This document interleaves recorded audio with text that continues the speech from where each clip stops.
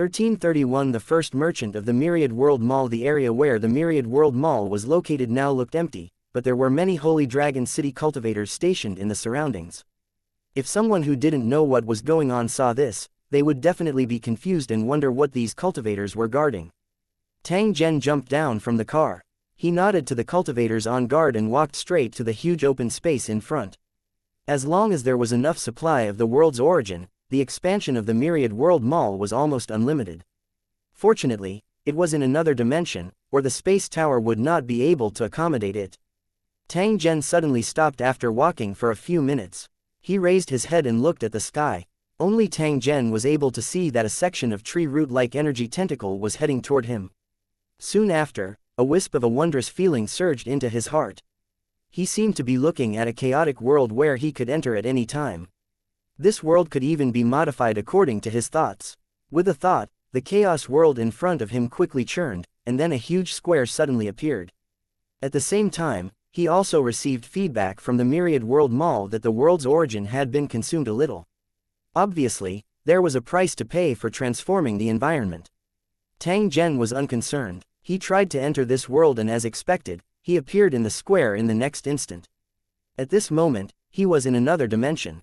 However, due to the protection of the Myriad World Mall, Tang Zhen's body would not suffer any harm. It was not much different from the outside world. The square was huge, and he was the only one there. Obviously, the Myriad World Mall had not detected the existence of the other world, and the natives of the other world had not obtained the right to enter the Myriad World Mall. Otherwise, the other party would have definitely appeared here. There was nothing to see in the empty square. Tang Zhen lost interest after walking around once. He was just about to leave when he suddenly saw a sneaky figure flash by in the distance. Tang Zhen was startled at first. Soon after, he felt joy in his heart. He hurriedly adopted a very serious attitude and walked toward that figure. The other party was clearly a little nervous when he saw Tang Zhen walking over. The eyes under the hood clearly revealed a trace of panic. This person's strength was equivalent to that of a first-grade cultivator, and his breath was a little chaotic, as if he had been injured not long ago. "Hello, welcome to the Myriad World Mall." The other party was stunned when he heard Tang Zhen's words. However, he quickly recovered. The Myriad World Mall had a spiritual communication function. Therefore, when Tang Zhen spoke, the other party could hear what he could understand. The Myriad World Mall, this is really the Myriad World Mall. Am I dreaming? There was a hint of surprise in the man's tone, but he quickly looked around with a puzzled look. It was as if he was saying, "Don't lie to me. There's nothing here, how can it be called a mall?" Tang Zhen was also helpless. He didn't expect that a plain merchant would appear so quickly. Therefore, he didn't make any preparations beforehand. However, this was not a problem for Tang Zhen. As long as he was willing, a large number of shops could appear in the shopping mall's plaza at any time. He only needed to pay a bit of world's origin source. Although the world's origin source was extremely precious, Tang Zhen had to pay a price in order to run the mall. At the same time, he would also send a few residents here, having them stationed here for a long time, in charge of receiving dimensional merchants who could appear at any time. This is not the real Myriad World Mall, because you must go through a qualification verification before you have a chance to enter. Tang Zhen smiled and answered the other party's doubt. "Oh, no wonder," that person nodded. He looked at Tang Zhen with a trace of fervor in his eyes. "Excuse me, how can I obtain the right to enter the mall?" "The fact that you are able to enter this place proves that you have the most basic qualifications. However, if you want to be an official merchant, you will need to complete a certain transaction quota. Of course, before you obtain the official qualifications, you can also sell your goods here, but you can only trade with me."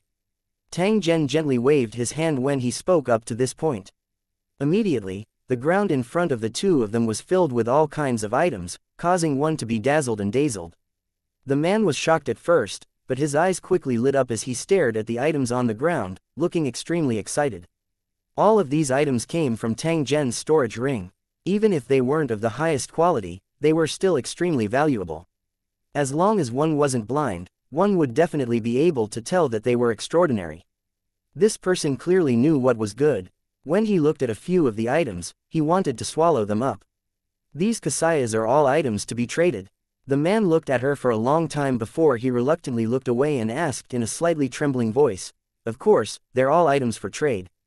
However, the premise is that you have something of similar value to barter with, or you can sell items in exchange for city coins. In addition, there are some special items that can be used as currency, such as origin stones.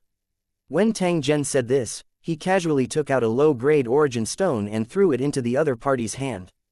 I'll give this origin stone to you. If you can collect enough, you can buy anything here.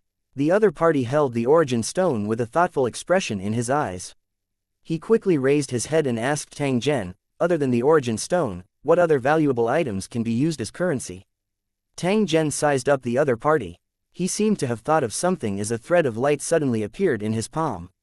Although it was only the size of a fingernail, it seemed to contain an endless life force. Tang Zhen softly said when he saw the other party's shocked expression, "This is the origin of the world. There's a certain chance that it will appear around the origin stone. I want to know, what's the exchange rate between the world's origin and the origin stone?" The other party's tone contained a trace of excitement that could not be suppressed. Tang Zhen was puzzled in his heart. However, he still replied, "Same size, 1 million. The other party's breathing had clearly become heavy. He nodded his head gently and once again swept his eyes over the items on the ground. He said to Tang Zhen, "I need to leave to get something. Can you wait for me?" "No problem, I'll be waiting." After receiving Tang Zhen's reply, the other party nodded and quickly disappeared. A trace of anticipation was revealed in Tang Zhen's eyes.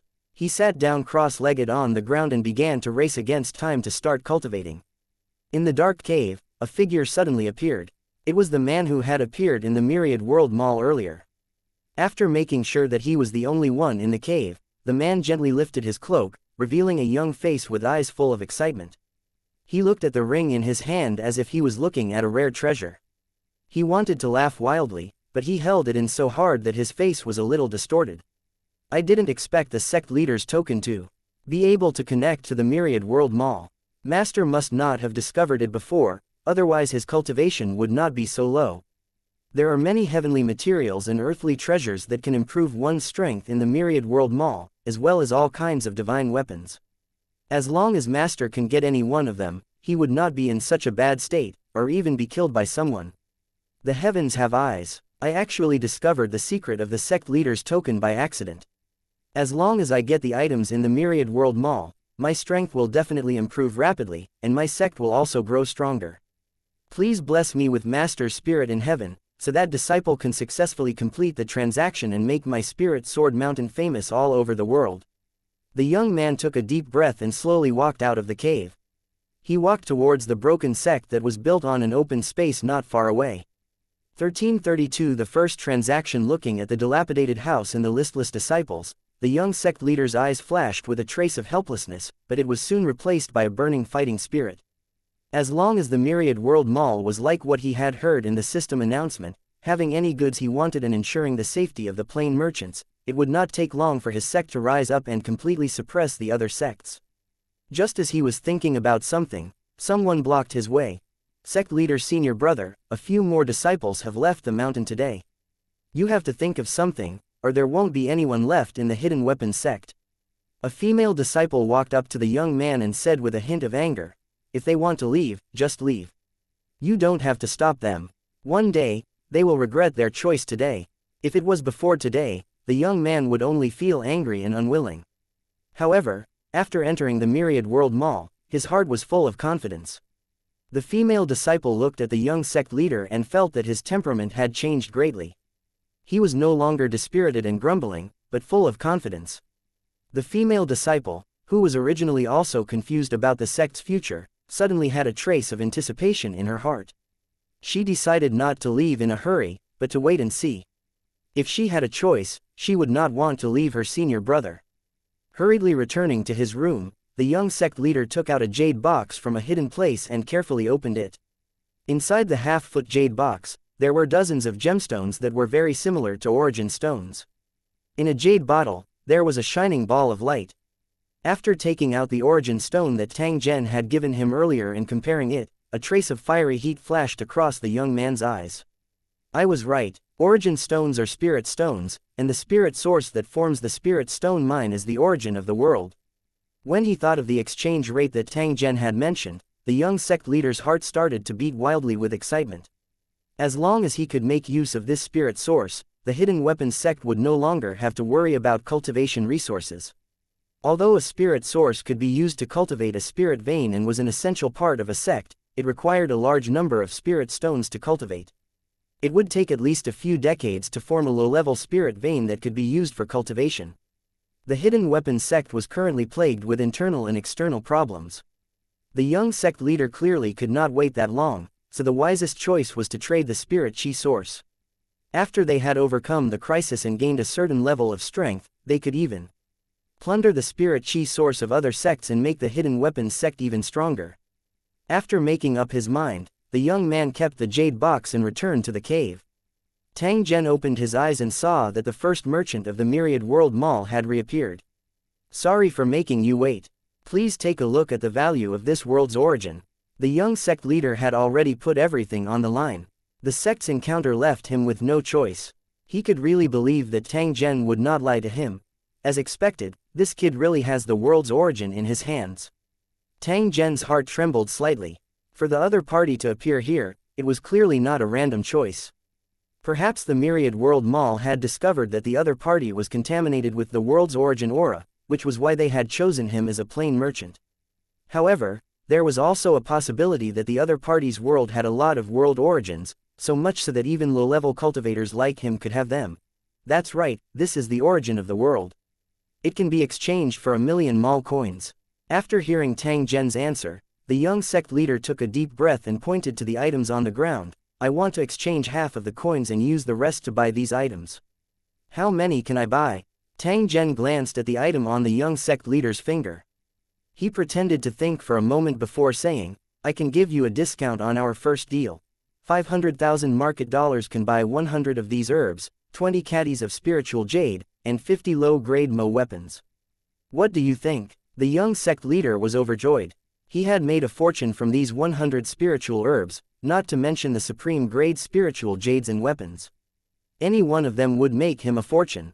After buying so many things, he still had half of his store coins. The value of the spiritual source was simply beyond his imagination. The young sect leader was secretly happy and thought that he had picked up a big bargain. However, he didn't know that the one who really picked up the bargain was Tang Zhen. Although these herbs and spiritual jades were valuable, they were far inferior to the origin of the world. Just this little bit of spiritual jades from the young sect leader could maintain the exuberant vitality of the 100-mile death land for 100 years. In fact, it didn't matter who won or lost, as long as both parties were satisfied. If you have a storage equipment, can you sell me one? After all, it's very inconvenient to hold these things. The young sect leader thought for a moment and asked tentatively. In his world, storage equipment was also priceless. Tang Zhen faintly smiled. He took out a storage ring and threw it to the other party. Elementary storage ring, 5 cubic meters. Price: 300,000 market coins. The young sect leader hesitated for a moment, then nodded his head lightly and agreed to the deal. All right, you still have 200,000 coins left. I suggest you use them all to improve your strength. Otherwise, you won't have anything left once you die. The young sect leader was stunned when he heard this. After thinking about it seriously, he asked Tang Zhen, that's right. Do you have any good suggestions? You might not have realized how precious the qualifications to become a plain merchant are, because there is only one slot in each world. Once this secret is discovered, it will definitely be coveted by others, so you must have enough ability to protect yourself. Your strength is very weak, and it's obviously very difficult for you to improve your cultivation in a short period of time. Thus, in order to protect the safety of the plain merchants, the Myriad World Mall has specially launched an arms package. You can buy an arms package for only 10,000 mall coins. The price was a little outrageous, but it was definitely worth it. As Tang Zhen spoke up to this point, he sent over a storage ring through his main body. From it, he released a large pile of hand grenades, dozens of assault pistols, a few light machine guns, and a large pile of bullets of various models. When the young sect leader saw these things, his face was filled with confusion. He clearly didn't know what these metal objects were. Tang Zhen had transformed into an arms dealer who was promoting weapons. He enthusiastically told the other party how to operate these weapons. When the young sect leader was stunned by the power of these firearms, Tang Zhen knew that his plan had succeeded. There was more than one way to invade Lu Cheng. Especially after obtaining the divine weapon, the Myriad World Mall, Tang Zhen could use a more energy-saving method to let these dimensional merchants collect the world's origin for him. He only needed to live in seclusion behind the scenes and he would be able to make a lot of money. The young sect leader put away the guns excitedly. He already had a plan in mind. He would train a group of loyal subordinates to launch a sneak attack on the sects that had once bullied the hidden weapons sect. This kind of weapon was really powerful, and those few sects would definitely not be able to resist it. When the time came, he would be able to snatch more spirit sources and exchange them for more precious resources. As long as he continued to improve his strength and firmly guarded the secret of the Myriad World Mall, perhaps it would not take long for the hidden weapons sect to become famous all over the world. Tang Zhen looked at the young sect leader as he left. A trace of a smile appeared on the corner of his mouth. Greed was like a bottomless pit that would never be filled. That young sect leader had already fallen into the trap. As long as he developed according to Tang Zhen's expectations, the Holy Dragon City would have a stable source of income in the future. Tang Zhen didn't dare to come to a conclusion as to what the young sect leader's world would become, but one thing was certain. This world would fall into the flames of war. There was no right or wrong. This was the cruelest rule of survival. 1333 merchants from Lusheng enter the city. 1. After sending off the first dimensional merchant of the Myriad World Mall, Tang Zhen pondered for a moment and set a reminder function for the mall to prevent himself from being unable to arrive in time when a new dimensional merchant appeared. Although the trade fair between the plain merchants charged a handling fee, Tang Zhen did not care about this small amount of money at all. His main purpose was to collect the world's origin through the Myriad World Mall. Naturally, he had to try his best to trick every plain merchant into participating in the plundering of the world's origin. Other than that, he also had to build the Myriad World Mall as soon as possible to create a fiery business atmosphere. Otherwise, when the new dimensional merchants appeared and faced the empty square, they would be suspicious and think that the Myriad World Mall did not live up to its name. He had to shock the dimensional merchants and dispel their suspicions. Only then would they be able to carry out their transactions without worry. This was a business strategy. Although the Myriad World Mall was special, it could still use this business method. After opening a cross-dimensional channel in the Myriad World Mall, Tang Zhen turned on the wrist guard computer and asked his assistant to gather all the famous merchants in the Holy Dragon City. In the process of Holy Dragon City's development, a large number of foreign merchants had joined the city. After such a long time, most of them had already obtained the qualifications to become official residents. Among the millions of residents in the Holy Dragon City, there were tens of thousands of merchants from all walks of life. However, due to the unique nature of the building, the number of merchants was gradually decreasing. Most of the merchants had now changed professions and joined the various departments of the Holy Dragon City. The rest of the merchants ran restaurants or grocery stores to sell daily necessities for the residents. In addition, the Holy Dragon City also had a group of official merchants who would engage in commercial activities at any time according to the needs of the Holy Dragon City. They were no longer considered pure merchants.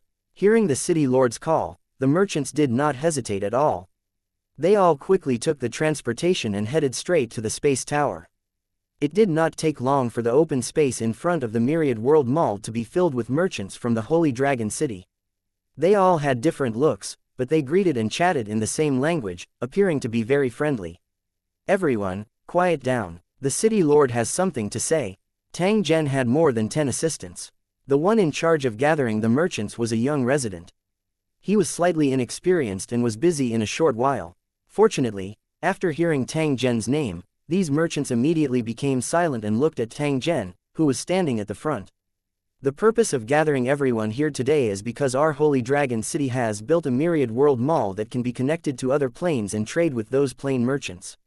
Although the Myriad World Mall was only in its early stages and not many dimensional merchants had entered it, as long as it was developed in the long run, it would definitely be able to obtain immeasurable profits. You're all residents of Holy Dragon City, so I can give you a chance. For the first year, you can enter and operate there for free. Of course, you can also leave at any time, but if you want to enter again, you'll have to pay a certain fee. After saying this, Tang Zhen pointed behind him and a passage appeared in front of the merchants. Now, everyone can follow me in and take a look. If you have any reasonable suggestions, you can directly raise them. Upon hearing this, the merchants rushed into the Myriad World Mall and looked around curiously. However, They soon discovered that they were standing in an empty square. They could not see the Myriad World Mall that Tang Zhen had mentioned. City Lord, where's the shopping center you mentioned? The foreign merchant Huo Lu, who was the first to join the Holy Dragon City, asked in a slightly puzzled tone. He was wearing a strange-looking fiery red tuxedo. This is the Myriad World Mall, but it's only in its early stages, so it's not very big. When it's completed, the area will be thousands of times larger than it is now. Tang Zhen explained to the merchants. At the same time, he pointed to the empty space in front of him and said, "Tell me what kind of shop you want. I can give you a copy at any time." When the merchants heard this, they immediately began to discuss among themselves. After more than 10 minutes, Fire Lu and the other merchant representatives told Tang Zhen the results of the discussion. City Lord, we think that since the Myriad World Mall represents the face of our Holy Dragon City and will face many dimensional merchants in the future, it must be luxurious and high-end. At the same time, it must be combined with technology. It's very shocking at first glance, the man said. Tang Zhen nodded his head. At the same time, he was pondering about a suitable design plan in his heart. What Huo Lu and the others said made sense, and Tang Zhen naturally adopted it. After thinking for a moment, the square was immediately filled with glowing lines that were filled with sci-fi colors, causing the entire square to be brightly lit. At the same time, many two-story buildings were erected from the ground. A few decorative landscapes also appeared. A fountain inlaid with 7 colored gemstones and sculptures made of gold and jade undoubtedly showed the style of a local tyrant. In the blink of an eye, the originally empty square was filled to the brim. Rows of buildings were separated by wide streets. These metal buildings were about 300 square meters in area, and their appearance was full of sci-fi style, making people feel as if they were in a space warship. You can choose your own shop, and then choose the decoration style through the system of the mall. Of course, you will need to pay a certain amount of mall coins, which can be exchanged with brain beads and origin stones. The transformation just now had completely exhausted the world's origin source that he had earned from the first transaction, causing Tang Zhen's heart to ache. Since this group of residents wanted to do business here, then he would naturally have to bear the expenses in the later stages. Tang Zhen would not do a business that would ultimately pay but not gain any benefits. After getting Tang Zhen's permission, Huo Lu and the others immediately went into the shops. They looked around the shops that they had conjured and pondered about how to renovate them.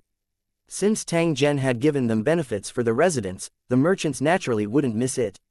Even if the business was not doing well in the initial stage, it wouldn't be a problem. As long as they persevered, their future prospects would definitely be extremely bright. The interior decoration was actually very simple. As long as one paid the corresponding mall currency, the Myriad World Mall would present the interior decoration style that the shop owner wanted. Whether it was sci-fi or retro, it could be completed with one click. The Myriad World Mall's magic was far more than this. In order to ensure the fairness of the Myriad World Mall and the interests of the dimensional merchants, even Tang Zhen could not forcefully enter the world where the dimensional merchants lived unless he was truly recognized by the dimensional merchants. This was one of the iron laws of the Myriad World Mall. Of course, Tang Zhen would not do something like killing the chicken to get the eggs.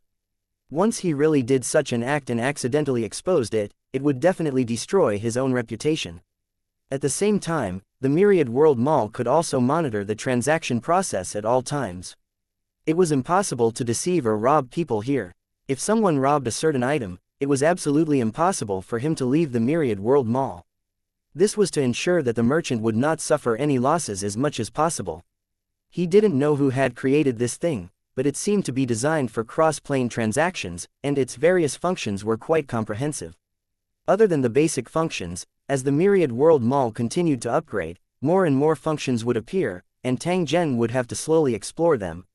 In addition, as the scale of the Myriad World Mall continued to expand, there would be more and more things to deal with. If Tang Zhen did not have the time to manage these things, he could place something similar to a super biological brain and let it be in charge of the daily work of the Myriad World Mall. Of course, Tang Zhen would not completely let go of his supervision in order to prevent the occurrence of the super biological brain betraying others. Tang Zhen went around the shops one by one. He discussed with the merchants how to renovate and operate the shops, and how to price the goods for sale. It took nearly a day. During this period, goods were constantly sent into the space tower and placed in their respective shops. As long as there were customers, they could immediately open for business. 1334 Tourists from the original world. 1. From now on, the Myriad World Mall was officially open for business. The appearance of plain merchants could make the products of the mall more comprehensive and diverse, and the presence of building merchants could make the mall more lively. The only thing they lacked now was customers. If a shopping center lacked customers, it would not be called a shopping center. Could it be that all the items were traded between merchants? In fact, this wasn't impossible. However, if that was the case, Tang Zhen would undoubtedly lose a considerable amount of profit. No one would be against money. Tang Zhen was naturally the same. Tang Zhen had some ideas on how to solve the customer source problem. The residents of the Holy Dragon City were naturally their first choice of customers. However, their purchasing power was limited because the products produced by the Holy Dragon City were not very attractive to them. Therefore, it was necessary to develop more sources of customers. Tang Zhen's first target was the original world. To Holy Dragon City, whose soul transmission technology was becoming more and more advanced, as long as there were enough hosts, it would be effortless to even transmit 1 million people every day. If it was just to let the transmigrators from the original world visit the Myriad World Mall, there was no need to prepare a host body for them, because the Myriad World Mall itself could conjure a temporary body for them, and when the tourists left, they would disappear. Due to the existence of the soul, the energy consumption of this materialization process was extremely low. He only needed to cover the soul with a thin layer of energy. Even if there were millions of tourists coming every day, Tang Zhen would be able to completely withstand this consumption. Moreover, in the current original world, there were more and more people who wanted to visit the world of Lusheng. However, due to the many restrictions of soul teleportation, as long as it was for the military or their partners, many people could not fulfill this wish. The war in the dream world had given the ordinary people of the original world a chance to travel to another world. Although it was only their souls, they could still feel the reality, which made the travelers excited. Information about the dream world could be found everywhere on the internet, and related movies and animations had also appeared one after another, which made the original world's residents who were not involved in it excited. Under such circumstances, more and more humans from the original world wanted to travel to the other world, but unfortunately, there was no suitable opportunity. The development of the Holy Dragon City was inseparable from the original world. Tang Zhen had never neglected the contact with the original world. He would naturally consider the requests of the ordinary people carefully. At present, the Myriad World Mall needed a large number of tourists. Tang Zhen naturally wanted to take advantage of the situation and give the original world's residents a chance to tour the other world. In just one night, a piece of news spread all over the world. The Holy Dragon Corporation had finally launched an Otherworld tour, which included a 3-day tour of the Holy Dragon City, a 1-day tour of the Myriad World Mall, and so on. One only needed a soul transmission device to participate. However, because there were too many people who signed up, they could only draw at random, and it was entirely up to luck whether they could get it. As soon as the news spread, the number of people who signed up for the website broke 100 million in a short time. It was obvious that the ordinary people had been waiting for a long time, and the enthusiasm that erupted was unbelievable. In just 2 days, the first batch of candidates was announced. There were a total of 10,000 original world residents, and they only needed to activate the soul teleportation device at the specified time. Fang Ning was an ordinary employee of a technology company. The day before yesterday, when he found out that the Holy Dragon Corporation was launching an Otherworld tour project, he signed up immediately and waited expectantly for the list to be announced, hoping that he would have a chance to be selected. He had participated in the battle in the dream world, but he had never been to the tower world, so he felt a little regretful. When the list was announced, Fang Ning saw his name on the list of the day trip to the Myriad World Mall as he had wished. He immediately shouted in excitement. His colleagues at work were shocked, and the boss happened to be at the scene, making Fang Ning extremely embarrassed. He was indeed in the wrong, so under the watchful eyes of his boss and colleagues, Fang Ning had no choice but to reveal the reason why he had lost his composure and shouted. His heart was filled with apprehension. Then, he noticed that his boss and his colleagues' gazes became strange, as if they were filled with unwillingness and envy. My luck is pretty good. I should go home early and prepare. The boss patted Fang Ning's shoulder, then used Fang Ning's computer to check his own name before turning around and leaving in disappointment. After the boss left, his colleagues all gathered around him and congratulated him with envious faces. At the same time, they complained that they were not selected. After returning home in high spirits, Fang Ning estimated the time and put on the soul teleportation helmet. He then lay on his bed and waited for the teleportation to begin. As soon as the time was up, Fang Ning felt as if his soul had left his body and entered a long and narrow passage. However, this feeling only lasted for a moment before he found himself in a huge space full of sci-fi colors. On both sides of the road, there were shops with strange styles. Merchants of all kinds were sizing them up, as if they didn't care about their appearance. He was surrounded by other transmigrators who were as curious as him. They looked around, not knowing where they were. Welcome to the Myriad World Mall. There is a wide variety of products here. If you want to buy, you need to exchange for mall coins. When you return to your original world, go to the designated place to collect your xianxia. After listening to the introduction, Fang Ning immediately ran to an exchange machine on the side of the road to check how much his savings could be exchanged for. After that, Fang Ning realized that he was actually a poor man. The market currency of the Myriad World Mall was extremely valuable. The exchange rate of one market currency was 100,000 alliance dollars, and that was the exchange rate after the discount for tourists from the original world. Fang Ning hesitated for a long time, but he still did not dare to exchange for it. Instead, he decided to wait and see. Most of the tourists made the same choice as Fang Ning. After all, this was not a small sum of money, and no one would easily take it out to exchange. The Holy Dragon City had obviously considered this problem, so tourists could exchange for a small currency at a 1-to-10 ratio, which could be used to buy some common items in the world of Lusheng. In fact, because the value of many goods was too high, Tang Zhen did not expect these tourists from the original world to purchase here. The main purpose was just to increase some popularity.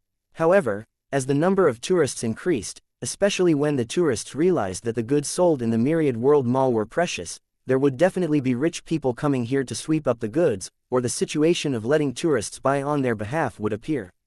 In the following time, the tourists began to wander around the shops in the mall, their faces full of curiosity. Especially when they understood the uniqueness of the goods, all of them had the desire to buy them. Unfortunately, most of the products were very expensive, easily costing tens to hundreds of mall dollars, and ordinary people could not afford them. Of course, there were also rich people who mixed in and bought precious items like they were dirt. One must know that there was no such good opportunity in the original world, even if they had money. No one noticed that a man in a cloak was mixed in the crowd, looking at the lively scene in front of him with a shocked face. 1335 Returning customers in the miraculous Great Wall. This is the real Myriad World Mall. I didn't expect it to be so lively. The first merchant of the Myriad World Mall came again, just in time for the arrival of the transmigrators from the original world. When he saw the endless stream of people on the street, he finally confirmed that this place was worthy of its name. The sci-fi style decorations dazzled the young sect leader even more. He stood there for a long time before he came back to his senses. Looking at the wide variety of products in the shop, a trace of confidence flashed in the young sect leader's eyes. He began to choose the items he needed in the shop. The young sect leader's figure wasn't conspicuous in the crowd, so no one knew that he was a plain merchant. When he passed by a shop, a trace of joy appeared on his face, and he entered it without hesitation. This was a shop that sold weapons. The weapons from the original world and the Holy Dragon City were placed on the shelves, and they were very conspicuous under the light. The Holy Dragon City's weapon business had always been monopolized by the government. It was the same for the shops in the Myriad World Mall. If other dimensional merchants wanted to sell weapons, they had to pay a very high commission. As soon as the young sect leader entered the door, he saw the firearms he needed. The purpose of his visit this time was to buy a batch of them. This weapon had given him a taste of its sweetness. Powerful enemies could not even withstand a single blow from this weapon. In less than half an hour, he had completely annihilated an enemy who had tried to seize their sect. At the same time, he had pursued his victory and razed the enemy's sect to the ground. At this time, his storage ring contained a portion of the world's origin that he had just plundered. He would use it to exchange for mall coins later and prepare to buy another batch of weapons to store in case of an accident that prevented him from entering the Myriad World Mall. After seeing the young sect leader, the Holy Dragon City residents in the shop greeted him and began to introduce the various products in the shop. After listening to the shop owner's explanation and watching the video demonstration, the young sect leader already had an idea in his heart. However, he still followed the shop owner's instructions and went to the exchange machine to exchange for city currency. There was someone operating the exchange machine on the side of the street, but his expression was very hesitant, and he did not choose to exchange. "Brother, if you're not in a hurry, can you let me go first?" The young sect leader was indeed very anxious, because he still had to plan an operation. Before the news spread, he had to launch an attack on another enemy. "Oh, then you go first."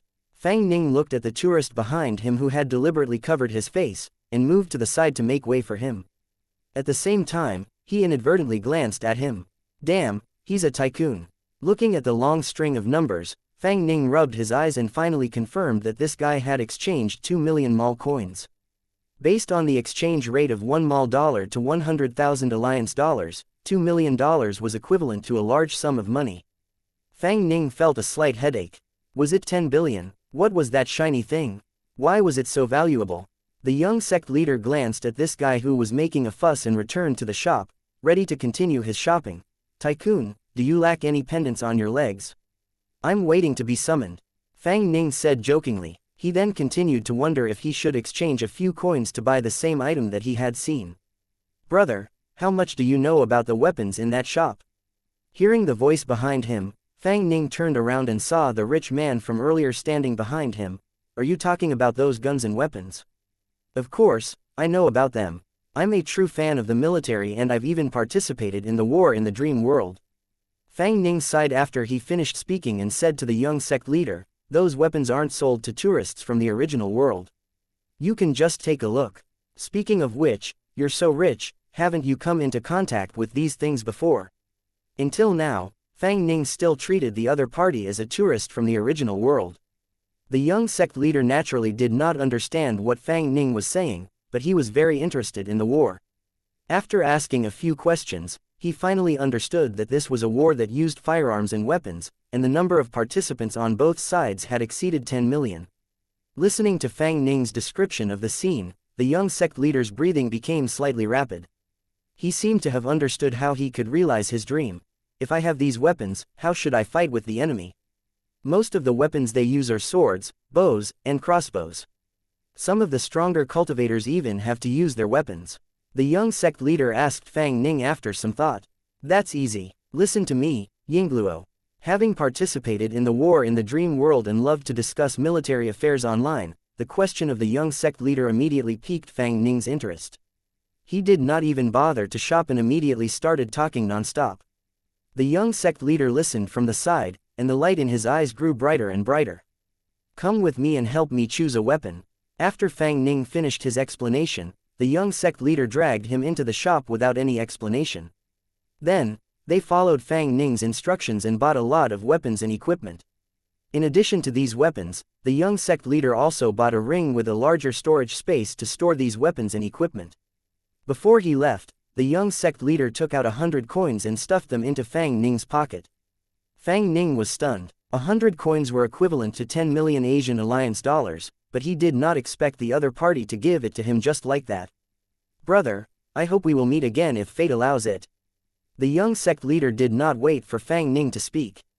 He waved at him and left the Myriad World Mall. Fang Ning looked at the spot where the young sect leader had disappeared and suddenly grinned.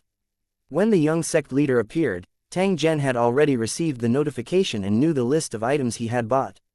The long list of weapons and ammunition was enough to prove that the young sect leader had embarked on the journey of using firearms to dominate the other world as he had hoped, and had received generous rewards from the beginning. He had also exchanged for the world's origin this time. The amount was much more than the last time, and it was likely that he had plundered it. Tang Zhen was naturally very happy that he had a stable channel to harvest the world's origin. At the same time, he was also full of anticipation for the appearance of the next plain merchant. However, when his eyes fell on the holographic screen in front of him, his brows furrowed slightly. His fingers kept tapping on the solid wood table, as if he was thinking about something. The screen showed a desolate area. The ground was covered in gray fog, and a large number of corpses were scattered among the gravel. If one looked carefully, they could see black shadows flashing through the fog from time to time. And NBSP, this was the death barrier that White Tooth had mentioned. After investigation, it was confirmed that there was a huge wall separating this place from rich land. The death barrier was built on the wall and was tens of kilometers wide. When the drones approached the city wall to investigate, they were affected by a special force field. Not only were the images unable to be transmitted back successfully, but the drones also lost control and fell one after another. It seemed that there was a no-fly measure.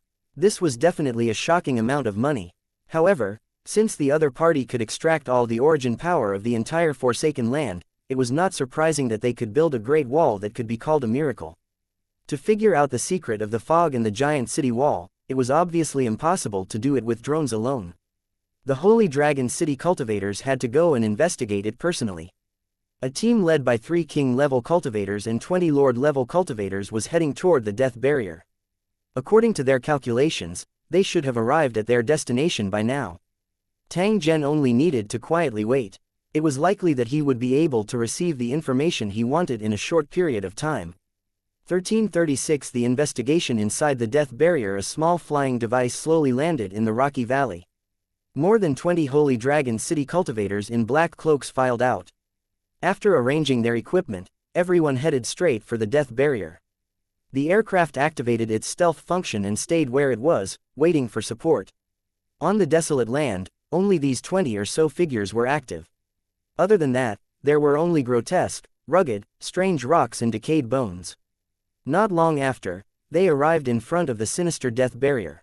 After the previous investigation, it is determined that the drone will lose control and be destroyed after entering the gray fog, so we can only enter it to investigate it ourselves. Now we can be sure that there are monsters in the gray fog, but they shouldn't be very strong. We can deal with them easily. The leading Holy Dragon City cultivator pulled down the mask on his helmet and entered the gray fog first. After entering the fog one after another, the cultivators immediately felt a trace of cold aura surrounding them.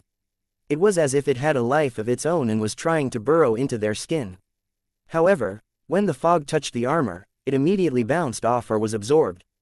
If an ordinary person were to come into contact with this gray fog, it would not take long for their body to stiffen and pass out.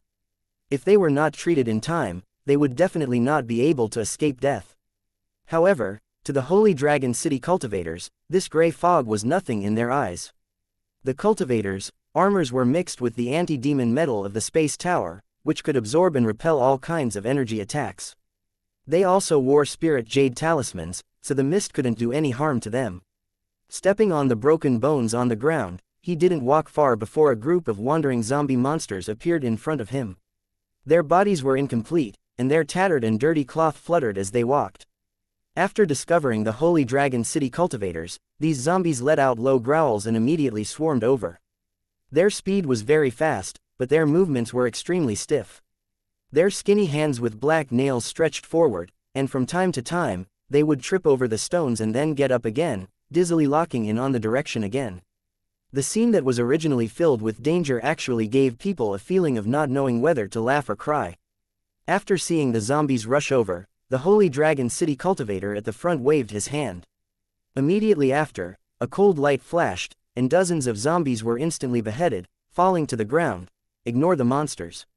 Speed up. After hearing the voice from the communication device, the cultivators gave up on attacking the other zombies and continued to move deeper into the fog. After walking for some distance, rows of gallows appeared in their field of vision. On them were rotten ropes, and on some of the ropes were dried corpses.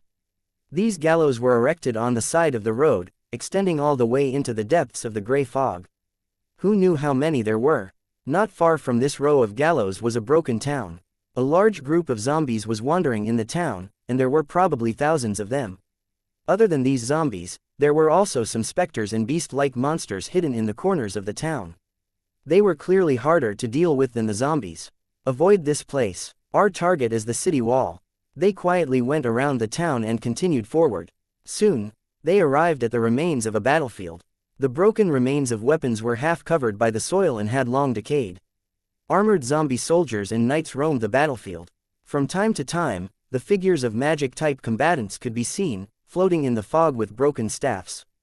Captain, do you want to get 2 weapons for research? Hearing the question from the communicator, the captain hesitated for a moment and denied, our mission this time is to figure out the situation on the other side of the city wall. We'll talk about the rest later. For now, we'll conceal our auras and cross the battlefield immediately. He reached out and operated the wrist guard computer a few times, and these cultivators immediately disappeared from their original spots. Even if they were walking at a high speed, it would be difficult to find their traces. Apart from their bodies turning invisible, their auras also ceased to exist, as if they had disappeared from this world. After entering the battlefield, the monsters didn't notice anything unusual around them. Even if there were high-level monsters that occasionally looked over, they would quickly look away. The battlefield was huge, and it took the cultivators a lot of time to cross it without any danger. After crossing the battlefield, more than half of the death barrier had passed. The rest of the journey was flat, but the number of skeletons kept increasing, especially when they were about to reach the city wall. It was simply a sea of white bones. From time to time, the skeletons of giant beasts appeared, looking like a field of withered trees. The target of the Holy Dragon City cultivators had already appeared in front of everyone. Its outer wall looked ancient and unusual, covered with slippery moss-like objects, and was about 10 stories tall.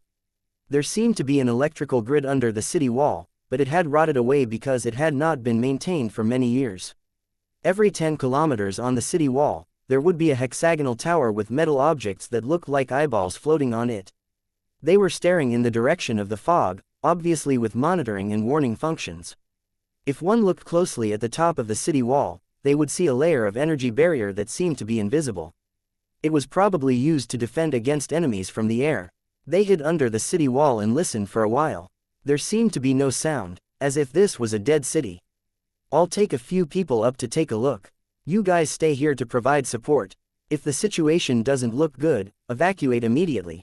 Although the wall was 100 feet tall, it was nothing to a king-level cultivator.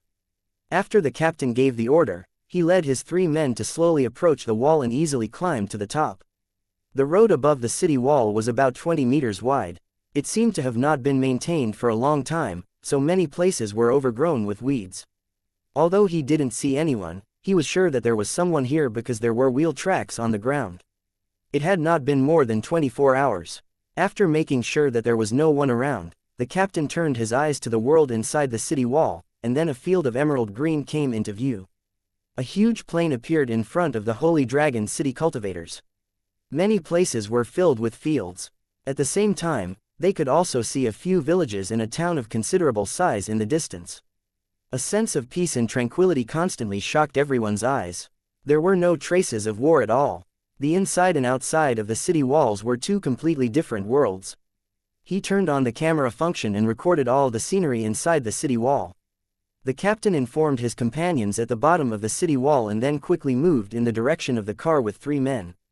They also needed to capture 2 prisoners and bring them back to interrogate them for information about the enemy.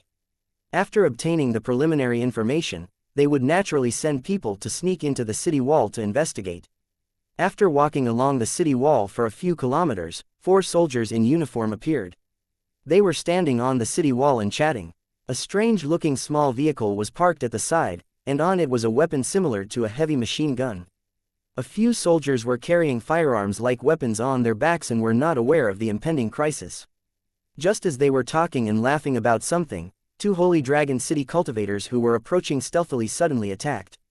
In the blink of an eye, they had taken down the 4 soldiers. Collect all the items and take them away. The 3 cultivators carried the unconscious soldiers to the edge of the city wall and jumped down. The other cultivator put away all the weapons and vehicles in his storage ring and jumped down after them. Carrying the 4 unconscious soldiers, the Holy Dragon City's cultivators quickly returned the way they came from and disappeared in a short while. 1337 The Empire behind the miraculous Great Wall. As if he had just woken up from a long dream, Arthur immediately realized that something was wrong. He realized that he was lying on the ground and not in the military camp. A scene flashed through his mind. It seemed that he was ambushed when he was leading a patrol team, and then he fell into a coma. Who had ambushed him? What did the ambusher want? The fact that he dared to ambush the soldiers of the Empire's army showed that he was definitely not an ordinary person. He was not afraid of the Empire's wanted revenge. Arthur became nervous and confused. The Great Wall of Miracles had been safe and sound for 100 years. According to the latest investigation, the barbarian and demon races outside the borders would be completely wiped out in less than 3 years, and they would no longer be a threat to the Empire. The once famous four great armies of the borderlands had now ceased to exist in name only because of the disappearance of their bows and birds. All that was left was an empty shell, which was most suitable for the children of these families who had some power to gain experience. As long as he could stay in the industry for 5 years, he would be able to have a better future with this experience. He would not have to take any risks. Arthur didn't expect that the miracle Great Wall, which was said to be the safest and most leisurely place, would have such an accident. He was about to retire in a year, but he was unlucky enough to encounter such an unfortunate event. Arthur was in a mess. What should he do next? Should he continue to pretend to be unconscious and think of a way to escape, or should he take a break? As his mind was running wild, a cold voice rang in his ears, making Arthur's heart shrink. Since you're already awake, answer the question obediently. Otherwise, I'll definitely make you wish you were dead. Arthur felt a kick and opened his eyes helplessly. Who are you? Please don't hurt me. Arthur looked at the strangers in black armor and full sealed helmets. Fear rose in his heart, and he shrunk back and shouted. Don't worry, as long as you're obedient, you won't suffer. The captain in charge of scouting squatted down and looked at Arthur. First, tell me your personal information and the information of the army you served in. Don't hide anything. Arthur stared at the other party's helmet. Although he couldn't see the face behind the mask, he could feel two sharp eyes staring at him, making him feel a slight pain. My name is Arthur, and I live in Montenegro County, one of the 6 northern counties. I'm 25 years old this year and have served for 5 years. I'm part of the 9th Army of the Border Guard, Bayan. Like pouring beans out of a bamboo tube, Arthur revealed all his information and looked at the other party with a nervous expression. The information he had said was true, but it rarely involved the secrets of the army. If the other party was an intelligence officer disguised by the army to test their loyalty, his words would not be able to be used against them. The flustered Arthur was actually playing a little trick. The operations team leader nodded and asked, "What's the total number of people in the 9th Army and their average strength? How's the weapon configuration? Other than you, how many other regiments are there?" Arthur's heart skipped a beat. This was a sensitive question. Once he answered the other party's question, it would be equivalent to leaking information and breaking the rules. After the incident, he would definitely be sent to the military court, and the unlucky ones might even be hanged. I'm not very sure. Arthur revealed an ugly smile. Then, he felt as if his face had been hit by a stone, and his eyes were full of shining stars. This is just a warning. The captain of the scouts withdrew his fist and said to Arthur coldly. Blood flowed from the corner of Arthur's mouth. His face contorted and twitched. He spat at the captain. Damn it, you bastards, don't even think about getting anything out of me. Arthur roared as he struggled, but he quickly realized that his body was shackled by an invisible force. He slowly floated up from the ground and couldn't move at all. Although Arthur was an ordinary person without any cultivation, it didn't mean that he was ignorant. After realizing that he was imprisoned by an invisible force, Arthur immediately realized that there were cultivators among the enemies. In the 3 great empires, cultivators were high and mighty figures. Commoners rarely had the chance to come into contact with them, but everyone knew about the magical abilities of cultivators. The ability to control objects through space was one of the means of cultivators, but when it appeared in the hands of the enemy, it meant that things became complicated. Ordinary enemies and cultivators were completely different. If this matter was known by the military, it would definitely be taken seriously. Arthur felt that the situation was getting worse, but the situation didn't allow him to think much. Intense pain spread through his body, and he groaned in pain. Within a few seconds, he had wet his pants. Bang! His suspended body fell to the ground. Arthur's body was twisted into a ball, twitching from time to time. He seemed to be in great pain. If you don't cooperate, I guarantee that you will suffer 10 times more pain. The captain's voice was cold and emotionless. Arthur couldn't help but tremble. His heart was already filled with despair. In the bright and spacious meeting room, the team leader who participated in the investigation was talking about the information he had just obtained. The miracle Great Wall that separates the Forsaken Land belongs to 3 great empires, namely the Blazing Flame Empire, the Eternal Empire, and the Radiant Empire. Our section of the wall is facing the Blazing Flame Empire. The total population of the Blazing Flame Empire had already exceeded 100 million. There were mages in the country, and the level of technology was in the enhanced version of the Steam era. Other than the 3 great empires behind the city walls, there were 2 other empires on the continent, the Morning Star Empire and the alliance of the Grassland tribes. These two empires were controlled by the Star race and the Beastmen race, who were known as the Children of Nature, respectively. They had a cold relationship with the three great empires. 100 years ago, the Barbarian race and the Demon race had joined forces to invade the three great empires. After the defeat, the three great empires built the miraculous Great Wall and imprisoned all the Barbarian and Demon race here. As the Demon and Barbarian races were on the verge of extinction, the three great empires had gradually relaxed their defenses here. Currently, there are less than 10,000 troops stationed on the Great Wall of Miracles of the Blazing Flame Empire. After explaining the information he had so far, the captain of the investigation team sat on a chair at the side. That's all the information we have. It's obvious that the three empires are very powerful.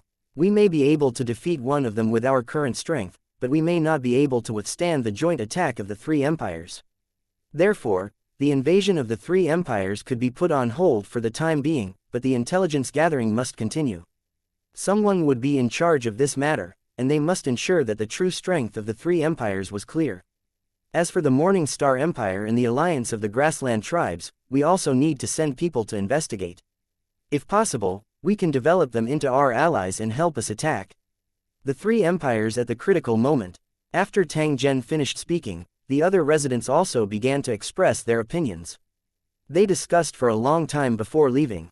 In less than half a day, Arthur and the other three reappeared on the Great Wall of Miracles. However, no one would have thought that they were actually Holy Dragon City cultivators wearing human-skinned masks in disguise. 1338 Environmental Transformation and Immigration Plan 1. The silver plane whizzed past the wilderness, and bags of grass seeds were scattered on the barren land. These grass seeds were all fine pasture seeds from the original world and had a strong vitality. In addition to being used to make the environment green, they could also provide rich fodder for the warhorses. In addition to scattering the grass seeds, some special trees were also planted in designated areas. Under the growth of the origin energy, these trees would soon become a dense forest. This situation seemed inconceivable, but for the world's origin that could create life, growing plants was just a waste of talent.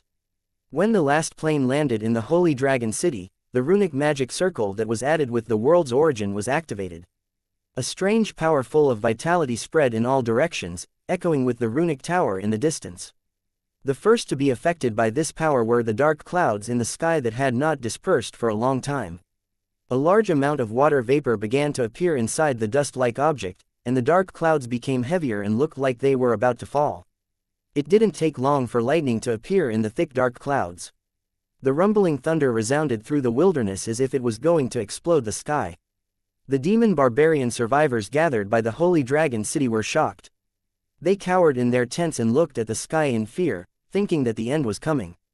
100 years of imprisonment and killing had completely destroyed the civilization of the demon and barbarian races. These survivors who were struggling on their last breath didn't even know some basic knowledge. In fact, they couldn't be blamed for this. Since the day they were born, there had never been any rain or lightning on this land. Therefore, when this kind of weather appeared, the demon barbarian survivors subconsciously regarded it as some kind of disaster. The lightning not only frightened the demon barbarian survivors that Holy Dragon City had gathered, but it also alarmed some existences hidden underground. When the thunder rumbled, in some secret location in the Forsaken Land, a few mysterious people came to the ground one after another. They looked in the direction of the thunder in unison, their eyes flashing with an inexplicable light. At this time, the thunder was still rumbling. Under the terrified prayers of the demon barbarian survivors, drops of rain began to fall in the Forsaken Land that had not rained for many years. The rain became more and more concentrated, moistening the barren land. The demon barbarian survivors looked at the rain that was like a curtain of beads, dumbfounded. They didn't expect that the terrifying lightning would bring such a thing. In the past, they had to dig the ground and put in a lot of effort before they could get a portion of the precious muddy water. But at this moment, there was endless rain pouring down. After a moment of shock, the demon barbarian survivors rushed out of the tents with excitement on their faces. They ran and shouted in the rain. Some people knelt on the ground and prayed. Their tears mixed with the rain and washed away the dirt on their bodies. The torrential rain had nourished their souls. Their dry eye sockets shone with the light of hope. When they turned to look at Holy Dragon City in the rain, they were filled with respect and gratitude. It was Holy Dragon City's timely appearance that saved the demon and barbarian tribes that were on the verge of extinction. When the storm stopped, the dark clouds in the sky quickly dispersed, and the sun shone on the ground again. A brilliant rainbow stretched across the sky, making the Holy Dragon City, which had been washed by the rain, look even more majestic. With seeds and an adequate water source, the conditions to change the wilderness were sufficient. The runic tower within 1,000 miles glowed once again. The scattered grass seeds rapidly sprouted and took root under the catalysis of the origin energy. After only one night, the earth was covered in a layer of new green. It wouldn't take long for these newly grown green grass to completely cover the earth, and the once desolate land would no longer exist. The environmental transformation project had come to an end, and another important work was in progress. Just as the Holy Dragon City and the original world's plane coordinates were set, the impatient partners immediately took action. After a discussion, they began a new round of large-scale teleportation. There were a total of 300,000 transmigrators in this batch. Most of them had lived in the wilderness for a long time. They were the first choice for the development of the land of no king since they had rich experience. As the sole teleportation array in the back of the valley operated at high speed, batches of transmigrators from the original world descended one after another. They did not stay in Holy Dragon City for too long and began to advance into the depths of the wilderness. To their partners, even the barren wilderness had immeasurable value. Not to mention that this was only the beginning. There would still be a large piece of land waiting for them to develop in the future. Since the appearance of the Holy Dragon City, the desire to colonize other worlds in the original world had become stronger. Even though they had suffered a setback in the Savage War Zone, their enthusiasm had not diminished. This time, the transmigrators were from different countries. As the pioneers of the development of the other world, they would build their own bases in the shortest time possible. If they wanted to develop the other world, these people were far from enough. However, the Holy Dragon City had a limited number of hosts. This teleportation had exhausted all their reserves. It was impossible for Tang Zhen to waste a large amount of resources to do this. There had always been a solution to this problem, and that was to open a plane channel through the main control platform, allowing the residents of the original world to enter in batches. Crossing the plane's channel was only a matter of an instant. At that time, not to mention hundreds of thousands, even millions of transmigrators would enter at the same time without a problem. If it was in the world of Lusheng, this method would definitely not work, because the traveler would be affected by the power of the law and could turn into a monster at any time. However, this situation would not occur in the land of no king. Therefore, opening the plane channel was the best choice. However, this process would consume the world's origin. It was fine if it was opened once or twice, but Tang Zhen could not bear this consumption if it was opened frequently.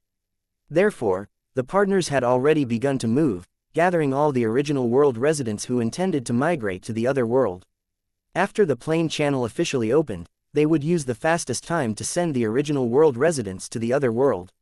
It was said that there were many applicants in the original world, and people were full of anticipation for a new world.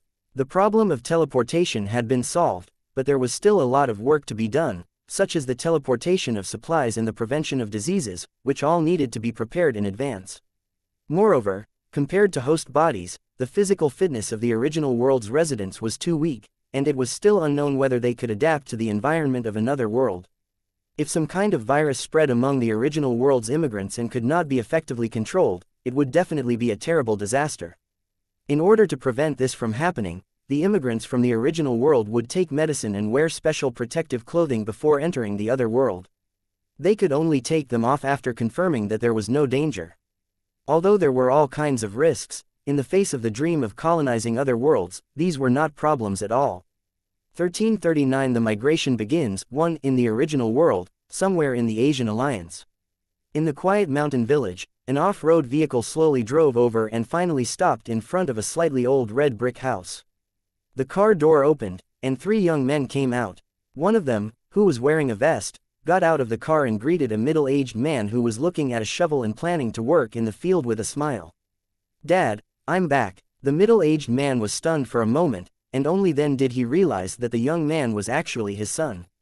"Way, you little brat, I haven't seen you change so much in a year." Patting his son's thick arms, the father's face was full of smiles. "Then there Yingluo, The father looked at the other two young men and asked his son with a smile. They were my former comrades. They heard that I was going home, so they drove me there. Is that so? Then hurry up and come in. The father quickly called out to his son's friends and pulled his son into the courtyard. My child's mother, look who's back. The mother, who was drying the clothes, also saw her son at this time. Her face was filled with a happy smile, and she hurried forward to show her concern. The young man's two friends didn't go into the house.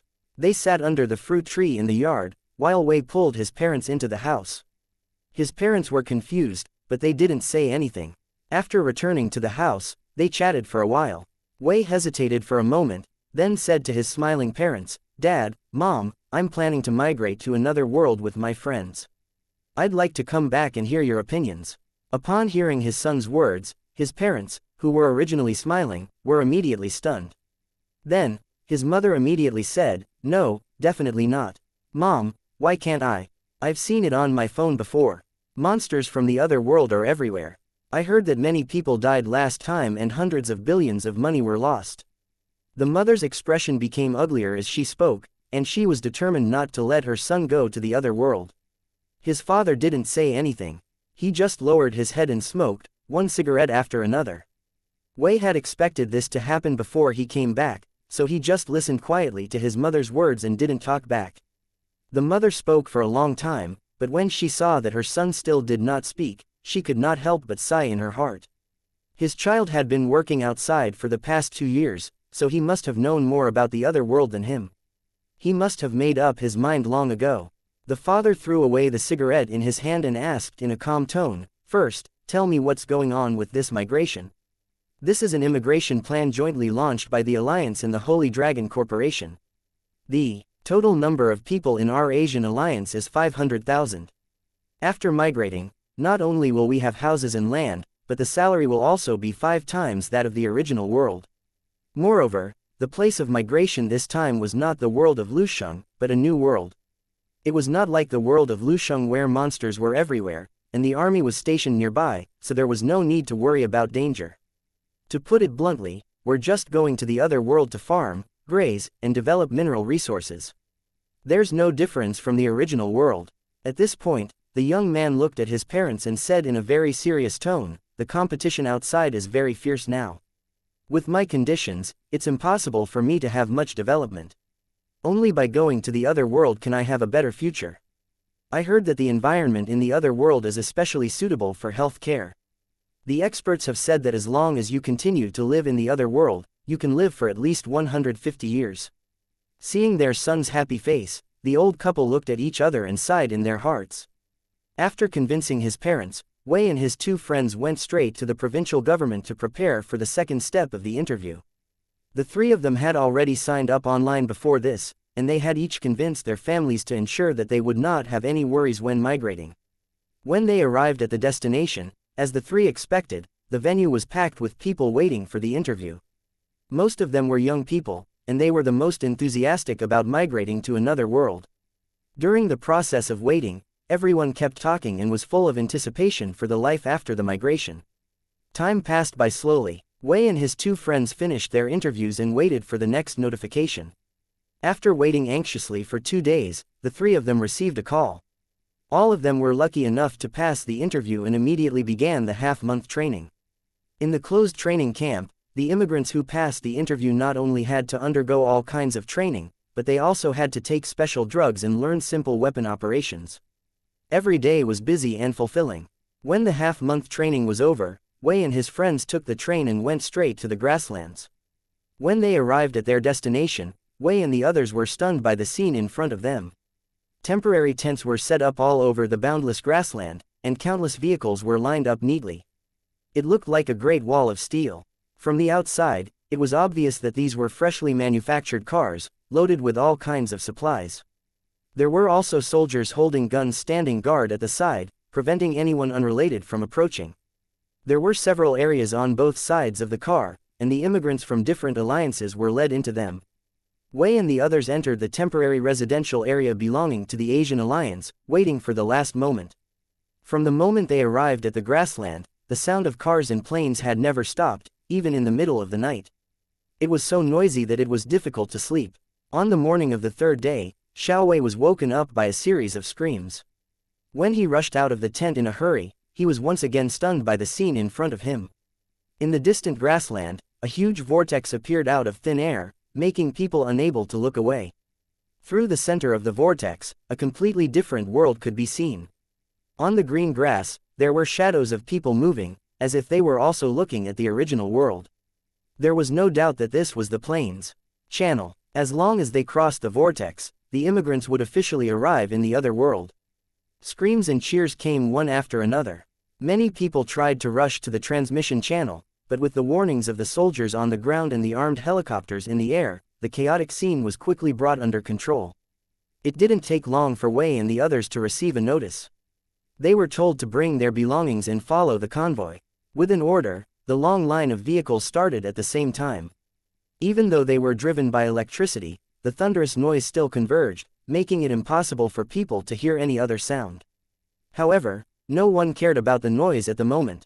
All the immigrants were staring at the plain channel in front of them, watching as they got closer and closer to it. In addition to the vehicles and people on the ground, there were also a large number of armed helicopters in the air, which would also follow the immigrants to the other world. About 10 minutes later, the first row of cars and immigrants entered the plain channel, followed by the second row, and the third row. At this moment, the entire world's attention was focused here, watching the immigrants who had passed through the plain channel into the other world. The spectators felt a heavy feeling in their hearts. This batch of immigrants was the pioneer of mankind's colonization of other worlds. It was because of their efforts that mankind could go further and further on the road of the future. 1340 The Strange Valley. With the influx of immigrants from the original world, the Forsaken Land suddenly became lively. From time to time, the figures of immigrants could be seen within 1,000 miles of the Holy Dragon City. They used local materials to build buildings at an amazing speed. The wilderness that had been silent for 100 years burst with vitality again.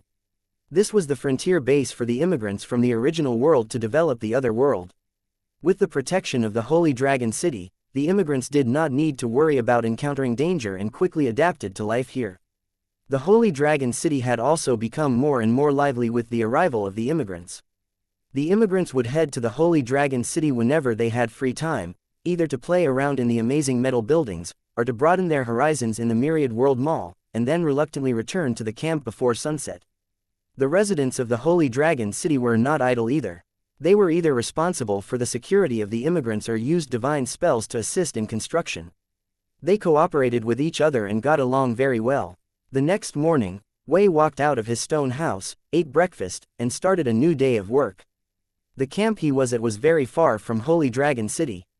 It was already at the edge of the green area. Less than 3 kilometers away from them was a barren land. Looking at the lush grass beneath his feet, Wei was amazed. He remembered that it was a barren land yesterday, but he didn't expect to wake up in the middle of the night to find the ground covered in green plants. Before he migrated to another world, he would never have dreamed that such a magical thing would happen. I heard that this was the Holy Dragon City's doing. They used a special method to completely change the appearance of this wilderness. He had long been curious about the methods of the cultivators in Lusheng, and he had always wanted to see it for himself.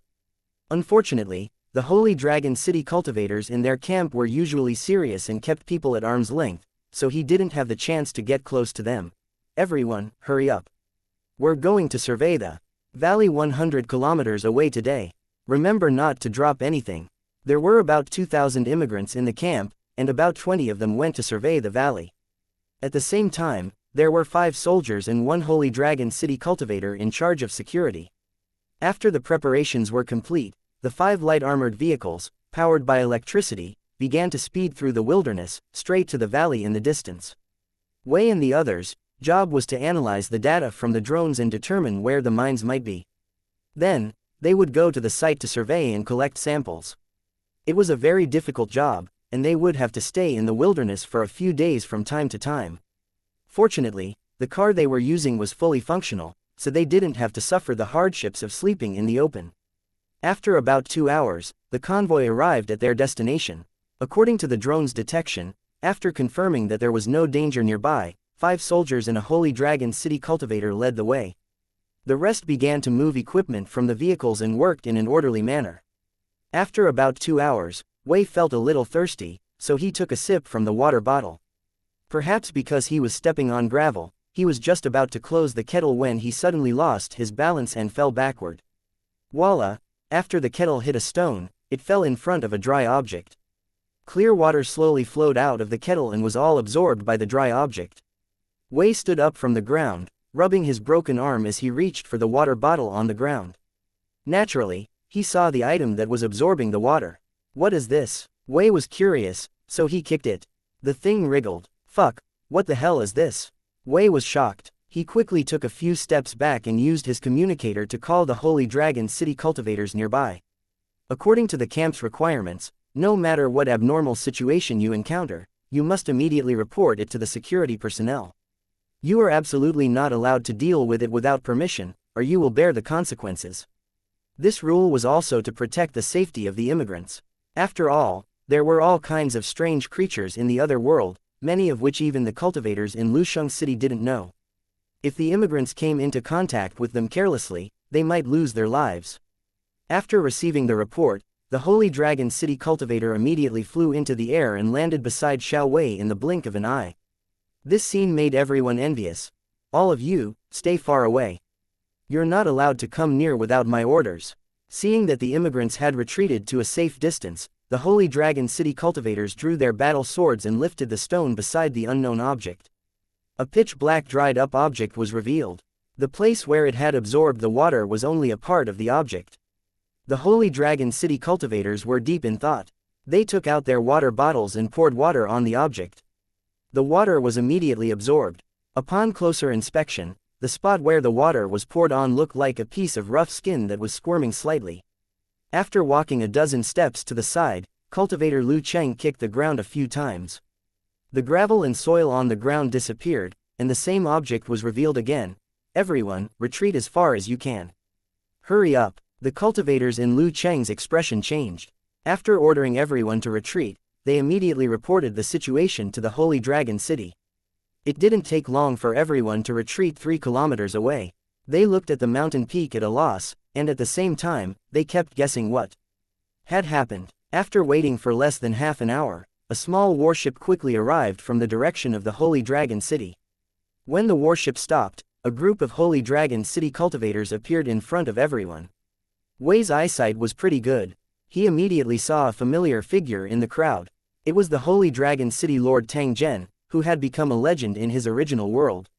What's in this valley that even Tang Zhen would come here personally? The other immigrants had the same doubts as Wei, and they all stared at the valley, trying to figure out what the secret was. At the top of the valley, Tang Zhen was staring at the naked object.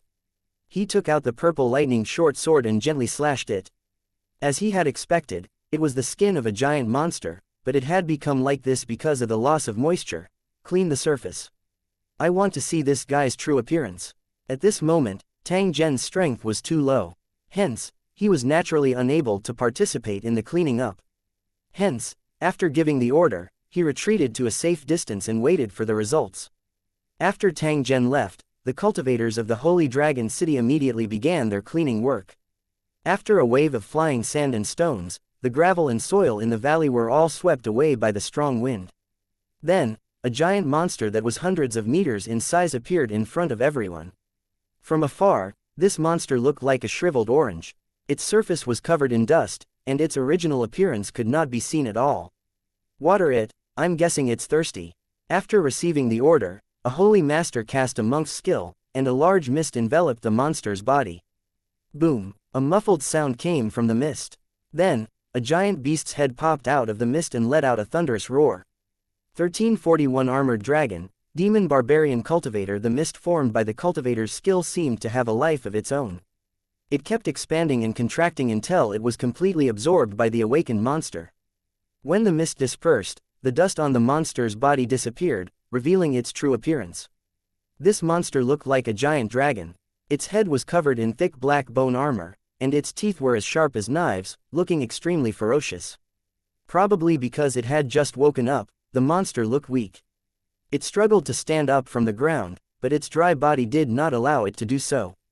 After moving its body a few times and causing the ground to rumble, the giant monster finally gave up on the plan to stand up. It could only roar at the sky unwillingly. I didn't expect such a monster to exist. It can go into hibernation in a state of water shortage. Tang Zhen sized up the monster from a distance. His face revealed an interested expression. According to village chief Bai Ya, before the defeat of the demon and barbarian race, they used to control a giant war beast called the ankylodon. After the war was lost, these giant beasts were all killed. The soil and gravel on this ankylosaurus body were clearly intentionally dumped there in an attempt to cover up the existence of the ankylosaurus.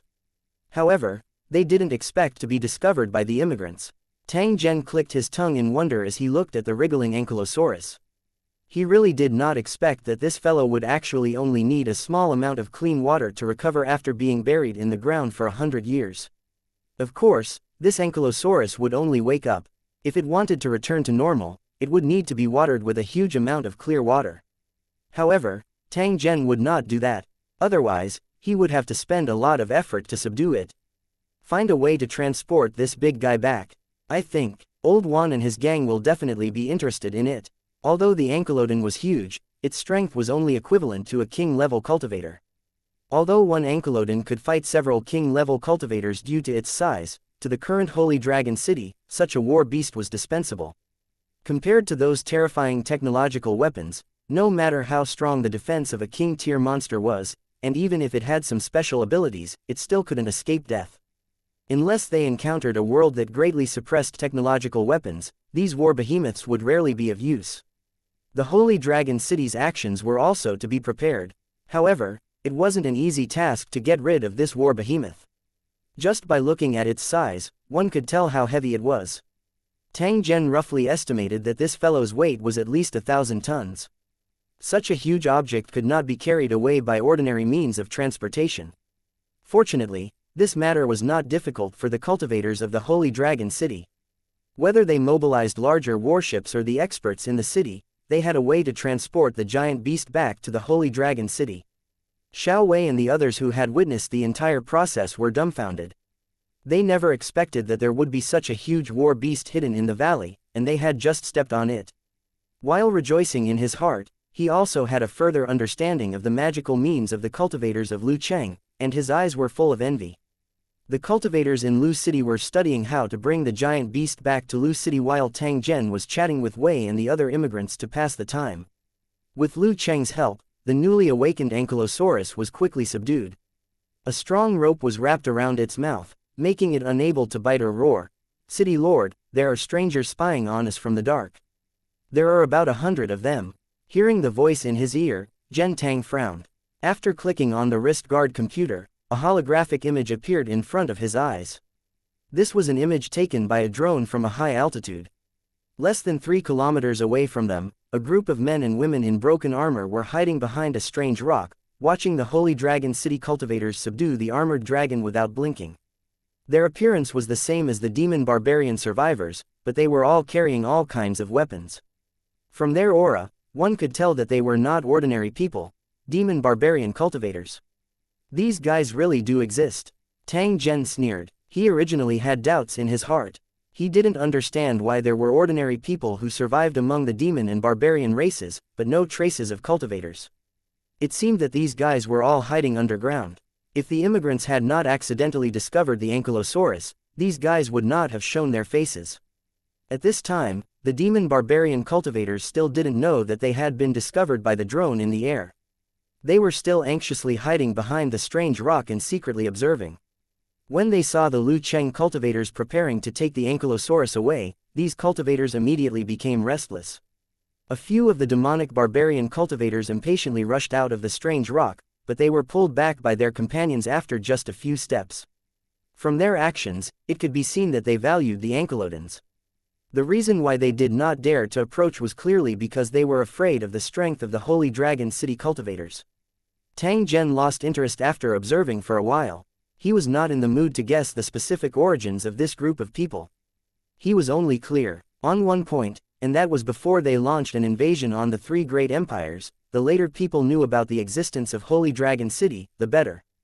This was also the reason why he cleared the surrounding area and did not allow any outsiders to exist. His purpose was to prevent the news from being leaked. If this group of people were to continue hiding, Tang Zhen would naturally not make things difficult for them. However, now that they had revealed themselves and had personally witnessed the strength of the Holy Dragon City's cultivators, Tang Zhen would naturally not let them leave. Bring them back, and remember to try not to kill them. At his command, the 20 or so cultivators surrounding the ankylosaurus suddenly turned around and charged straight for those hiding. The weakest of these cultivators was at the Lord level. With their full speed, they covered the distance of a few kilometers in an instant. Before the people hiding could react, the Holy Dragon City cultivators had already surrounded them. Listen up, throw away your weapons now, or I'll kill you without mercy. Lu Cheng, who was floating in the air, snorted coldly. He pointed the machine gun in his hand at the panicked hiding people. If they dared to resist, he would immediately tear them into pieces with large caliber bullets. The demonic barbarian cultivators were shocked at first, but they quickly gathered together and raised their weapons at the Lusheng cultivators in the air. They couldn't hide the panic on their faces. Compared to the Holy Dragon City's cultivators who could fly, the strength of these demon barbarian survivors was much weaker. The person with the highest cultivation among them was only a 4th-grade cultivator. It was normal for such a situation to occur.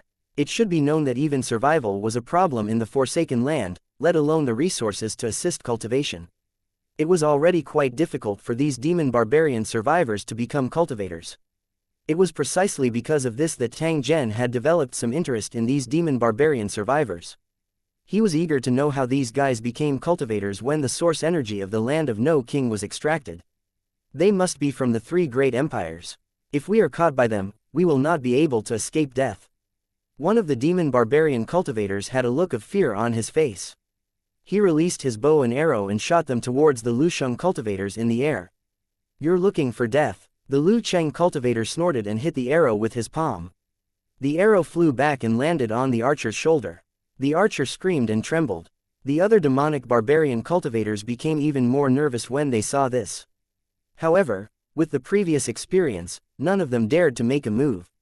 Clearly, the demon barbarian cultivators knew that if the Holy Dragon City cultivators wanted to kill them, none of them would be a match for them.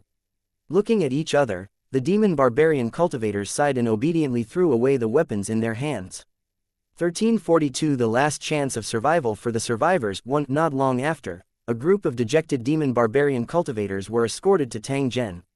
Seeing Tang Zhen sitting in the car, a few of the demon barbarian cultivators immediately glared at him. Immediately after, they were kicked to the ground by the Holy Dragon City cultivators. Some of them tried to resist, but they were knocked to the ground by the Holy Dragon City cultivators. After a round of punches and kicks, the ground was filled with the screams of the demonic barbarian cultivators. The remaining ones obediently shut their mouths. Tang Zhen turned his head and expressionlessly glanced at them when he saw that these arrogant and unruly demonic barbarian cultivators had finally become obedient. Tell me, what's your relationship with this ankylosaurus? Why did you rush to the vicinity the moment I found it? Tang Zhen walked to the front of the demon barbarian cultivators and asked in a cold voice. Seeing that those powerful cultivators were actually following Tang Zhen's lead, who was not very strong, the demon barbarian cultivators immediately realized that Tang Zhen's identity was extraordinary. After lowering their heads and exchanging glances, an old man in tattered leather clothes stood out. From the attitude of the demon barbarian cultivators, it was clear that this old man was their leader. Please allow me to answer your question. But before that, can my lord answer our doubts? This old man's entire body was covered in strange tattoos. His face was like a dried tree bark. He bowed towards Tang Zhen as his turbid eyes flickered with a dim penetrating light. Of course, you can ask. But after I answer, if you dare to hide anything from me, I will not let you off easily. Tang Zhen gently nodded his head. At the same time, he carefully sized up the tattoo on the old man's body and confirmed that the other party's occupation should be similar to that of a holy master. May I ask, please like and share the video on the YouTube channel Cultivation Audiobooks. Where you are from, sir? Is it related to the 3 great empires? When he asked this question, the old man's eyes clearly showed a trace of apprehension. It doesn't matter where I come from, but you can rest assured that we have no relationship with the 3 empires. We might even be enemies. A trace of joy flashed across the old man's eyes when he heard Tang Zhen's words. He bowed to Tang Zhen once again. If you have any questions, sir, I will answer them without reservation. Tang Zhen nodded. He extended his hand and pointed at the ankylosaurus, First, tell me, why is there an ankylosaurus here? Wasn't it exterminated by the three great empires 100 years ago? My lord, you may not know this, but 100 years ago, the three great empires did kill all the giant ankylodons to prevent them from being tamed by our demon and barbarian races again. In order to prevent the ankylodons from going extinct, the ancestors of my tribe created a secret medicine. As long as the ankylodons consume it, they will fall into a deep sleep. To wake them up, we need the smoke from a special plant. After the ankylosaurus fell asleep, my ancestors covered its body with soil and rocks, then used a secret technique to cover it up. This way, others would mistake it for an ordinary hill. At this point, the old man laughed bitterly, and with a trace of resentment and unwillingness in his eyes, he said, "My ancestors have never given up on their ideals, hoping to restore the glory of the demon and barbarian races. The giant ankylosauruses are also one of their secret weapons." However, no one had expected that the three great empires would be so vicious as to drain the blood of the earth in an attempt to completely exterminate the demon and barbarian races. By the time my ancestors realized this, there was no way to remedy it. They could only watch as everything withered, the mountains and rivers withered, and the people of the demon and barbarian races died of illness and hunger. They could no longer resist the three great empires. The ankylosaurus that my tribe is protecting is about to wake up, but the food it eats has already gone extinct. We don't have the power to fight against the three great empires, so we can only use secret medicine to keep it in a deep sleep. The ankylosaurus went back to sleep after taking the secret medicine, but it became thinner and weaker. Even so, we can't wake it up, because that's the same as killing it. Tang Zhen involuntarily laughed when he heard the old man's explanation. Clearly, this group of people had been secretly plotting against the three great empires and had spent great effort to hide a large ankylosaurus. Unfortunately, the development of the situation had far exceeded their expectations. In the end, not only did their plan not succeed, but they also caused the ankylosaurus to faint again and again. The severe drought almost caused it to become a dried dragon. In fact, the ankylosaurus had long since reached its awakening date. However, the demonic barbarian cultivators were unable to make the secret medicine that could keep the ankylosaurus unconscious due to the withering of the plants.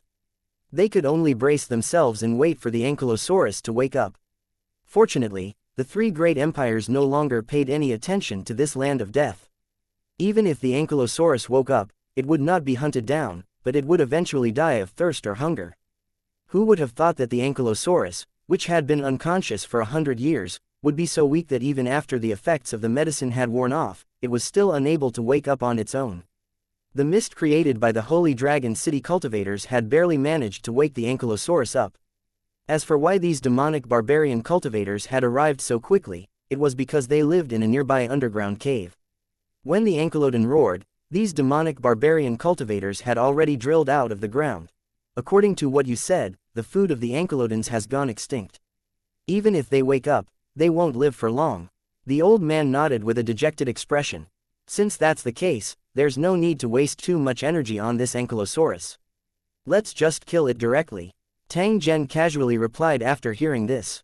The old man was shocked when he heard this.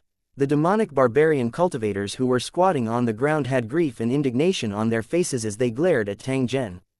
However, they were immediately kicked a few times by the cultivators from the city tower. "Sir, please don't kill it. Otherwise, this ankylodon will really become extinct. Then tell me, what should I feed the ankylosaurus? Don't tell me I'm treating you guys as food." Tang Zhen sneered when he heard this. No, my lord, you've misunderstood. Ankylodons are vegetarians, they don't eat meat." The old man sneaked a glance at Tang Zhen before continuing. "Although I don't know how my lord made it rain in the wilderness and made flowers and trees cover the land overnight, since your men have such a method to accelerate the growth of plants, can you grow a large area of ankylodons, food?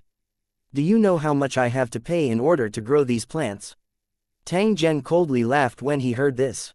Clearly, these guys had noticed the changes in the wilderness a long time ago. They might have even conspired to obtain this method of growing plants. However, after confirming the strength of the Holy Dragon City's cultivators, they finally dispelled this unrealistic idea. This time, they were discovered by the Holy Dragon City, and it was very likely that they had done it on purpose, more or less with the mentality of gambling. If they didn't think of a way, they would be like the demon barbarian survivors, unable to hold on for long. The old man hesitated for a moment before speaking to Tang Zhen. Does my lord know what method the three great empires used to cause the homeland of our demon and barbarian races to become like this? I'm not sure. Besides, what good would it do me to know? This land is so vast. Don't you want it to return to normal, my lord? Would that be of great benefit to you? If it's good for me, don't tell me it's not good for you guys. The old man heaved a long sigh, his face full of bitterness. Lord is right, if this situation continues, I'm afraid our demon and barbarian race will really be exterminated. Hearing the old man's words, the demon barbarian cultivators beside him also looked sad, and some even secretly shed tears. You don't have to make it sound so pitiful. Since there's a solution to this problem, I'll naturally try it. However, there's one thing you must be clear about. From now on, the master of this land is no longer you, but the Holy Dragon City. In my territory, if you dare to have any evil thoughts, then your entire clan will be exterminated. 1343 The Forbidden Area in the Fog 1. The earth had nurtured all living things, but it had never belonged to anyone. Even if this land had once been occupied by the demon and barbarian races, it no longer had anything to do with them because a new master had descended into this world. The appearance of the Holy Dragon City was very timely. It gave the demon and barbarian races hope to continue their bloodline. As for the ownership of this land, the demon-barbarian survivors no longer cared. The demon and barbarian races, who had experienced the trauma of the war, now needed to recuperate the most, and at the same time, stay as far away from the war as possible. Only when the later generations of the two races grew up, perhaps someone would reconsider the ownership of this land. Of course, this could only be a thought. It was impossible for Tang Zhen to do something like raising a tiger and bringing disaster upon himself. If the descendants of the demon and barbarian races really had thoughts that they shouldn't have, Tang Zhen didn't mind letting them experience the danger of extermination again. The old man continued to narrate, trying to express his sincerity as much as possible to help the demon and barbarian races grasp the last chance of survival. Just as Tang Zhen had guessed, this old man was a priest and also the controller of the Ankylosaurus. Unfortunately, his cultivation was too weak and the newly awakened Ankylosaurus was even weaker. Therefore, he could not wait for Tang Zhen to produce the food needed by the Ankylosaurus to save its life. In fact, even if the old priest had not said anything, Tang Zhen would have tried his best to keep the Ankylodon. As for the consumption of producing the Ankylodon's food, it was nothing to Tang Zhen. Of course, the thing that Tang Zhen was most interested in was how the three great empires would extract the origin energy from this land. The old priest was one of those who knew about this. According to my ancestors, there is a forbidden area in the center of this land. 100 years ago, the three great empires built a mysterious building there and set up layers of protective measures. Their purpose was to extract the blood of the earth. In the past 100 years, countless demonic barbarian cultivators had tried to destroy that mysterious building, but they had returned in failure every time. After paying a heavy price, the ancestors of the demon and barbarian races could only helplessly give up and watch as all living things withered. As long as we destroy that mysterious building, the earth will stop aging and life will come back. After ending the conversation with Tang Zhen, the old priest took the demon barbarian cultivators to look after the Ankylodon. Seeing that they were careful and excited, it was clear that they really cared about the last Ankylodon. Perhaps in the hearts of the remnant of the demon barbarian race, this Ankylosaurus was the last proof of the prosperity of the demon and barbarian races. After all, in the past, they had been riding on the back of this Ankylosaurus, killing the enemies of the three great empires until their blood flowed like a river. Tang Zhen brought up the holographic map and quickly locked onto a location according to the information given by the old priest. In the image captured by the drone, this area was always shrouded in fog, and nothing could be seen inside. There was more than one similar place on this land, so it did not attract the attention of the Holy Dragon City at first. After thinking for a moment, Tang Zhen mobilized a group of people and boarded the warship to head straight to the destination. In the command cabin of the battleship, the old priest of the demon barbarian race was sitting on a chair, looking around from time to time. The shock on his face had yet to dissipate. The old priest had been like this ever since he was brought into the small warship by Tang Zhen. It was clear that the warship had given him a huge shock, making him even more aware of the gap in strength between the two. Don't be nervous. We're going to the mysterious building that your ancestors mentioned. You'll follow us. If there's anything wrong, you must remind us in time. Don't worry, My lord, I'll be careful. The old priest nodded. Tang Zhen nodded. His eyes turned to the image projected in front of him. He seemed to be thinking about what was hidden in the fog. It did not take long for Tang Zhen's group to reach their destination as they traveled at full speed. Two small warships shimmering with rainbow light pierced through the clouds and slowly descended from the sky, finally stopping on a flat ground covered with bones. Hundreds of Holy Dragon City cultivators walked out of the battleship, led by a dozen king-level cultivators, including Blood River Emperor and Bone Emperor. The mysterious building was of great importance, so Tang Zhen would naturally not let his guard down. It was only natural for him to transfer 2 Law Kings here. Let's go. Everyone, be careful. Tang Zhen waved his hand as he looked at the white bones all over the ground. He entered the fog under the protection of Blood River King and the other 2.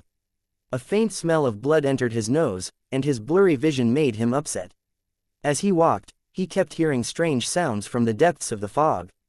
A wave of densely packed sounds came out and went straight to the position of the group. However, they did not get close and only circled around the periphery, like a wolf pack secretly peeking. Blood River King scanned his surroundings. The power of law burst out and forced the surrounding fog away. The monster that was originally hidden in the thick fog immediately revealed itself. It turned out to be countless skeletons with red light flashing in their eye sockets. They swayed left and right after being pushed up by the white spines. At the bottom was a pile of rotten flesh and blood, covered with zombie arms that were constantly waving. These arms came from different dead people. There were still fragments of clothes and accessories on them, and some were holding rusty weapons. After the thick fog dispersed, the monsters swarmed toward the group like a wave. If this is all we have here, then it'll be much easier for us.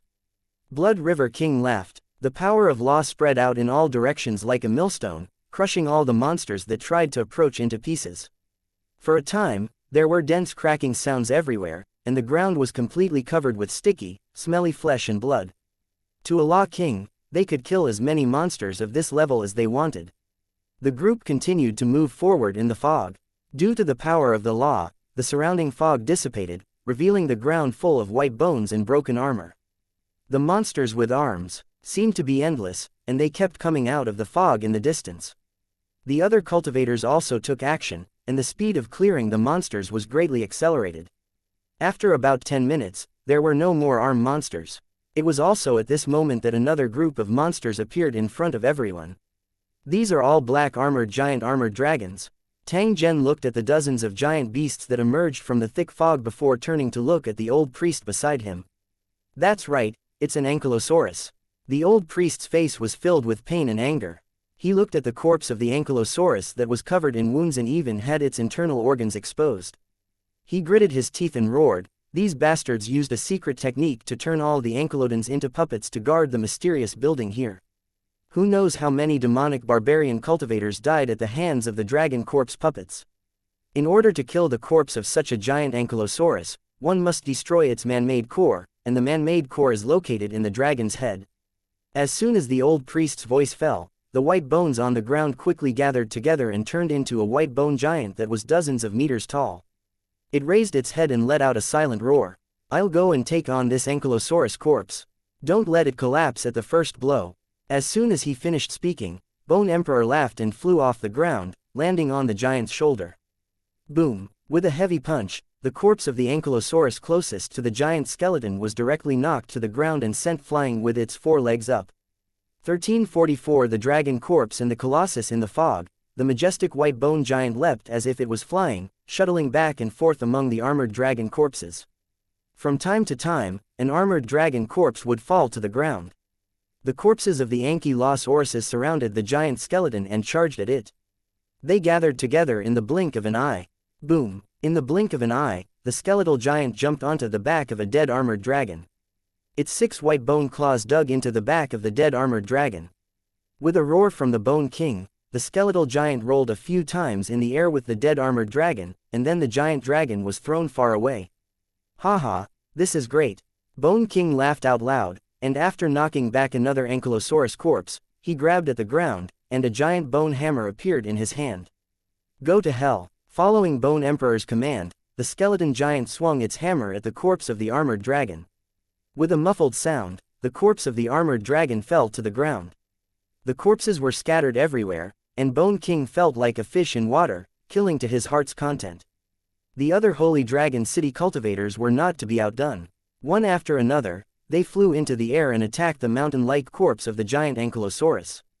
Although the Lu Cheng cultivator's body was as small as an ant in front of the ankylosaurus corpse, every attack caused great damage to the ankylosaurus corpse. Its rotten flesh fell to the ground one after another. However, the ankylosaurus corpse was an inanimate object that only relied on an artificial energy core to function. Physical injuries were nothing to it. The more the cultivators attacked, the more ferocious the ankylosaurus corpse became. Under the trampling of dozens of huge ankylosaurus corpses, there was no longer any space on the ground. Otherwise, it was very likely that he would be trampled into a meat patty by the ankylosaurus corpses in the next second.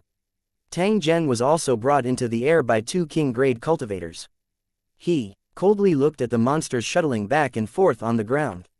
From time to time, he would take out miniature missiles from his storage space, aiming at the head of the armored dragon corpse and firing ruthlessly. When these miniature missiles came into contact with the target, not only did they have the effect of exploding in the air, but their penetrating power was also extremely strong. Even if the bone armor of the armored dragon corpse was extremely hard, it could still easily penetrate it. With a series of muffled sounds, a shocking hole was blasted in the head of the ankylosaurus corpse. After running on the ground for a while, it fell heavily to the ground.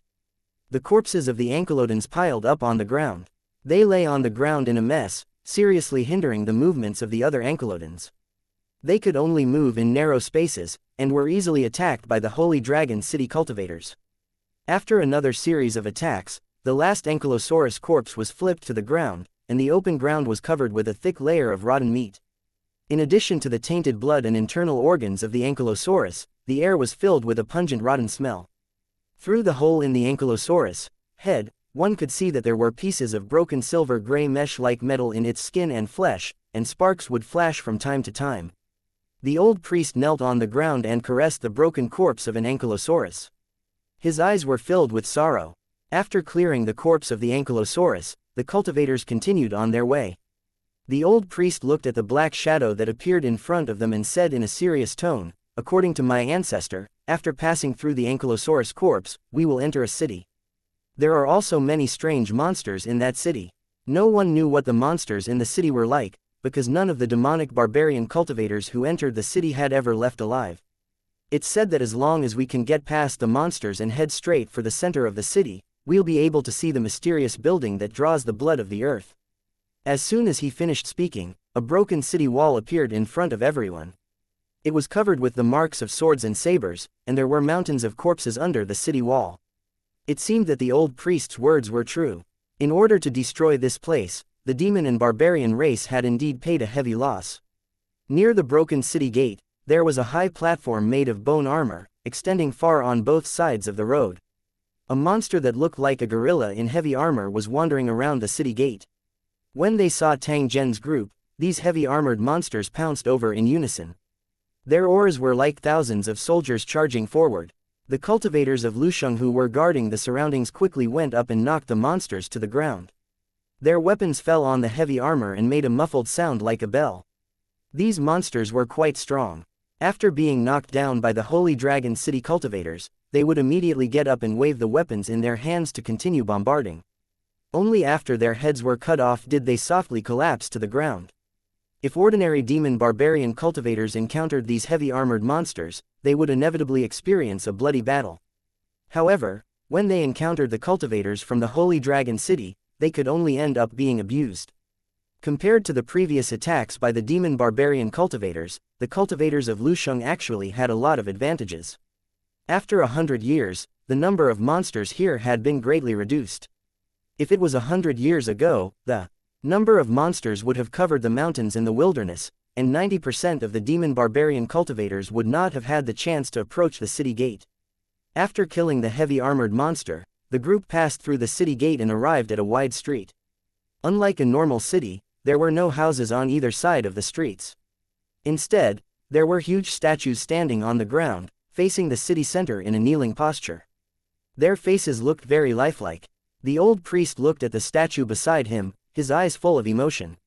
He shook his head and sighed, the statues here are all heaven's favorites of the demon and barbarian races. However, they all died on the battlefield. I guess when the three great empires built this city, they also built these kneeling statues according to their appearances when they were alive. At this point, the old priest's face was filled with anger. The actions of the three great empires are truly disgraceful. They still won't let the dead off. This is simply a great humiliation to the demon and barbarian races. Tang Zhen ignored the old priest's long-winded words. Instead, he slowly walked forward. From time to time, he would size up the appearance of these statues. There was a trace of doubt in his eyes. The three great empires might have built the kneeling statue to humiliate the demon and barbarian races, but they definitely had a more important purpose. Don't tell me it's Junjun. A thought flashed within Tang Zhen's mind. He suddenly looked at a statue beside him and coincidentally met the half-squinted eyes of the statue. In his daze, Tang Zhen seemed to see a cold glint flash across the eyes of the statue. There's something strange about these statues. Everyone, be careful. Tang Zhen's voice had just sounded when the two statues beside him suddenly raised their heads. The weapons in their hands carried a whistling sound as they ruthlessly swept towards the cultivators on the street. The statue's weapon was about 10 meters long and its surface was full of rust, but the blade was still there. If one was hit by it, one's body would be cut in half. After hearing Tang Zhen's warning, the Lu Cheng cultivator beside him had already dodged the sneak attack in advance. At the same time, he launched a fierce attack in the air, causing sparks to fly from the statue's body. The two statues bellowed and stood up from the ground, waving their weapons wildly. They swung their weapons left and right, trying to cut down the Holy Dragon City cultivators in the air. Boom! A miniature missile hit the head of the statue, blasting a terrifying hole in its face. However, the statue only took a few steps back and continued to swing its sword randomly. Unknowingly, more and more tall figures appeared from within the fog. Their feet emitted a dull sound as they headed straight towards Tang Zhen and the others. Everyone, get out of the city, the faster the better. Meteor shower, Tang Zhen shouted as he directly activated the meteorites from his phone. Giant meteorites with a diameter of 10 meters pierced through the clouds and headed straight for the statues. As the cultivators retreated out of the city, the meteorites wrapped in flames fell to the ground like nuclear bombs, devouring the giant statues in a sea of fire. 1345 The altar, 1. The ground trembled from the impact of the meteorites, and the sky above was filled with flying gravel and flowing flames. The terrible shock waves swept through everything, easily destroying the mottled city walls. The Holy Dragon City's cultivators gathered together and put up an energy shield to block the damage. They looked like small boats in a stormy sea, teetering on the verge of collapse. However, under the impact that could flatten a city, they did not move an inch from the beginning to the end. When the last loud sound subsided, the earth finally stopped groaning. There were only the sounds of falling objects and charred ruins around them. Bone Emperor and Blood River Emperor looked at each other in surprise. They released their power of law at the same time to disperse the choking smoke. A shocking scene appeared before everyone's eyes. The originally flat interior of the city had now been replaced by terrifying large pits, leaving no intact space in the city. The huge statues had long disappeared, leaving only puddles of melted metal and barely recognizable hands and feet, scattered in the open space around the pit. The old priest's hands and feet were already trembling with fear. He looked at Tang Zhen with extreme fear in his eyes. He had never thought that Tang Zhen would have such a terrifying attack. In comparison, even the two Law Kings paled in comparison. If anyone saw that he was weak and wanted to bully him, they would definitely regret it. In fact, if Blood River King and Blood River King were to go all out, they could also create this level of destruction. However, they would definitely not be as relaxed as Tang Zhen, who did it with a wave of his hand and without any warning. The two of them had already known that Tang Zhen had advanced to the Spirit Emperor realm. Therefore, after secretly marveling at it, they naturally regarded it as the means of a Spirit Emperor expert. However, the respect they had for Tang Zhen had deepened a little. Tang Zhen was unaware of the thoughts in everyone's hearts. He merely coldly swept his eyes in front of him, after which, he lifted his feet and stepped into the ruins. Clang, clang, the head of a colossus fell into the pit, making a series of crashing sounds. Other than that, there was no other movement. As the group continued to move forward, the mysterious building in the center of the city finally appeared before them. Even though the meteorite impact was earth-shattering, the mysterious building remained intact. Not long after, the group arrived in front of the building and began to carefully examine it. It was a huge altar that covered an area of several kilometers. The runic magic circle on the ground was constantly flashing, and the skulls of various creatures were piled around the altar. 8 metal pillars cast with runes were deeply embedded into the ground, and each pillar was wrapped in rich vitality. Under the influence of origin energy, the surface of the metal pillars appeared to be crystal clear. They actually became extremely similar to jade. If they were used to forge weapons, they would definitely have special effects. An energy barrier that appeared and disappeared from time to time protected the altar, and it was not easy to approach it. If one tried to destroy it with force, it would immediately be rebounded, and the weak could even lose their lives. In the center of the altar, there was a huge stone tablet. On it, there were dense words written. A few corpses knelt in front of the stone tablet. They had long since become rotten mummies. Tang Zhen activated mysterious word cracker and quickly deciphered the contents of the tablet. The stele recorded the cruel war between the 3 great empires and the demon and barbarian races, describing the defeated demon and barbarian races as unforgivable. As the victors, the 3 great empires became the emissaries of justice, completely defeating the demon and barbarian races that had brought disaster to the world. Clearly, this was the style of a victor. Tang Zhen was not surprised. When the old priest saw the skeletons, he was stunned for a moment. Then, he knelt on the ground and cried, looking extremely sad. "This is the saint of our demon and barbarian race. It's a pity that he can't rest in peace after his death. His corpse is actually placed here to suffer humiliation. The bastards of the 3 empires did such an inhumane thing. I swear that I will take revenge for this in my lifetime." Bone Emperor looked at the sobbing old priest and asked in a cold voice, "What are you crying for? It's annoying to hear them cry. Do you think you can make them cry again?" The old priest immediately stopped talking. He had seen this Law King display his power before. It could be said that White Bone Emperor, who was covered in white bone armor, was only second to Blood River Emperor. As for Tang Zhen, the old priest really couldn't figure out what was going on. He was clearly very weak, but his methods were even more brutal and explosive than a Law King's. Seeing the old priest stand up, Bone King nodded and asked, "How are you so sure that this skeleton is your ancestors? Could it be their clothing?" "The clothing is only one of the reasons. The main reason is the bloodline sense of our demon and barbarian race. Even if our ancestors turned into bones, we can still sense it with a secret technique." Bone Emperor asked a few more questions, as he was interested in any secret skill related to bones. The old priest naturally would not miss this opportunity to please the Holy Dragon City's powerhouse. He quickly explained the tribe's secret technique to the Bone King. He knew very well that what he regarded as a treasure was nothing to a powerhouse like the Bone King. The old priest still had a trace of doubt in his heart. He could not understand where the cultivators of the Holy Dragon City came from and why they were so powerful and mysterious. The two of them continued to chat, as if Bone Emperor didn't care about the altar at all. Now that it had discovered it, it was only a matter of time before it was destroyed.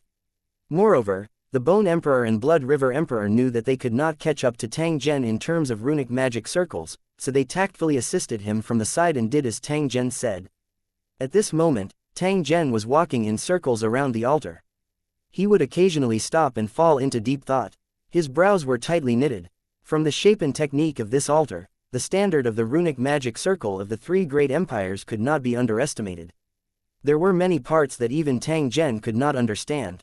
If he couldn't figure it out, he couldn't act rashly. Otherwise, if he made a mistake, it would lead to disastrous consequences.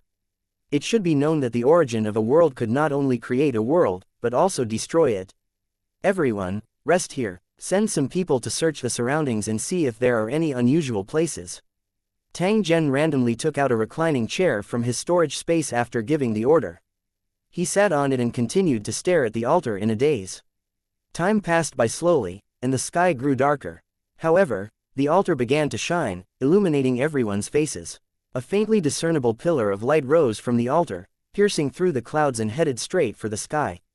This pillar of light was invisible to ordinary people, but it could not hide from Tang Zhen's eyes. "This is Yingluo." Tang Zhen stared at the pillar of light for a while before a look of realization appeared on his face. He turned around and waved at the Bone Emperor. "City Lord, what are your orders?" Blood River King, who had been standing by the side the whole time, asked after Tang Zhen summoned him. "Go to the space above the altar and take a look." If there's anything there, try to destroy it. Blood River King nodded slightly. In the next second, he soared into the sky and disappeared through the clouds. After waiting for about a minute, there was a sudden loud noise in the sky. There seemed to be a dazzling light flashing behind the thick clouds, but it only lasted for a breath before it disappeared. It's done. Tang Zhen grinned upon seeing this. 1346 An unforeseen event in the Mage Tower. Just as Blood River King destroyed the object in the sky, a towering tower in the capital of the Flame Empire began to change. This tower belonged to the Raging Flame Empire's Mage Academy.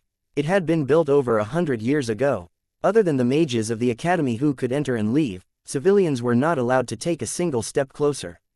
At this moment, in the hall at the top of the wizard tower, a huge ball of light flickered violently for a few times before it suddenly cracked, turned into a stream of light, and disappeared. As the ball of light disappeared, the runes on the floor and walls quickly dimmed, and the hall suddenly became silent. The white-robed battlemage who was standing guard was shocked. He immediately opened the door to check, only to discover that the energy source for the Empire's Mage Tower had stopped working. This was no small matter. There were many mages training in the Empire's Mage Tower, and they were all elites and nobles of the Empire. If their training was delayed due to an accident, no one would be able to bear the responsibility. However, the problem was that the Imperial Magus Tower's runic magic circle had been in operation for almost 100 years and had never malfunctioned. The white-robed battle mage mistakenly thought that he had made a mistake and had to double-check it. After a quick check and a few attempts, the white-robed battle mage shook his head helplessly and pressed the emergency button on the wall. This was the first time in many years that this button had been used. An ear-piercing alarm sounded in the Sky Tower, and it didn't take long for a group of mages to rush over and gather at the top of the Mage Tower. "What's going on? Why did you sound the alarm?" The one who asked the question was a white-haired old man. He was wearing a silver wizard robe with a crescent moon on the collar. According to the strength classification standard of the three empires, he was a bright moon wizard, which was equivalent to a king-level cultivator. At the same time, he was also the director of the Mage Academy and held great power in the Flame Empire. As for the other white-robed battle mages, their strength was determined by their silver stars. They were all 7-star and above, which was equivalent to Lord-level cultivators. Upon hearing Wizard Hao Yu's question, the battle mage in charge of guarding the runic magic circle quickly explained the situation, not daring to hide anything. "What did you say?" "The runic magic circle has stopped working." Upon hearing this, Wizard Hao Yu's face revealed a blank expression, and without any hesitation, he headed straight for the energy source. "What's going on? Why did the runic magic circle stop working?" Looking at the rune's path that did not have a trace of energy flowing through it, Wizard Hao Yu was stunned for a moment. He suddenly turned around and rushed out of the door, heading straight for a secret room at the bottom of the tower. There were two glass-like objects on the walls of this secret room. Mage Hao Yu stretched out his hand and tapped on them twice, and immediately, wave-like patterns began to appear on the glass, and soon, two figures appeared one after another. "Mr. Sean, may I know what business you have with me?" The two men on the glass were also bright moon mages, and they clearly understood that unless something major happened, it was impossible for the other party to contact them at the same time. Thus, after bowing, they immediately asked. The Dean of Mages, Sean, had a grave expression on his face as he said in a deep voice, "Just now, the Imperial Wizard Tower's runic magic circle that provides energy conversion stopped working. After my inspection, I've confirmed that there should be a problem with the long-distance energy transmission." Hearing this, the two bright moon wizards were equally surprised. One of them frowned and said, "If I remember correctly, the energy used by the Empire's Mage Tower comes from outside the Great Wall of Miracles, the area where the demon and barbarian races are exiled. Could it be that there's a problem there?" The other bright moon wizard shook his head. "The possibility of this is very low. After 100 years of energy extraction, the land of exile has become a desert, and the demon and barbarian races are not far from extinction. It is impossible for them to destroy the altar that extracts the blood of the earth. I don't think it's possible either. Could there be a problem during the teleportation process? There are several transmission nodes between the altar and the wizard tower. If there's a problem with one of them, the energy transmission will be interrupted. In that case, we'll send someone to investigate. If there's no problem with the transmission node, we'll send someone to check outside the Great Wall of Miracles." Mage Sean nodded and said in a deep voice, I think it's best to find a way to investigate the mage towers of light and eternity to see if they have encountered similar situations. If that's the case, it means that there's something wrong with the altar outside the Great Wall of Miracles. That's right. If that's the case, we must inform the elders. After all, only they know how to repair the altar. Not long after the conversation between the three Bright Moon mages ended, an armed airship took off from the Raging Flame Empire's Mage Academy and headed in the direction of the Great Wall of Miracles. The Flame Empire's armed airships were very fast and had good defensive capabilities. In the war 100 years ago, they had caused huge losses to the demon and barbarian races. 100 years had passed, and the airship manufacturing technology of the Blazing Flame Empire had become more and more advanced. They even had super airships similar to helicarriers, which could carry a large number of soldiers to launch long-range attacks. The person riding the armed airship was Mage Xian, accompanied by his 20 disciples and hundreds of high-level swordsmen of the Flame Empire. Their goal was to check the transmission node between the altar and the Empire's Mage Tower. If everything was normal, the armed airships would directly cross the Great Wall of Miracles and head to the location of the altar for inspection. The armed airship sped through the blue sky. When the sun was about to set, a strange airship floating in the air appeared in front of everyone. Its smooth metal shell was reflecting the light of the setting sun, looking very dazzling. This was the energy transmission node. It had a history of 100 years, and the designers and builders were the elite mages of the three empires. It was precisely because of this great project that the strength of the mage academies in the three great empires had been continuously enhanced. The prodigies and elites of the mage academies had emerged one after another, becoming the strong foundation that ensured the stability of the empires. Although the price was that the land outside the Great Wall would become a desert, and the imprisoned and exiled demon and barbarian races would be exterminated, this was exactly the result that the three great empires had hoped for. Thinking back to the war 100 years ago, the three great empires put down their grudges and worked together. After paying a huge price, they barely defeated the tyrannical demon and barbarian races. After the war, there were still tens of millions of civilians and soldiers left. Some people had suggested to eliminate the routes to prevent the barbarian and demon races from re-emerging. However, this suggestion was later rejected. Instead, it was decided to build the Great Wall of Miracles and extract the source of energy to prevent future trouble. 100 years, time was enough to exterminate the demon and barbarian races, and the three empires could use the extracted origin energy to cultivate mages and plot for greater development. As long as they waited for a few more years, their original plan would have completely succeeded. Who would have thought that such an accident would occur at this critical moment? Looking at the disciples who had boarded the transmission node to check, Mage Xian had a bad feeling in his heart. The problem was probably not here, but the land of exile. Sure enough, in less than 10 minutes, the disciple who was doing the inspection returned to the armed airship and told Xian that there was no problem here. Xiao En nodded expressionlessly. He knew that his disciple was very serious. Since he had checked and confirmed that there was no problem, then there must be no problem. Speed up. We're going to the next transmission node. The armed airship set off once again. Mage Xian stared at the sky in the distance, a faint trace of worry in his eyes. 1347. Suspicious target. The morning sun shone down on the earth, and everything exuded a sense of vitality. Not far away, there was a tall city wall that stretched as far as the eye could see, completely separating the Raging Flame Empire from the land of exile. The inside of the Great Wall was verdant, but not a blade of grass grew outside. Now, only a few people knew that the wealth of the exiled land was far greater than that of the three great empires. It was also because of this that the barbarian and demon races became so powerful that they even launched an invasion against the three great empires due to their wild ambitions, only to suffer a tragic defeat. In the eyes of the people of the three empires, the barbarian and demon races deserved what they had today. This was the outcome of the invaders. However, Mage Xian knew that this was only the thoughts of the people of the empire. The remnants of the demon barbarians would never think that they were wrong. They only hated the three empires to the core, and they would never let go of an opportunity for revenge. The enmity between the two races was irreconcilable and had long reached the point where only one of them could survive. Mage Xian was very worried about the journey to the banished lands, but it wasn't just because of the hatred between the two races, there were other reasons. He was well aware of the altar's defensive level. When it was first built, elite mages from the three empires were gathered, and several legendary mages who survived the war also joined in. It took 3 years to build it successfully. At that time, a legendary master had asserted that it was impossible for the remaining cultivators of the demon and barbarian races to break the defense of the altar. Moreover, as time passed, the strength of the demon and barbarian races would become weaker and weaker, and it was even less possible for them to pose a threat to the altar. As a result, when the mages who built the altar retreated, the remnants of the demon and barbarian races launched nearly 100 attacks on the altar. However, each time, they returned without success. From this, it could be seen how strong the defense of the altar was.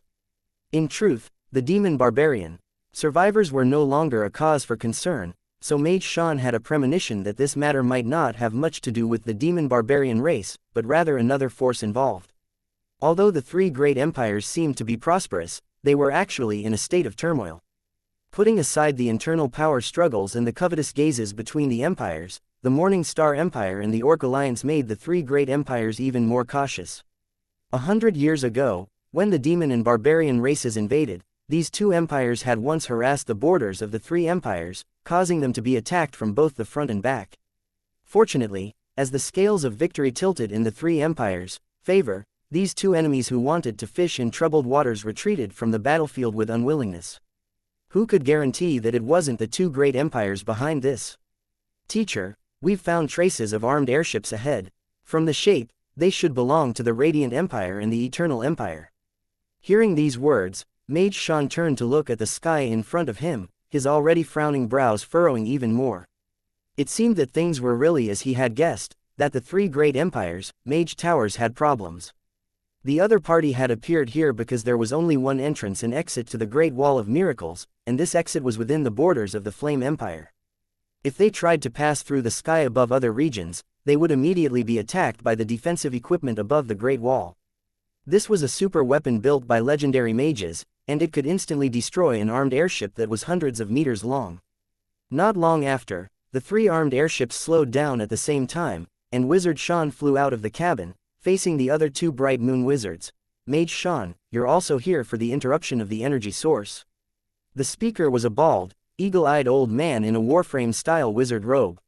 He was the captain of the Eternal Empire's Royal Wizard Army. The other was an old man wearing a white robe and a jeweled crown. He was the Radiant Empire's bishop and had an old-fashioned and cold personality. He had come into contact with Mage Shan several times. That's right, I guess you 2 are also here for this, right? Before the eagle-eyed elder could reply, the Radiant Empire's bishop suddenly spoke. This is a common issue for our 3 empires. Please cooperate with each other and solve this problem. After the Radiant Empire's bishop threw out those words, he turned around and returned to the armed airship, heading straight for the Great Wall of Miracles. Hee, the people of the Radiant Empire are always so annoying. The Bright Moon Wizard of the Eternal Empire sneered. He cupped his hands at Wizard Shan and returned to the armed airship. Half an hour later, 3 armed airships arrived at the Great Wall of Miracles and slowly stopped before the no-fly array was triggered. The commander in charge of guarding the Great Wall of Miracles received a notification. After verifying the identities of Mage Shan and the others, the no-fly formation was temporarily shut down. 3 armed airships quickly passed through and headed straight in the direction of the altar. After passing the Great Wall of Miracles, the scenery on the ground suddenly changed. A thick fog blocked their path forward. From time to time, they could see monsters on the ground and a shocking pile of white bones. Seeing the remains of the 100-year-old battlefield, some people sighed at the cruelty of the war, while others loudly praised the bravery and tenacity of their ancestors. At the same time, they were full of disdain for the demon and barbarian races. Mage Shan was still standing quietly in front of the observation deck of the armed airship. He had been standing there with a frown for a long time. The fog gradually thinned, indicating that the armed airships were about to fly dozens of kilometers away from the death barrier. However, Mage Shan's eyes were shining as he stared at the fog in front of him, as if he had seen something that surprised him. In fact, he was not the only one who had noticed the abnormality. The other 2 Bright Moon Wizards had also noticed the abnormality, and were staring at the area outside the death barrier. There seemed to be a flash of silver light in the sky, and then it sped into the distance. Outside the miracle Great Wall that was about to become a dead land, this situation was obviously extremely abnormal. Catch up to that silver object, the faster the better. Hearing Mage Shan's order, the airship's pilot immediately increased the speed to the extreme, and with the help of the mage, they flew away as fast as lightning. The other two armed airships were not willing to fall behind. They also accelerated to their maximum speed and chased each other in the air. It was obvious that everyone knew that this strange silver object was likely related to the altar's change. The 100-kilometer distance was covered in the blink of an eye, and everyone soon saw the silver object again. It was quietly suspended in the air, as if waiting for the three armed airships to approach. It was only at this moment that everyone could clearly see the appearance of the silver object, and they all gasped in unison. It was a pure metal aircraft with a smooth appearance. Although it was hovering in the air, it did not make any noise. If one did not see it with their own eyes, they might not even notice it when it flew next to them. Everyone present naturally knew what this technology meant. In addition, putting aside the mute technology, the speed of the aircraft alone was enough to shock Xian and the others. If the three empires could master this technology, the level of airship manufacturing would reach a new level, and its value would be immeasurable. However, after the pleasant surprise, Mage Xian and the others immediately realized a crucial question. Which force did this flying device belong to? Was it really related to the altar's accident?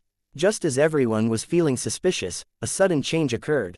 More than a dozen similar aircraft suddenly appeared in the air and surrounded the three armed airships. 1348. A fierce battle in the air won Xian and the others. Expressions changed drastically as they looked at the flying devices that were flashing with silver light. Not good, we've been tricked. With a gloomy expression, Mage Xian coldly snorted and gave an order without turning his head. We're outnumbered. Don't act rashly. Retreat slowly and see how the other party reacts. If the other party pursued them, then a battle would be inevitable. If they stayed where they were, it meant that Xiao An and the others did not cross the line, and they could stay out of each other's way. However, even if it was the latter, Xian and the others still had to continue to the altar. The only difference was the method of infiltration. In any case, they already had a preliminary understanding of the enemy. The three armed airships were equipped with communication tools. After Mage Xian's order, the captain immediately informed the other two empires' armed airships of their plan and asked them to advance and retreat together.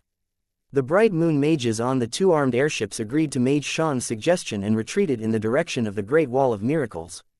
But just as they were moving, the front of an aircraft flashed with fire and directly hit the armed airship where Mage Xian was. A special armor-piercing bullet penetrated the passenger cabin, and an airship staff member was affected.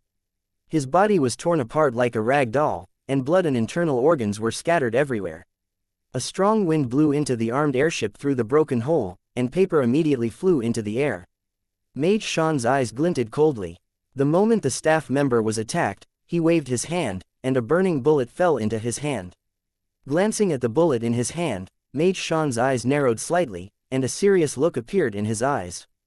Just by looking at this small item, he had already concluded that the enemy had a very strong industrial manufacturing ability.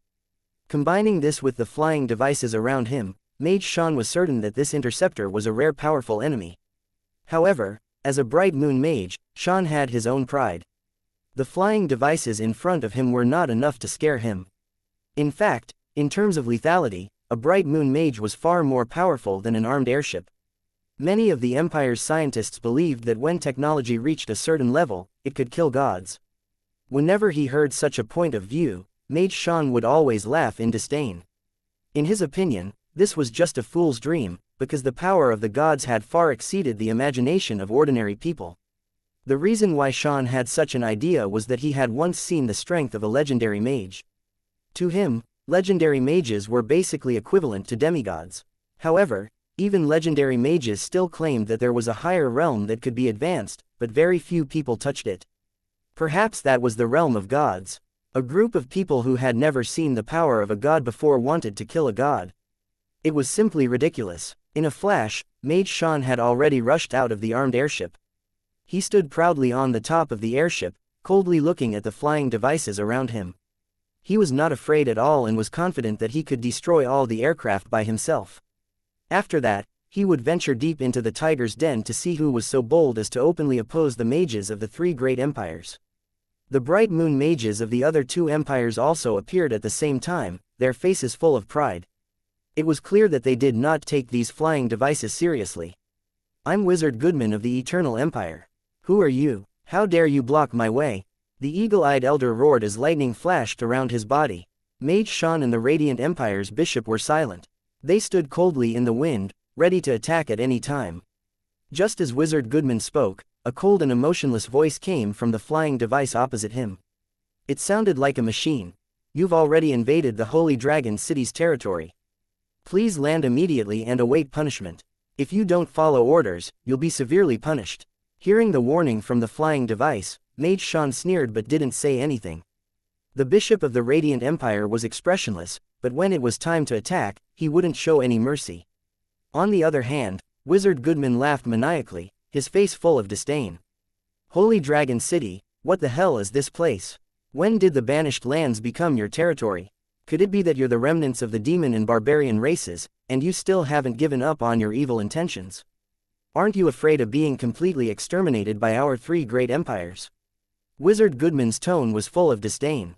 Even though he was surrounded by flying devices, his expression did not change. I repeat, please land immediately and wait for further instructions. Otherwise, we will launch an attack immediately. Another warning was heard. At the same time, the front end of the aircraft began to flash, as if it could attack at any time. I'd like to see what you can do to me. As soon as Wizard Goodman finished speaking, he waved his hand and shot out a lightning bolt as thick as a bowl, which went straight to the nearest aircraft. Mage Shan and the main character of the Radiant Empire attacked at the same time. The ball of light and the fire dragon locked onto a flying device at the same time.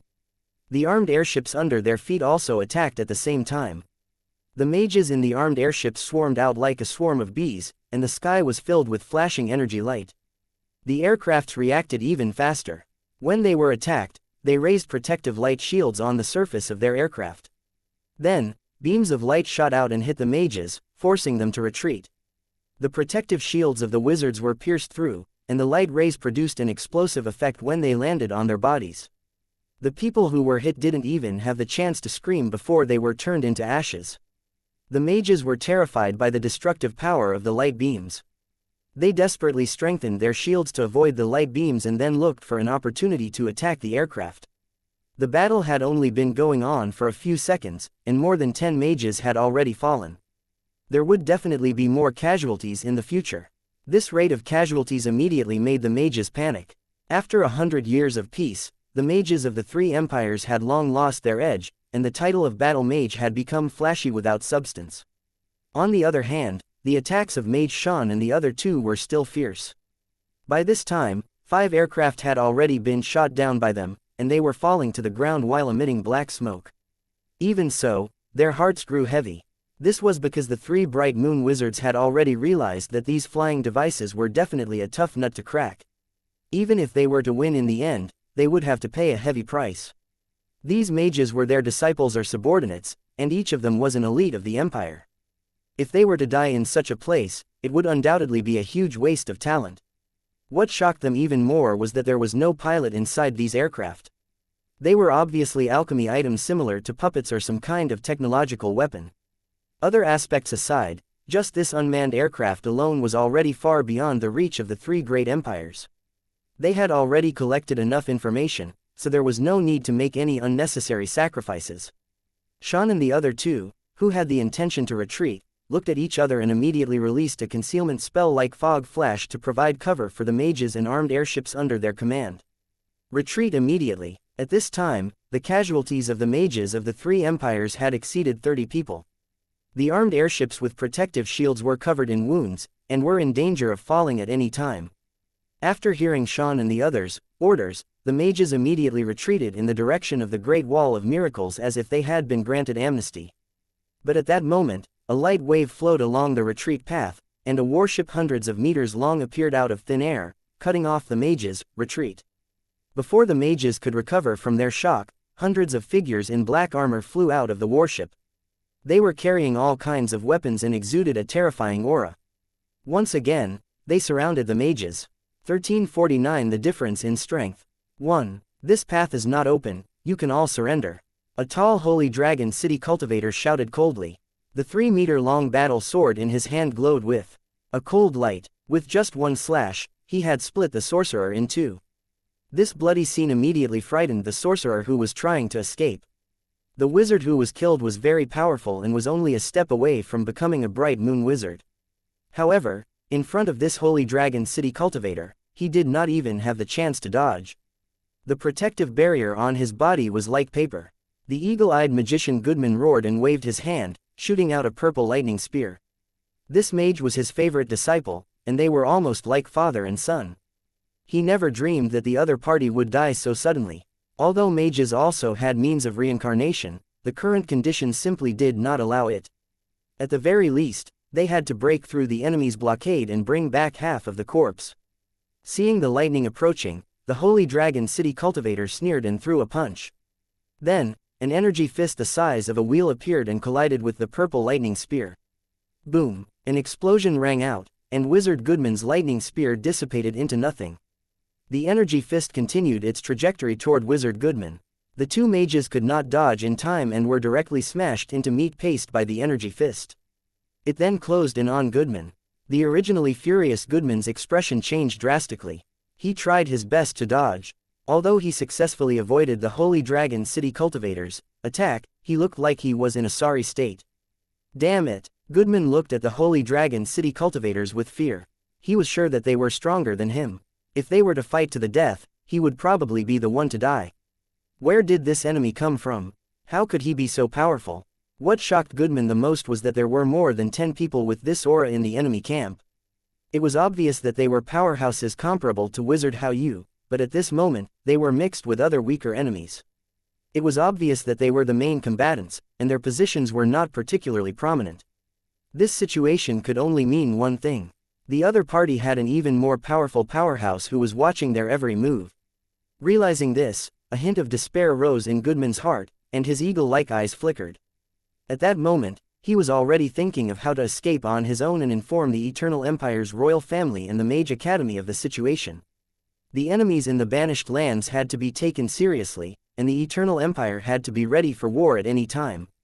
Just as these thoughts flashed through Goodman's mind, Mage Shan and the Radiant Empire's bishop also had grave expressions. They had clearly seen the power of the Holy Dragon City's cultivators. As for whether or not they had the thought of abandoning their comrades and running away alone, perhaps only they knew in their hearts. The situation had become extremely tense. Both sides could fight at any time. Looking at the murderous Holy Dragon City cultivators, the mages of the three great empires were filled with sorrow. No matter if they died or became prisoners, it was not the result they wanted. Driven by their survival instinct, no one dared to act rashly. As for breaking out of the encirclement, unless a miracle happened, they would only be killed by this group of ferocious enemies within a minute. The confrontation between experts was so straightforward. After all, in a life-and-death battle, it was a real killing move, and life and death could be seen in an instant. "Who are you? Did you destroy the altar?" Mage Shan slowly said. Even though he already had an answer in his heart, he still asked. That's right, the Holy Dragon City cultivator did not deny it. At the same time, he warned again, if you want to live, surrender immediately. Otherwise, you will die. Hearing this, Mage Shan glanced at the disciples around him. Although their expressions were still determined, their eyes flashed with a moment of panic and fear. After 100 years of peace and comfort, these wizards had long lost their courage. The battle wizards who had faced death with the enemies of the demon and barbarian races would obviously not appear now. He wasn't afraid of death, but he wanted his disciple to die with him, and it would be a meaningless sacrifice. Even if there was a chance of survival, even if only one person could escape, Mage Shan would choose to fight a bloody battle and send the situation back to the Flame Empire. Sighing in his heart, Mage Shan had already made his decision. I choose to surrender, but please do not hurt my disciples. After saying this, Mage Shan bitterly smiled, a trace of pain flashing in his eyes. No matter when and where, surrendering without fighting was a humiliating thing. Hearing Mage Shan's words, his disciple let out a sigh of relief, but he didn't feel embarrassed. In the history of the three empires, the status of mages was higher than that of nobles.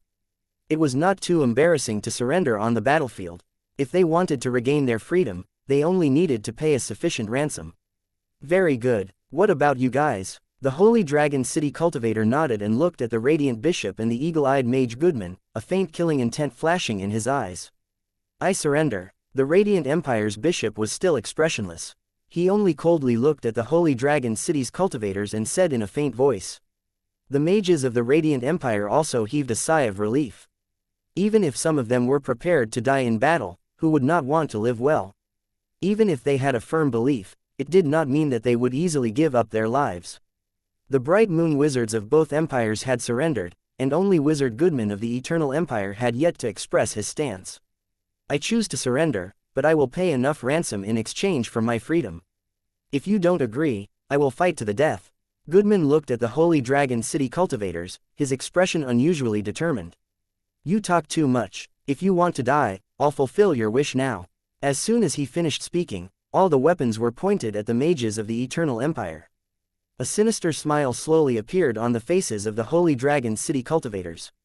Ever since they came to the land of exile, the sabers of the Holy Dragon City cultivators had not drunk blood for a long time. They were eager for a battle and then laughed out loud while stepping on the corpses of their enemies. No, I surrender, a wizard from the Eternal Empire bellowed. He guiltily avoided Wizard Goodman's angry glare and said to the Holy Dragon City cultivators who had unsheathed their battle swords, I surrender, please don't attack. Coward, the Holy Dragon City cultivator snorted coldly. He took out a peculiar-looking chain from his storage space and flew it to the Eternal Empire's wizard. This is an anti-magic bracelet. Wear it and I'll make sure you don't die. Upon hearing this, the wizard from the Eternal Empire immediately took the shackles and fastened them around his hands. The sorcerer from the Eternal Empire fell to the ground the moment the anti-magic bracelet was fastened. However, he had just let out a cry when a Holy Dragon City cultivator caught him in the air and sent him to a warship that was hovering at the side. All the mages looked at this scene in silence, their hearts full of sorrow. After all, a mage with their mana sealed was basically a cripple at the mercy of others. Such a situation would soon happen to them. As for Mage Shan and the other two, they all looked at the Holy Dragon City cultivator's storage ring, their hearts filled with shock. This is a Xianxia storage equipment. Mage Shan muttered to himself, his eyes shining. When he noticed that almost every Holy Dragon City cultivator was wearing a ring of the same shape, he was immediately shocked.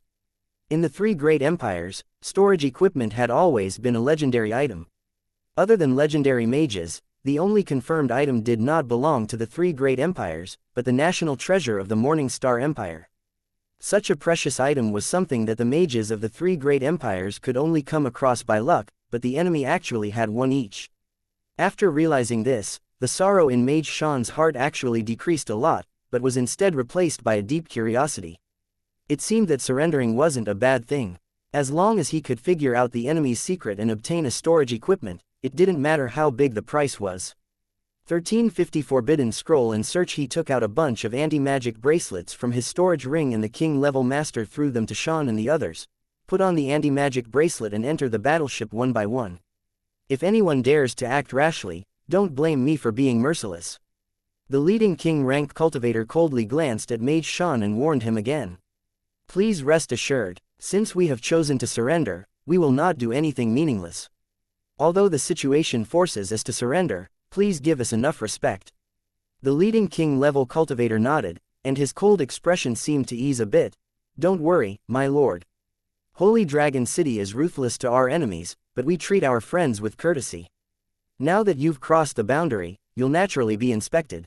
Please enter the warship. Mage Shan nodded, then said, then can you tell me what kind of god Holy Dragon City is? The leading king-level cultivator coldly glanced at Shan and said, there are some things that you don't need to know right now.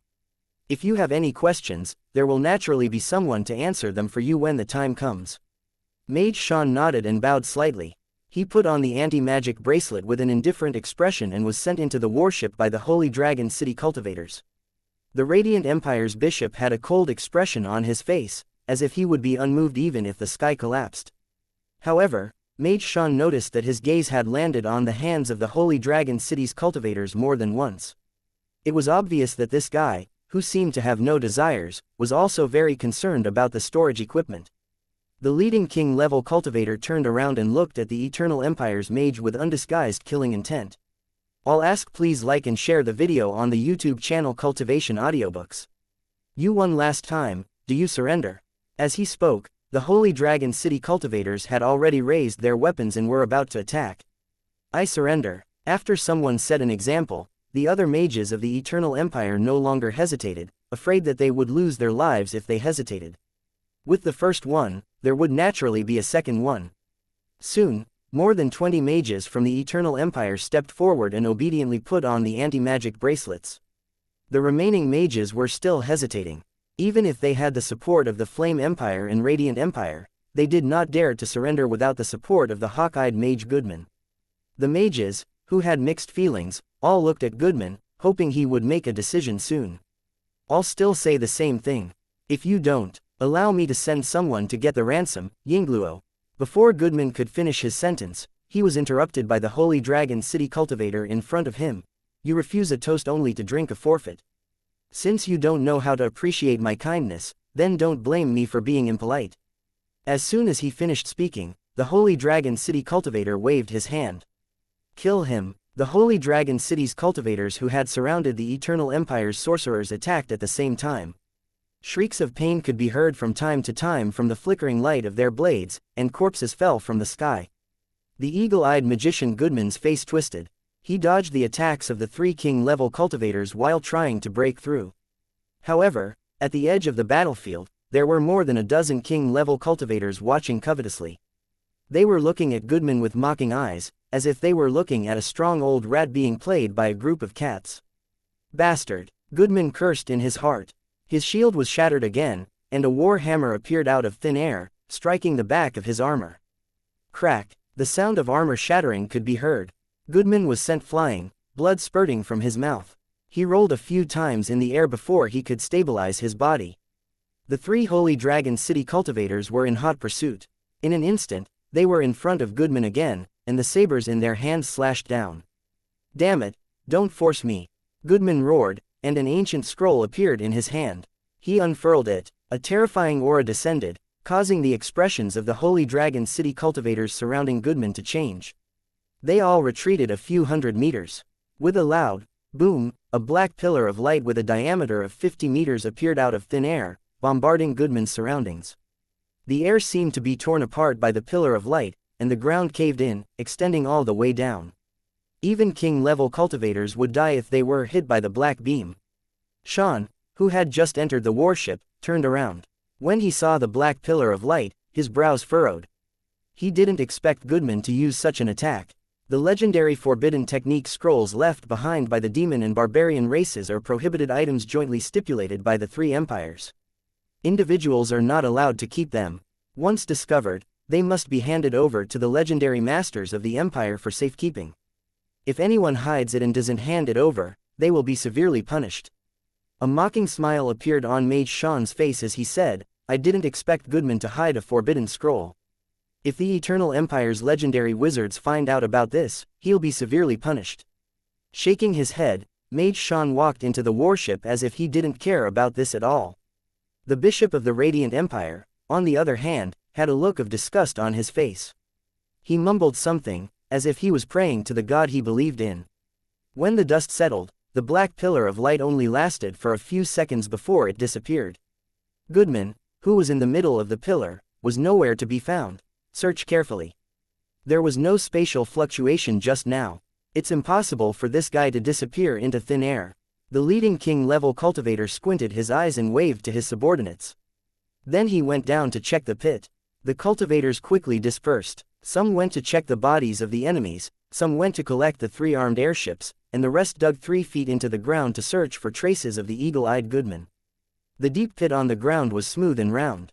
Under the crushing of the terrifying gravity, some places had already crystallized, and one could faintly see a person's shadow. He bent down to take a look.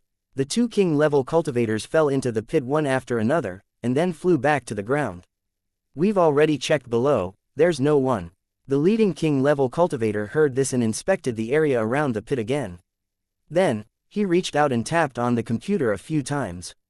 Just as he finished his operation, a red light screen suddenly appeared on the small battleship above his head.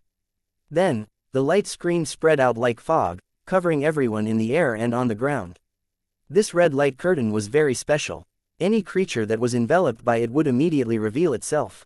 Even if they used special methods to hide, it was impossible to avoid the detection of the red light. The device that emitted the red light screen was a large-scale reconnaissance device developed by the Holy Dragon City. Through the combination of runic magic circles and various technologies collected by the Holy Dragon City, it could easily search for all hidden targets within a 10-kilometer radius. Even underground creatures would not be missed.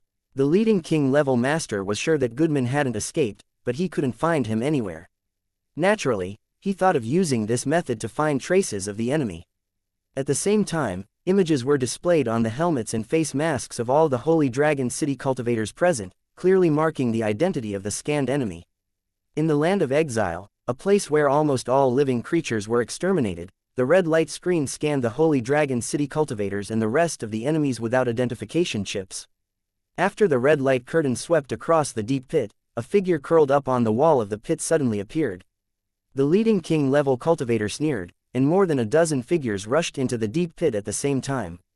A few seconds later, Goodman's angry roar of disbelief came from the bottom of the pit. 1351 heading to Holy Dragon City, won. After a short fight, the eagle-eyed mage could only surrender. When he saw that the Holy Dragon City cultivators were merciless and vowed to kill him, he immediately panicked and shouted in surrender. The forbidden scroll he had hidden had not killed a Lu Cheng cultivator, and his life-saving method had been seen through. Goodman was at his wit's end. He knew that if he continued to resist, he would die. Under normal circumstances, mages of his status would try their best to keep him alive so that they could obtain more information. After all, the value of a living person far exceeded that of a corpse. Goodman's guess was right. In a situation where they knew nothing about the three great empires, a bright moon mage with high authority like him was of great value. That was why the Holy Dragon City's cultivators had been ordered to capture him alive before the war. Therefore, when Goodman surrendered, the cultivators put away their weapons and subdued him even though the sword was already on his neck. "Behave yourself, or you'll suffer," the leading cultivator warned Goodman and led him to the small battleship in the air. Goodman let out a sigh of relief, but his eyes glinted. It was unknown what he was planning. With Goodman captured, the battle officially ended.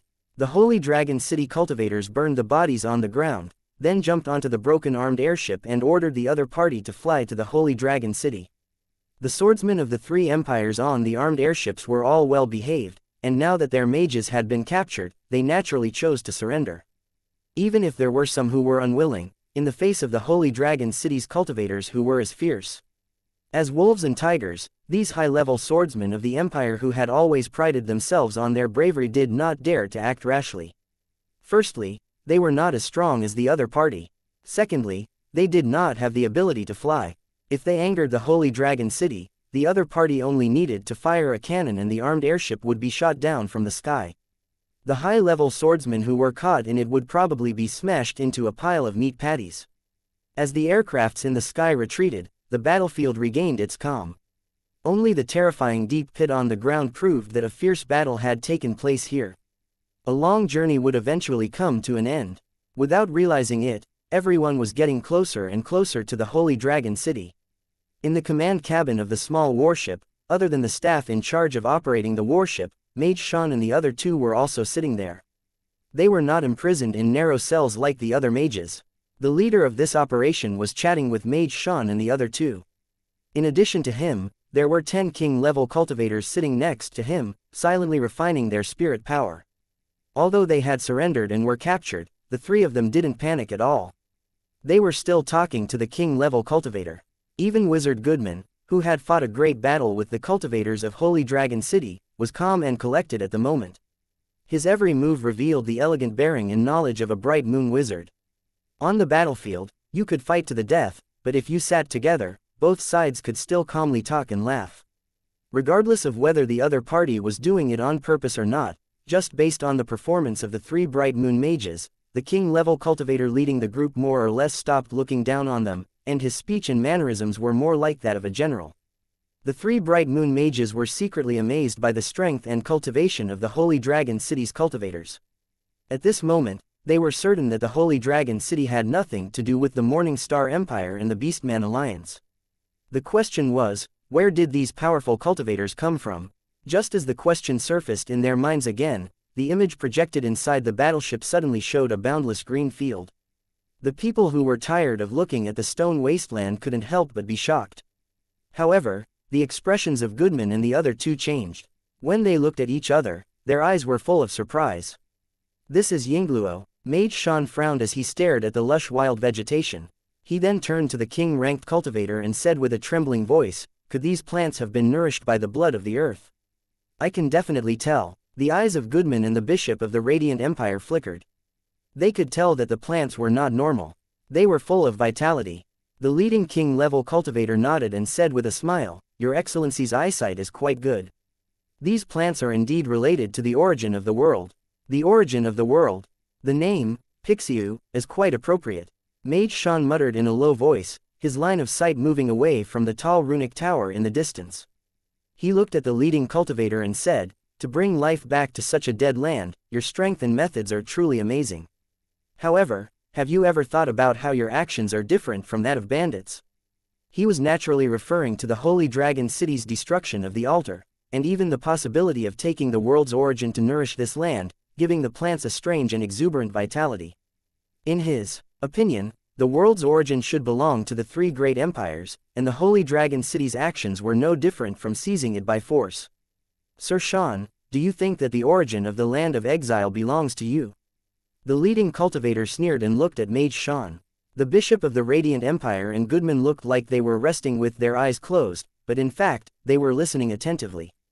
"Of course it belongs to our three great empires. After the defeat of the demon and barbarian races, this land changed hands. Although the remaining demons and barbarians deserve to die, we still let them live here out of compassion, but that doesn't mean we've given up on this place. Your current actions are no different from an invasion. Could it be that you wish to start a war with our three great empires?" The leading king-level cultivator sneered and pointed at the ground below the battleship. "Your three great empires claim that this land belongs to you, but have you asked the survivors of the demon and barbarian races? You should know that they are the owners of this land.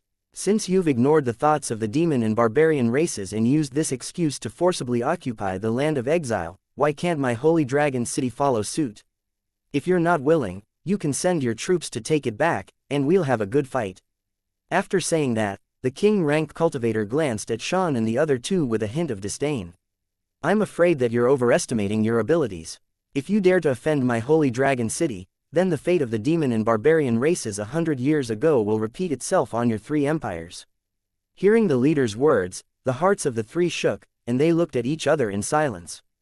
If the Holy Dragon City was determined to be the enemy of the three great empires, then the empires that were originally wary of each other would probably have to reconsider their cooperation and deal with this mysterious enemy that had suddenly appeared from the land of exile.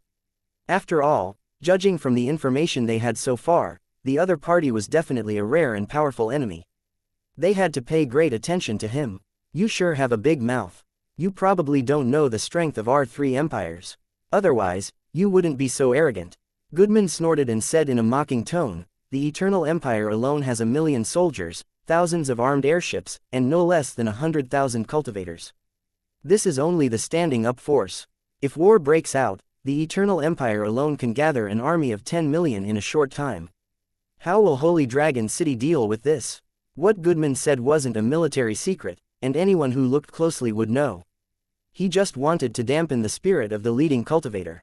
Since Holy Dragon City was a city, how could it be compared to a huge empire? The leading cultivator heard this and laughed disdainfully. He didn't seem to take Goodman's words to heart. Seeing this scene, the hearts of the three mages sank, and a trace of worry appeared in their eyes. 1352 Miracle City in the Banished Lands won. No matter how far a journey was, there would always be an end. After flying a long distance, Holy Dragon City finally appeared in front of everyone. The first thing that came into view was an endless stretch of metal buildings. They had different styles and were easily tens to hundreds of meters tall. Some buildings were even comparable to mountains. These metal buildings were divided into different areas according to different styles. Wide and flat roads crisscrossed, and the roads were full of exotic flowers and plants. There was also an endless stream of people going back and forth. The Holy Dragon City was no longer just filled with humans. Many foreign cultivators had also joined the Holy Dragon City for various reasons, so the residents of the building had long gotten used to it. However, to Mage Shan and the others, it was a rare sight. Of course, the most eye-catching thing was the indestructible metal buildings. Under Tang Zhen's investment that disregarded the cost, the number of metal construction bugs grew larger and larger. The construction speed of the metal buildings also became faster and faster. They had already begun to take shape. When they flew past these metal buildings, they could see some strange objects placed on them from time to time. Mage Shan and the others could intuitively conclude that these were definitely special weapons used to defend against air raids. With flying machines far more powerful than the three empires, the strength of the cultivators could only be stronger. In addition, with the air defense weapons that could be seen everywhere, it would be as difficult as ascending to the sky to attack this place. Suppressing the shock in their hearts, the three of them looked at the tall buildings in the distance. They had never heard of such a huge building. The current Holy Dragon City was no longer the same as it was in the past. Putting aside the auxiliary cities, the main city's area alone was already comparable to a mountain.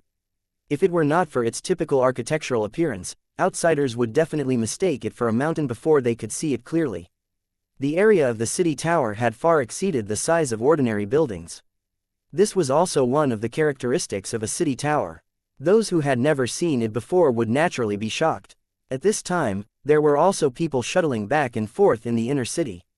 Cultivators in black armor could be seen everywhere, making it unusually lively. Even the imperial capitals of the three great empires were not as prosperous as this. Looking at the giant city tower that stood on the green field, the three of them were dumbfounded. They really couldn't imagine how such a majestic city could appear in a barren land like the Banished Land.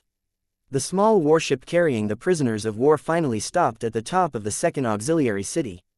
At this time, on the roof of the building that was as large as a giant square, there were already many cultivators waiting quietly, watching the small warship slowly land on the open space. "The three of you, please follow me. Our city lord would like to see you." The leading cultivator walked off the warship and saluted the other king-level cultivator who had been waiting for a long time. He then turned around and spoke to the three of them. Mage Shan, who had been curious about Holy Dragon City for a long time, saluted the leading cultivator and bade him farewell. Then, he followed the 20 cultivators from the tower and flew off from the top of the auxiliary city, heading straight for a giant tree in the distance.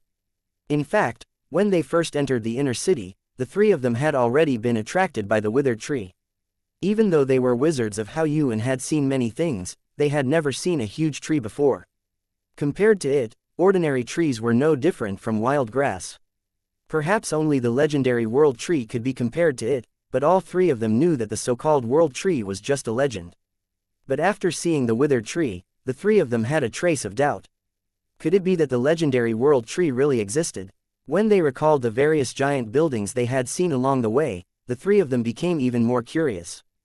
They were eager to know the origin of this Holy Dragon City. In the blink of an eye, everyone had already flown under the giant tree. A group of men and women in white robes were sitting cross-legged under a withered tree. There were thousands of them in total. They were cultivating with no distractions in their hearts, as if everything in the outside world had nothing to do with them. After seeing these white-robed cultivators, the hearts of the three mages trembled because they felt a terrifying spiritual force field connected to the withered tree. Just by getting a little closer, the three of them felt their hearts palpitate. If this spiritual force field attacked them, they probably wouldn't be able to hold on for a few seconds before being crushed into powder by this terrifying spiritual force field. Behind these white-robed cultivators, a young man in purple armor stood with his hands behind his back. He was looking at the withered tree trunk very seriously. All of the Holy Dragon City's residents recognized Tang Zhen, but Mage Xiaoan and the other two had never seen him before. So, when they discovered that this city lord, who filled them with curiosity, was so young and only third rank, they couldn't help but feel a little surprised. Even so, the three people's expressions remained unchanged as they secretly observed at the same time. Ever since they entered Holy Dragon City, all they could see were black armored cultivators, but there was only one person in purple armor. The three of them didn't need to guess to know that the young man was the city lord that the cultivators were talking about. Even if this young man's cultivation was pitifully low, the three of them still didn't dare to underestimate him. Who knew if this was the other party's true strength? Even if the other party's strength was low, his status as the city lord and the fact that he could mobilize king-level cultivators at will were enough to make Mage Shan and the others carefully deal with him.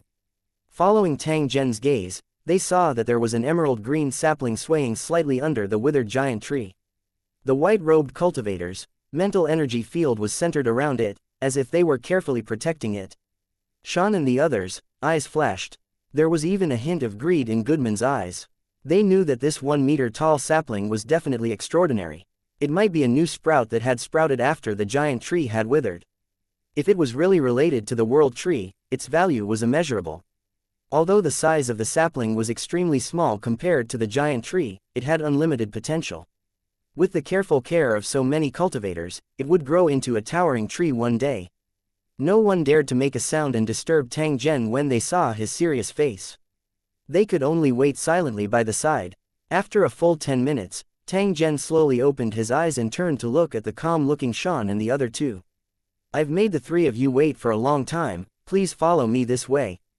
Tang Zhen led the way after saying that, after which, everyone passed through the flat grass and headed straight for the lake in front. No one spoke along the way. They only stopped when they entered a pavilion in the middle of the lake. 20 Lu Cheng cultivators stood guard in the long corridor in the middle of the lake. After Tang Zhen invited Mage Xiaoyan and the other two to sit down, he casually placed some wine and refreshments on the table. "Please don't take it to heart if I've been a little slow on the way. This is a special drink from Holy Dragon City. It can effectively increase the strength of one's spiritual power." Mage Shan and the others picked up the spirit jade teacup and looked at it with surprise. After drinking it, they couldn't stop praising it. There were many good things in Holy Dragon City. Just this spirit jade teacup and special drink alone were worth tens of thousands of gold. After Tang Zhen sat down, he glanced at the three mages and softly said, "I'm sure you've seen the entire Holy Dragon City just now. I wonder what the three of you think of Holy Dragon City." Goodman's eyes flickered, and the Bishop of the Radiant Empire still looked as if he was in a daze. Only Mage Shan replied, "You're too kind, City Lord. Since we've chosen to surrender, we naturally have the awareness to surrender. Besides, other than our cultivation being sealed, we've not suffered any grievances. You asked about our impression of Holy Dragon City, and I can only say that although it was only a quick glance, it was enough to conclude that your side is powerful. It's for this reason that we chose to surrender. We've embarrassed ourselves in front of the City Lord." Tang Zhen nodded. "A wise man submits to circumstances. If you choose to resist, I'm afraid you won't have the chance to appreciate the Holy Dragon City's scenery. We won't have the chance to sit down and talk." Mage Shan nodded, then turned to Tang Zhen. "So, what does the City Lord want to talk about by bringing us here?" "Naturally, we're talking about the damage the three great empires have done to the demon and barbarian races in the past 100 years, as well as the specific compensation." Tang Zhen's words had just fallen when the expressions of the three mages suddenly changed. 1353 taking the initiative to attack one. Tang Zhen picked up the spirit jade teacup and took a sip. When he looked at the gloomy-looking Mage Xiaoyan, he appeared calm and composed. After taking a deep breath, Mage Shan said in a serious tone, "Your Excellency must also be clear that war is a type of conflict of interest. The winner enjoys the benefits, and the loser spits his life on the ground. This has never changed since ancient times. The demon and barbarian races invaded our three great empires 100 years ago. This was an act of injustice, and it was only natural for them to fail. As for the damage you said to the demon and barbarian races, I'm sorry, but I don't think so. If we have to talk about damage, it's the damage that the demon and barbarian races have caused to our three great empires. Close to 10 million innocent people have been affected by the flames of war, countless people have died, and many prosperous cities have been burned to the ground." Mage Xiaoyan looked at Tang Zhen, his tone had a faint reproachful tone. "They did such a thing. Don't they know what's right and proper for them to be punished?" On the side, Goodman secretly laughed, thinking that this Mage Shan's temper was still the same as before. He would definitely be the first to speak when he encountered this kind of situation. He just had to keep his mouth shut and watch the situation develop. If there was a chance, he would immediately escape from here. However, when he thought of the Holy Dragon City's impregnable defense system and the cultivators in the city everywhere, he felt a little irritated and couldn't help but curse. Tang Zhen by the side smiled and shook his head. He softly said, "No matter how the war started, the victims were the people of both sides. The three empires suffered losses, but what about the demon and barbarian races? But why did you forcefully imprison the remnants of the demon and barbarian races after you won, and at the same time, secretly extract the natural source of the land of exile? Open your eyes and take a look. The land of exile has now become a dead zone. You don't need to personally make a move, and the demon and barbarian races will be completely exterminated." Tang Zhen gently clapped his hands and coldly said, "The three empires are really good. Not only can they benefit, but they can also get themselves out of this matter. It's killing two birds with one stone. You can send someone to inform the three great empires of this matter. Tell them that the Holy Dragon City will seek justice for the demon and barbarian races. The three great empires will either compensate or start a war. If they dare to ignore Wufu, Tang Zhen coldly laughed. He raised his hand and pointed in the direction of the Great Wall of Miracles. Mage Xiaoan and the other two didn't know what was going on. They looked in the direction of Tang Zhen's finger at the same time, and their faces were filled with surprise. In a certain corner of the Holy Dragon City, a silver-gray cylindrical object was making a loud noise. It rushed from the ground to the sky at high speed. Under the push of the spurting flames, it flew straight in the direction of the Great Wall of Miracles. What is this? Mage Shan instinctively felt a trace of danger. He knew that this silver-white cylindrical object was not an ordinary object, so he subconsciously asked, "A special weapon made by my Holy Dragon City? Even if it's 10,000 miles away, it can arrive in an extremely short time and lock onto the target to launch an accurate attack. As for its destructive power..." Tang Zhen's tone turned cold when he spoke up to this point. He indifferently said, "It's easy to destroy a town." When the three Bright Moon Wizards heard this, they were all shocked. If things were really as Tang Zhen had said, then Holy Dragon City would not need to launch a ground invasion against the three great empires. They only needed to launch a similar weapon every few days, and they would be able to cause chaos in the three great empires. However, after the shock, the three of them thought of a problem at the same time, and their originally nervous mood became a little more relaxed. One did not need to guess to know that this kind of special weapon that could strike a target from 10,000 miles away must be extremely expensive to make. Even if the Holy Dragon City was rich and powerful, it was impossible to launch it without any scruples. Obviously, its greatest use was to deter and kill high-level targets. Moreover, the three great empires would not just sit back and wait for their deaths. After being attacked by such weapons, they would definitely think of ways to intercept them so that Holy Dragon City would not be able to succeed easily. The hundreds of thousands of mages of the three empires would not be so useless. As long as there was enough time, not only could they intercept this attack, they could even think of a way to counter it. With spears and sharp arrows, there would naturally be sturdy armor and shields. This was naturally the principle of the mutual augmentation and restraint of everything. Tang Zhen naturally guessed their thoughts as he looked at the relaxed expressions of the three mages. A disdainful sneer appeared on his face. With the technology of the original world as a foundation, with the help of the cracked black technology of the Tarobo people, and the essence of technology collected by the Holy Dragon City from various civilizations, they finally created this small but powerful long-range attack weapon. It was easy for such a weapon to destroy a town.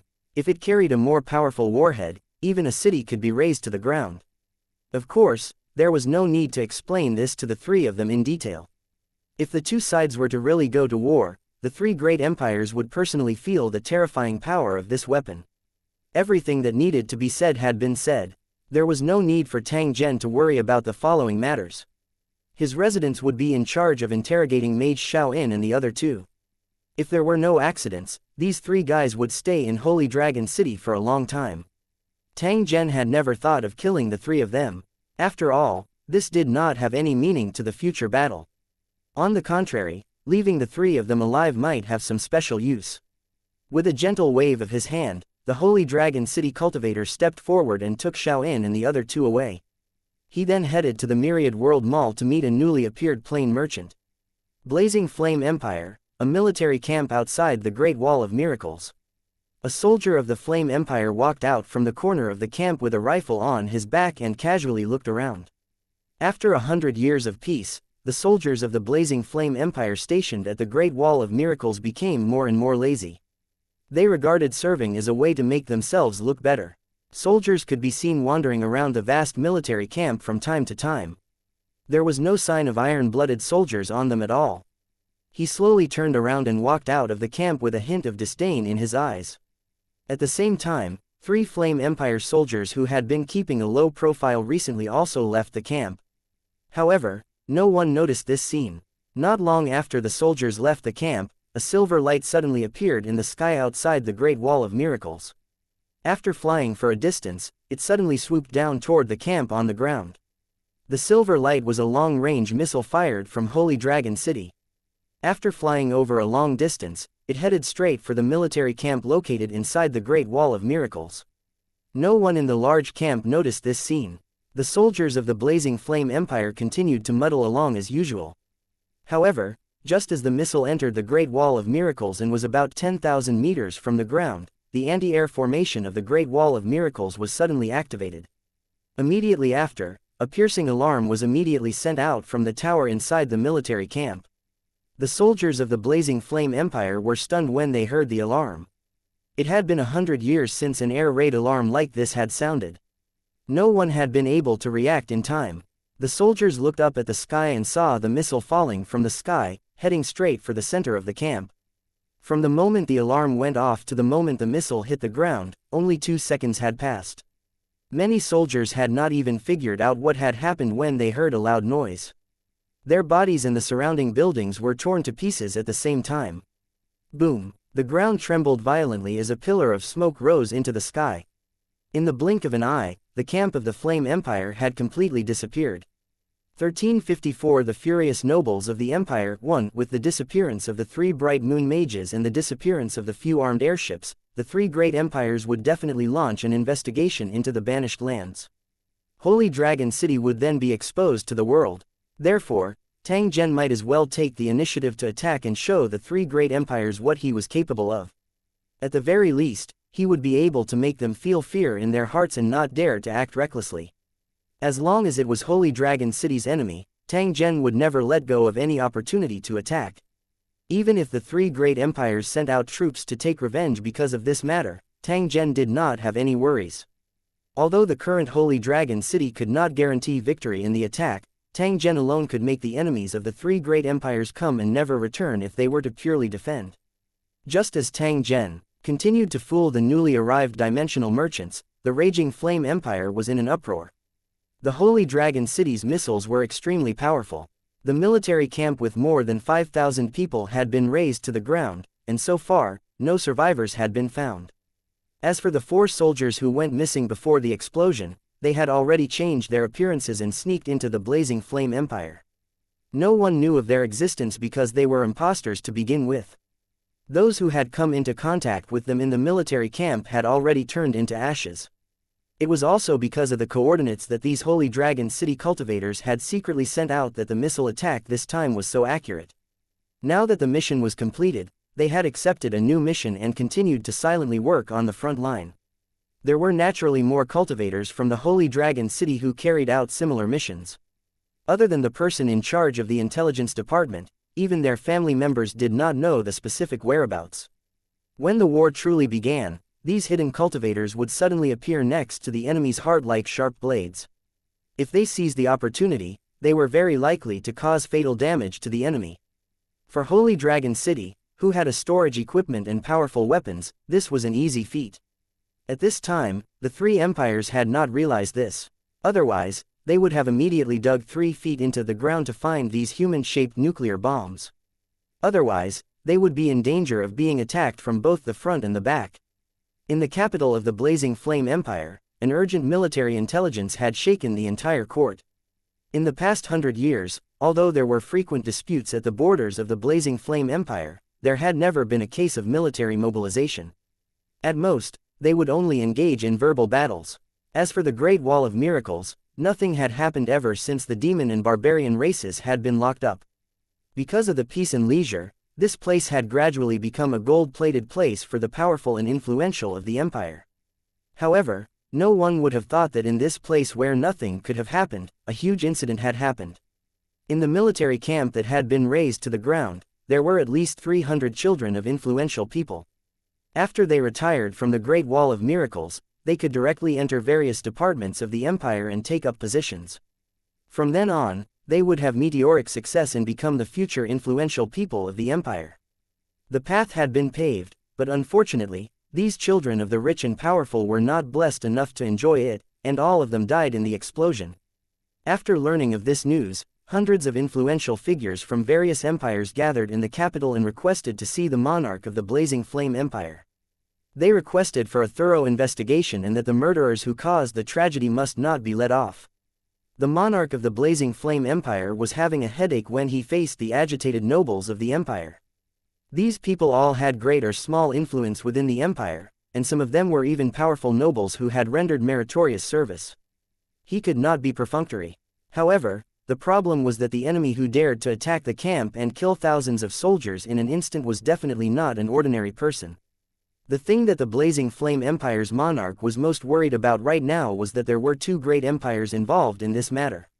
If that was the case, the matter would become extremely troublesome, and a war would break out if they were not careful.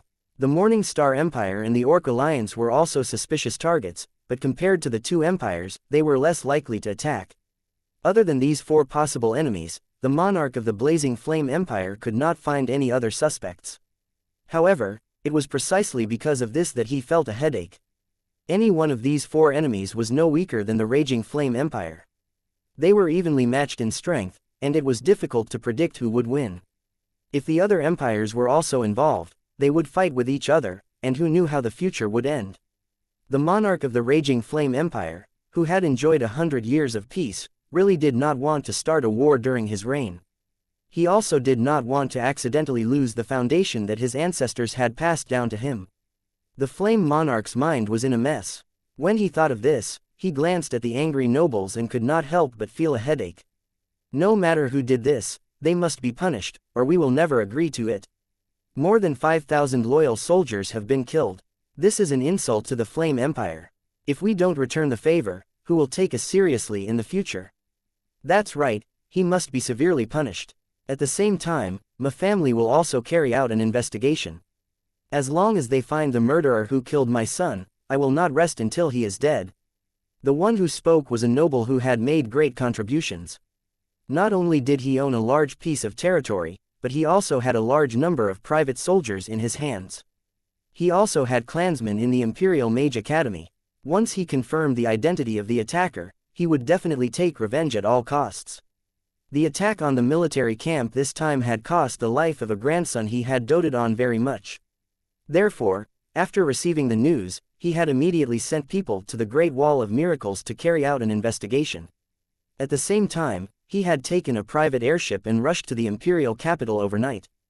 Because of his high position and power, the small nobles all listened to his command and did not give in an inch on this matter.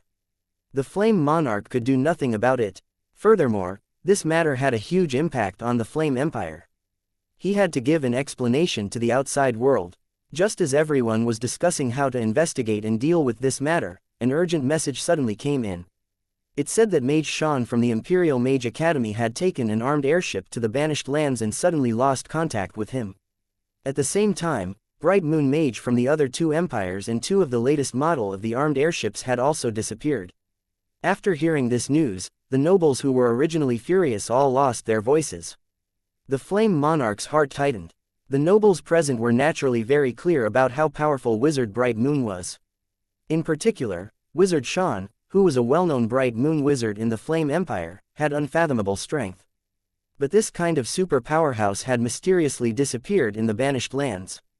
At the same time, more than 20 great mages and hundreds of high-grade swordsmen had disappeared.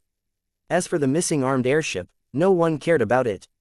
No matter how expensive it was, it could not be compared to a Bright Moon wizard. In fact, the value of a great wizard was far higher than that of the armed airship. When the border military camp was attacked, the dean of the Imperial Mage Academy had also disappeared mysteriously. There must be some connection between these two events. If it was just a simple attack on the military camp, this matter would be easy to deal with. However, if it was linked to the disappearance of the three Bright Moon wizards, the matter would immediately become complicated. Indistinctly, it was as if an invisible black hand had reached out to the three great empires, giving people a feeling that a storm was coming. At this moment, all the nobles had the same thought in their minds. After 100 years of peace, the Flame Empire would no longer be peaceful. 1355 Moving clouds in all directions. 1. The news of the attack on the camp of the Blazing Flame Empire spread quickly, shocking the entire nation. The people had never dreamed that the day before, a day of peace and prosperity, would end up with the dark clouds of war looming over their heads. Because of this incident, the situation in the empire immediately became tense. The laughter and joy of the past seemed to have lessened, and the people's hearts seemed to have become heavy. When the people in the streets and alleys of the imperial capital were chatting, they would always involuntarily bring up this matter. Then, they would complement it with their own analysis and say it clearly and logically, as if they had already understood everything. 3 men make a tiger. As time passed, this matter began to become more and more serious. The originally simple attack became more and more complicated because of the exaggeration of the neighbors and countryside. Because of the fear of war, many people began to hoard supplies, which caused the price of food in many places to soar, which led to more trouble. In fact, not only was the Raging Flame Empire at the forefront of the storm, even the borders of the Eternal Empire and the Radiant Empire were filled with rumors. However, as they had not encountered attacks similar to the Raging Flame Empires, the emotions of the people of the 2 countries were relatively calmer. Even though a bright moon wizard and a few dozen great wizards had gone missing, to the ordinary people, these high and mighty figures were too far away from them, and could not arouse their determination to fight against a common enemy. However, there was still an undercurrent that was constantly surging in private. The royal families of the 2 great empires would naturally not let this matter rest. This was because the value of a bright moon wizard was extremely great, so how could they not ask? Please like and share the video on the YouTube channel Cultivation Audiobooks. About him, hence, the 4th Mage Regiment of the Eternal Empire immediately dispatched 100 great mages, led by a bright moon mage, to board an armed airship and head straight for the exit of the Great Wall of Miracles. The Radiant Empire had even sent 2 bishops and 500 holy light great mages. They rode 5 of the latest model of armed airships and aggressively charged towards the land of exile. This was one of the few major movements that the 3 great empires had made in the past 100 years. It immediately attracted the attention of various forces.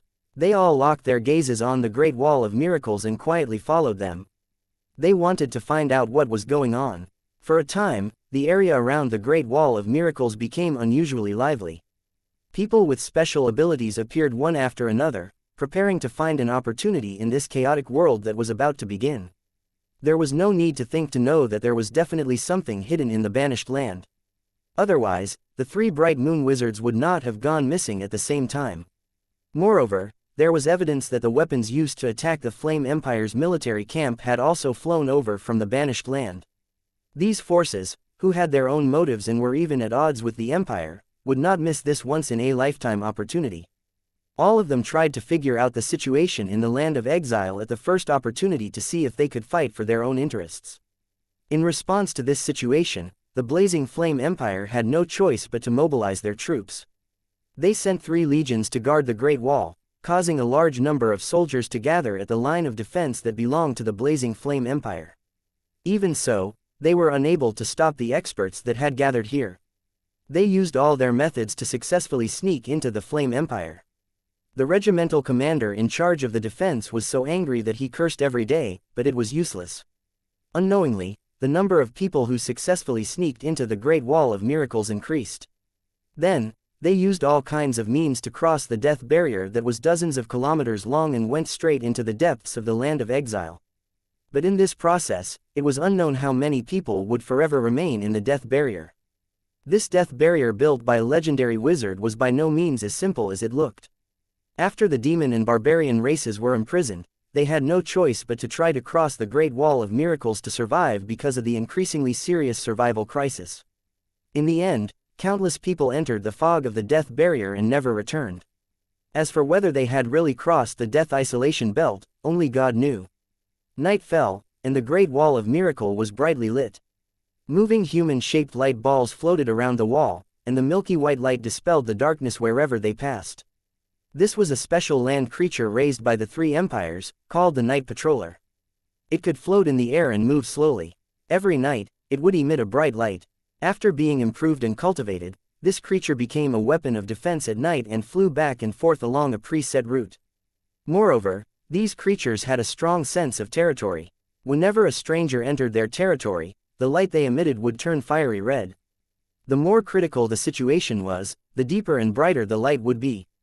If it was on a normal day, a place like the Great Wall of Miracles would never have a defensive item like the Night Patrollers.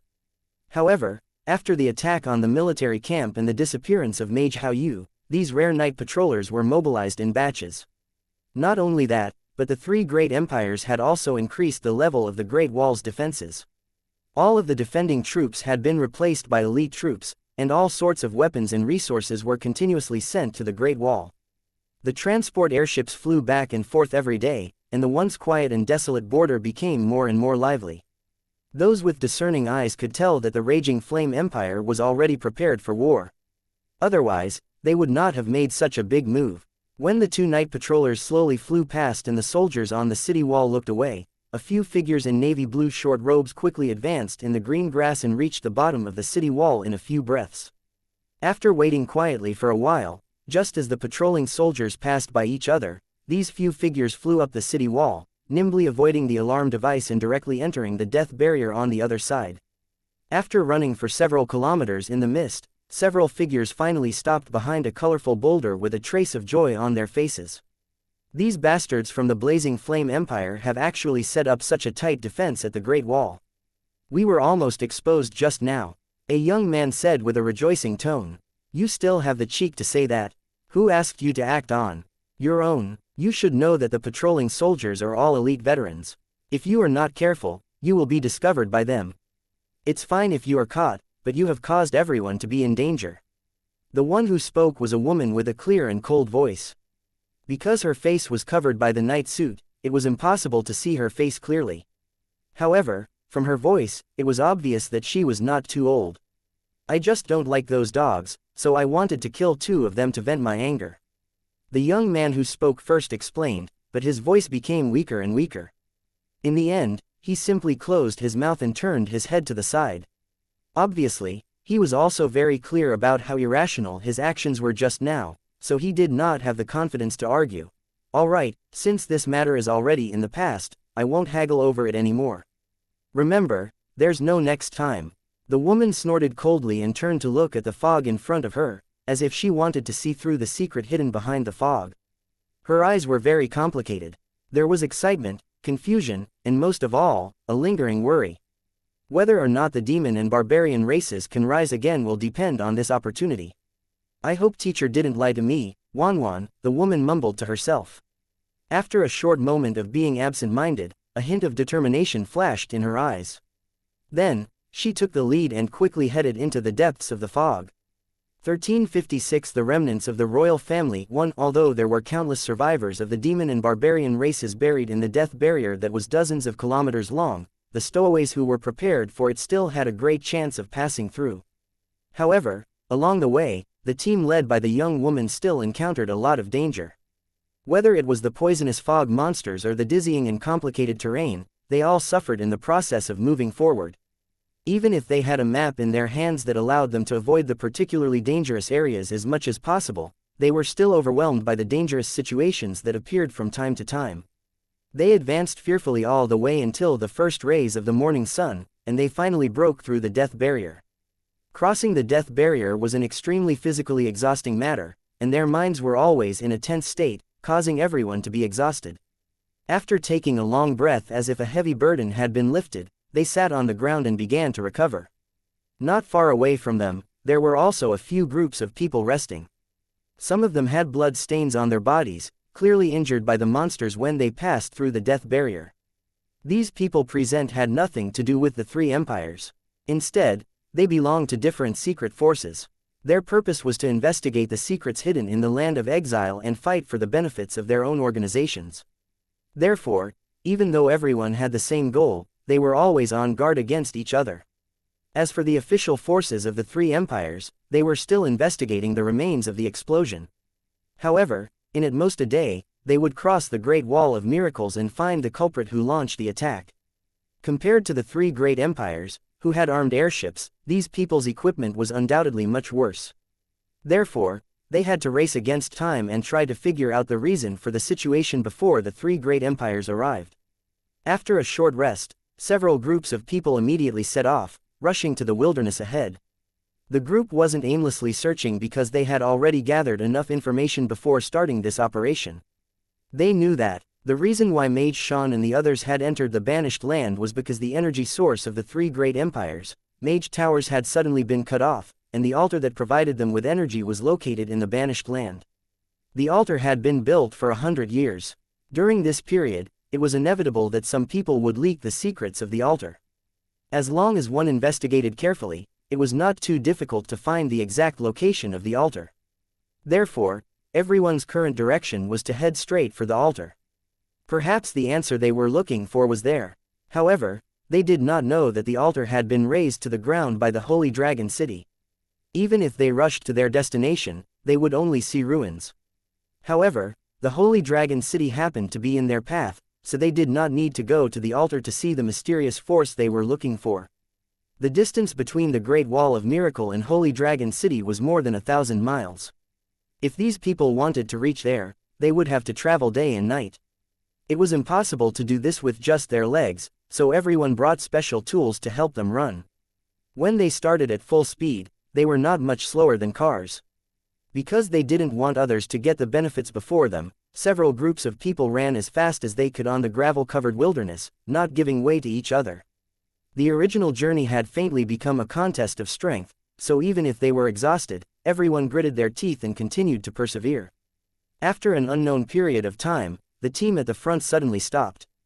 The team in second place also stopped and looked at the ground in front of them. It didn't take long for the team led by the young woman to stop, because in front of them, there was an extremely deep and smooth pit. This is the effect of the Suan Ni's forbidden technique, the black light of death.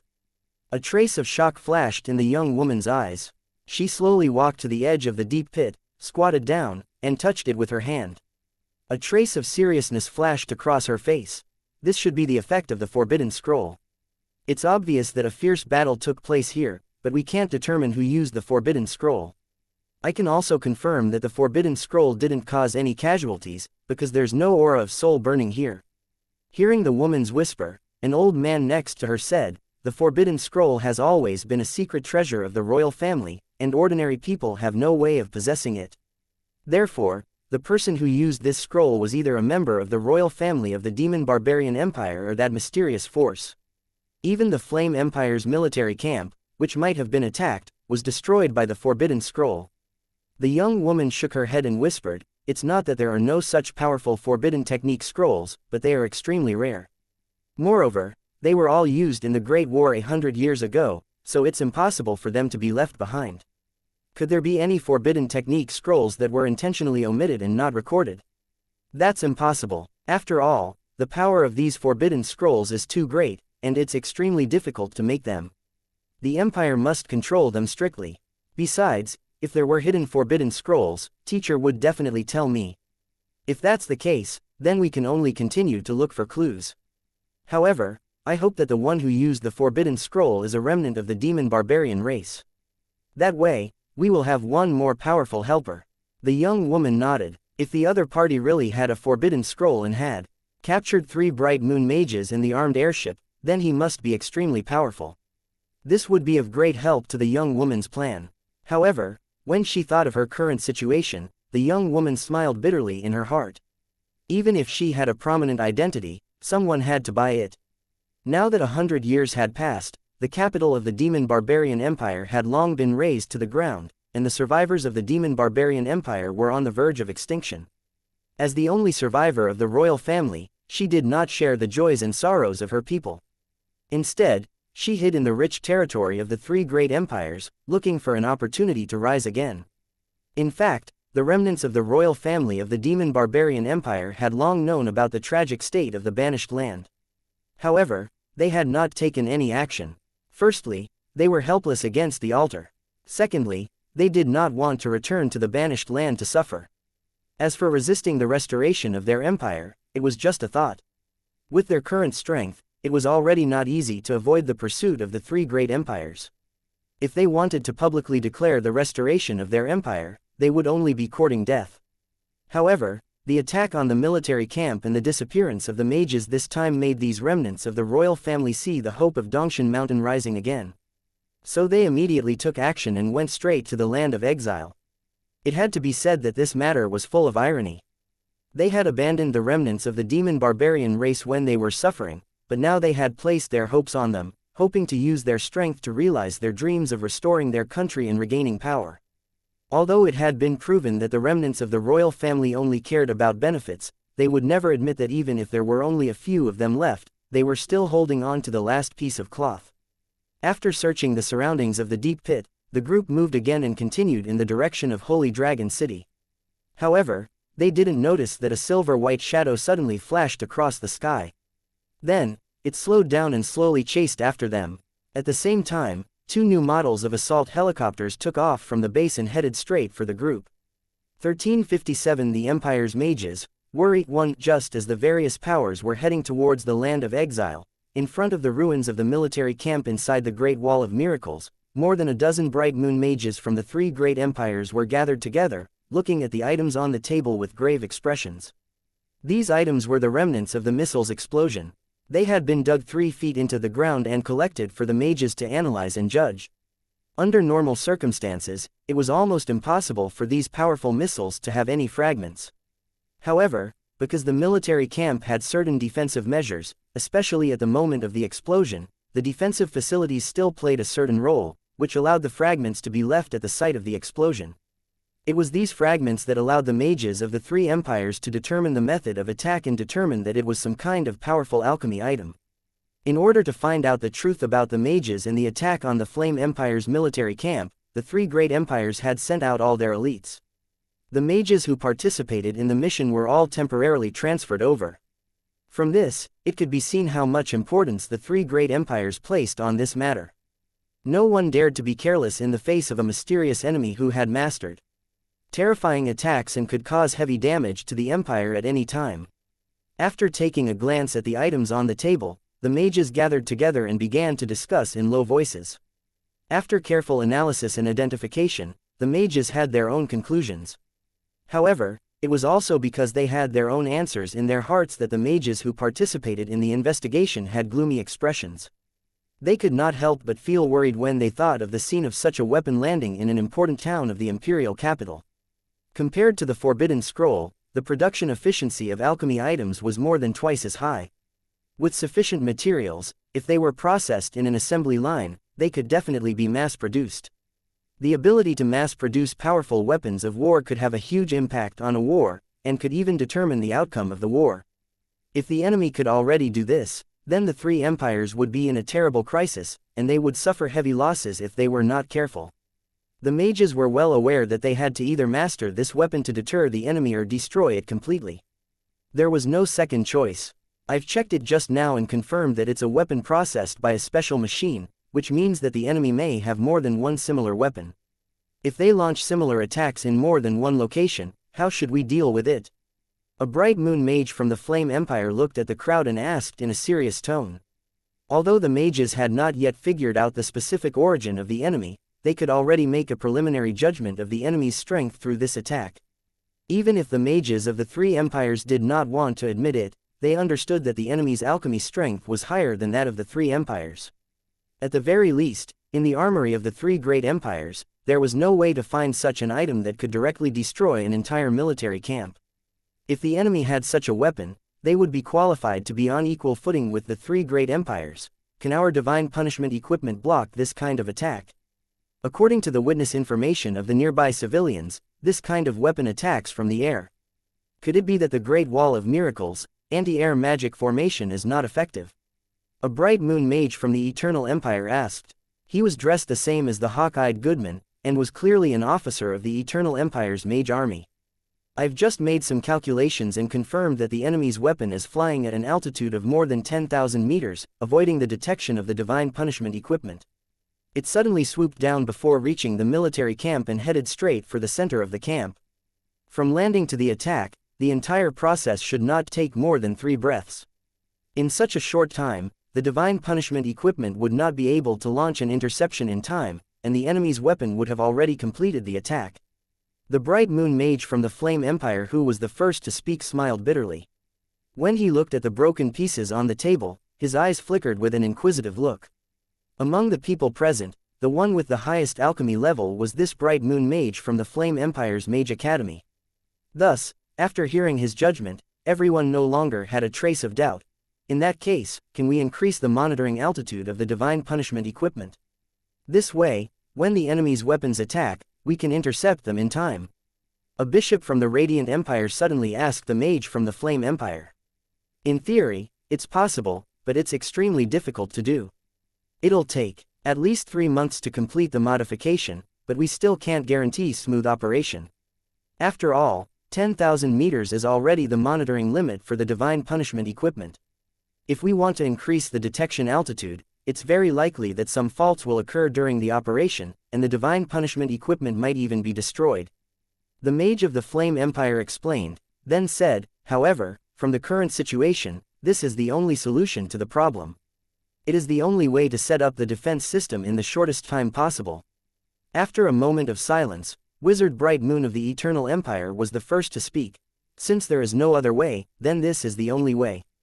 Otherwise, if the enemy attacks again, there will definitely be internal turmoil within the Empire, which will be the worst thing. I agree, since everyone thinks that this is possible, then please send out your own professionals to upgrade and modify the divine punishment equipment as soon as possible. We must complete it in the shortest time possible.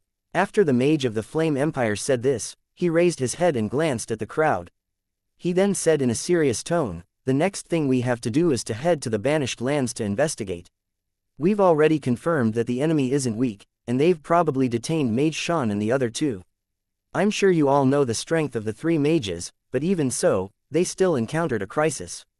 The question is, with our current strength, can we guarantee a safe retreat? After hearing this, the mages fell silent again. It was clear that they were also thinking about this question. No matter how strong the enemy is, we must go to the land of exile this time. If there are any accidents, inform the Empire to make preparations at once. In addition, we can also use a long-distance projection technique to send the entire exploration process to the Empire. This way, even if we encounter danger, the Empire will more or less have some understanding of the enemy's situation. The Eternal Empire's Bright Moon Mage suggested to the people around him after some thought. From the current situation, that's the only thing we can do.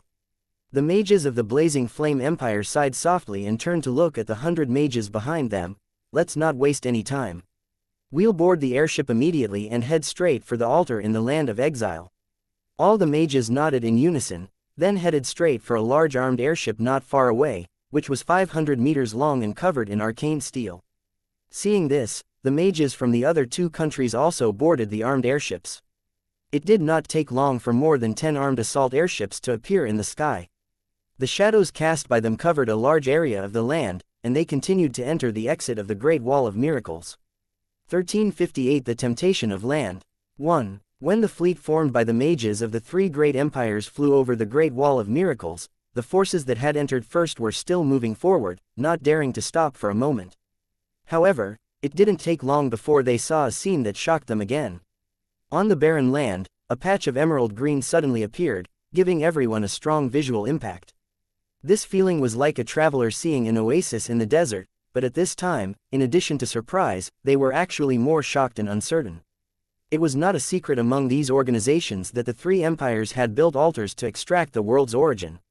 According to investigations a few years ago, it had been determined that the Banished Land had completely become a dead land. The situation was so serious that not even a blade of grass could be seen. It could be said that the land of exile was no longer suitable for living, and no one would want it even if it was given for free. However, when the exiled city regained its vitality and became green with grass, the exiled land was no longer a wasteland that no one cared about. Instead, it was a treasured land that was worth seizing at all costs. Whether it was the vast land or the minerals hidden underground, they all had great value. If one could occupy this land alone, it would only take 100 years to build a powerful empire. At the thought of this, a hint of excitement and greed flashed in everyone's eyes. When they looked at the members of the other forces, killing intent flashed in their eyes. If they really seized this land, then all the other forces present would be enemies. If they killed them, perhaps they could keep the secret for a longer time. However, in the end, no one made a move, because they knew that their biggest enemy was not the other forces, but the powerful 3 empires and the mysterious force that had occupied this place first. If he didn't get rid of these 2 powerful enemies, then all his schemes would be nothing but an illusion. The heir of the royal family of the demon barbarians was also looking at the scene in front of him in a daze. His eyes were filled with surprise and doubt. She really couldn't figure out what had happened to make such a huge green field appear in this barren land. Even if the altar that extracted the blood of the earth was destroyed and the origin of the world slowly recovered, it would take at least more than 100 years for the sporadic land to be green. Could it be that this green field was the work of that mysterious force? But how did they do it? If this was really the doing of that mysterious force, then their strength would have to be re-evaluated, and the situation she faced would become more and more unfavorable. The demon barbarian princess was suspicious, but her subordinates were overjoyed. For these followers, this green land represented the hope of a new life. As long as they managed it well, the demon barbarian empire would very likely regain its former glory. As for the heroes of the empire's restoration, they would also rise to the top from then on. Haha, that's great. I didn't expect such a delightful change to happen on our land. I just estimated that this green field is at least hundreds of kilometers long, which is enough to support the consumption of our country. I was wondering why that mysterious force appeared here. It turns out that they were interested in this green field. Damn it, these guys are really shameless. They occupied our territory without a sound. We have to let them leave this place no matter what. After all, this is our territory. Why should we let them stay here? But what if they don't leave? You should know that these guys aren't weak. Not only did they destroy the Flame Empire's military camp, but they might also be related to the 3 missing Bright Moon Wizards. What are you afraid of?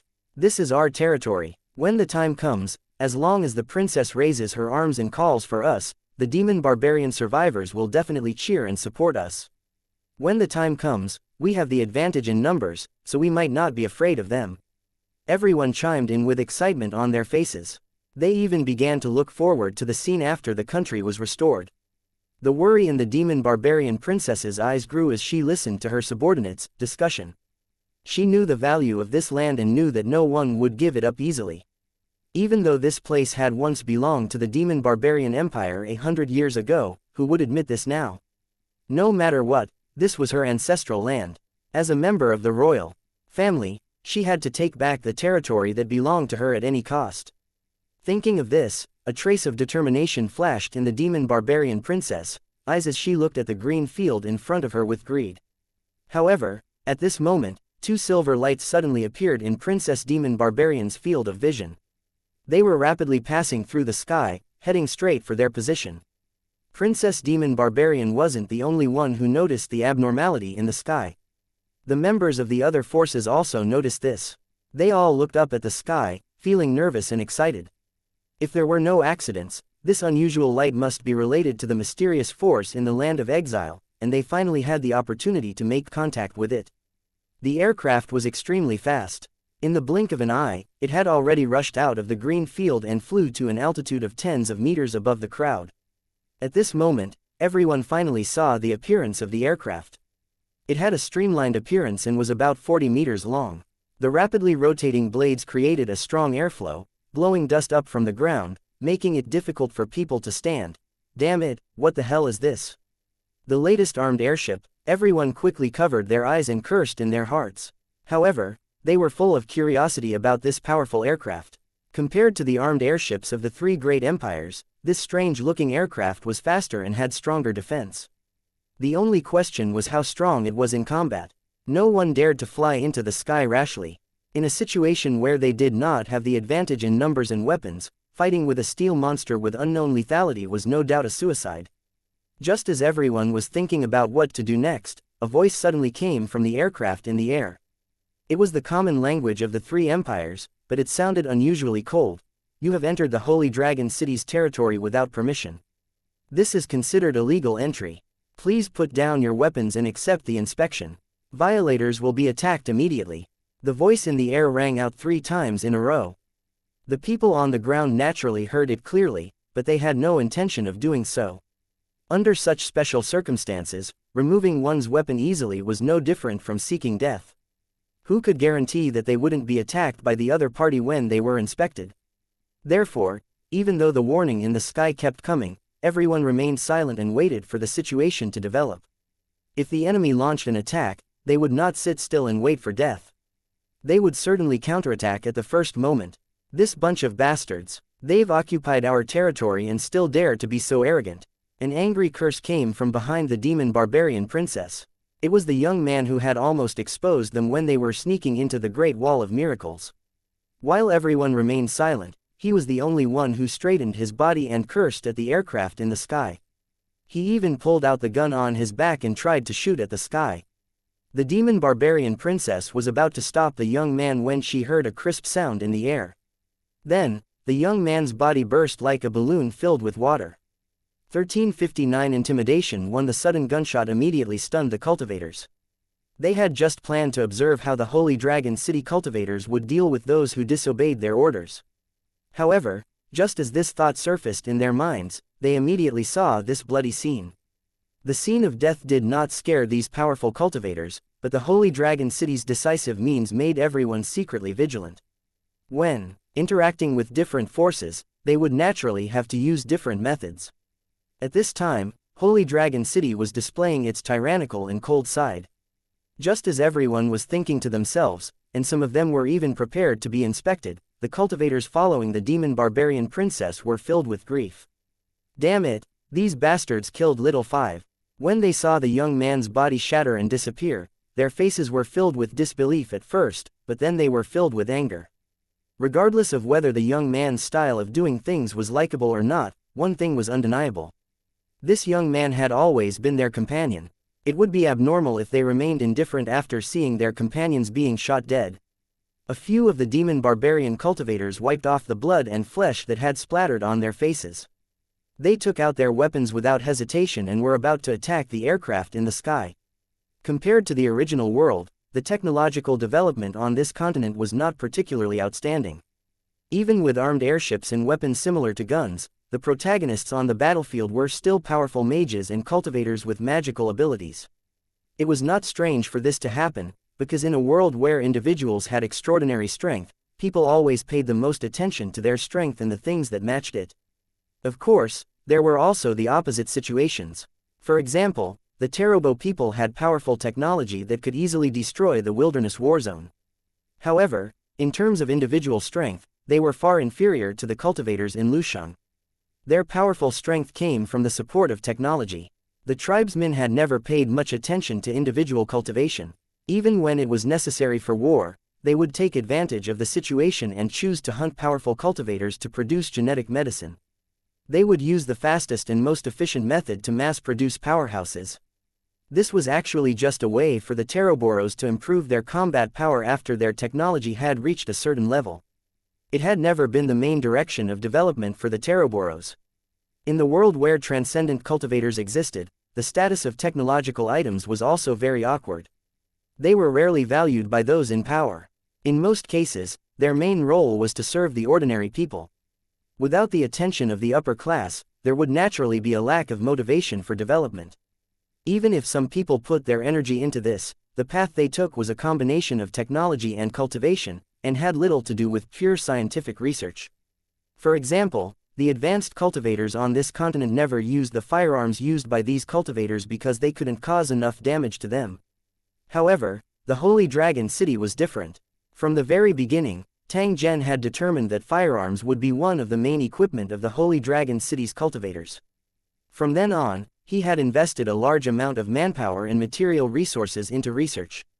This had also caused the weapons used by the Holy Dragon City's cultivators to become more and more powerful. Even if it was used by a king-level cultivator, it could cause considerable damage to enemies of the same level. As the demon barbarian cultivators took out their weapons, the atmosphere became more and more tense. A few groups of people at the side subconsciously avoided these barbarians to avoid harming the innocent. Don't be rash, put down your weapon. Before the demon barbarian princess could say anything, the elder under her command had already stopped her, and cold sweat was dripping down his face. These damn guys never use their brains when they do things. They don't even look at the current situation. Once they anger those guys in the sky, we will all die without a doubt. Elder, they killed Xiaowu, Wuwu. A few of the armed demon barbarian cultivators were furious. They did not understand the old man's order to stop them from retaliating, and there was a trace of resistance in their eyes. However, in fear of the elder's power, they still obediently put down their weapons, but they couldn't help but have a stomach full of anger. Seeing this, the elder heaved a sigh of relief in his heart. He didn't explain, but looked at the sky with a complicated expression. Through the flying dust, he saw two cultivators in black armor slowly lowering their muzzles at the entrance of the aircraft. The terrifying aura of death disappeared. What was certain was that if those idiots had dared to raise their weapons, they would have been attacked from the sky. Under the attack of those terrifying weapons, it was easy to imagine their fate. When the other forces members saw this, they could not help but sigh in their hearts. They had also seen the demon barbarian use actions just now, but they did not say anything to stop him. They only wanted to take the opportunity to see Holy Dragon City's reaction. In the end, the other party did not hesitate and directly killed the youth. In their shock, they also had a preliminary understanding of the Holy Dragon City's ruthlessness. What the demon barbarian cultivators did next would most likely infuriate the Holy Dragon City cultivators and kill them all. In that case, they would have one less competitor. Unfortunately, things didn't go as planned in the end, which made the cold-eyed onlookers secretly feel pity. However, there were also some people who secretly laughed. With this boorish fellow throwing a stone to ask, please like and share the video on the YouTube channel Cultivation Audiobooks. For directions, they also knew what their next step should be. Please don't misunderstand. We have no ill intentions, and we have nothing to do with them. A tall and muscular middle-aged man, whose entire body was covered by a black cloak, shouted loudly. At the same time, he lifted his hood, revealing a face similar to that of a beast. Seeing this wild face, everyone was slightly shocked. They subconsciously thought of a powerful force that was not inferior to the three great empires. That was the Orc Alliance, which the three great empires had many conflicts with. After the destruction of the Demon Barbarian Empire, the Beastman Alliance and the Morning Star Empire had increased their vigilance against the three empires. They had even increased the number of troops at the borders more than once, causing panic among the people. Fortunately, this kind of friction was always controlled within a certain range. Neither side would easily cross the boundary, which was why the war had never really started. However, the three empires knew that the reason the Orc Alliance and the Morning Star Empire didn't use force was that they weren't confident of winning. If the war from 100 years ago happened again, the two empires would definitely seize the opportunity and wouldn't miss it because of their fear. Now that a powerful and mysterious force had appeared in the land of exile, it was reasonable for the Orc Alliance to set their eyes on this place. If this mysterious force could really hold back a part of the forces of the three empires, the Orc Alliance could take the opportunity to launch an official war against the three empires. After thinking up to this point, everyone was no longer surprised by the appearance of the Orc Empire's cultivators. Since the messenger of the Orc Alliance had appeared, the Morning Star Empire would not remain unmoved. Perhaps there was a messenger from the Morning Star Empire among the people present. At this moment, the Orc cultivator was looking at the aircraft in the sky and loudly introduced himself. On behalf of the great shaman of the Orc Alliance, I would like to meet your supreme leader. We have important things to discuss. As the representative of the Orc Alliance revealed his identity, the atmosphere immediately became tense. 1360 The worries of the Orc Alliance. 1. The members of the forces looked at each other with worry. They had originally thought that this operation was only a preliminary probe of Holy Dragon City, and that the participants were only some secret forces. Although there were strong and weak ones, there were no overly powerful forces involved. Even if those powerful forces had the intention to make contact with the Holy Dragon City, they would choose to make their move when they had enough information. After all, to those major forces, every step of the decision was a matter of life and death. They absolutely couldn't act rashly. The Holy Dragon City's attack on the Flame Empire's military camp might also be related to the disappearance of Wizard Bright Moon from the three great empires. From the moment they were revealed to the world, they had already formed enmity with the three great empires. Under normal circumstances, the weaker forces would avoid them like the plague, so why would they come into contact with them so easily? Therefore, when the messenger of the Orc Alliance revealed his identity, everyone was slightly stunned, and then they had a complicated expression. This situation caught them off guard. Compared to a behemoth like the Orc Alliance, the organization behind them was nothing.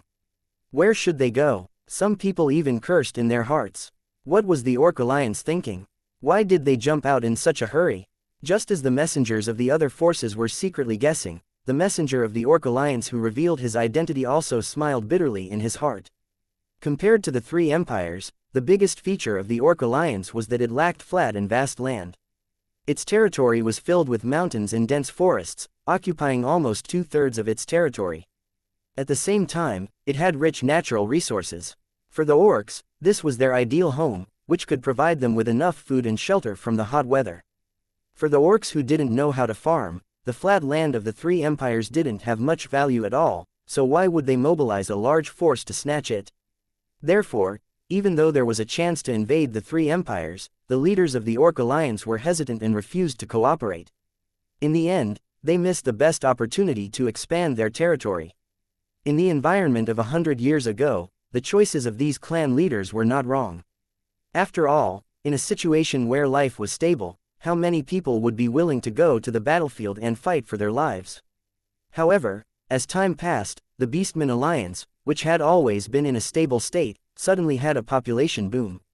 The number of people from various races increased, and the once rich forest could no longer provide them with enough resources. In just a dozen years, the citizens of the Orc Alliance were threatened by hunger and poverty, and the entire alliance was in constant danger. In particular, during the severe famine a few years ago, many orc races had suffered heavy casualties. In order to obtain enough food, these disaster victims began to plunder and attack other races. There were nearly 1,000 battles, and after each battle, corpses were strewn all over the ground. Due to the special geographical environment, this news was not spread. However, through this incident, the leader of the Orc Alliance finally realized the huge hidden danger within the alliance. If they did not solve the population and food crisis as soon as possible, the Orc Alliance would fall apart without the enemy's attack. It was only at this moment that the Orc Alliance turned their attention back to the three empires, and finally discovered the benefits of having plains. The three great empires had vast fields, and they were all cultivated. Even in the years of drought and flood, there had never been a famine. This was because the mages could also use special methods to improve the weather, allowing the three empires to have a harvest almost every year. There was no need to worry about food. The people of the three empires lived and worked in peace, and the strength of the countries naturally increased rapidly. Most importantly, after defeating the demon barbarian empire, the three empires had received extremely generous rewards. Although they did not know the specific details, they could be certain from the increase in the number of wizards that the three empires had made a lot of money. The rewards from winning the war were so generous and attractive. After seeing the carefully collected information, the leaders of the Orc Alliance were speechless. 100 years ago, the Orc Alliance could compete with the three empires, but now, the only advantage of the Orc Alliance was that they had more people.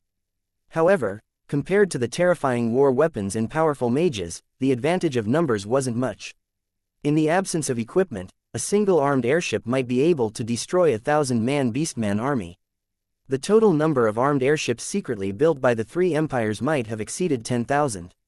Realizing this, the leaders of the Orc Alliance began to reflect on their actions. At the same time, they began to formulate war plans against the three empires. Now, the entire alliance had been mobilized and actively prepared for the war. So even if the Holy Dragon City did not appear, the Orc Alliance would still launch a war against the three empires in a few years. When the Orc Alliance discovered that a mysterious force that could possibly contend against the three great empires had appeared in the Banished Lands, they immediately made a decision in the shortest time possible. If the Holy Dragon City was qualified to cooperate, they would do everything in their power to rope them in for cooperation. Originally, all of this was to be done in secret. However, as they had a preliminary understanding of Holy Dragon City's strength and the situation became more and more tense, the messenger from the Orc Alliance decided to reveal his identity and try to complete the mission as soon as possible. Even if the people present sensed the intention of the Orc Alliance, the Orc messenger did not care because he had no intention of letting them leave alive. The members of the other forces did not know that the messenger from the Orc Alliance had already put them on the death list. As long as they returned to the Great Wall of Miracles, they would immediately be hunted down. Everyone was thinking about the Orc Alliance's intentions. When they thought about the chaotic world that was about to appear, they immediately fantasized about how to seize the opportunity to obtain wealth and fame for themselves. When the cultivators of the Orc Alliance revealed their identity, the aircraft in the sky suddenly became quiet. However, it still stopped in the air and looked down at the people. Messenger from the Orc Alliance, our city lord has accepted your request. Now, please lay down your weapon and stand in the light screen to wait for the arrival of Holy Dragon City. The cold voice sounded again, but the messenger of the Orc Alliance was happy. He waved to his followers and walked toward a light screen on the ground. Seeing this scene, everyone's heart jumped again, and their eyes became more and more complicated. Not far away, the demon barbarian princess, who was watching coldly, narrowed her eyes. The appearance of the messenger from the Orc Alliance made her feel a sense of danger. It should be known that the demon barbarian royal family, which only had a few thousand followers, was nothing compared to the powerful Orc Alliance. If the mysterious force chose a partner, the Orc Alliance would obviously have a greater advantage than him. Thinking of this, the demon barbarian princess became more and more worried. She began to think about how the mysterious force would treat her after her true identity was exposed. Would they ignore her, or would they kill her? Or could he be used as a puppet to win over the remaining demon barbarians in the land of exile? Perhaps from the very beginning, it was a mistake for him to try to get in touch with this mysterious force. At the very least, he had to observe for a period of time before making a decision. After looking around, Princess Demon Barbarian approached one of her subordinates and whispered something. The subordinate nodded and passed on the princess's order to his other companions. Then, he slowly retreated in silence. However, they didn't go far before nearly 100 black-armored cultivators flew out of the aircraft in the sky and surrounded them. Each cultivator of Lusheng City carried a single machine gun in their hands. The thick barrel revealed a trace of coldness, which was daunting. However, what shocked everyone the most was the strength of these cultivators. Every one of them could actually fly in the air, which proved that they were at least level 6 and above, comparable to the advanced mages of the three empires. A king-level cultivator stepped out of the crowd and coldly glanced at the demon barbarian princess and the others who were trying to escape. He said in a cold voice, "From now on, place your weapons on the ground one by one. Then, you will be inspected until your identities are confirmed."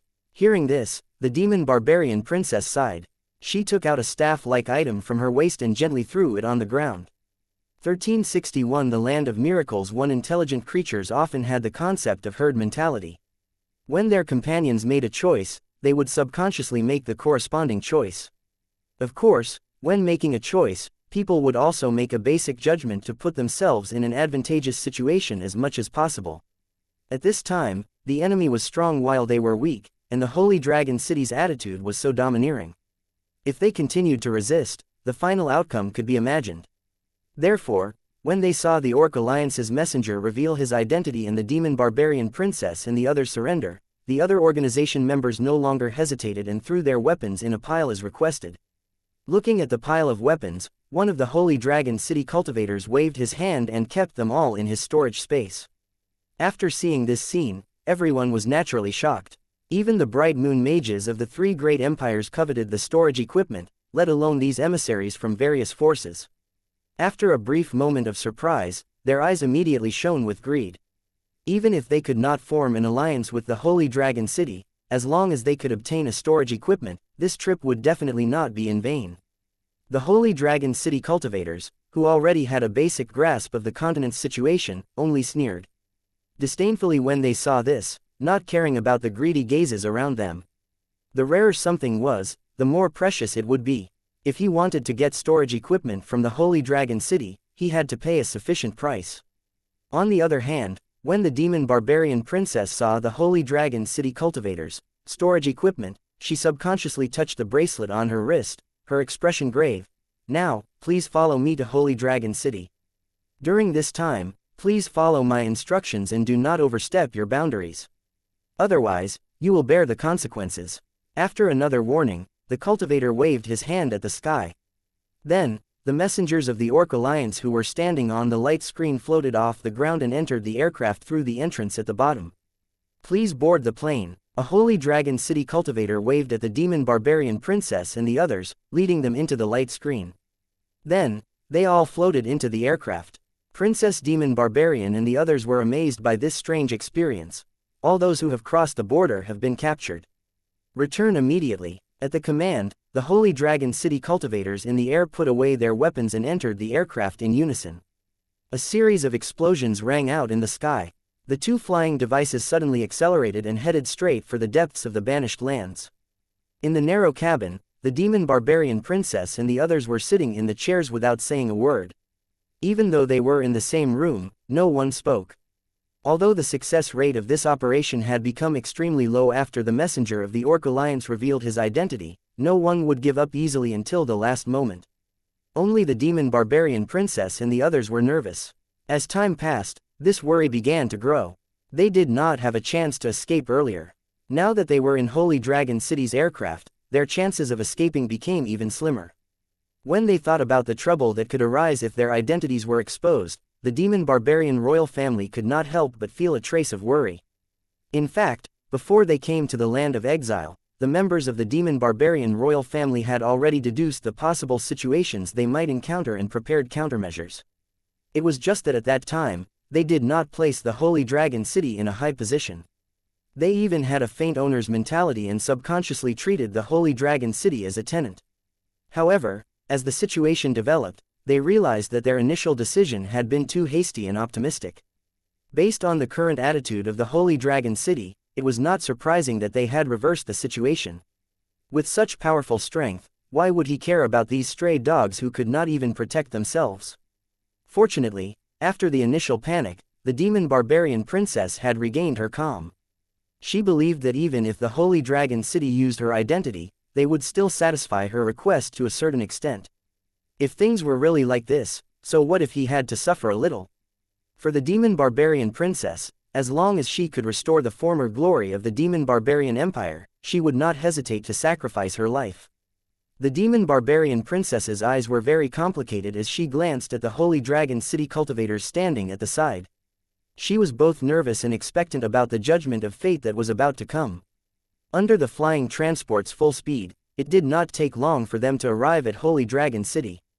However, compared to the last time they captured Mage Shan and the others, these emissaries didn't have the chance to admire the Holy Dragon City's scenery from the sky. This was because they had been imprisoned in a sealed secret room from the beginning. Only when the Holy Dragon City cultivators reminded them to leave their rooms did they know that they had arrived at their destination. As soon as they stepped out of the aircraft, they were shocked by the surrounding scene. The surrounding towering metal buildings, the endless stream of residents, and the various flying devices and cultivators in the city that flew past from time to time made everyone feel like they were in a different world. Seeing the scene in front of them, the suspicions in everyone's hearts grew. In the past few days, there had been people who had investigated the land of exile more than once. However, every investigation had confirmed one thing, and that was that there were only a few remnant demon barbarians left in the wildlands, struggling on whilst at death's door. There was not even a single blade of grass within 10,000 miles. However, who would have thought that in just a few years, not only would a vast expanse of fertile land appear in the banished lands, but such a prosperous and huge city would also appear out of thin air. Where did they come from? And how did you change the land of exile to what it is today? Filled with doubt, everyone was led to a huge petal-shaped platform by the Holy Dragon City cultivators. Please wait for a moment, our city lord will be here soon. After warning everyone, the Holy Dragon City cultivator who led the way turned around and walked to the side, no longer paying attention to them. The demon barbarian princess looked around and found that there were many similar petal-shaped platforms around them, each of which was huge. The most shocking thing was that these petal-shaped platforms were only a part of the huge building. One could imagine how huge the building was. The demon barbarian princess had never seen a building of this size. It was no exaggeration to describe it as a miracle. And near this miracle building, there was another majestic-looking building that was not inferior to this giant white building. The demon barbarian princess didn't know what words to use to describe her feelings. She was getting more and more curious about Holy Dragon City, which was full of miracles. She slowly sat on a white chair and looked at the new food on the table.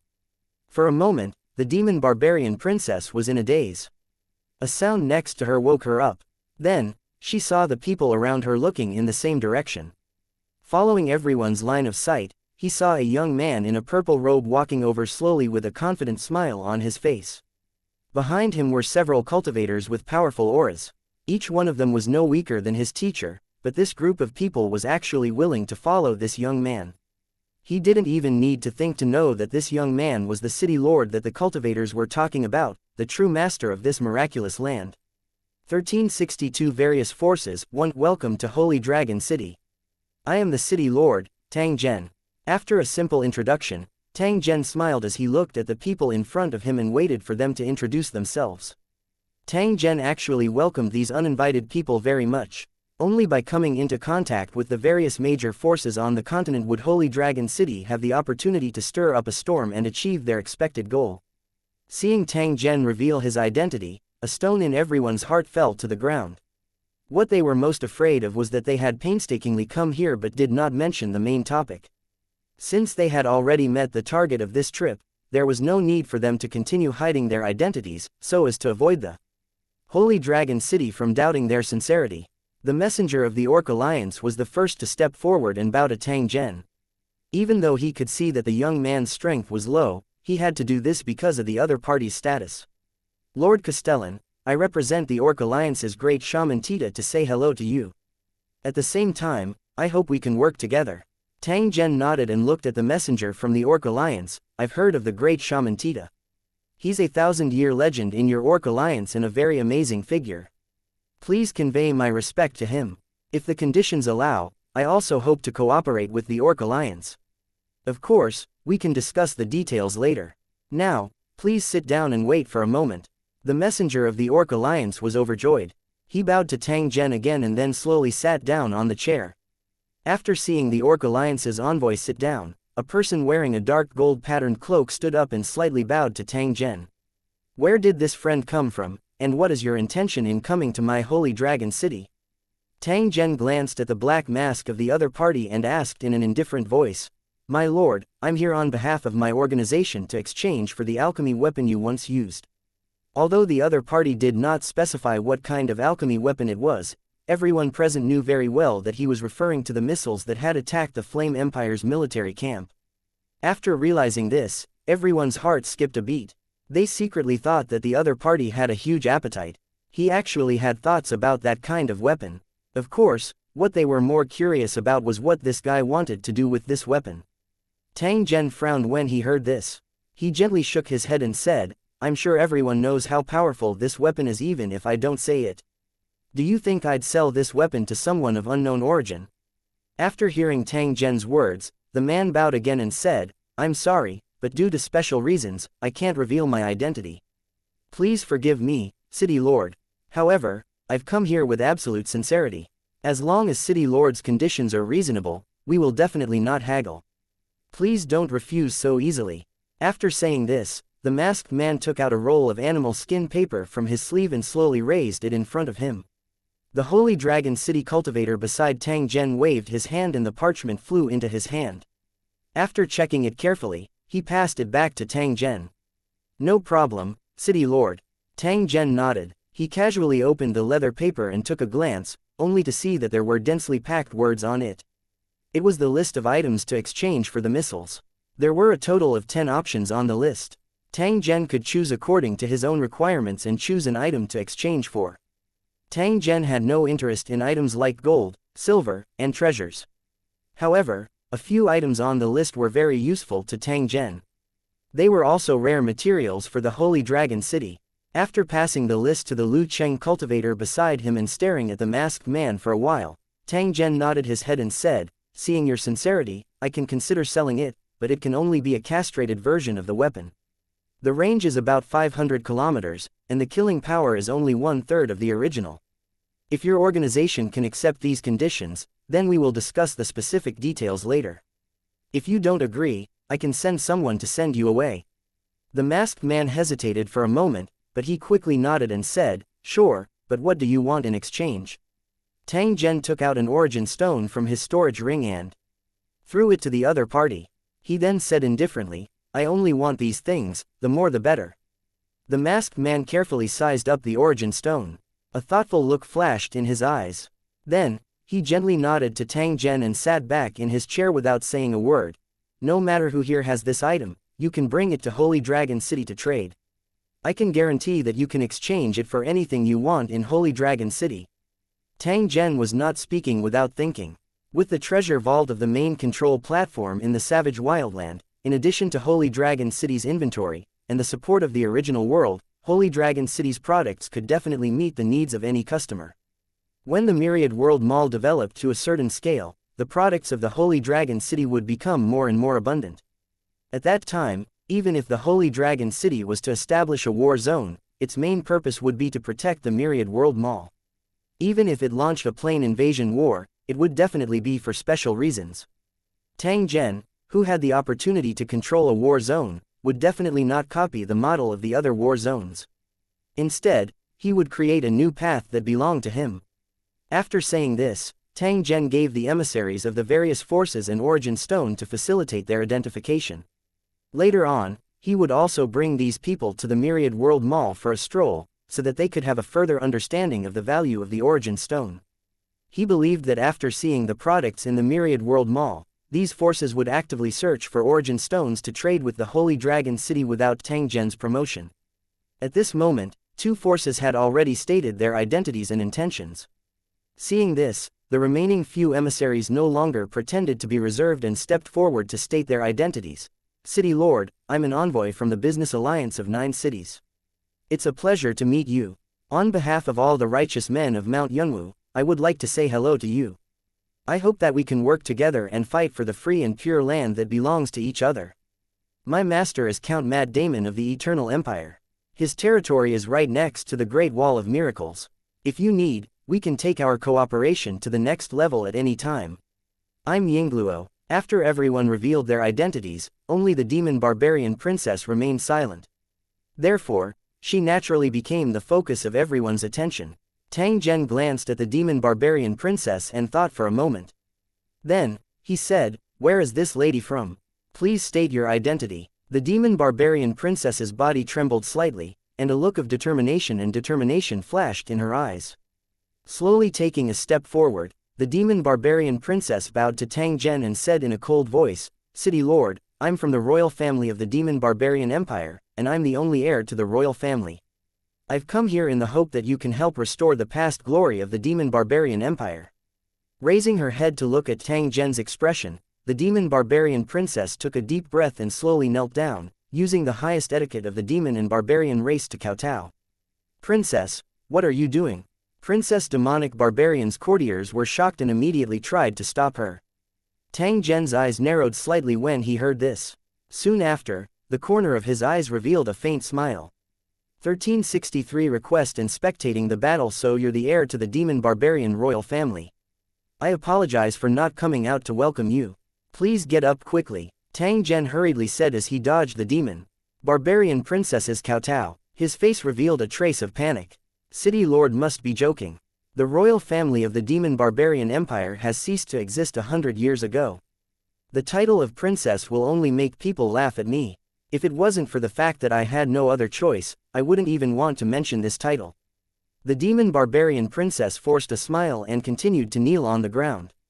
She said to Tang Zhen, "City Lord, do you know that the only people left in the demon barbarian royal family are the old, the weak, the sick, and the disabled? Not only do we have to carefully avoid the 3 great empires' pursuit, but we also have to think of ways to find a way to survive for the survivors of the land of exile." Today, after seeing the Holy Dragon City's magnificence, this little girl was deeply shocked and happy. "City Lord, not only did you turn a barren land into a fertile land, but you also built a super city that can be called a miracle. Compared to your great achievements, this little girl feels extremely ashamed. This little girl has a presumptuous request, and that is, I hope that City Lord can give the survivors of the demon and barbarian races some help and help them escape from this miserable life. This little girl and the survivors of the demon and barbarian races will be eternally grateful." The demon barbarian princess didn't hesitate to expose her weakness and abandon the image she had built in the past. Her only purpose was to arouse a trace of sympathy from Tang Zhen. Although she knew very well that these overlord-like figures would never act on their emotions, she still would not let go of any opportunity to play the emotional card. As the demon barbarian princess knelt down, the atmosphere immediately became quiet. Everyone stared at Tang Zhen and the demon barbarian princess, waiting for the next development of the matter. If the Holy Dragon City really helped, even if the demon barbarian empire could not restore its former glory, it could at least guarantee that it would not be exterminated in a few years. If they were in the position of the demon barbarian princess, they might have made the same choice. The elder who followed Princess Demonic Barbarian let out a long sigh. He understood her thoughts, so he followed suit and knelt down. The others saw this, and even if they were unwilling, they could only kneel down with her. As officials, they had no other choice. Tang Zhen nodded. A trace of indignation appeared on his face as he said in a clear voice, "Although this Tang has never experienced the war 100 years ago, I still know a little about it. I have to admit that the three empires' methods were too ruthless. Not only did they build the miraculous Great Wall to imprison millions of demon barbarian survivors, but they also used vicious methods to extract the blood of the earth, forcibly turning a fertile land into a wasteland. The three great empires' actions are truly too deranged.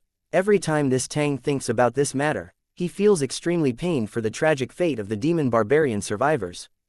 Tang Zhen turned to look at demon barbarian princess and said, "Since you've asked and this Tang has the ability to help, it's naturally my responsibility. Of course, it's not good to discuss the details here, so please sit to the side and we'll find time to slowly discuss it." After Tang Zhen said this, he turned his head away from the demon barbarian princess. Although the other party's request was exactly what he needed at this time, Tang Zhen didn't like this kind of request. The demon barbarian princess's goal had already been achieved. Seeing Tang Zhen's displeased expression, she naturally wouldn't continue acting. Therefore, she stood up from the ground and lowered her head to sit on a chair at the side. Tang Zhen nodded his head in satisfaction. He then said to everyone, "You are all guests from afar. If I don't treat you with great hospitality, it will be very rude. So, after thinking about it, I have decided to invite you to watch a big show." As soon as he finished speaking, a holy master from the Holy Dragon City stood up and looked up at the sky, chanting something. Then, a water screen suddenly appeared in the clear sky, showing the scene of another area clearly. Isn't this the location of the huge pit? After carefully observing for a while, an emissary suddenly came to a realization and pointed to the scene in the water curtain. In fact, there was no need for this person to say anything. Everyone had already recognized this place. Although they did not understand the Holy Dragon City's intentions, they were still impressed by this water screen projection spell. There were similar spells on this continent, but they could not project images from such a long distance. With this spell alone, Holy Dragon City was able to take a big step ahead of the other forces. In terms of military reconnaissance, as long as this spell was used to lock onto the location of the target, Holy Dragon City could observe without any scruples. The observed person would not realize that their every move had fallen into the enemy's eyes. A sense of danger rose in everyone's hearts. They did not know if their base camp had been exposed or if they were one of the Holy Dragon City's surveillance targets. This feeling was very uncomfortable, but no one dared to flare up. Even if the Holy Dragon City really did this, what could they do? "Everyone, don't worry, a good show is about to start." Tang Zhen laughed softly. He did not explain the principle behind this water curtain projection in detail. He merely indicated for everyone to wait patiently. After hearing Tang Zhen's words, everyone patiently continued to watch. Moreover, they took the opportunity to chat with Tang Zhen and deepen their understanding of each other. After waiting for less than 10 minutes, the still image finally changed. In the distant sky, many armed airships were speeding over. They were all the latest attack airships of the three empires, and their combat power was quite strong. After seeing this scene, everyone's expression changed. Obviously, they had recognized the origin of these airships. They were the joint mages sent by the three empires to investigate the changes in the banished land. Before heading to Holy Dragon City, everyone already had some understanding of this team. They knew that the Holy Empire's elite mages were gathered here. Putting aside the dozen bright moon mages, just the number of great mages was over 1,000. Such powerful strength was enough to make any enemy retreat. It was also for this reason that they dared to swagger into the banished land after the disappearance of the three mages. They were obviously extremely confident in their own strength. From the Holy Empire's point of view, even if the mysterious forces of the banished lands were extraordinary, they were still no match for these powerful mage troops. In fact, it was not only the three great empires that had such thoughts. Even the emissaries of the various forces present had similar thoughts. The impression that these mages had left on them was too deep. At the thought of the large group of mages about to attack Holy Dragon City, everyone suddenly had the thought of running away. However, seeing that Tang Zhen was still talking and laughing, and thinking about the actions of the water screen projection, everyone seemed to have thought of something. Their originally panicked mood also calmed down. They were even a little impatient to see what kind of situation would appear. Through these aggressive and powerful enemies, everyone could further understand Holy Dragon City's strength. They would naturally not miss this opportunity. The armed airships were moving very fast. In the blink of an eye, they had reached the center of the water curtain from the horizon. At the same time, they saw the huge pit on the ground. The leading armed airship slowed down, and the ones following behind did the same. Before the airship could stop, dozens of mages flew out of the armed airship and headed straight for the pit. Seeing this scene, a strange feeling immediately rose in everyone's heart. It was as if they were invisible in the nearby area, watching their prey walk step by step into a carefully disguised trap. At this time, everyone was sure that Holy Dragon City had prepared a big gift for these mages. However, they would have to wait for the situation to develop further. Everyone, please open your eyes wide, because the show is about to start. As soon as Tang Zhen's voice fell, the scene in the water curtain suddenly changed. Dozens of streams of light rose from the ground and went straight to the hovering armed airships. In a series of sparks, several armed airships landed on the ground. The mages of the three empires were like frightened birds, flying around in the air, resisting and avoiding the sudden attack. 1364 Heavy Obstruction 1. The micro-missiles launched from the ground were so fast that the three armed airships that were attacked first had no time to put up their protective shields before they were hit in their vital parts by the missiles. In the violent explosion, the armed airship was quickly dismembered, and the passengers inside were swallowed by the sea of fire. Painful screams were endless, and fireballs fell from the sky one after another. Only a few mages were lucky enough to escape.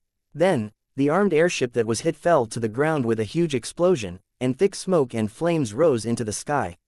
The remaining armed airships finally raised their protective shields and intercepted the missiles one by one. However, under the terrifying impact of the explosion, these protective shields could not last for long. The defensive strength of these protective shields was designed to counter the intensity of the war on the continent. However, the attack power of Holy Dragon City's weapons far exceeded this standard. It was not a strange thing for them to be broken in a short time. Fortunately, the people participating in this operation were the elites selected from the three great empires. They had rich commanding experience, so even when they were attacked, they still commanded in an orderly manner. While actively defending, they commanded the armed airships to fight back. Missiles were fired from the armed airships, heading straight to the launch site. The ground suddenly rang out with a loud noise. There were sparks everywhere, and gravel and dust soared into the sky. It looked extremely shocking. The mages flew out from the armed airships one after another. They were unable to play their role to the fullest within the airships, so they dodged like a swarm of bees, searching for the position of the enemy to attack. However, it was only at this moment that they realized that there was no enemy around. It was as if the attacks from the weapons were automatic. It could be said that from the beginning until now, they had been fighting against invisible enemies. The dozen or so Hao-Yu mages had grave expressions. After confirming that there were no enemies in the surroundings, they immediately ordered their subordinates to rescue the injured. At the same time, they sent even more mages to scout the surroundings. The matter was already very clear. The enemy must have already understood their movements, so they had set up an ambush here. The feeling of being schemed against was very unpleasant. It was as if they were like silly rabbits that had fallen into the trap set by others. Things have changed. It's obvious that the other party is well prepared. I guess there will be more ambushes waiting for us. Now, everyone, how should we deal with them? A mage from the Blazing Flame Empire who was proficient in alchemy looked at the broken pieces of the weapon on the ground with a gloomy expression. He had already confirmed the origin of this weapon. It was clearly the same type of weapon that had attacked the military camp. Through this, he could confirm that the two attacks were done by the same force. One of the three armed airships that had been shot down belonged to the Flame Empire. After a search and rescue, only a few dozen survivors were found. The rest had died in the explosion. With the new and old grudges added together, this bright moon wizard was even more eager to see the mastermind behind the scenes and settle all scores with them. However, as the person in charge of the Raging Flame Empire, he could not let his emotions get the better of him. He knew that there were many dangers ahead, yet he still allowed his subordinates to risk their lives and continue moving forward. I think we should wait here and contact the rear to send more armed airships to support. The Bright Moon Mage from the Eternal Empire felt that they should not continue advancing. The ambush just now had already shown him the power of Holy Dragon City. In just one wave of attacks, they had already lost 3 armed airships and over 2,000 elite combat personnel. In the 3 great empires, close to 100 years of history, there had never been such heavy casualties. Looking at the charred remains on the ground, even the dozen or so determined Hao-Yu mages could not bear to see it. The Bright Moon Mage of the Eternal Empire didn't want his subordinates to suffer any casualties, so he suggested to wait for reinforcements. If we don't move forward after suffering a little casualty, how are we going to figure out the enemy's specific situation? Time was extremely precious right now, and the slightest hesitation could lead to more unforeseen circumstances. The other party is like a sharp sword hanging over our heads. It can fall at any time, but it doesn't necessarily fall on anyone's neck. Therefore, the earlier we get information on the enemy, the more beneficial it will be for us. If the other party is really a threat to us, then the information we collect will be extremely important. It will also prompt the Empire to send troops to eliminate them in the shortest time possible. The Radiant Empire's wizard Hao Yu strongly opposed it. His long white beard trembled as he spoke, clearly very agitated. The reason why this mage was so excited, other than wanting to figure out the enemy's intelligence as soon as possible, was because the missing bishop was his younger brother, and several of his disciples had also died in the explosion just now. 2 consecutive heavy blows had already caused this Radiant Empire wizard to be in a state of fury. If it was not for the fact that the operation required the 3 parties to negotiate, and the Radiant Empire could not resist the enemy's attack alone, this Bright Moon Wizard might have already led his men and set off. Although the Radiant Empire's mages were swayed by their emotions, what he said made sense. If they were to cower, they would likely miss the opportunity. Although they had been ambushed, they had been prepared for casualties before they set off. In the end, when casualties appeared, they had chosen to retreat. If this matter were to be spread back to the Empire, they would most likely be ridiculed. To Wizard Hao Yu, this was a humiliation that he could not bear. After some serious consideration, the mages decided to continue moving forward. However, before that, they still contacted the rear to send armed airships to collect the bodies of those who died in the attack. No matter what the reason was, they could not let their bodies be exposed in the wilderness. After taking care of everything, everyone returned to their respective armed airships and continued to move forward. However, they were much more cautious this time. The protective shield of the armed airships was always on, and the weapon system was always pointing at any suspicious location. Although doing so would increase the energy consumption of the armed airships, it was completely acceptable. If there were no accidents, the energy stored in advance was enough to allow the armed airships to go back and forth smoothly.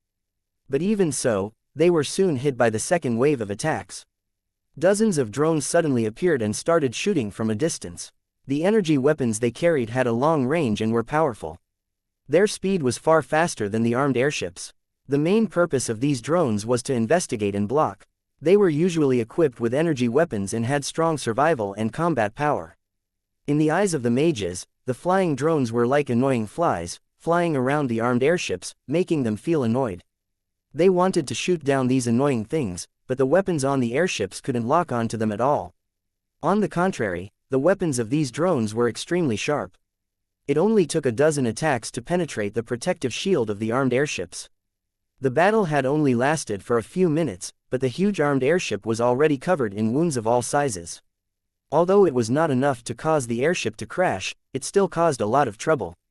During this period, some mages tried to leave the ship to attack, but after being turned into fireballs, no one dared to run out and show off. Seeing that the damage on the armed airships was increasing, and that only a few droids were damaged and had fallen, the Bright Moon mages could no longer hold back their anger. They rushed out one after another and surrounded the droids. As soon as the Bright Moon mages, who had the strength of king-tier cultivators, made their move, they immediately shot down several drones, making everyone on the armed airship cheer in unison. However, at this moment, a ray of light flew past in the sky, and streaked across the body of a Bright Moon wizard. The Bright Moon wizard did not even have time to scream before he was cut into 2 by the stream of light. He was then hit by the energy beam shot by the drone and turned into dust in an instant. 1365 heavy casualties. Seeing the sudden death of a wizard Hao Yu, and not even his corpse was left behind, the hearts of the other Hao Yu wizards shrank.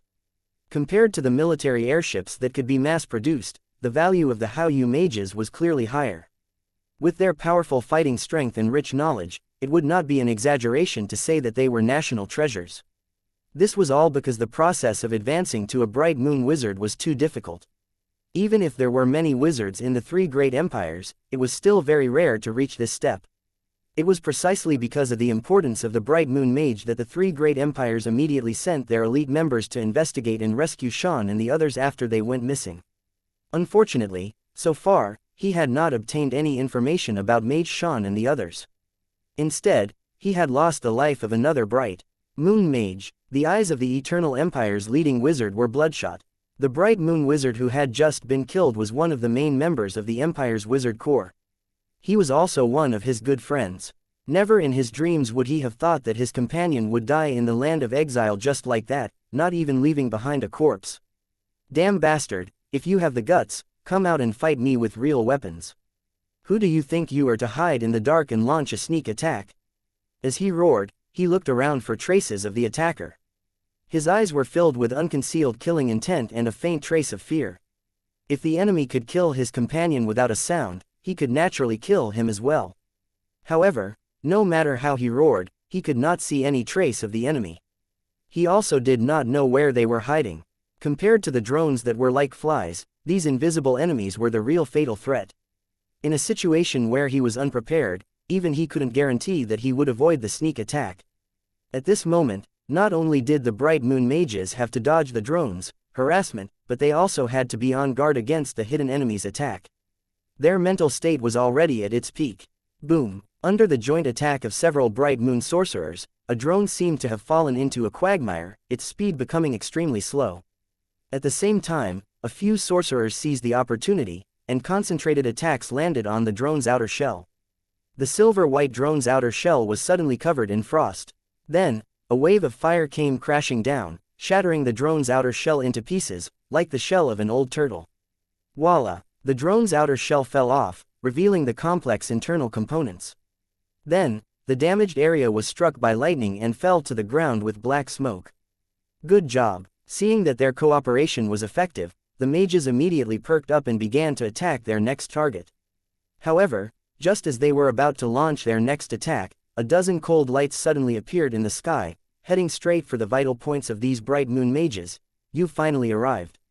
Go to hell! The Eternal Empire's leading wizard bellowed, and a large amount of lightning spread out with him as the center. Then, his entire body was like a ball of light wrapped in lightning. As he forced back the enemy's attack, chains of lightning shot out and lashed at the location of the ambusher. Pai Li Pala! After the scalp-numbing sound, the air was suddenly filled with a burning smell. Then, a slender figure appeared in the air and took a dozen steps back before stabilizing her body. After the slender figure steadied herself, the leader of the Eternal Empire finally saw the attacker's face. Its entire body was covered in a black, streamlined shell that seemed to have a natural runic magic circle on it. The spell attack of the Eternal Empire mage was absorbed and offset by the shell, only causing very little damage to the attacker. Looking at this monster that looked 70% human and 30% bug-like, the mages were secretly shocked. Could this be the true face of the mysterious enemy of the banished land? What kind of species was this, and where did it come from? The Empire's mages mistook the Queen's Bugman guards for Holy Dragon City's residents. While they were secretly shocked, they were also worried about the strange invisibility ability of the Bugman guards. Even the Bright Moon Wizards could not easily see through the invisibility technique, let alone ordinary people. If all the enemies had similar abilities, then the three empires would definitely be in a disadvantageous position in the future war. However, the current situation didn't allow them to think about it carefully, because the attacks from the enemy were becoming more and more concentrated, as if there were sharp knife lights everywhere. In the process of dodging, if there was a slight deviation, they would be in danger of losing their lives. The Empire's mages who had been attacked continuously were enraged. They were like hungry wolves, attacking the Bugman guards closest to them with all their might, causing them to break out of their invisibility. Seeing that Hao Yu's mages were in danger, the mages from the three empires on the airship also rushed out to help, surrounding the exposed Bugman guards and bombarding them with dense spells. Even though the shells of the Bugman contained anti-magic metal, they could not withstand such a concentrated attack. In just a short while, more than 10 Bugman guards were killed by the Imperial mages. However, the Empire's mages had also paid a heavy price. Under the attack of the invisible Bugman guards, the Empire's mages kept falling from the sky, most of them with fatal injuries of being beheaded. Even after suffering such heavy casualties, the Bugman guards showed no signs of retreating. They were like killing machines, reaping the lives of their enemies with all their might. The mages of the Empire were all shocked when they saw the Bugman guards, cold and murderous eyes. It was the first time they had seen such a fearless enemy. The Bugman did not even care about the death of his comrades, and only focused on killing the enemy. Under the crazy attacks of the Bugman guards, the number of mages that died increased. Damn it, kill all these monsters at all costs. Seeing their subordinates being killed one after another, the Bright Moon mages couldn't help but roar in anger. They even took the attacks of the drones head on and rushed forward to kill the Bugman guards. This battle was dazzling to the eyes. There were figures flying everywhere in the air, and the energy attacks were as gorgeous as fireworks. Unfortunately, such a scene did not give people any sense of beauty, because there were fresh lives falling at every moment. At this time, the ground was covered with corpses, and there were also the wreckage of a few black smoke drones, which made the atmosphere of the battlefield even more tragic. Just as the two sides were locked in a battle, another violent explosion was heard not far away. A heavily damaged armed airship with black smoke billowing out of its body could not bear the heavy load and fell to the ground. The ground combatants in the armed airship jumped out one after another. Even if they would die if they landed at this height, they would never miss the possible chance of survival. Otherwise, when the armed airship hit the ground, they would be doomed. How could the mages ignore this scene? They all used various means to rescue the three empires, while the drones in the air took the opportunity to open fire, causing quite a lot of casualties to the three empires. 1366 The arrival of the reinforcements. After a fierce battle that lasted for nearly 10 minutes, the remaining drones suddenly retreated without any warning, leaving the mages who were caught up in a tough battle feeling somewhat baffled. However, they also heaved a sigh of relief. If they continued fighting, they would probably all die on this wasteland. The fierce Bugman guards also retreated because the small battleship that secretly carried the Queen Bug had also left quietly. Since the Queen Bug was not here, the Bugman guards naturally had no need to stay. To put it bluntly, the Holy Dragon City was using the nature of the Bugman guards to protect the Queen Zerg, luring them to treat the mages of the three great empires as intruders. The fearless battle was only to ensure the safety of the Queen Zerg. Compared to the Queen Bug that grew naturally, these few mutated queen bugs that were raised by the residents of the Holy Dragon City had more destructive power, and the bugmen protecting them naturally became stronger. This Queen Zerg was one of Tang Zhen's trump cards to deal with the Tarobo people. Naturally, he would spare no effort in nurturing it until it was raised to its limit.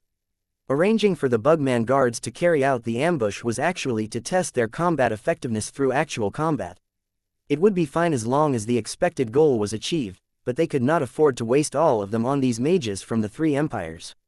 If it was not to test their existing attack methods and to intimidate the three great empires, the Holy Dragon City had at least a few ways to make these invading enemies disappear in an instant.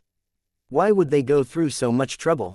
The emissaries of the forces far away in Holy Dragon City did not know about this situation, but they were shocked by the means that Holy Dragon City had displayed. In just 2 attacks, the investigation team of the three great empires had already been beaten to a half-crippled state. If they hadn't witnessed this scene with their own eyes, they would never have believed this. This was the result of the Holy Dragon City not using the powerful weapons that could destroy the military camps and not even the cultivators in the city towers. If the king-level cultivators around Tang Zhen had made a move, the sorcerers of the three great empires would probably have become corpses by now. Looking at the emissaries' expressions, it was clear that the Holy Dragon City's strength had successfully intimidated them. Those who had been hesitating about whether to cooperate with the Holy Dragon City had now made up their minds. They must grasp this rare opportunity. This continent had been under the control of the 5 great empires for too long. It was time to stir up a storm and change to a new world. Looking at the surrounding emissaries who wanted to speak but hesitated, Tang Zhen smiled. "Don't worry, the show has just begun. If they still insist on coming, the content later will be even more exciting." Hearing Tang Zhen's words, the corners of the emissaries' mouths twitched. From the tone of this Holy Dragon City lord, it was clear that he wanted to play the mages of the three great empires to death. Since Tang Zhen wanted to continue playing, they were naturally happy to watch from the side. Of course, they could not help but feel sad for the mages of the three great empires. They had encountered a powerful monster like the Holy Dragon City. It was already not bad if they could return alive. However, from the scene displayed on the water screen, unless the investigation team retreated immediately, they might be completely wiped out on the way to Holy Dragon City. The thick smoke became the most obvious coordinates. Just as the mages were cleaning up the battlefield, the airship troops that had come from the Great Wall of Miracles arrived in time. This time, the reinforcements had more than 50 armed airships. When they flew, they covered the sky and the earth. There were even some magic creatures following them. They looked ferocious and terrifying. After receiving the information from the land of exile, the veil of the mysterious forces had been lifted. It was also through this information that the commander stationed at the Great Wall of Miracles realized the seriousness of the matter. Without any hesitation, he ordered all the armed airships to set out and head straight for the land of exile in an aggressive manner.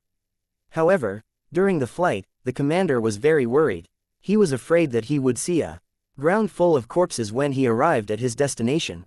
However, the world was just so helpless. The more you were afraid of something, the more you would encounter it, and you couldn't avoid it. Looking from the sky, the investigation team's armed airships had landed on the ground, and the staff were busy with repair and maintenance. The high-level swordsmen in charge of security spread out to guard against another attack from the Holy Dragon City, while the mages gathered together to recover their strength in order to deal with any unexpected situation.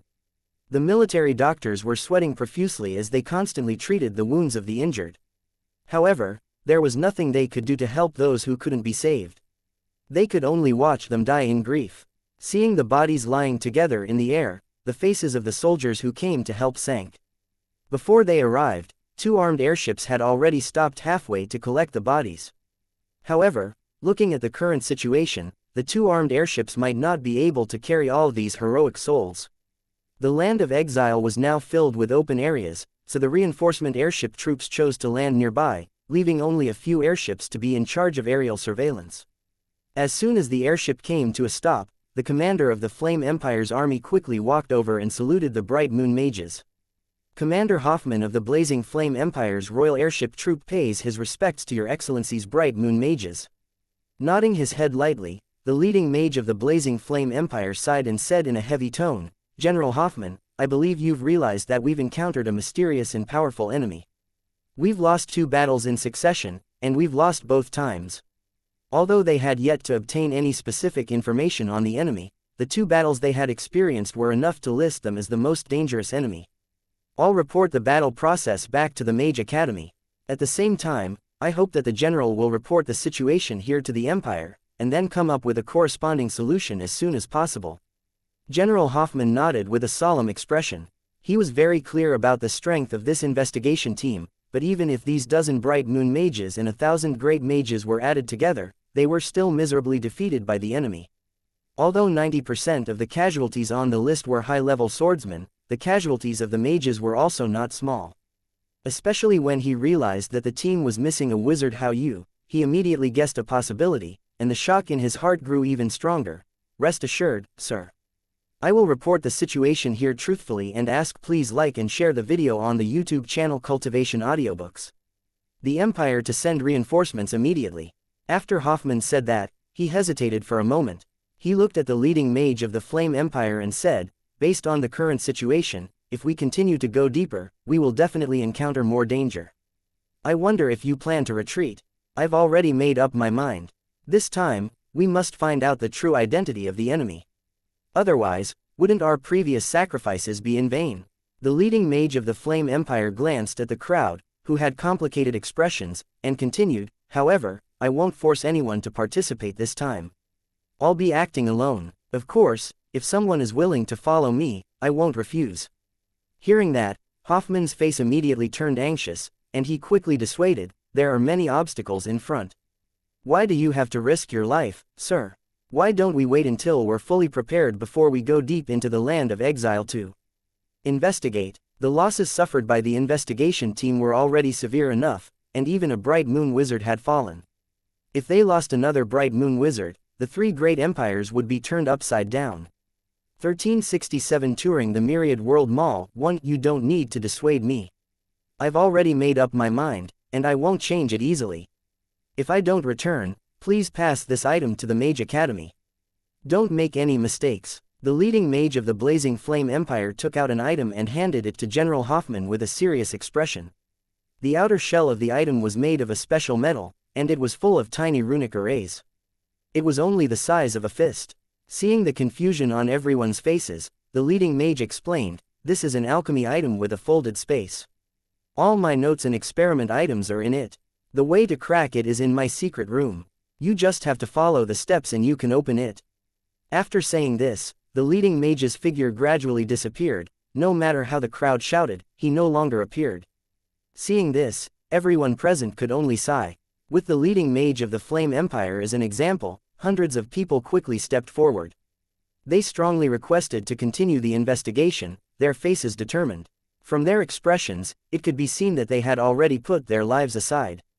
Everyone could only give their blessings to these brave warriors, but they didn't participate.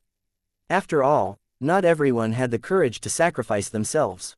After watching the figures of these people gradually disappear, General Hoffman was silent for a moment. He then ordered the bodies to be quickly collected and prepared to evacuate at any time. Hoffman was clear that this war was inevitable. However, he couldn't act rashly before the actual war. He had to wait for further orders from the Empire. Even if he also wanted to lead the mages to take revenge for the fallen soldiers, the responsibility on his body did not allow him to do so. Half an hour later, the armed airships took off one after another, heading in the direction of the Great Wall of Miracles. However, Hoffman still left behind a few armed airships to pick up the warriors who had returned from the investigation. Although he knew that the chances of the other party returning successfully were extremely low, Hoffman still had to be prepared. Watching the mighty armed airships leave, the emissaries in Holy Dragon City could not help but look regretful. If Holy Dragon City kept all these people in the land of exile, it would undoubtedly be a heavy blow to the three great empires.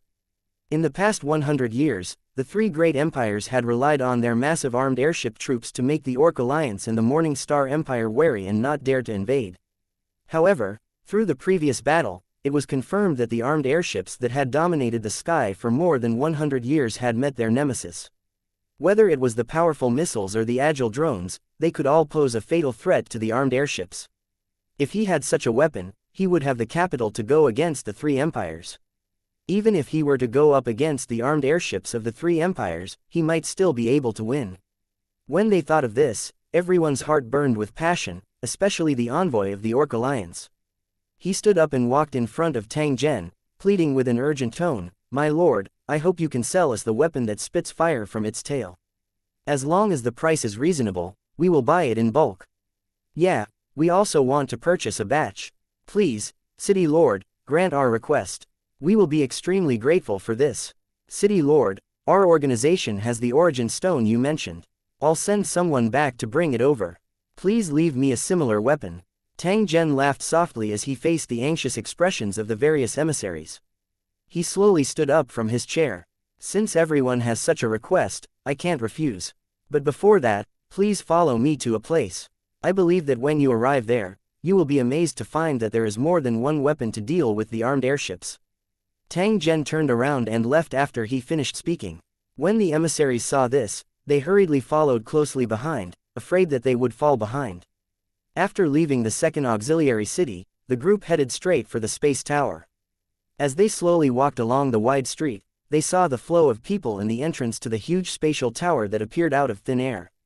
The emissaries couldn't help but be shocked. The more time one spent in the Holy Dragon City, the more mysterious it felt. However, when one felt that they understood it enough, they would suddenly realize that they had only lifted a corner of its mysterious veil. The inside and outside of the spatial tower were two completely different worlds. However, the emissaries did not have the time to check out the special scenery of the spatial tower. Instead, they were attracted by the Myriad World Mall not far away. Today, the Myriad World Mall was packed with people. In order to create a lively scene here, Tang Zhen not only allowed the residents of Lu Cheng to be included, but even the transmigrators from the original world were no longer restricted from entering. The dazzling products attracted the attention of many of the original world's local tycoons, especially when they saw the video advertisement released by the Holy Dragon Corporation. These rich original world residents applied to go to the Holy Dragon City to shop one after another. The reservation line for transmigrators was already 2 years later.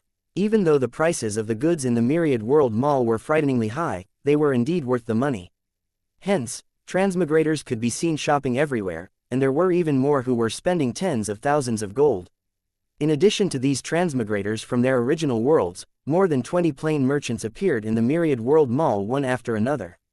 Some of them had just started and were still in the midst of hard exploration, while others had already rented a shop and started to sell goods from their own worlds. The rarer something was, the more expensive it would be. As long as the quality of the goods was guaranteed, there was absolutely no need to worry about the source of customers. Sometimes, the Holy Dragon City would even take the initiative to purchase them. For example, the number one dimensional merchant of the Myriad World Mall already had his own shop. With the help of the Myriad World Mall, his power had become stronger and stronger. Not only did he have many subordinates, but he also occupied a large piece of land. Not long ago, he had gone to the weapons store to buy a lot of things in an attempt to occupy more land and build his own country. It could be said that every dimensional merchant had great luck. As long as they operated carefully and nothing unexpected happened, they would one day become the true overlords of their respective worlds. Ever since they entered the Myriad World Mall, the emissaries felt that their eyes were not enough to see everything. The shops on both sides of the street were full of customers, and all kinds of goods were displayed in them. The decoration style that combined technology with indigenous culture made everyone feel strange, but at the same time, it also opened their eyes. They finally knew why Tang Zhen wanted to use origin stones to carry out the transaction. It was because origin stones were the official currency in the Myriad World Mall. It didn't take long before the group entered an official shop that sold weapons. This shop covered an area of nearly 10,000 square meters. Compared to other shops, the number of customers here was much fewer.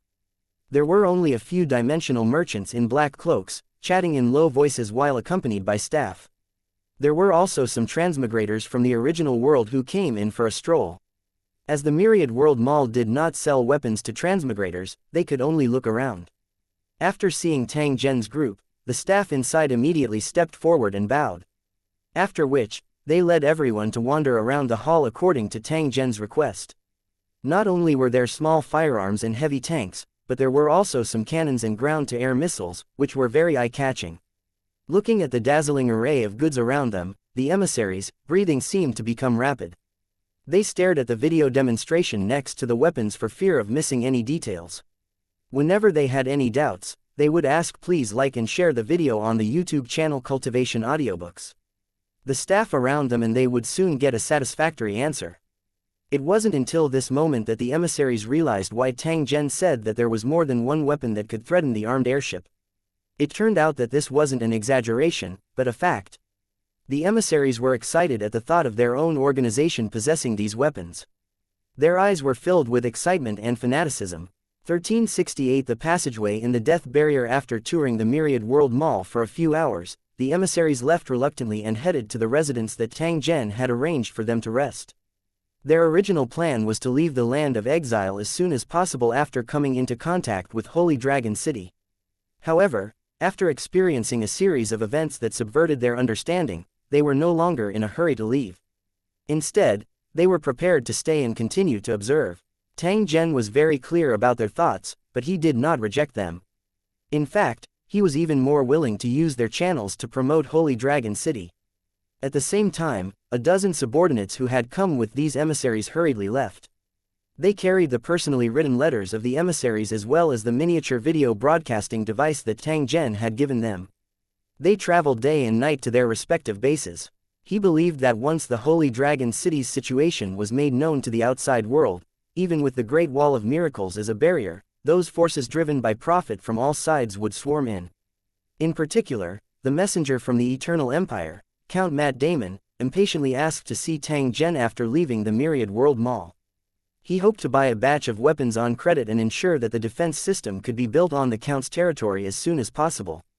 As long as the Eternal Empire's armed airships were unable to pose a threat to Count Matt Damon, he would immediately support Holy Dragon City with a clear flag. He could even offer more benefits. Tang Zhen already had some understanding of Count Matt Damon from the information he had previously gathered.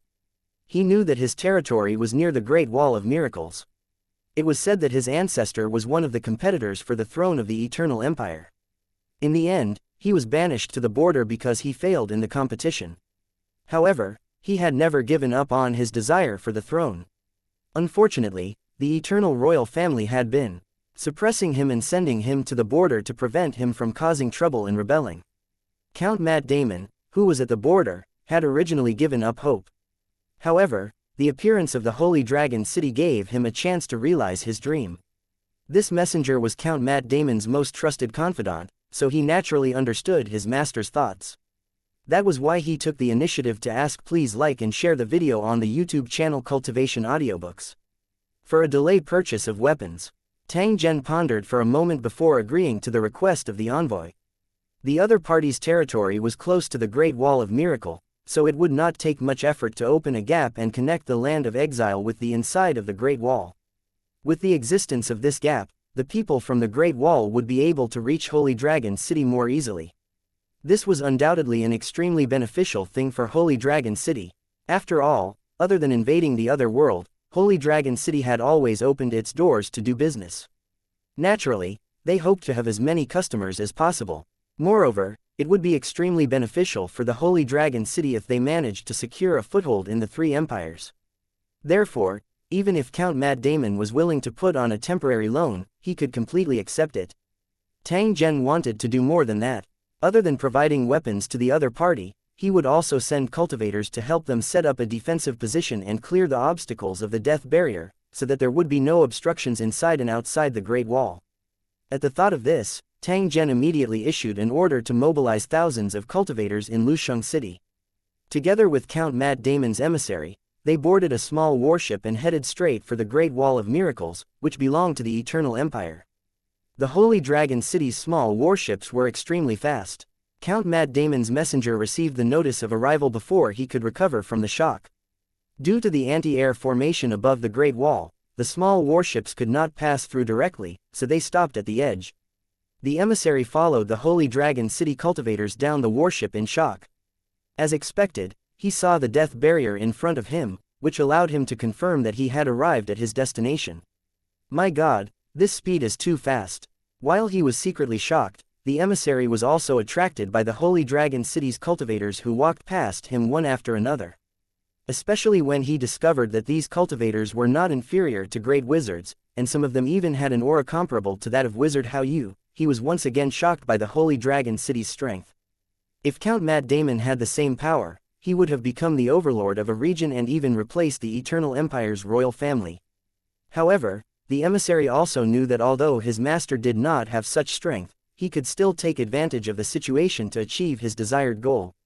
The cultivator in charge of leading the team did not pay attention to the messenger who was deep in thought. Instead, he looked at the death barrier in front of him and took out two strange-looking metal rods. He first inserted a metal rod at the edge of the mist, then inserted another 150 meters away, and then remotely started it. As the runic magic circle inside the metal rod began to work, the gem-like object at the top suddenly emitted a bright light. Then, the surrounding fog quickly retreated dozens of meters away as if it had met its natural enemy. A path without any mist appeared between the two metal rods, allowing one to move freely without worrying about the invasion of the strange mist. The natural chasm that had originally cut off the survival of the demon barbarian survivors had also become useless because of the appearance of this special metal rod. The emissary looked at the scene in front of him in a daze. He had never dreamed that Holy Dragon City would so easily solve one of the problems of traveling between the two places. The cultivators of Lusheng were indeed powerful and the things they did were always unexpected. As for the storage equipment used by the Holy Dragon City cultivators, he had already seen similar items in the Myriad World Mall. Although he was still envious, at least he would not lose his composure because of it. The emissary did not know that after analyzing the strange fog of the death barrier some time ago, the researchers of Holy Dragon City had easily found a solution after several experiments. To be able to solve the problem so quickly, it was all thanks to the Holy Dragon City's rich technical reserves. Among them, there were similar solutions to the problem, and there was more than one list. After confirming that this method was effective, the cultivators began to advance into the depths of the fog. With their swift operation, a passage nearly 100 meters wide appeared in the death barrier. The light on the metal rods connected together, stretching for dozens of miles. If it was late at night, one could easily see it even from a distance. As the tunnel continued to extend forward, the monsters inside the death barrier dodged one after another. They seemed to be extremely disgusted by this light, and they would be hurt just by looking at it. Unknowingly, everyone was getting closer and closer to the Great Wall of Miracles, and they could already see the outline of the wall. Bang! The last 2 metal rods were inserted into the soil, and the passage through the death barrier was officially completed.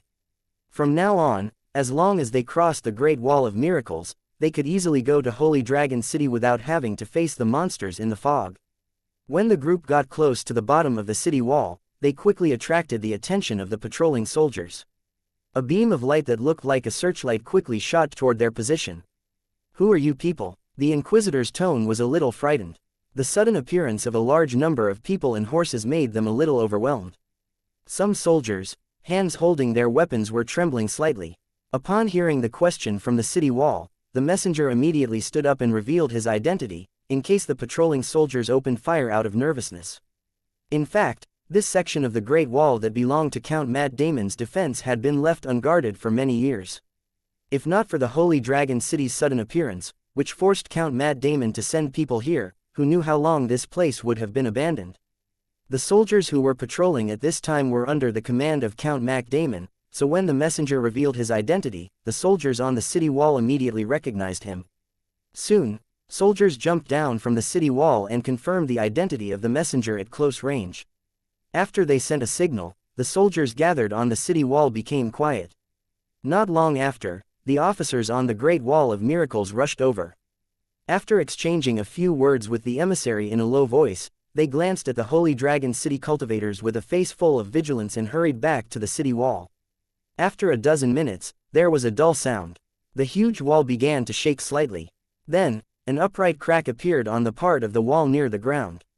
With a rumbling sound, the crack grew larger and larger, and finally became a giant gate more than 30 meters wide. This was a mechanism left behind when the Great Wall was built to facilitate the 3 empires to set out to the land of exile at any time. However, these exits had almost never been opened since the construction of the Great Wall. Now that the exit had been opened again, it was not to fight against the demon and barbarian races, but to let in an even more terrifying opponent. 1369 Rebellion in the Eternal Empire won. Although the passage through the death barrier had been cleared, the Holy Dragon City cultivators did not enter the territory of Count Matamon. Instead, they chose to rest on the spot. The soldiers of the Earl's territory who were guarding the Great Wall of Miracles whispered to each other and kept sizing up the cultivators with terrifying auras. Their eyes were full of curiosity. They had received orders to be stationed here to guard against the Holy Dragon City's invasion, but they did not expect to see each other so soon, and they were likely to be working together. The messenger left in a hurry. He contacted Count Mark Damon using the communication equipment in the camp and reported everything that happened here without missing a single detail. After hearing the report from his confidant, even though it was already late at night, Count Mark Damon still jumped out of his bed excitedly. At the same time, he ordered his men to prepare his private airship and rushed straight to the Great Wall of Miracles. The speed of this private airship was very fast. In just a few hours, Count Mark Damon had arrived at the border. Then, under the guidance of the emissary, he met the Holy Dragon City cultivators. The first time both sides met, Count Matamon was shocked by the Holy Dragon City's power. Even in the 3 great empires, it was rare to see such a spectacular lineup of cultivators. What left a deep impression on him was the Holy Dragon City cultivators, weapons and equipment. Every single one of them was beautiful and practical. Although he didn't know what the armors worn by the cultivators of Lusheng were, he was sure that they were expensive to make and had special functions that ordinary armors didn't have. After a brief conversation, Count Matamon led the Holy Dragon City's cultivators into the Great Wall of Miracle. He trusted his confidant extremely, and at the same time, he was eager to realize his dream as soon as possible, so he appeared to be so impatient. Moreover, he was already at an advantage in this matter, so how could he not take the initiative? After arriving at the camp of the Great Wall of Miracles, the 2 sides gathered around and discussed how to set up the defense circle in the shortest time possible according to the map that Count Mac Damon had taken out. The fact that the various factions were in contact with the Holy Dragon City could not be hidden for long. Count Mark Damon's involvement would also be exposed. Hence, he had to have enough capital to resist before the Eternal Empire reacted. As for the Holy Dragon City's debt, he could slowly pay it back. If he succeeded, these debts would be a piece of cake. If he failed, he would not need to worry about it. Count Mark Damon, who had made up his mind to cut off all means of retreat, was now like a gambler, ready to use his life to fulfill his family's long-cherished wish. After a night of discussion, the Holy Dragon City cultivators, led by Count Mark Damon's men, rushed to the location marked on the map and began to work overtime. Although it was located on the border, the area of Count Modaman's territory was not small. Unfortunately, most of the land was poor and could only provide him with a small income. But at the start of the war, the terrain provided the best defensive barrier for Count Mark Damon. As long as he guarded a few key traffic arteries, the Eternal Empire's army wouldn't be able to enter his territory easily. As for the Eternal Empire's armed airships, they would be intercepted by the Holy Dragon City's air defense weapons to ensure that they would be destroyed as many as they came. On the empty ground, thousands of soldiers were gathered, ready to receive training from the Holy Dragon City cultivators. The weapons in the inventory from the original world had a market again. They were transported over by Tang Zhen and sold to Count Mark Damon. Although the three great empires also had weapons similar to firearms, they were more similar to old single-shot rifles. In terms of quality and precision, they were far inferior to the original world. Therefore, even though the weapons sold by Tang Zhen had already been retired in the original world, they were still top-tier firearms on this continent. When Count Mark Damon saw the weapons and equipment and personally operated them, he couldn't stop smiling. It was obvious how satisfied he was. It was also because of the arrival of these weapons and equipment that he no longer had any concerns in his heart. He recruited soldiers in the entire territory and actively stored strategic materials.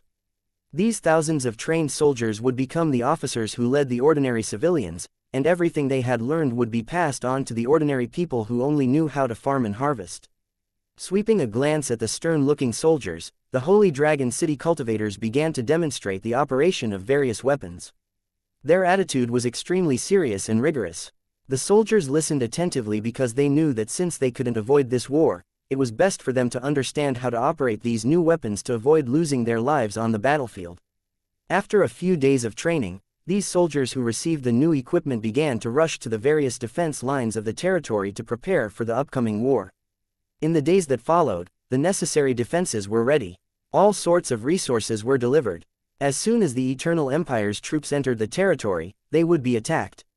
The Ankar Pass was the only path from Count Mark Damon's territory to the Eternal Empire. Other than that, there were endless mountains that could not be crossed easily. During this time, the caravans and travelers who were going in and out of this place suddenly found that there were many hidden buildings near the mountain pass. From time to time, people could be seen flashing. Judging from their clothes, they were obviously the soldiers of Count Mark Damon. Other than that, the security here had also been greatly increased, and the inspection of passing caravans had become stricter. In particular, the peaks around the mountain pass had become military restricted areas, and no one was allowed to approach them easily. The abnormality here not only attracted the attention of passing merchants, but it also aroused the suspicion of the Eternal Empire. They soon received intelligence from their spies. According to the intelligence, Count Mark Damon colluded with the mysterious forces in the Banished Land and was equipped with a large number of new weapons. At the same time, he was frantically recruiting soldiers in the entire territory, seemingly with the intention of rebelling. At this moment, the Eternal Empire was mobilizing its military forces to attack the Holy Dragon City in the Banished Lands. Count Mark Damon's actions had clearly infuriated the Eternal Empire's royal family. The Eternal Empire's royal family, who had originally planned to use this war to enter Count Modaman's territory and uproot him, immediately ordered the mobilization of 4 legions to attack Count Modaman's territory. After quelling the rebellion, they would use the Count's territory as a base to launch an attack on the Holy Dragon City. After the order was given, the 4 regiments immediately set off. They advanced side by side from the ground and arrived at the Ankar Pass in just a few days. The Earl's army was already on high alert. Not only did they close the mountain pass, but they also used boulders to block the road, preventing the Eternal Empire's cavalry from passing through. After the two sides confronted each other at the mountain pass for half a day, an intense battle broke out. With the cooperation of 10 armed airships, the Eternal Empire's ground troops launched a fierce attack on the defenders of the mountain pass. The entire mountain was filled with charging soldiers, and the flames set off by magic missiles soared into the sky. In the beginning, the soldiers of the Earl's territory guarding the mountain pass did not return fire. It was only when the enemy was less than 100 meters away from them that the soldiers who had been waiting for a long time opened fire at the same time. The deafening sounds of gunfire resounded through the mountains, and the terrifying metal torrent immediately tore the Empire's soldiers at the forefront into pieces. Not only were the Earl's soldiers equipped with automatic rifles and heavy machine guns, but they were also equipped with mortars and rocket launchers. The Eternal Empire's soldiers couldn't even lift their heads. When the battle on the ground began, the Eternal Empire's armed airships were also attacked. The air defense weapons set up on the mountaintop fired continuously. A series of rockets shot into the sky with white flames trailing behind them. In the blink of an eye, they hit several targets in succession. 2 of the armed airships even exploded, turning into huge fireballs that burned in the air. The other few armed airships were also severely damaged and had to withdraw from the battle. The remaining few armed airships naturally became the targets of the concentrated fire. Even though they had already set up protective shields, they were quickly torn apart. The metal outer shells of the airships were also penetrated one after another. The armed airships that dominated this continent were like paper tigers in front of the weapons of the original world. They couldn't withstand a single blow. 1370 The Flames of War won. The battle at the Ankar Pass lasted for nearly a day, and the Eternal Empire was finally defeated. There were corpses everywhere near the mountain pass. The flames were still burning, and the huge wreckage of the armed airship was billowing with smoke.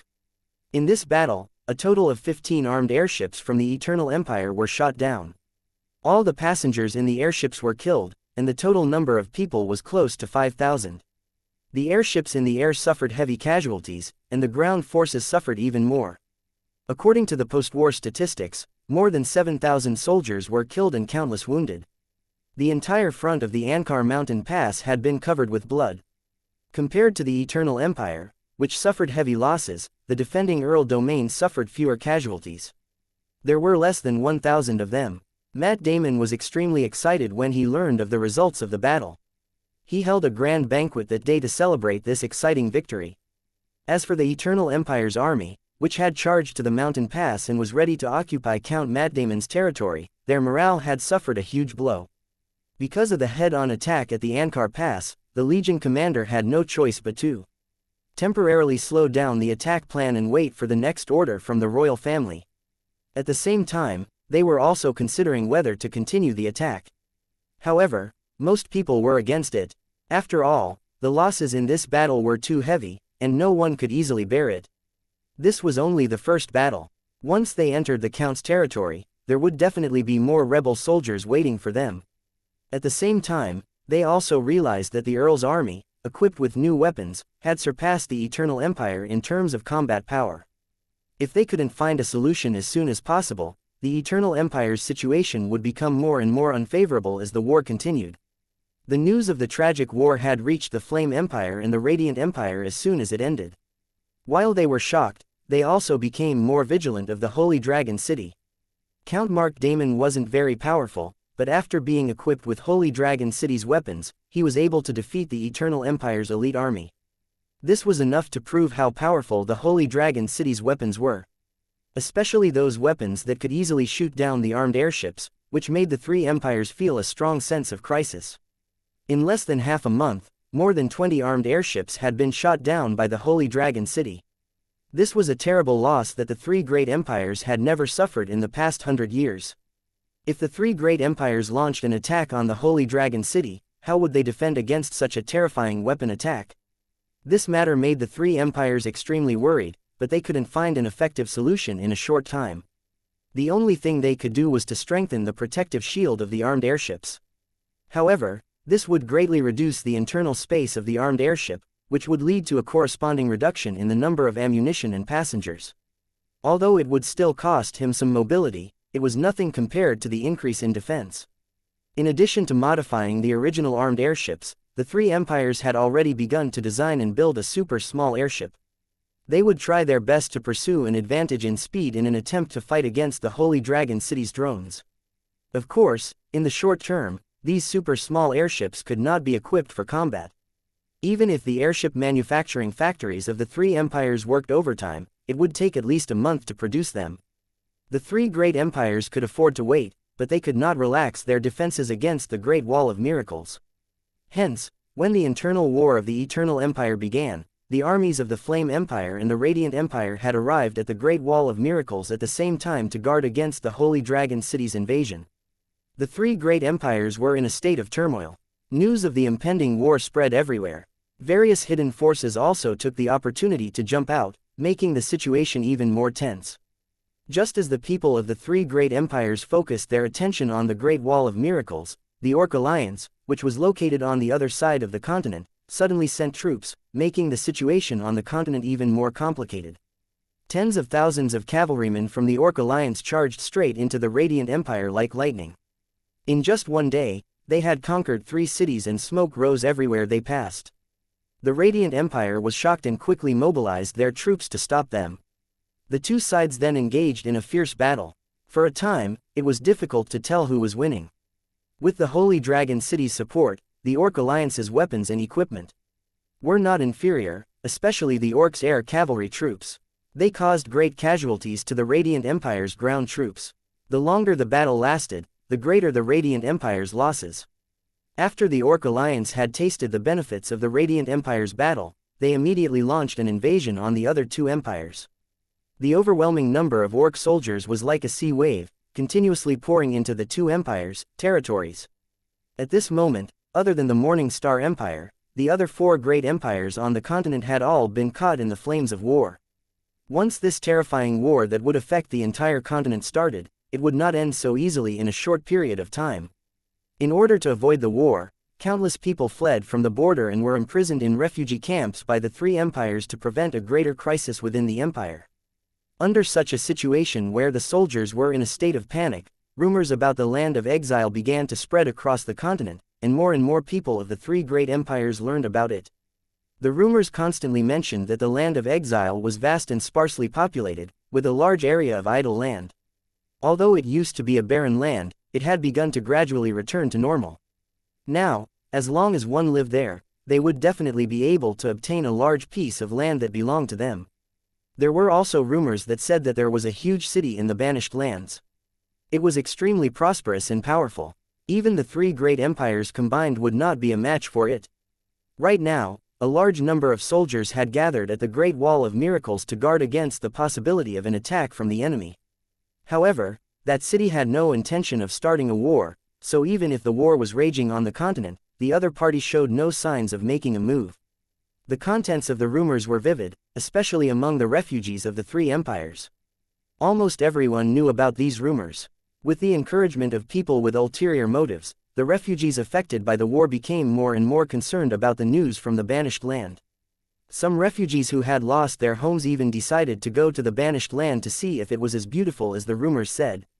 In a situation where the empire had no time to take care of them, if the refugees did not actively save themselves, they could only wait for death. There were not many refugees who were willing to do so, and most of them were in a wait-and-see state, hoping to return home after the war was over. For the refugees who intended to go to the land of exile, they had no lack of mockery and ridicule, because this matter was by no means as simple as imagined.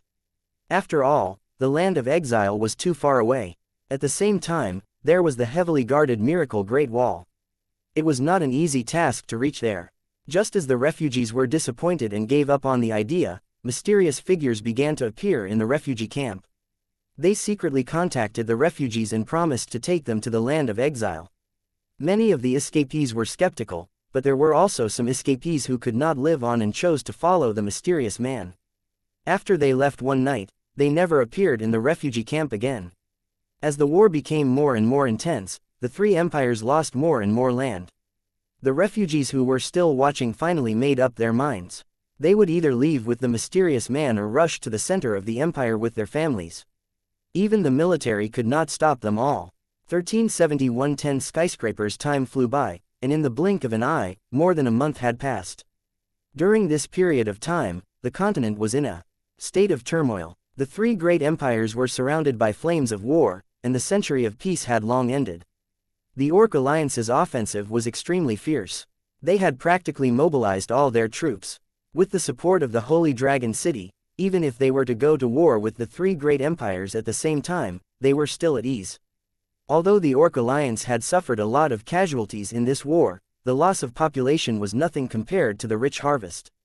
At least, the chiefs of the Orc Alliance were so happy that they couldn't close their mouths. Looking at the mountain-like pile of spoils of war, they were even more motivated to fight. They couldn't wait to unify the continent and become the true overlord of this land. The three great empires were caught up in a bitter battle, while the Holy Dragon City, which had stirred up a storm, was still busy with the construction of the land of exile, as if these things had nothing to do with them. Even if the Great Wall of Miracles had a large number of soldiers, before the three empires dealt with the Orc Alliance, they would not dare to attack the Holy Dragon City easily. Otherwise, they would be in a disadvantageous situation where they were attacked from both sides. A new day had arrived. Gently putting down the book in his hand, Tang Zhen walked to the edge of the main tower. From here, he could see the passage leading to the Myriad World Mall. People were constantly coming in and out of it. Now, among the customers of the Myriad World Mall, there were some merchants from the mainland. They traveled thousands of miles to the Holy Dragon City, and after a careful shopping spree, they would ship these goods to other places to make a profit. Even if the road was difficult and dangerous, it could not stop these merchants who were driven by profit. Up until now, the initial layout of Holy Dragon City had been completed. They only needed to wait for the right time, and Holy Dragon City could send troops to occupy this mainland. The next thing to do was to prepare for the new war zone. Among the foundation stones stored in the Holy Dragon City, Tang Zhen chose 10 with better attributes and used them to build the new tower. After these 10 turreted cities were built, they would be under the management of the main control platform of the Holy Dragon City. They were the turreted cities of the new battle zone in name, but in reality, they were still under the jurisdiction of the Holy Dragon City. After that, he would have to spend a lot of resources to upgrade these 10 towers.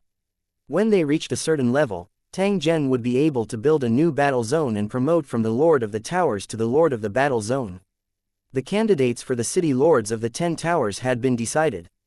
Tai Seng, Qianlong, and the others would become the new city lords.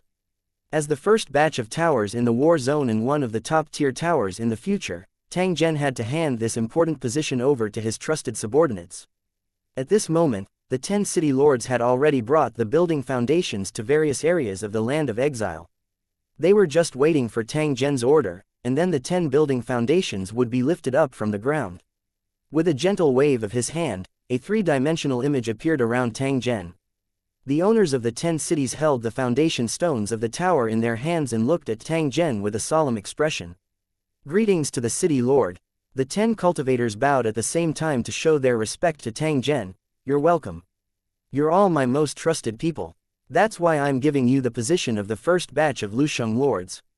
I only hope that you can work together and make the name of our battle zone spread throughout the world of Lusheng as soon as possible. I won't let down the city lords' high hopes. The city lords answered in unison, full of confidence. That's good. Please start the sacrifice now. We'll build the city immediately. As soon as he finished speaking, the 10 city lords raised the foundation stones in their hands at the same time, placed them on the altar, and began to chant. A large number of brain pearls were absorbed, and then the foundation stone began to glow. The illusions of towers appeared in the consciousness of these city lords, quickly changing according to their thoughts. When one of the city lords decided to build a city, the main control platform immediately responded. The stored world's origin was transformed into a special power, turning the city without a physical body into a real object.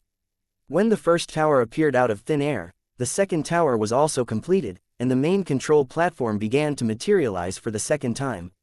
It did not take long for the 10 towers to be completed, and they stood tall in all directions of the land of exile. Owu! A series of shrill roars sounded, and a plain channel appeared in front of each tower. Countless monsters swarmed out, heading straight for the newly built tower. The cultivators of Lu City, who had been waiting for a long time, let out excited roars. One by one, they rushed into the group of monsters and vented their desire to kill in the midst of the flashing swords and sabers. This was the life they wanted. Even if they died in a sea of blood, it would be far better than growing old in comfort. These monsters were created by the main control platform. They were originally ordinary creatures within the Great Wall of Miracles. However, after being injected with the power of the origin, they would instantly turn into terrifying monsters. They had only one use, which was to train the cultivators of Lu Cheng and use their corpses to pave the path of Lu Cheng, which was destined to be filled with slaughter in the future. This was a routine that the world of Lusheng had always used. Although it was bloody and cruel, it was quite effective. Tang Zhen was fortunate enough to control a foundation stone platform. He naturally had the authority to set the rules. However, this did not mean that he would completely overturn the rules that had been set for countless years. Instead, he would make improvements on this foundation. To Tang Zhen, the original rules of the world of Lusheng were too cruel. The monsters everywhere also restricted the development of the world of Lusheng.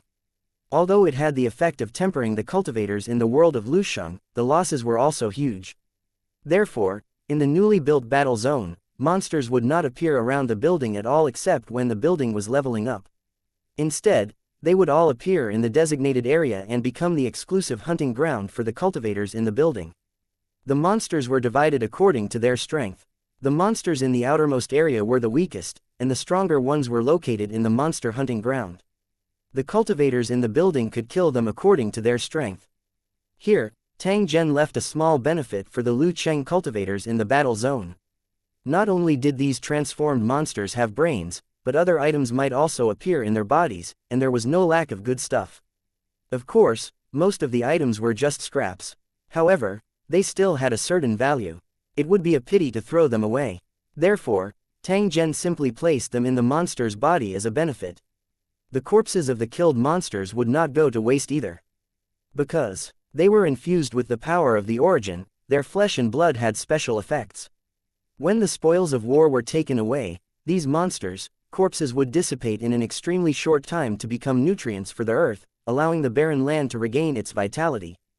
The cultivators who killed the monsters would also benefit from it. They could more or less absorb some of the origin energy, allowing their strength to increase steadily.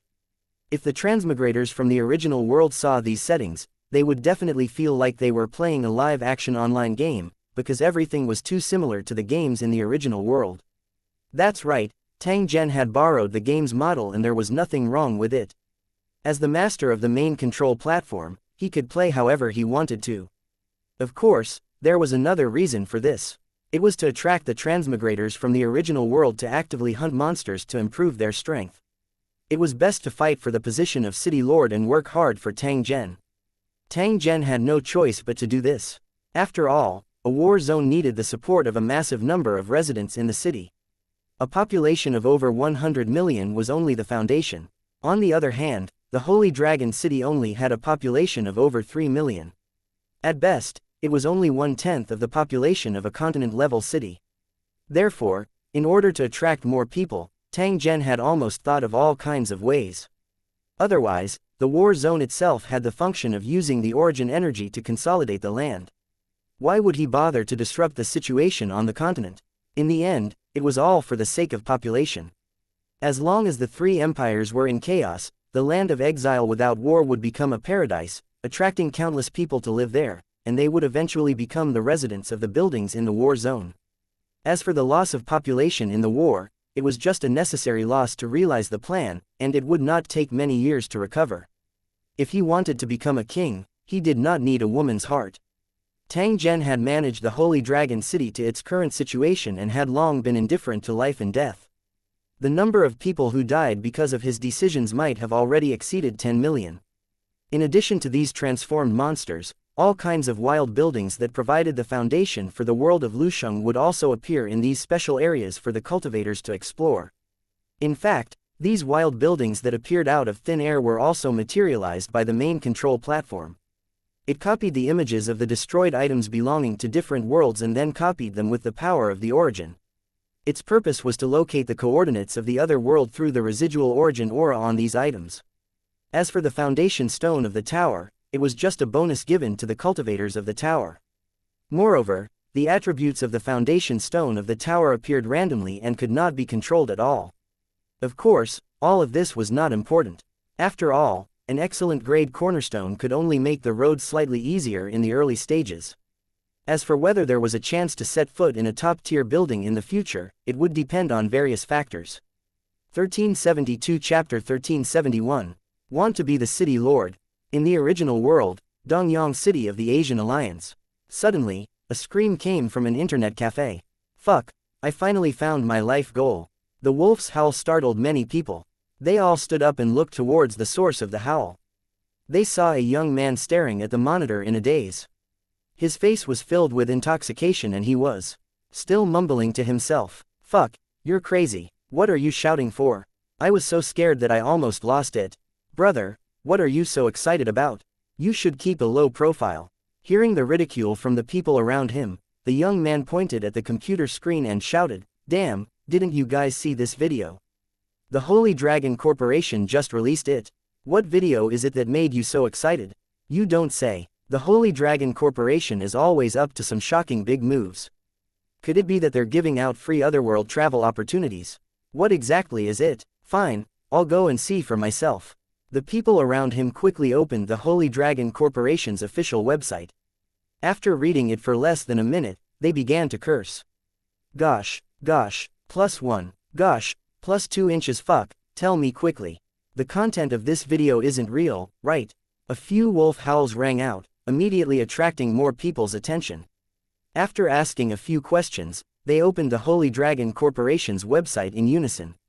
It didn't take long for the entire internet cafe to be playing the same video. It was the Holy Dragon Corporation's latest release. Everyone stared at the video in a daze, unable to come back to their senses for a long time. In the video, a tall, beautiful woman in black armor was fighting with several ferocious-looking monsters. As the sword flashed, the ferocious monsters were killed one after another. Throughout the entire process, there was not a single drop of blood on the woman's body. Only the bright blade had a touch of bright red. Damn, she's definitely a goddess. So domineering, I like it. Hurry and check which female celebrity she is. Why have I never seen her before? Are you guys stupid? This video was obviously shot in the Lusheng world, so this woman is definitely not from the original world. Is that so? I like it even more then. The group of animals drooled as they watched, their faces filled with fantasy. The young man who first saw the video immediately shouted, "That's not the main point. Look down carefully." By then, the woman had killed all the monsters. She then walked to the monsters, corpses, and what happened next stunned everyone. The woman easily took out a brain bead from the monster's body, followed by a few other things. One look and one could tell that they were valuable. After the woman stood up, the monster that was killed turned into colorful lights and disappeared. Some of the lights even floated into the woman's body. The woman had a look of enjoyment on her face as she gently raised her fist. When she clenched it, a crisp sound rang out. The crowd was silent for a few seconds before they suddenly shouted in excitement, "Damn, what's going on? Is this a real-life online game? It's clean and uncontaminated. There's no corpse left. I like it. Tell me, is this a game or not? If it's true, I'll definitely be the first to register for the experience. Count me in." After everyone exchanged a few words, the woman turned to the camera and said in a clear and cheeky voice, "This is the monster hunting ground of the Sacred Dragon Warzone. Monsters are rampant here, and only the strong can enter. Killing monsters here would give one great rewards, from the most basic brain pearl Dao magic weapon equipment to killing monsters. When you kill a monster, you will also receive experience points, which will help you become an advanced cultivator earlier. Please remember, this is not a game, but an undeniable fact, and everyone can participate in it." When they heard this sentence in the video, everyone felt a buzz in their heads, and a fanatical look flashed across their faces. Never in their dreams would they have thought that Holy Dragon City would give the original world's residents such a huge benefit. Cultivating, exploring, possessing great strength, and finally becoming a powerful existence that transcended ordinary life was the dream of many people. However, after he had some understanding of this world, he realized that it was just a ridiculous dream. However, today, Holy Dragon City had given them a chance to make their dreams come true. How could they not be excited? At the thought of having the opportunity to realize a scene that had only appeared in their dreams, everyone felt their hearts burn with passion. At the same time, they made up their minds to find a way to fight for this once-in-a-lifetime opportunity. Before everyone could recover from their shock, the woman revealed another piece of news that shocked everyone even more. In the monster hunting ground, not only can you kill monsters to improve your strength, but you can also explore wild buildings and obtain the foundation of a building. You also have the chance to become the city lord of a building. He would control thousands of cultivators, conquer unknown worlds, and experience a different life. What are you still waiting for? The video gradually zoomed in until this point, and what was reflected in everyone's eyes was a boundless land. Monsters could be seen everywhere, and cultivators in Lusheng City were fighting the monsters. When the video ended, rules popped up on the screen, explaining the risks one had to bear when entering the monster hunting ground, as well as the possible benefits. Everyone put their heads in front of the screen and read it one by one while discussing it. Although there was a risk of death in the dungeon world, it was nothing compared to the possible benefits. If they were not mentally prepared, they would not go to the other world and would just stay in their original world. At that moment, the group of people who were staring at their computers in the internet cafe were all over the world. Everyone was shocked by this exciting news. At the same time, they quickly found the registration website and filled in their personal information. The internet was in an uproar over this matter. Countless people were shouting that they wanted to go to the other world and return to their original world 100 years later to see how high the grass on their bad friend's grave was. Of course, there were some people who held a wait-and-see attitude towards this matter. After all, this was not a game, and people might really die if they didn't do it well.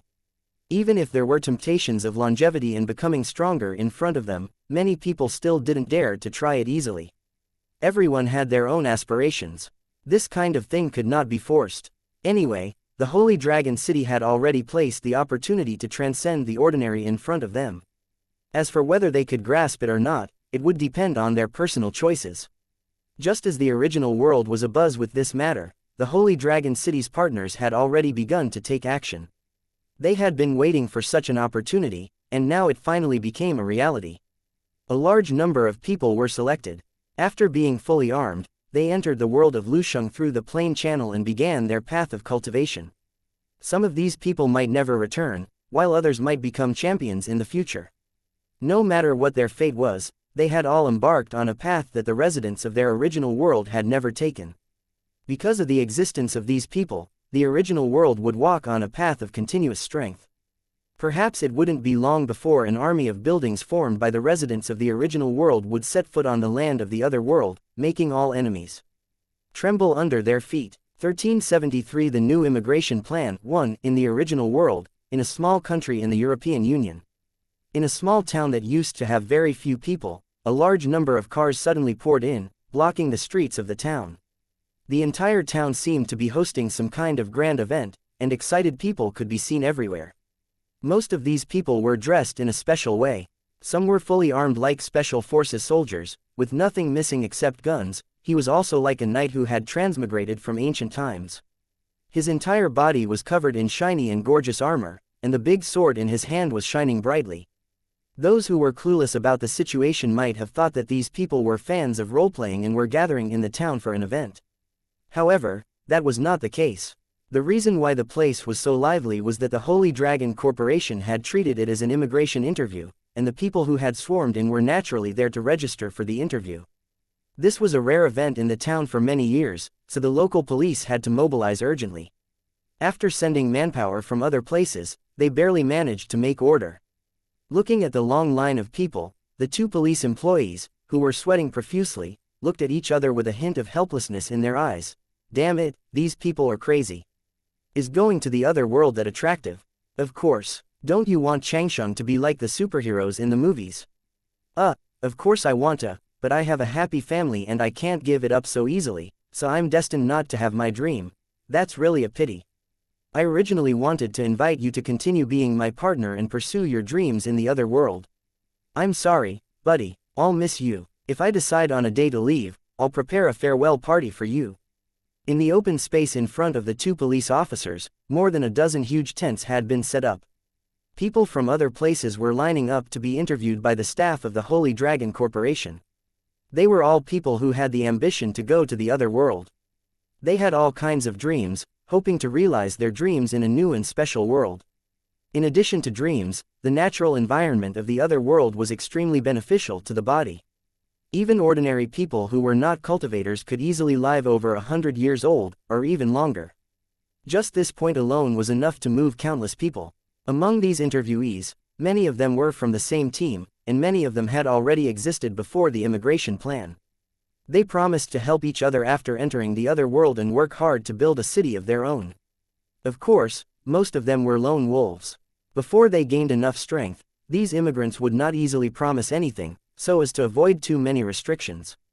Even if they wanted to join an organization, they could wait until they entered the other world. By then, they would have more choices. The Holy Dragon City would not impose too many restrictions on the immigrants.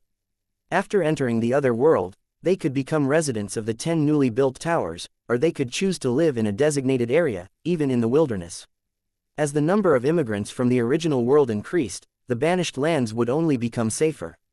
The empty space between the 10 skyscrapers would be filled with countless buildings sooner or later. His partners in his previous world were very supportive of the Holy Dragon Corporation's approach and cooperated with them in all aspects. The population of the original world had exploded, and resources were becoming more and more scarce. The various problems that followed put a lot of pressure on his partners. However, even if they racked their brains, they could not find a good solution. They could only carefully maintain the current situation as if they were walking on thin ice, afraid that one day an unexpected collapse would lead to large-scale chaos. The appearance of the second world had provided his partners with the best solution to their problems. As long as they moved a quarter of the population, all their problems would be solved. Of course, it was impossible to complete such a large-scale migration in a short period of time. Whether the residents of the original world were willing to do so or not, the Holy Dragon City alone could not accept more than 2 billion people. However, this was only something that could not be accepted now. As the war zone continued to develop and expand, the area of land they possessed would become larger and larger. In the future, even if the entire population of their original world was sent over, the Holy Dragon War Zone would definitely be able to easily accommodate them. Everything could not be rushed. His partners also understood this principle, so they were all doing their best to cooperate with Holy Dragon City's publicity, so that more original world residents would understand the other world and know the benefits of going to the other world. The overwhelming publicity was very effective. According to the latest survey, more than 30% of the original world's residents wanted to move to another world, 20% remained on the fence, and the remaining half expressed that they didn't want to leave for the time being. 30% did not seem like a lot, but it was still a huge number if calculated according to the population in the original world. The popularity of various pilot programs in the original world also proved this point. The interview process was not complicated. After confirming that the person matched the information and signing another written document, the applicant would be arranged to learn some basic knowledge in the training camp. After passing the assessment, they could obtain an official migration certificate. This process would take about 10 days, which meant that after 10 days, there would be an endless stream of immigrants from the original world pouring into the other world. In order to welcome the new wave of immigrants, the 10 newly built towers were constantly being upgraded so that immigrants could live in them. In just a few short days, the small building that was originally only 2 stories tall had now become a behemoth that was as large as a mountain. The cultivators in these 10 towers all came from Holy Dragon City, and their combat strength was beyond doubt. Therefore, there was no need to do those time-consuming advancement trials, and they might as well advance all the way to level 9 before stopping. It was a pity that Tang Zhen didn't have the highest authority of the main control platform yet. Otherwise, he would even exempt himself from the promotion task of the national-level buildings and allow the 10 buildings to be promoted directly to become national-level buildings. In this way, the main control platform that met the basic conditions could officially establish a new war zone and join the family of the 3,000 war zones in the world of Lusheng. Therefore, the 10 skyscrapers could only be upgraded to level 9 without any restrictions, and then they would face the mission of invading the other world. 10 towers were about to invade 10 worlds. This was definitely an unprecedented war. Not only did Holy Dragon City have to face the 3 great empires, but they also had to fight in the dream world. As the main cities were taken down one by one, the final battle would start at any time. According to the information they had gathered, the main city of the dream world was indeed hidden in the real world. Once the 8 main cities were destroyed, the dream world would collapse as well, and the hidden central palace city would surface. Once that moment came, Holy Dragon City would launch an attack on Zongdong City, completely destroying the world's origin that had awakened its own consciousness. Tang Zhen was looking forward to this moment. All this while, he had been unable to figure out one thing. Was the Dream City Lord that he had met the real one, or was it a projection that had been left behind in the long river of time? He had the ability to travel through the long river of time. Did he see his strength today and know that he had a way to help him get out of this predicament? Even if that was the case, Tang Zhen did not mind at all. Back then, If it was not for the Dream City Master's reminder, Tang Zhen might have been able to survive the crisis. However, he would definitely have to take many detours, and the Holy Dragon City might not have such a scale. A drop of kindness would be repaid with a fountain. Tang Zhen had accepted this favor and would naturally show some gratitude. 1374 Plane Coordinates 1 Tang Zhen didn't need to worry about the arrangements of the new immigrants. The residents of Holy Dragon City could be handled properly. What he needed to do now was to make 10 Tower City advance to national level as soon as possible. Now that everything was ready, he was only one step away from achieving his goal, which was the inevitable advancement quest. The invasion of the other world required plane coordinates, otherwise the transmission channel could not be successfully built. Even the main control platform could not solve the problem. Although the current Holy Dragon City had the coordinates of several planes, they were all worlds that had been invaded. If they were invaded again in a short period of time, these worlds would either be completely destroyed or the origin would awaken, increasing the difficulty of the invasion. These few worlds had a special meaning. If they could be preserved, they would naturally try their best to preserve them. Moreover, Tang Zhen did not want to do something like killing the chicken to get the eggs. The work of locating the coordinates of the new world was imperative. Therefore, after the construction of the 10 towers was completed, the items collected from the wild towers were sent to each tower one by one, and the cornerstone platform of each tower was used to analyze the plane coordinates. Even though the world of towers had existed for a long time, detecting plane coordinates was still purely a matter of luck. Sometimes, he might not get anything even if he consumed tens of thousands of items. Sometimes, he only needed a few items to obtain a set of plane coordinates. As for what world the plane coordinates would lead to, it also depended on luck. If they encountered a land of death, they could only admit that they were unlucky. Before the wilderness warzone was destroyed, the Holy Dragon City had once specially collected items from the Wild Tower in order to guard against an unexpected need. From the looks of it now, what he had done back then was absolutely correct. Otherwise, where would the Holy Dragon City, which was in the land of no king, find so many items from the Wild Tower that carried origin energy? The development of the Holy Dragon City had reached a bottleneck. As long as the 10 skyscrapers were not upgraded to a national level, the Holy Dragon War Zone would not be able to be established, and some of the goals set in the early days would not be achieved. Therefore, Tang Zhen was very concerned about this matter.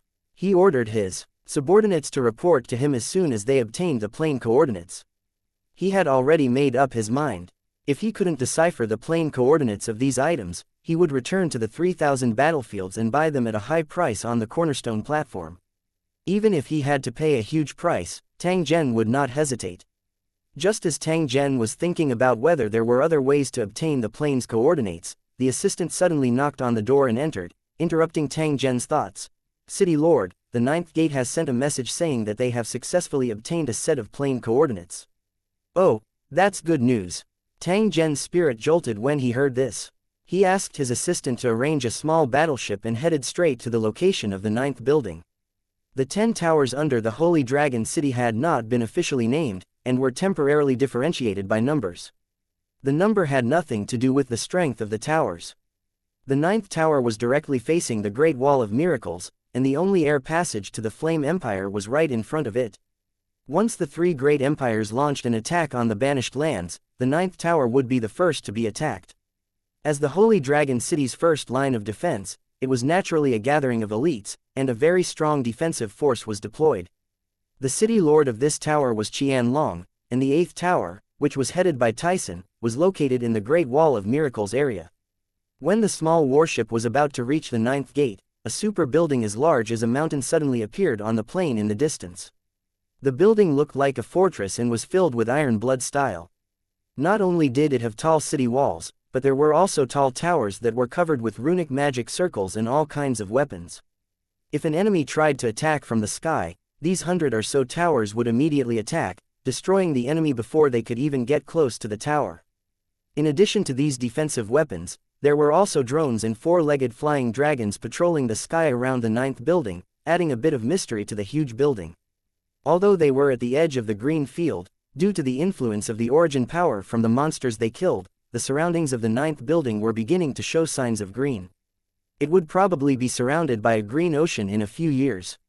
Compared to the origin energy that had been diluted countless times under normal circumstances, the energy emitted by these monsters was a powerful medicine that could restore the natural environment in the shortest time possible.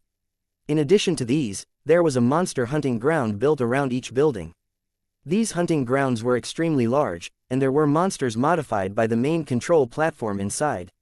They gradually spread from low to high. There were also many spatial gaps in the monster hunting ground. When they captured information about the destroyed objects in the higher dimensions, they would use the power of the origin to materialize them, and then turn them into all kinds of wild buildings. In order to complete this plan, Tang Zhen had really put in a lot of effort.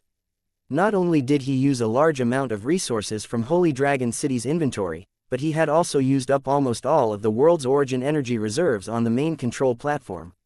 Compared to those battlefields that were already on track, the Holy Dragon battlefields that had to start from scratch naturally had a huge consumption, especially without a steady stream of income. This kind of large expenditure would not last long. A war to invade the other world was obviously the best way to solve the problem. At least, before the Myriad World Mall grew up, Tang Zhen could not find a better alternative. When the four-legged flying dragon knights patrolling in the air saw the small warships, they immediately flew in lines on both sides, guarding the small warships and parking them in the square inside the tower. When the battleship was parked, the impact was very strong, and the weight was also very heavy. Ordinary buildings could not withstand it at all, and only special buildings like the towers could remain intact. Qianlong had been waiting for a long time with Lu Cheng's cultivators. After they met, they immediately went to the room where the foundation stone platform was. After passing through the long suspended covered bridge, the group arrived at the core area of the 9th building. The room where the cornerstone platform was placed was located in this area. At this moment, Lu Cheng's cultivators were both inside and outside the room. The researchers were among them. They were recording the set of plane coordinates that they had just obtained so that they could analyze it in the future. If the location of the existence of other planes contained some kind of rule, then as long as they could grasp it and crack it, Holy Dragon City would no longer need to rack their brains to search for the coordinates of other planes. They only needed to calculate according to the formula. Which group of items did the cracking succeed? Can we deduce the specific information of the new world from the items? Tang Zhen glanced at the constantly changing planar coordinates that appeared like a heavenly book as he asked Qianlong beside him.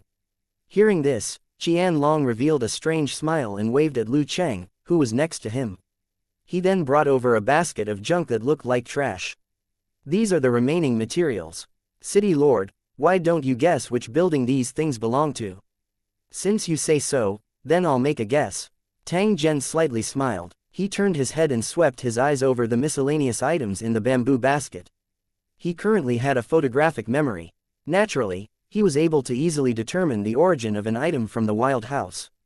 However, when he swept his gaze over the items, a strange expression appeared on his face. Interesting, it's actually this place. 1375. The undead world won. The value of these items in front of Tang Zhen wasn't very high.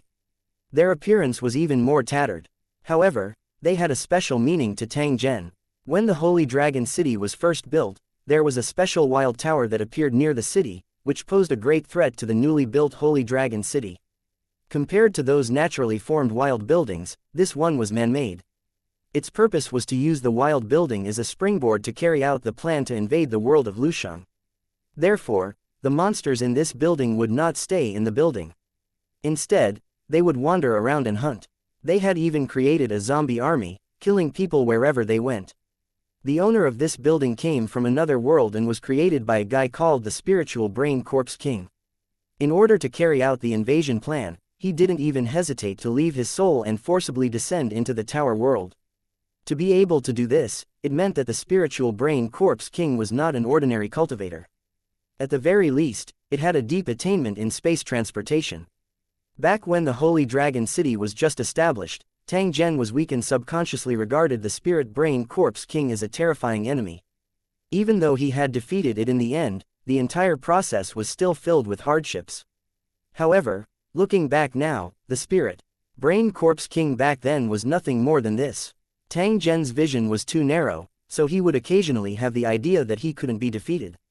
This guy tried to rule the world of Lusheng, but he didn't know how many Lusheng could defeat him in the wilderness warzone alone. If it was in the 3,000 battlefields, the ambition of the spiritual brain zombie king would be a joke. If he appeared in the territory of a national Lusheng, he would be killed by the powerful cultivators in the Lusheng in minutes. In fact, they only needed to pick a lord cultivator at will to beat the spirit brain corpse king that had descended. As for the spirit brain corpse king's strength, Tang Zhen couldn't judge it for the time being.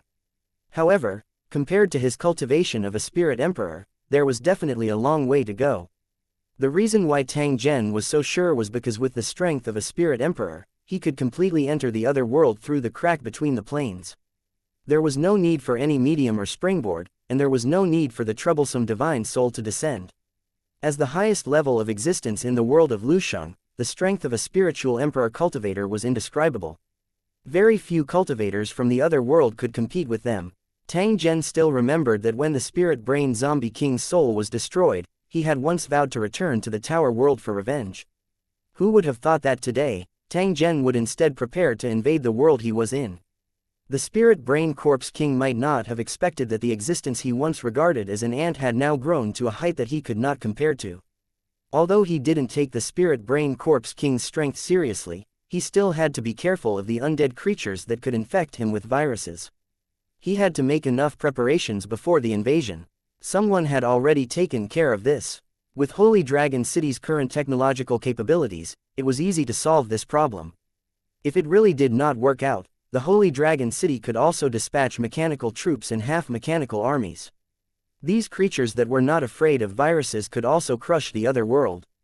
Now that all the preparations were done, the next thing to do was naturally to open up a dimensional portal.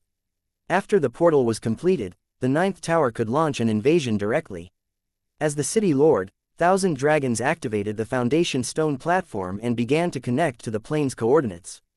It didn't take long for an energy vortex to appear in the empty space in front of the 9th building. When the nearby cultivators of Lu City saw this, they immediately revealed a trace of joy and couldn't help but rub their fists. To the cultivators of Lusheng, invading the other world would not only train their strength, but they could also accumulate a large number of battle merits and obtain rich spoils of war. As for building the city, the non-combat residents could complete it. There was no need for combat cultivators like them. Under the blood-red sky, a few emaciated corpse wolves were wandering in the dead forest, which was filled with the aura of death, looking for food to fill their stomachs. Although they were undead creatures, these corpse wolves still needed to eat to maintain their physical strength. Otherwise, they would starve to death.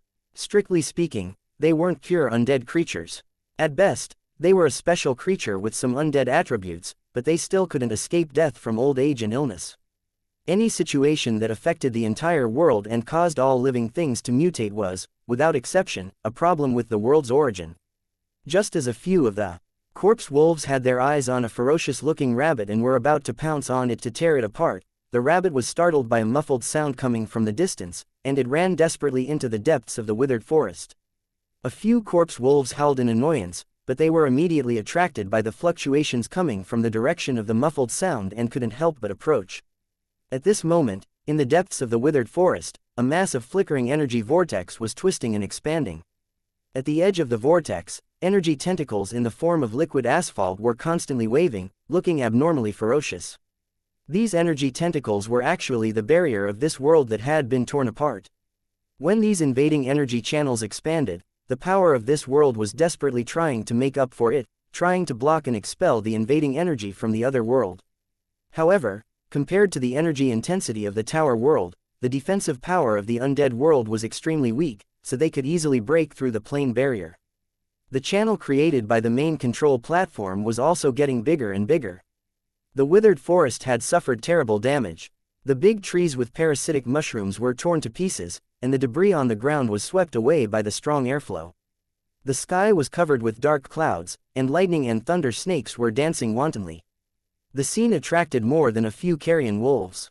Soon, all the creatures in the withered forest gathered.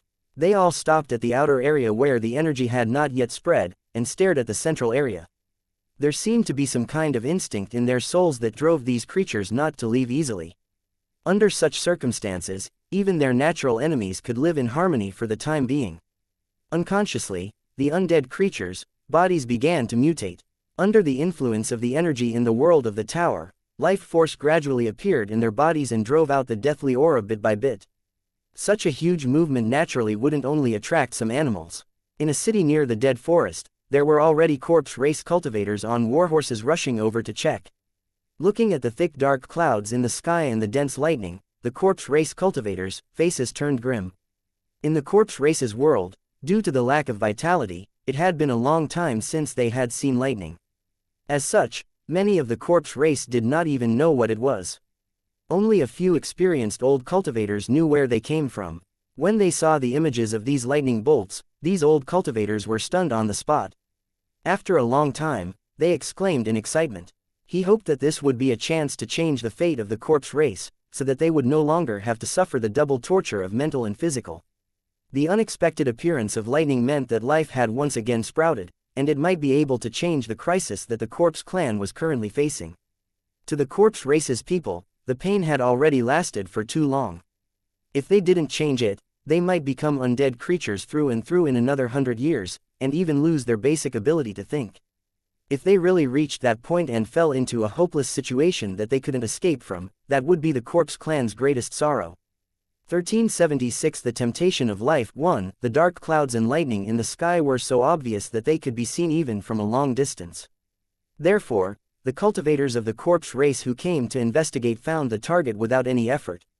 However, when they approached the center of the withered forest, they were shocked by the scene in front of them.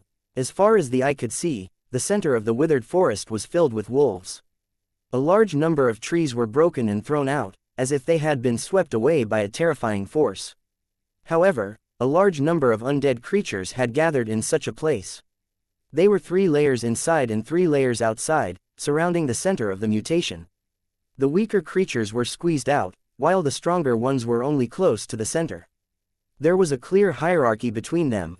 As for the center, there were a few huge ferocious beasts that were the size of a car. Because they were in the way, it was impossible to see the situation at the center of the mutation from a distance. Seeing this scene, the corpse race cultivators were sure that the change must have happened in the center of the encirclement of the giant beasts. In order to figure out the cause of the mutation, the corpse race cultivators had to go to the center. Everyone, be careful. These beasts are very fierce.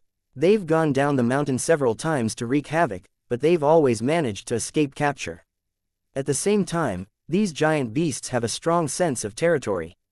If we get close, we may anger them. Everyone, be prepared for battle. Kill them. The leader of the corpse race reminded his companions. Then, he drew out a sharp long blade and walked toward the beasts. The other corpse cultivators nodded and took out their weapons as well. They formed battle formations and moved forward.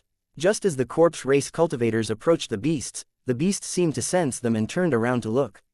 It was also this careless glance that struck the slowly approaching corpse race cultivators as if they were struck by lightning. After being stunned for a few seconds, they looked at each other, their eyes full of shock. Did you guys see those beast heads? Yingluo saw it. Since you all saw it, it proves that our eyes are not playing tricks on us. These beasts have all undergone a mutation. The leading corpse race cultivator's voice trembled and his eyes were filled with fanaticism. The scene just now had filled his heart with motivation. The faces of the beasts at the center of the mutation had regained their flesh and blood. Compared to their rotten and withered bodies, the contrast between the two was obvious. This situation meant that the power of vitality had indeed appeared, and it was precisely because they had absorbed vitality that these ferocious beasts had such shocking changes. If he could absorb this life force, he would be able to relieve the pain in his body and even improve his cultivation. In the corpse race's world, items that contained vitality could be called heavenly treasures. Not only were they rare, but they also had magical effects. Not only could they reduce the pain of the soul and body, but they could also make a breakthrough in their cultivation. The power of vitality was rare, but now that it had surrendered, how could he miss it so easily? At the thought of this, the corpse race cultivators didn't hesitate any longer and charged towards the center of the change like lightning. Ordinary creatures were naturally no match for the corpse race cultivators, and even the corpse wolves couldn't stop them. The only ones that could bring danger were these giant beasts. However, if these beasts tried to stop them from obtaining the life force, the corpse race cultivators would kill them without hesitation. How could he waste such precious life force on a few beasts? This was an unforgivable sin. In the blink of an eye, the corpse race cultivators had already rushed behind the huge beast and launched a fatal attack. Feeling that their belongings were being violated, the few giant beasts roared and turned around to attack the corpse race cultivators. Their huge size gave them terrifying strength. Even a slight wave of their sharp claws was enough to smash a large pit in the ground. Sand and stones flew everywhere the giant beast passed. They clearly understood the value of this life force, so they were merciless when they attacked, determined to kill all the competitors. The weaker wild beasts also joined in, as if these corpse race cultivators were irreconcilable enemies. Even if they would only be sending themselves to death if they rushed up, they still launched wave after wave of attacks without fear of death. The surroundings of the dimensional portal were immediately filled with the howls of the ferocious beasts and the roars of the corpse race cultivators. Both sides were locked in a fierce battle, and the ground was covered with broken pieces of corpses and dirty blood. The battle lasted for half an hour, and only a few corpse race cultivators survived. At this time, their bodies were covered with terrible wounds. If it weren't for the undead creatures' characteristics, just the terrifying accumulation of damage alone would be enough to kill them more than a dozen times. They didn't have time to care about their fallen comrades. Several corpse race cultivators dragged their incomplete bodies and walked toward the radiant plane channel with intoxicated expressions. As the distance between them closed, the bodies of these corpse race cultivators began to mutate. The wounds on their bodies began to recover, and their ferocious and withered faces became plumper. This change happened extremely quickly. When they walked in front of the plane's channel, they could no longer see the original characteristics of the corpse race, but had become a kind of creature that was 70% similar to humans. Although it still looked ferocious, it was much more pleasing to the eye compared to its original appearance. Feeling the life force continuously seeping into their bodies, the few corpse race cultivators completely forgot about returning to the city to report the results of their investigation. Instead, they directly sat down cross-legged and let themselves absorb as much life force as possible. In just a short period of time, they had already felt the bottleneck loosening. The origin aura from the other world was like a treasure with magical power that could give them the opportunity to step into a higher realm. After a long time, the few corpse race cultivators opened their eyes at the same time, and their eyes flickered with divine light. Compared to when they had first arrived, their auras were clearly more powerful, and their appearances had undergone a complete transformation. This was the original appearance of the corpse race. After being nourished by the life force, these corpse race cultivators had completely returned to normal.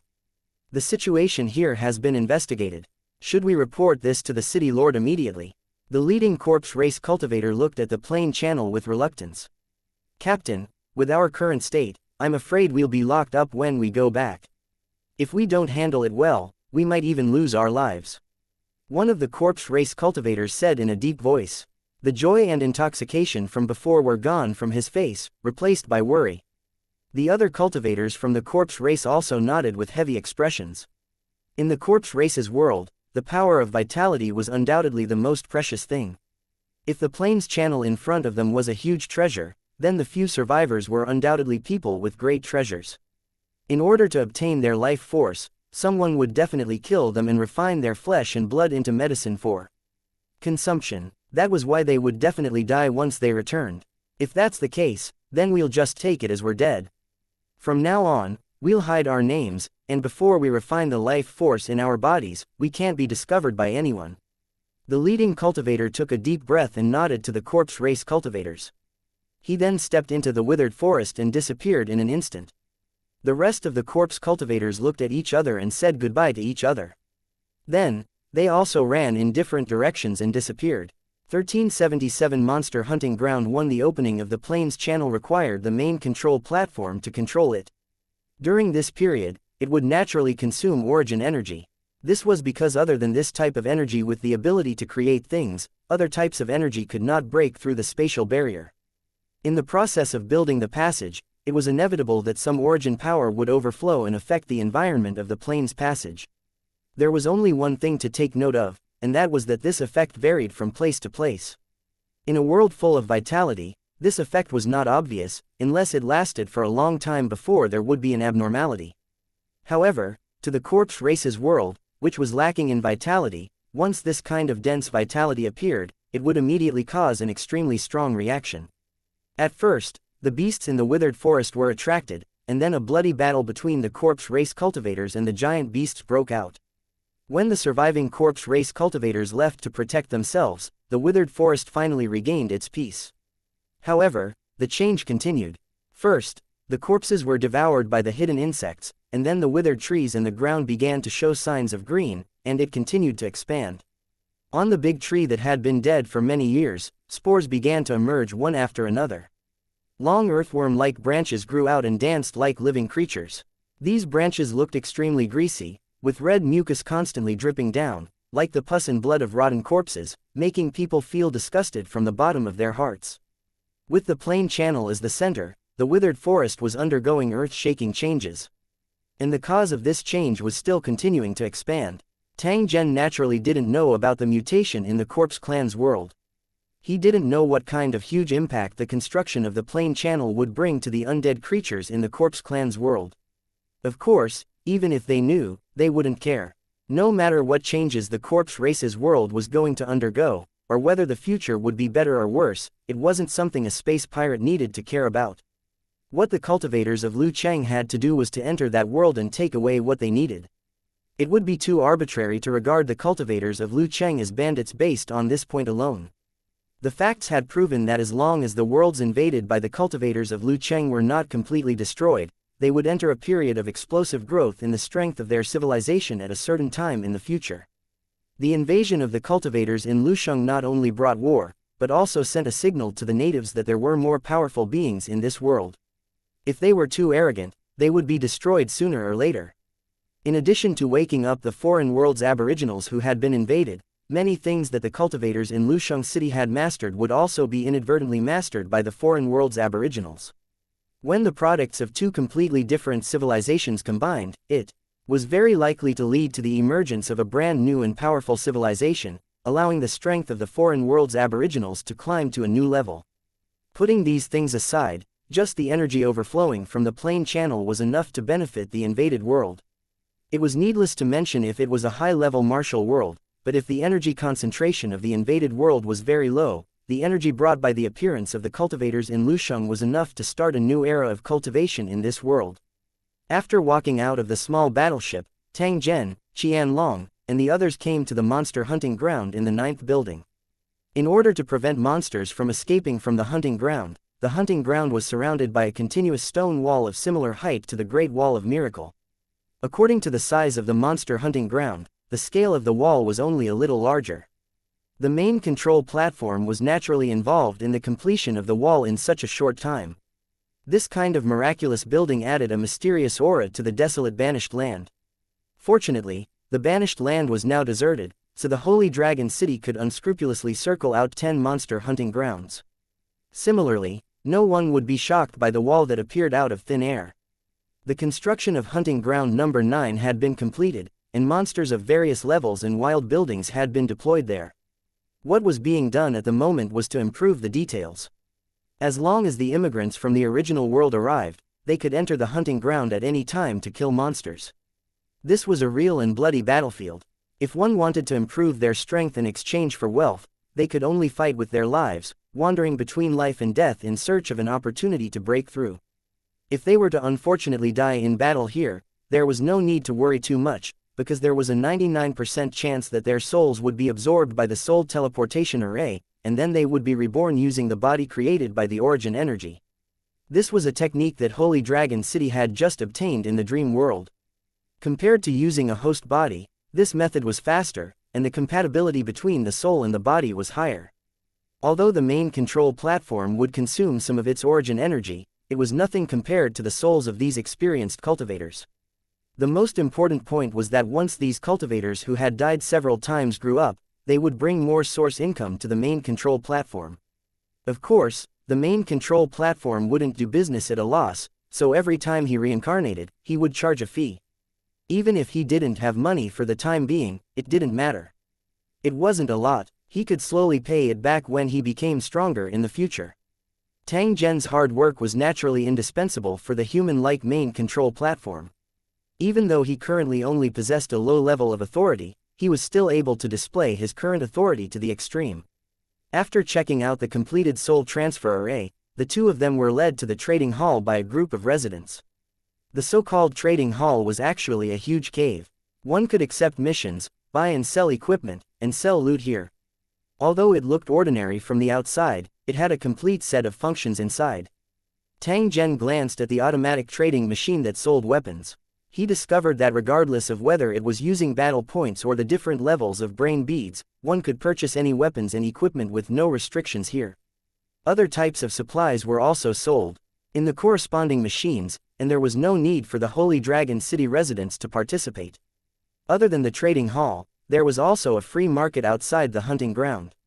It allowed people to conduct private transactions and only charged a small fee.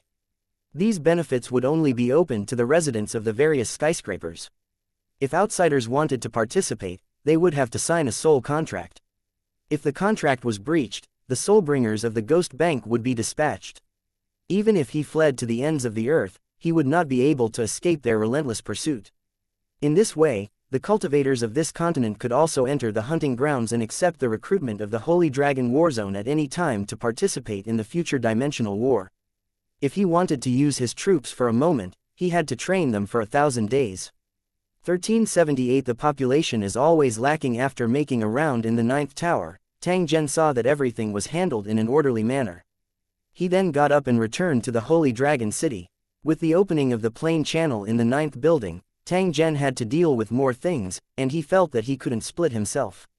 Matters related to the construction of the 10 skyscrapers, the war in the dream world, the layout of the 3 empires, and the operation of the Myriad World Mall were laid out in front of Tang Zhen one after another. Although his subordinates could handle many things, some important decisions still needed Tang Zhen's participation. He couldn't hide even if he wanted to. Fortunately, the tempering progress of his main body was not affected. Otherwise, Tang Zhen would really be driven mad. Having been in the position of city lord for many years, Tang Zhen had already adapted to this kind of pace of life. Although he could no longer wander in the other world like in the past, there was no need to mention the sense of achievement in Tang Zhen's heart when he saw his own city becoming stronger by the day. After returning to his office, Tang Zhen continued to work. After scanning through the latest intelligence from the 3 great empires and confirming that the other party did not have the energy to send troops to Holy Dragon City for the time being, Tang Zhen picked up another report. This report was related to the population and was also one of the things that Tang Zhen was most concerned about. Ever since the war between the Orc Alliance and the 3 great empires started, Tang Zhen had given a condition to the forces that tried to cooperate with the Holy Dragon City. That was to gather a large number of refugees from the 3 great empires and send them to the land of exile. As long as a certain amount was reached, it could be used as origin stones to exchange for various resources from Holy Dragon City.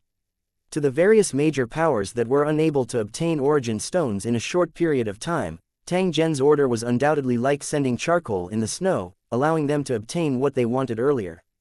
As for gathering the refugees, as long as they put in the effort, it would not be difficult at all. At most, the transportation process would be a little more troublesome. As a result, unknowingly, many mysterious people appeared within the 3 empires. They constantly lured refugees to the land of exile. For those refugees who could leave immediately, they would even personally send them all the way to the land of exile. Because the more refugees were sent here, the more benefits they could enjoy. These refugees, who were regarded as a scourge by the royal families of the 3 empires, actually became the hot commodity of the major forces. In order to obtain more refugees, these forces fought with each other, both openly and secretly. The escapees did not know that they had become highly sought after, but they knew that as long as they followed them to the land of exile, they would no longer have to suffer from hunger. Paper can't hide fire. Such a large number of refugees was naturally noticed by the 3 empires very quickly.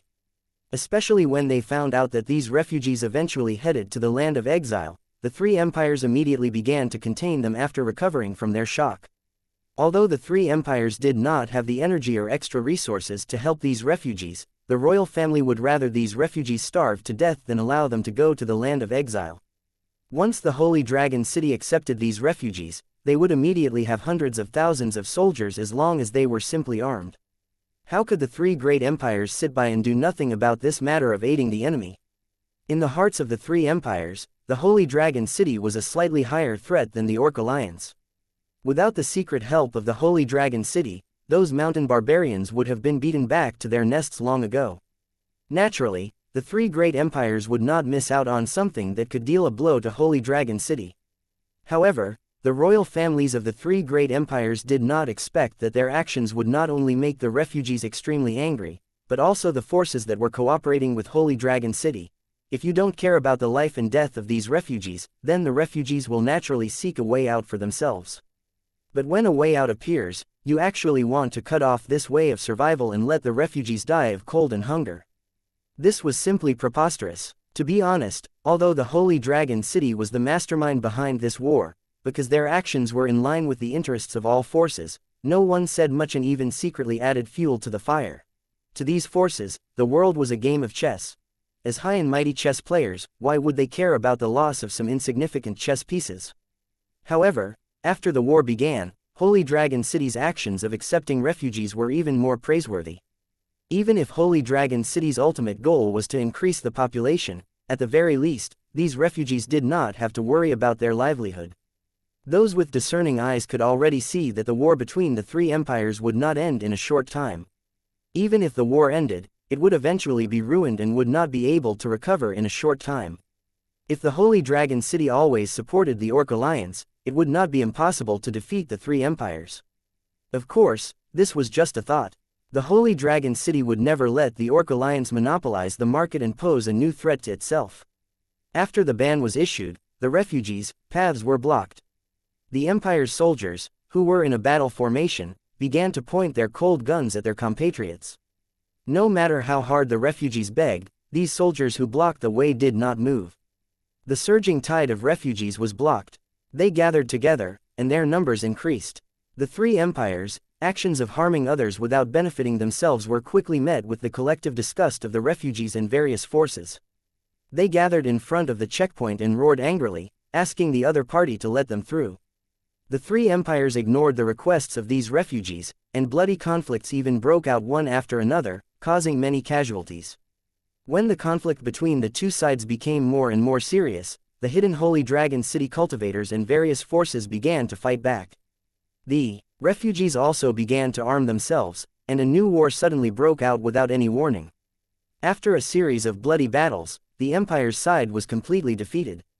The victorious refugees were like a tide, cheering loudly as they ran towards the land of exile. The refugees who had weapons in their hands were no longer hesitant. Whenever they were intercepted, they would use their weapons to protect themselves, making the royal families of the three empires unable to sleep and eat in peace. Before the problem with the Orc Alliance was resolved, these refugees had become a thorn in the side of the three empires.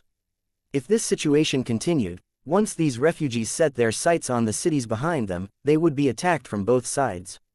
However, the three great empires no longer had much power to suppress these refugees.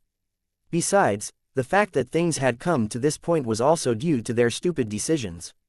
After an emergency discussion, the royal families of the three empires finally came to a decision. Since these refugees wanted to go to the banished lands, then let them go. They could also take the opportunity to plant some spies and figure out the specific situation of the banished lands. As a last resort, the three empires issued an order at the same time to strictly prohibit the major cities from fighting, allowing these refugees to go to the land of exile. With no obstacles in their way, the refugees from the three empires swarmed into Count Matt Damon's territory in the Eternal Empire and entered the land of exile. The Holy Dragon City's residents, who had been waiting for a long time, got busy. All kinds of transportation vehicles came together to send these refugees to the 10 skyscraper city for settlement. The 10 towers that had been empty since they were built were finally bustling with life. The refugees who had turned into the residents of the towers spent their days in surprise and excitement. They had never dreamed that such a magical building like the tower would exist in this world. Just as the refugees from the three great empires were pouring into the land of exile, a new batch of immigrants from the original world had also crossed the plain channel and set foot on the land of the other world. 1379 The arrival of new immigrants 1-inch Hu. After taking a deep breath and slowly exhaling, he suddenly felt a trace of refreshing feeling. There was no such fresh air in the original world. Even the remote mountains could not compare. This point alone proved that coming to the other world was not a wrong decision. At the very least, they could live longer. At this time, there was a hubbub of voices in front of the plain channel. A long line of carriages was parked in the huge square. The people who had just arrived in the other world from the plain channel looked around, constantly sizing up this strange world. In the tunnel behind them, there was still a steady stream of immigrants entering this magical land. This was a new world that was completely different from the original world, and it was full of refreshing scenery. The cultivators in Lusheng City, who were wearing black armor, looked majestic. They were carrying out security work and would occasionally fly into the air under the envious gazes of the immigrants. From time to time, he could see creatures of other races in the surroundings. Although they looked strange, they got along well with the residents of the building. It was obvious that they had long adapted to such contact. In the distance, a huge city glowed under the sun. It was filled with towering metal buildings, and there were aircraft and huge dragon-shaped creatures flying in the sky from time to time. In the past, this scene could only be seen in movies and games, but at this moment, it was really happening in front of the immigrants from the original world. Although it felt a little unreal, when he realized that he was in another world, many incredible things were explained reasonably. At the thought of this, the immigrants were in a good mood. The sky in the other world was high and the clouds were light, giving people a feeling of extreme emptiness. Not only did it open up one's mind, but it also gave people a feeling that they could freely let go of their dreams. The immigrants from the original world who came here had all kinds of dreams and pursued a life that was completely different from the past. The fantasy scene in front of them clearly met their expectations. "Brothers, we should go." A man's voice came from the distance. Then, a tall white man came over with a big bag on his back. This was all he had. After he decided to migrate to the other world, he began to prepare these materials and brought them to the other world. No one would limit the number of items the immigrants could carry. They could even carry weapons, provided they could carry them. In principle, it was not allowed to drive through the plains channel unless there was a special need and permission from the Holy Dragon City. The white man and his 5 companions were all ordinary people, and they were young people who had just graduated, so they walked through the plain channel, and all their belongings were in their personal backpacks. Nodding to their companions, the 6 young people who had just come out of the campus followed the convoy, and from time to time, they heard the sound of prompts. "Please board the train according to your destination. There are signs from building number 1 to building no. 10. Please wait patiently after boarding the train." Following the road signs, the 6 young men found a large bus without wheels and climbed up one by one. There were already quite a few people in the car, and a few of them looked familiar. They were clearly from the same training camp. "Hey, pretty lady, are you going to the 5th building too?" After the 6 young men sat down, one of them asked the girl beside him with a hint of excitement on his face. "That's right." The girl seemed to be thinking about something. She just glanced coldly at the young man who tried to strike up a conversation with her and turned her head to look out of the window. The young man who was trying to strike up a conversation shrugged and laughed at his companion. He then put on his headphones and listened to music. Before they knew it, the bus was already filled with immigrants from the original world. At this time, they heard heavy footsteps and 2 fully armed Holy Dragon City cultivators got on the bus. His cold gaze swept across the people in the car. One of the Holy Dragon City cultivators removed his black helmet and mask, revealing a handsome face with sharp edges. "Welcome to the Holy Dragon Warzone. We will be heading to the 5th tower, which will become your residence for a while. During your stay in Lusheng, you can accept missions to earn points for your daily expenses, or you can go to the monster hunting ground to improve your strength and become cultivators as soon as possible." When the young cultivator said this, someone suddenly said, "Sorry to interrupt, but I don't know much about cultivators of Lucheng. Can you help me explain?" The young cultivator glanced at the young man who asked the question and said in a clear voice, "From the Asian Alliance." "I'm from the eastern capital of the Asian Alliance," the young man replied, nodding. "One of my friends is from the Asian Alliance. He's from the same place as you. I think he'll be very happy to see you."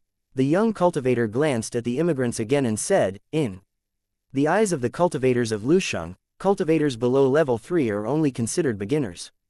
Level 5 is the beginning, level 6 is the beginning of life enhancement, and only king-level cultivators can be considered true experts. Don't aim too high. It's fine as long as you can successfully step onto the path of cultivation within a year. After all, the path of cultivation is extremely long and can't be completed in a day." Another immigrant raised his hand and asked a question. It was the white man from the previous 6 people. After the young cultivator signaled him to speak, the white man asked, Then, may I ask, what is your current level? More than one person was curious about this question because the young cultivator seemed to be about the same age as them. The young cultivator chuckled and said to the white man, "Due to some unexpected circumstances, my current strength is only that of a 1-star horde leader, which is equivalent to a 6th-ranked cultivator. A ranked 6 cultivator is also very powerful. What accident? Do you mind telling me? Actually, I'm more interested in knowing what kind of abilities a 1-star horde leader has. Can you demonstrate them for me?" The immigrants were obviously very curious about this matter, so they immediately asked. The young man gestured for everyone to be quiet, then said softly, "There's nothing to hide. I was accidentally killed by a native god when I participated in the battle in the other world. This body doesn't belong to me, and my cultivation has been restored after a long period of hard cultivation." When the immigrants heard this, they were dumbfounded and their faces were filled with disbelief. What does a god look like? Is he a strengthened version of Liu Chang?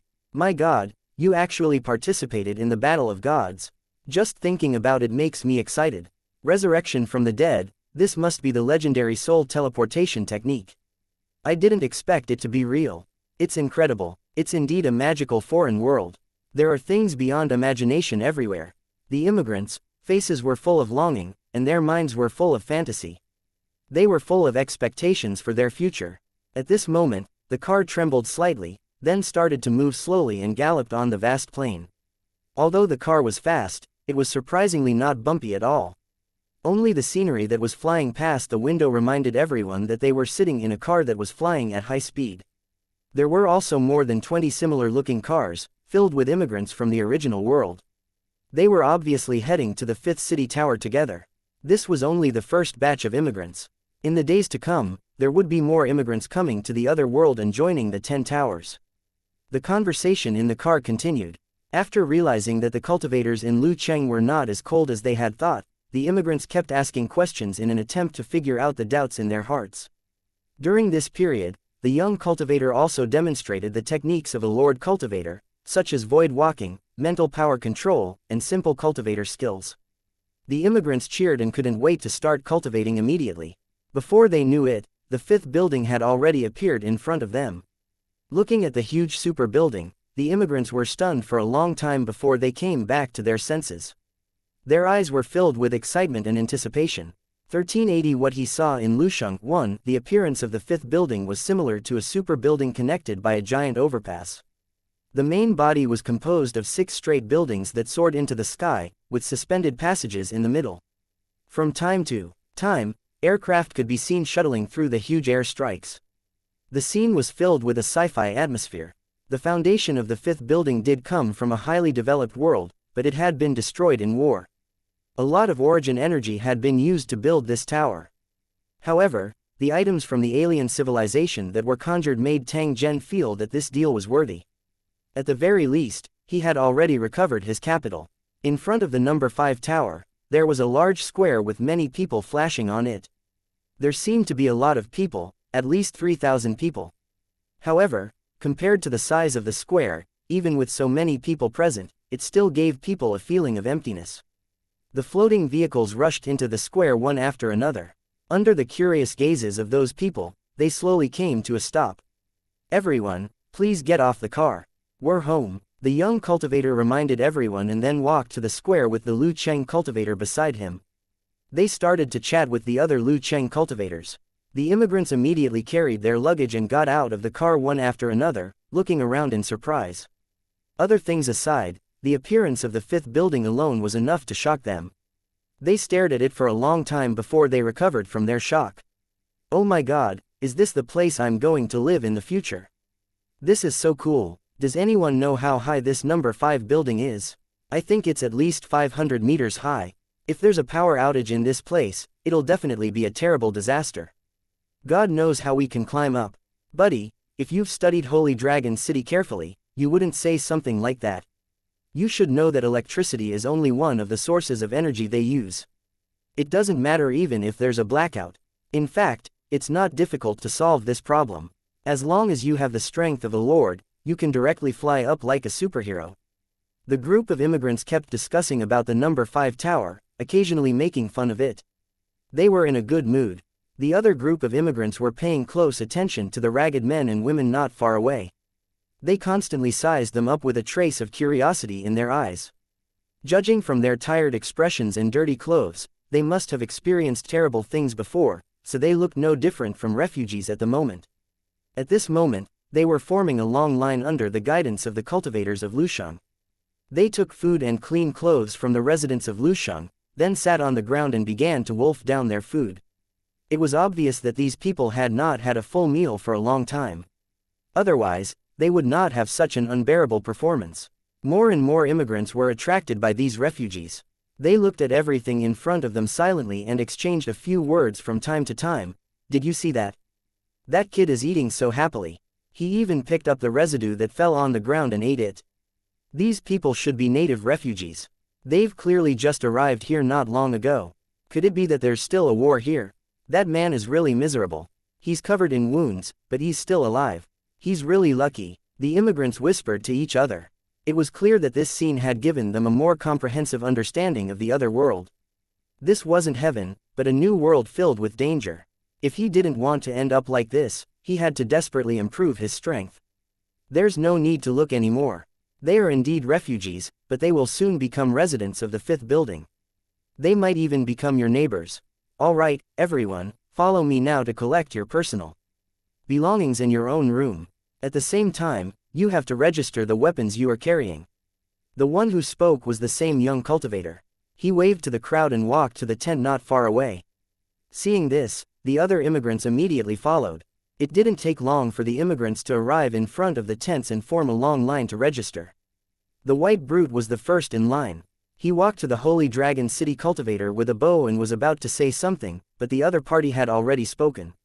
"Steve, from XX City in the United States, 22 years old, weapons, 1 AS-5 submachine gun, 9mm. The other party only took a glance at Steve's backpack and identified the weapons inside one by one without any error.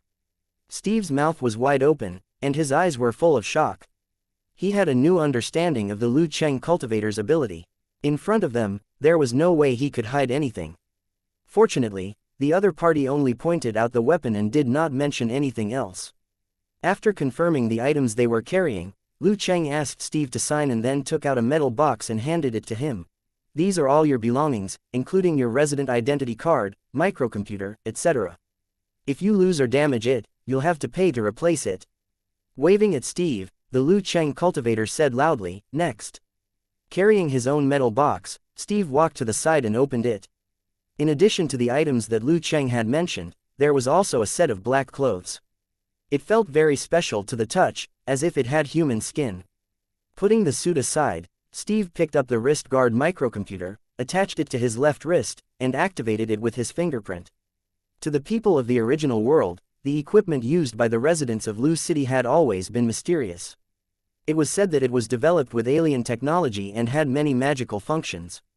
Even if a large number of imitations had appeared in the original world, there was still a big gap compared to the real one. Steve had a replica that looked exactly the same. He had spent a lot of money to buy it, but after using the real computer for less than a minute, he found that his replica was garbage. He had always heard people say that not only did Holy Dragon City possess magical powers, but they also had extremely advanced technology. Now, it seemed that it was true.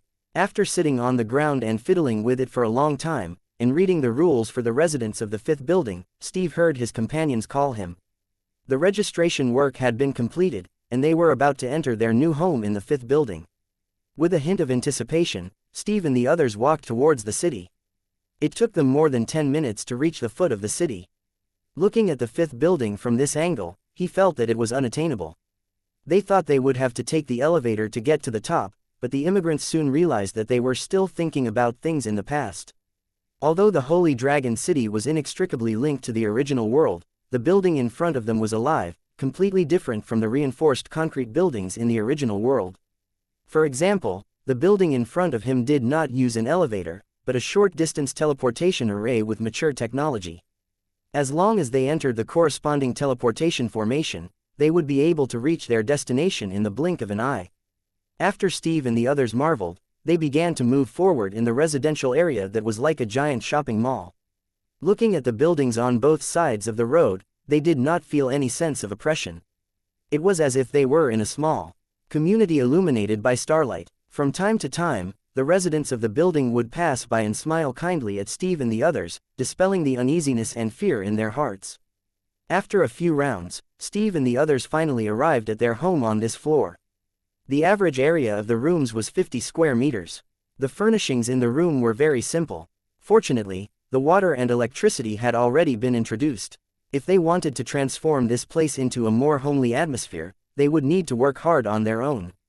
After the first day, Steve and his friends gathered together and began to work hard for their dreams. 1381 The rules of the hunting ground. 1. When the morning came, the exit of the number 5 tower was packed with people. Most of them were new immigrants who had just arrived from their original world. When people from their original world migrated to the other world, they most likely had the thought of becoming strong and were extremely persistent. Thus, after settling down, they immediately rushed to the monster hunting ground near the tower. Although Liu Cheng had warned them before that killing monsters was not an easy task and that they would lose their lives if they were not careful, not many of them really listened to him. In the eyes of the immigrants, they had a wealth of knowledge and powerful weapons, so why should they be afraid of the low-level monsters on the periphery? As for high-level monsters, no one dared to provoke them for the time being. Not to mention other things, just their body size, which was comparable to a tank, was enough to make most people flinch. Of course, there were also some rational immigrants who decided to learn from Liu Cheng's mentor for a while. When they were strong enough, they would then study how to kill monsters to improve their strength. Sharpening a knife would not delay the work of cutting wood. They might spend the rest of their lives in another world, so they did not care about this little bit of time. Therefore, the immigrants who dared to go to the monster hunting ground were either extremely confident in themselves or overly curious and couldn't wait to see what the real monster looked like. As time passed, more and more immigrants arrived at the gate of Lusheng. Among them, there were also refugees from the 3 empires. They had also obtained the status of residents of Lusheng and were ready to go to the monster hunting ground. Most of them were wearing the uniform given by Liu Cheng. While it was comfortable to wear, it also had a certain anti-piercing effect, and ordinary arrows could not penetrate it. In addition, everyone was carrying their own weapons and equipment of all kinds, from guns to cold weapons. The style of the protective equipment was also strange, and the materials were all different. As for the defensive ability, it would have to be tested in actual combat.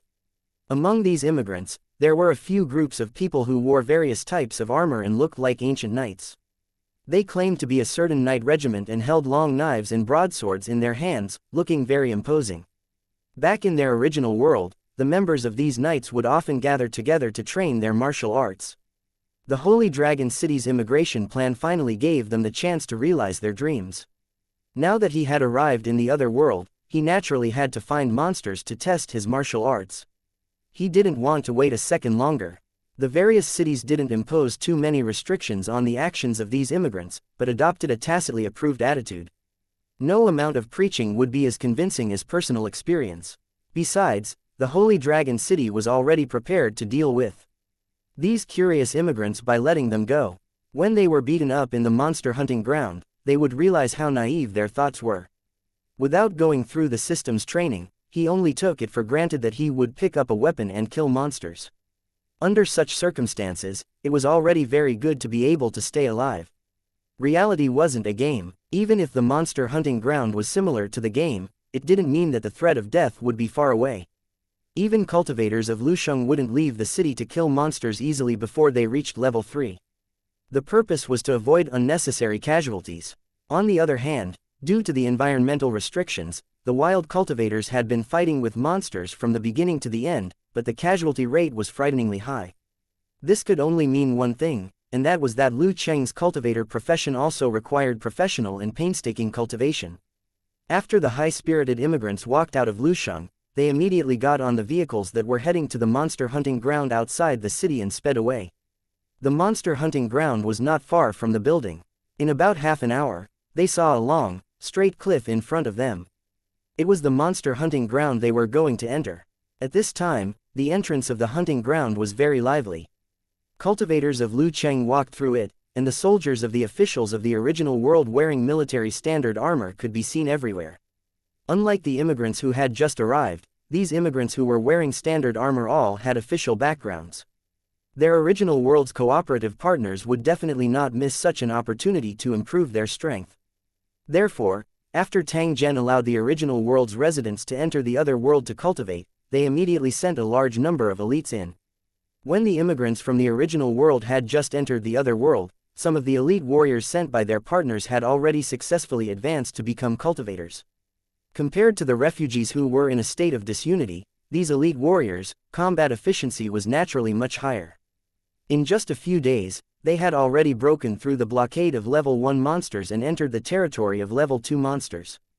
Compared to the level 1 monster area, the level 2 monster area was undoubtedly more rewarding, but it also came with a large number of casualties. The monster hunting ground was not built in the wild. It was built to train cultivators, so the number of monsters here was extremely high, especially in the level 1 monster area on the periphery. There were ferocious monsters everywhere, and there was almost no place to stay. If they wanted to break through the monsters, blockade and enter the level 2 area, they would obviously have to pay a huge price. The most frustrating thing was that true damage had to be judged during the process of killing monsters. Whether it was a cold weapon or a firearm weapon, one had to personally deal damage to the monster and calculate the damage value before one could obtain a certain percentage of origin power after the monster died. Among these attack methods, cold weapon damage benefited the most, while firearms were less powerful as the power decreased. As for weapons like bombs, the benefits were almost negligible. In other words, the fastest way to improve one's strength was to use cold weapons to fight in close combat. The soldiers from the official teams who were the first to advance to level 1 cultivators were all experts in close combat. The Holy Dragon City was not deliberately making things difficult for them. It was because a cultivator with strong close-range combat power could completely transform into a sharpshooter with 100% accuracy due to the increase in their own strength. As for cultivators who only knew how to snipe from a distance, even if they eventually advanced to a cultivator, they would still have shortcomings and would not be able to withstand a single blow in close-range combat. There was always a limit to the attack and damage of firearms, but there was no upper limit to the strength of Lu Cheng's cultivator. When his strength reached a certain level, firearms could basically be ignored. It was precisely because he understood this that his partner had followed the rules of the monster hunting ground and had never used any powerful weapons. Firstly, the Holy Dragon City did not allow it. Secondly, the results were minimal. After throwing a missile, it might not even be worth a day's profit of hunting alone. Unknowingly, the method of using cold weapons in close combat and firearms to assist in combat had become popular among the major official teams. However, this would greatly increase the number of casualties. So far, hundreds of elites from the government had died. Although they were all resurrected in the end, they still owed a lot of resurrection fees. Regarding this, the official team was also helpless and could only think of other ways. The first thing he had to do was to make light armor with good protective effects to provide as much protection as possible and reduce the damage suffered by the cultivators of the official teams. The next step was to create high-quality cold weapons, which were more powerful and more convenient to carry around, and send them to the other world through the plane channel. And the template they referred to was naturally the standard equipment of the Holy Dragon City cultivators.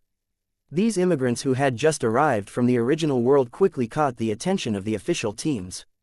If they could gather enough combat personnel, it would be much easier to hunt monsters. 1382 The inside of the hunting ground. 1. The new immigrants were recruited by the Holy Dragon City. If these official teams were to recruit them, it would be no different from poaching them. If the conditions allowed, these official teams were not willing to recruit ordinary people, because compared to well-trained soldiers, the combat power of these immigrants was too weak. However, Holy Dragon City only gave a limited number of entry slots. The various official teams would not have more than 100,000 players at most during the early stages of the game. Even if they were to split the slots between the 10 turreted cities, each city would only have 10,000 players. It sounded like a lot, but to a level 9 city and a monster hunting ground, 10,000 people was really nothing. Helplessly, the various official teams could only look for other ways. His partner had asked the Holy Dragon City if he could recruit residents of the city to join his team, and he had received the answer he wanted. As long as they did not use these immigrants as cannon fodder and gave the corresponding rewards, the Holy Dragon City would not interfere too much. At most, they would monitor each other's behavior in the hunting ground. If there were any violations, the Holy Dragon City would also severely punish them. The Holy Dragon City had even announced that if these immigrants were willing to join the official team to build the tower, they would not stop them as long as both sides agreed. To Tang Zhen, what he wanted was a large population. Other than the Holy Dragon City, he would not interfere with which city these immigrants were willing to join. This was because these cities belonged to the Holy Dragon Warzone. In the end, they were all contributing to him. Those official teams were willing to take them in, which actually reduced a lot of their burden. It must be known that the consumption of these immigrants alone was a huge number. If someone was willing to pay for him, why wouldn't Tang Zhen be happy? Of course, Tang Zhen would not let go of the recruitment of geniuses and elites. If they discovered good enough seedlings, the Holy Dragon City would try their best to recruit them into the city. For Tang Zhen, who had already advanced to the rank of Spirit Emperor, what he valued more was his future potential and not his current strength. As the number of immigrants increased, the corresponding laws were also being formulated and perfected. The future Holy Dragon War Zone would definitely not be a place of disorder and chaos, but a special world with a robust system. As soon as the new immigrants got off the bus, they were immediately stopped by the official team. The official team then promoted the benefits of their team to them and tried to get them to join. The immigrants didn't know what to do for a while. Hearing the publicity from the official teams and the various benefits, many of them began to waver. The representatives of the financial groups mixed in with the immigrants, as well as the leaders of the autonomous groups, immediately jumped out to promote the benefits of their own teams and competed with the official teams. No one was a fool. They naturally knew the benefits of having more people. Since the Holy Dragon City allowed fair competition, they would not miss such a good opportunity. This also caused the entrance of the hunting ground to become like a market, attracting many people to watch. After a while, most of the immigrants chose to join the official team. After all, the benefits they provided were good enough, which was a great temptation for the immigrants. The rest of them either joined the consortium's team or stayed with their original partners. They didn't easily join any side. In addition to these immigrants from the original world, the refugees from the three great empires also became the target of competition. However, most of them chose to refuse, thinking that they were already residents of Shiloh City and should not easily join other teams. Lu Sheng had given them enough sense of security, and the benefits were also extremely generous. After suffering so much, how could the refugees easily give up this hard-won good life? After everyone had made their own choices, they all registered at the equipment at the entrance, completed the connection of the wrist guard computer to the equipment, and paid a certain fee. The fee was not high, and it could be used on credit. In the future, it would be deducted from one's personal points, so one could enter as long as they had a bracer computer. At the same time, their results would be displayed on the holographic screen at the entrance and ranked in a ranking. Everyone's physical data would also be monitored. Once there was a life-threatening situation, the drones patrolling above the monster hunting ground would immediately rush to the rescue. After everything was ready, the group passed through the water curtain-like energy barrier and entered the monster hunting ground. The inside and outside of the monster hunting ground were two completely different worlds. This place was equivalent to Liu Cheng's advancement trial ground. It had an independent space, and the actual area was far larger than what it looked like. It was not an exaggeration to say that it was a small world. Apart from entering through the entrance, anyone who tried to enter through the cliff barrier would be trapped in an unknown space crack. If no one came to rescue them, the only outcome would be death. The new immigrants did not know the secret behind this. They only felt as if their bodies were being pulled, and then they found themselves at the top of a huge cliff, and under their feet was a vast land. This was a desolate world with no end in sight. However, the monster's figure appeared and disappeared from time to time, roaring continuously. At this time, the sun was shining brightly outside, but here, the sky was full of stars, shining with colorful lights. From time to time, it would be like a misty rain, gently drifting down from the sky. Ordinary people would only regard this as a beautiful scene, but if a law cultivator saw it, they would be shocked. This was because these colorful light bands were completely formed from various kinds of liquefied energy, and there were even traces of law power hidden within them. Only when the heaven and earth energy had accumulated to a certain degree would such a strange phenomenon be formed. The living beings within it would definitely benefit greatly. In fact, when Tang Zhen first entered the monster hunting ground, he was also shocked by this scene. In his memory, A similar scene only existed on the peak of the second floor of the wild building of the spiritual ruins. The power and mystery of the wild building of the spirit ruins were deeply engraved in Tang Zhen's memory. Even though he was already a spirit emperor, he still didn't dare to guarantee that he would be able to reach the higher regions of the mountain. However, such a mysterious place had actually been forcefully copied by the main control platform. Putting aside how much origin energy was consumed during the process, just this miraculous method of splitting the heaven and earth was enough to shock Tang Zhen. After this incident, his desire to obtain the highest access to the main control platform naturally deepened. Even a spirit emperor was shocked by the sight of the monster hunting ground, let alone these ordinary immigrants. They all stared blankly at the changing colors in the sky, as if it was the most beautiful scenery in the world and contained the answers to all their questions. As long as they focused on it, they could understand everything. At this moment, a muffled sound of thunder suddenly rang out in the sky, jolting the dazed people back to their senses. They quickly regained their senses, but their faces were still filled with surprise and shock. The warriors who had entered the hunting ground before looked at each other and smiled wryly. Even though they had entered and exited the hunting ground multiple times, they were still unconsciously attracted to the sky. If it were not for the awakening thunder that rang every minute, who knew how long they would have been lost in it? However, reality had already proven that this kind of addiction actually had many benefits. In just a short minute, everyone's state of mind had improved, and their negative emotions were swept away. They were full of energy. This was clearly one of the uses of the nomological space. It allowed cultivators to fight in their best conditions and increase their cultivation speed as much as possible. Alright, everyone. Up ahead is the level 1 monster territory. It's more than 50 kilometers deep, and there are 325 types of level 1 monsters that have been identified. They're all explained in detail on the Bracer computer. These monsters are huge in number and extremely fierce. In order to ensure everyone's safety, you must listen to the command in the next operation to avoid harming others and yourself. After reminding the rookies, a few leaders of the European teams led the way, leading their team members to a group of fiery red monsters at the foot of the mountain. Seeing this, the other teams also ran to their respective areas, afraid of falling behind. In less than 10 minutes, thousands of people had all walked down the cliff, followed by blood-boiling battle cries. 1383 The battle of a small team won. The outer area of the monster hunting ground was filled with the sounds of killing. New immigrants with all kinds of weapons could be seen everywhere. They did not have any combat experience, so their current task was to adapt to the rhythm of the battlefield and learn how to protect themselves. Under normal circumstances, if they cooperated well, there would be no casualties when killing level 1 monsters. Most of the losses were accidental. Compared to the official team's warriors who had already adapted to combat, these new immigrants' movements were undoubtedly much more rusty, and there would be dangerous situations from time to time. The role of the veterans was revealed at this time. They always stepped forward when an unexpected situation occurred and saved the rookies in danger. After a few times, they had gained the trust of the immigrants and their cooperation had become more tacit. Even so, they still didn't dare to be careless in the face of such a large number of monsters. They slowly advanced and cleared them up bit by bit.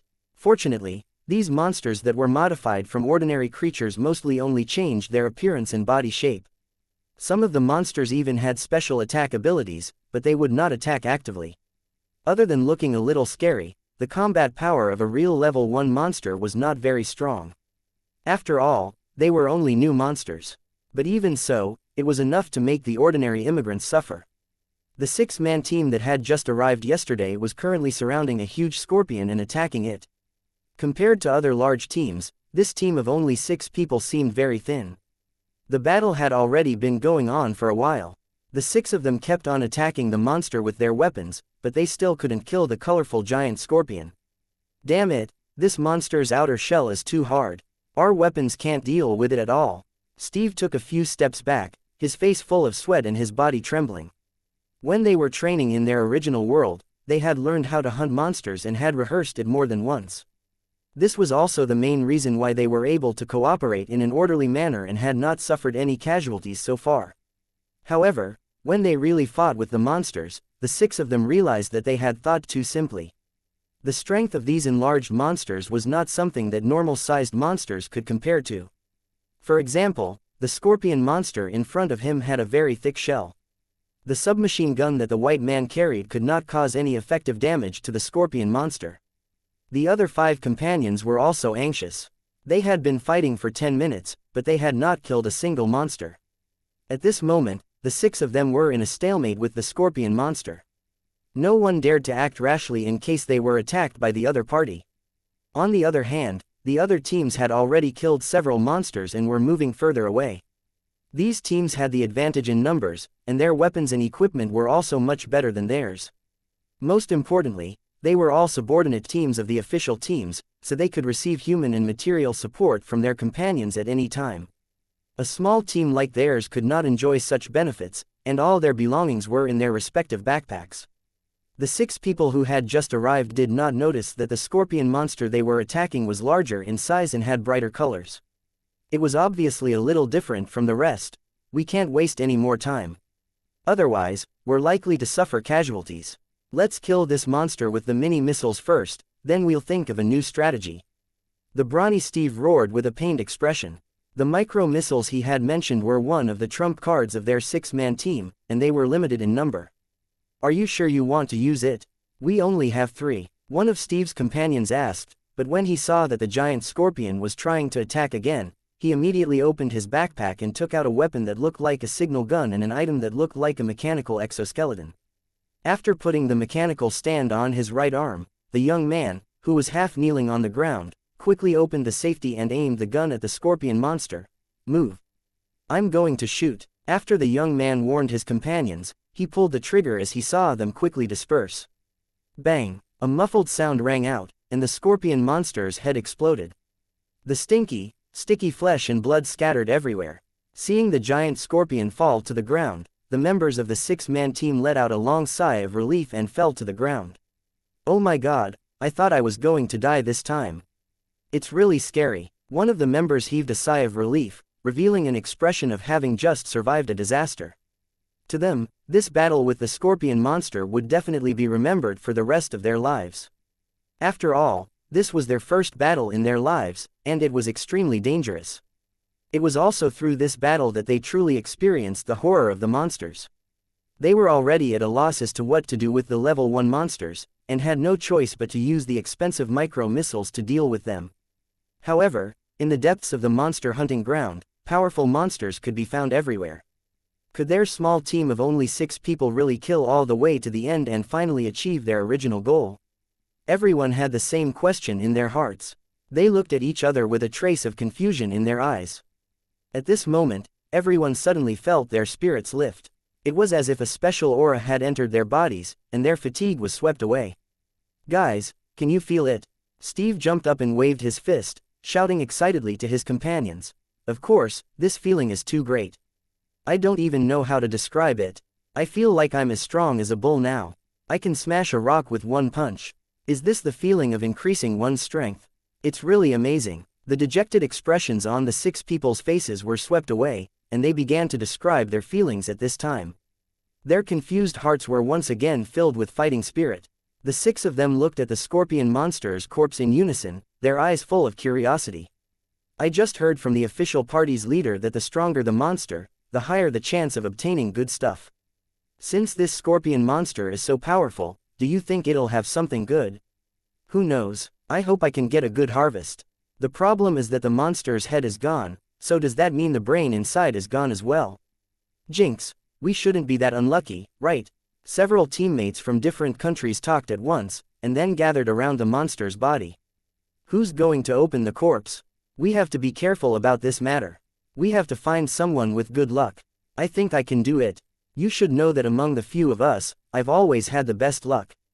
A member from the Asian Alliance rubbed his hands as he spoke to his comrades. Yingluo, I have no objections. Li's luck is really good. I'll choose him too. Alright, since you all say so, then I have no objections. Although I feel that my luck is quite good. They finally came to a decision. The teammate from the Asian Alliance would loot the body, because he had won the most prizes among the 6. The selected member laughed. He didn't care how disgusting the bloody body was. He reached out and touched it. It didn't take long for the team member's expression to change. Then, under the nervous gaze of his teammates, he took out a stone-like object that was shining with light from the monster's body. 1384 The treasure in the monster's body. One, looking at the glowing stone in their companion's hand, everyone's eyes were filled with doubt. They were all newbies and had no experience. They didn't know what the stone that was found in the monster's body was. Guys, do you know what this is? Steve scratched his head and asked his companions. I think the xianxia is a treasure. Can't you see it's glowing? Lee, quickly use appraisal. One of his companions laughed and shouted, which immediately attracted the laughter of his other companions. To be honest, this feeling is really similar to playing a game. Lee, hurry up and keep looting. The monster's body hasn't disappeared, which means there's still something inside.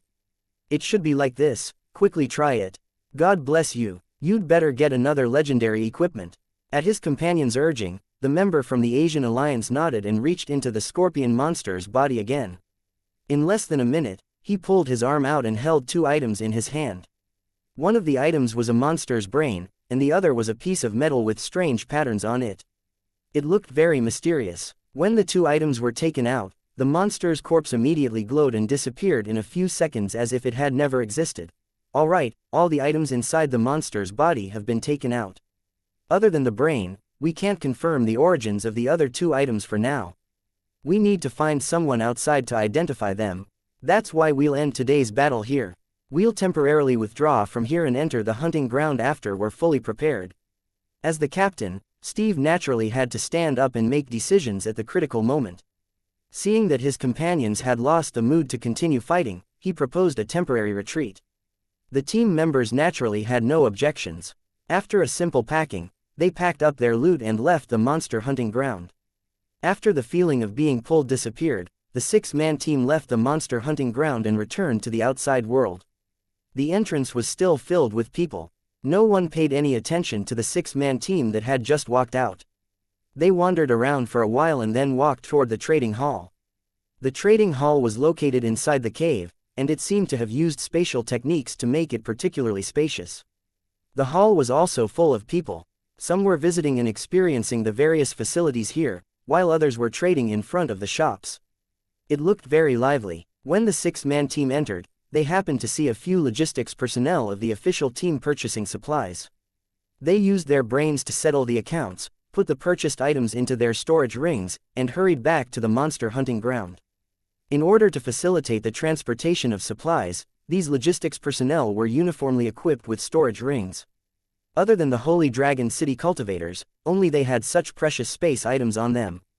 The reason why Tang Zhen was so generous to give his business partner storage equipment was because this kind of storage ring was made of a type of synthetic material. Compared to the storage equipment that used space metal, the shortcomings of this item were that the storage space was limited and the service life was limited. However, the advantage was that it was cheap to make and could be manufactured in large quantities. It probably wouldn't take long for the Holy Dragon City cultivators to each have a storage equipment, unlike in the past, where it could only be distributed to high-level cultivators. Have you heard?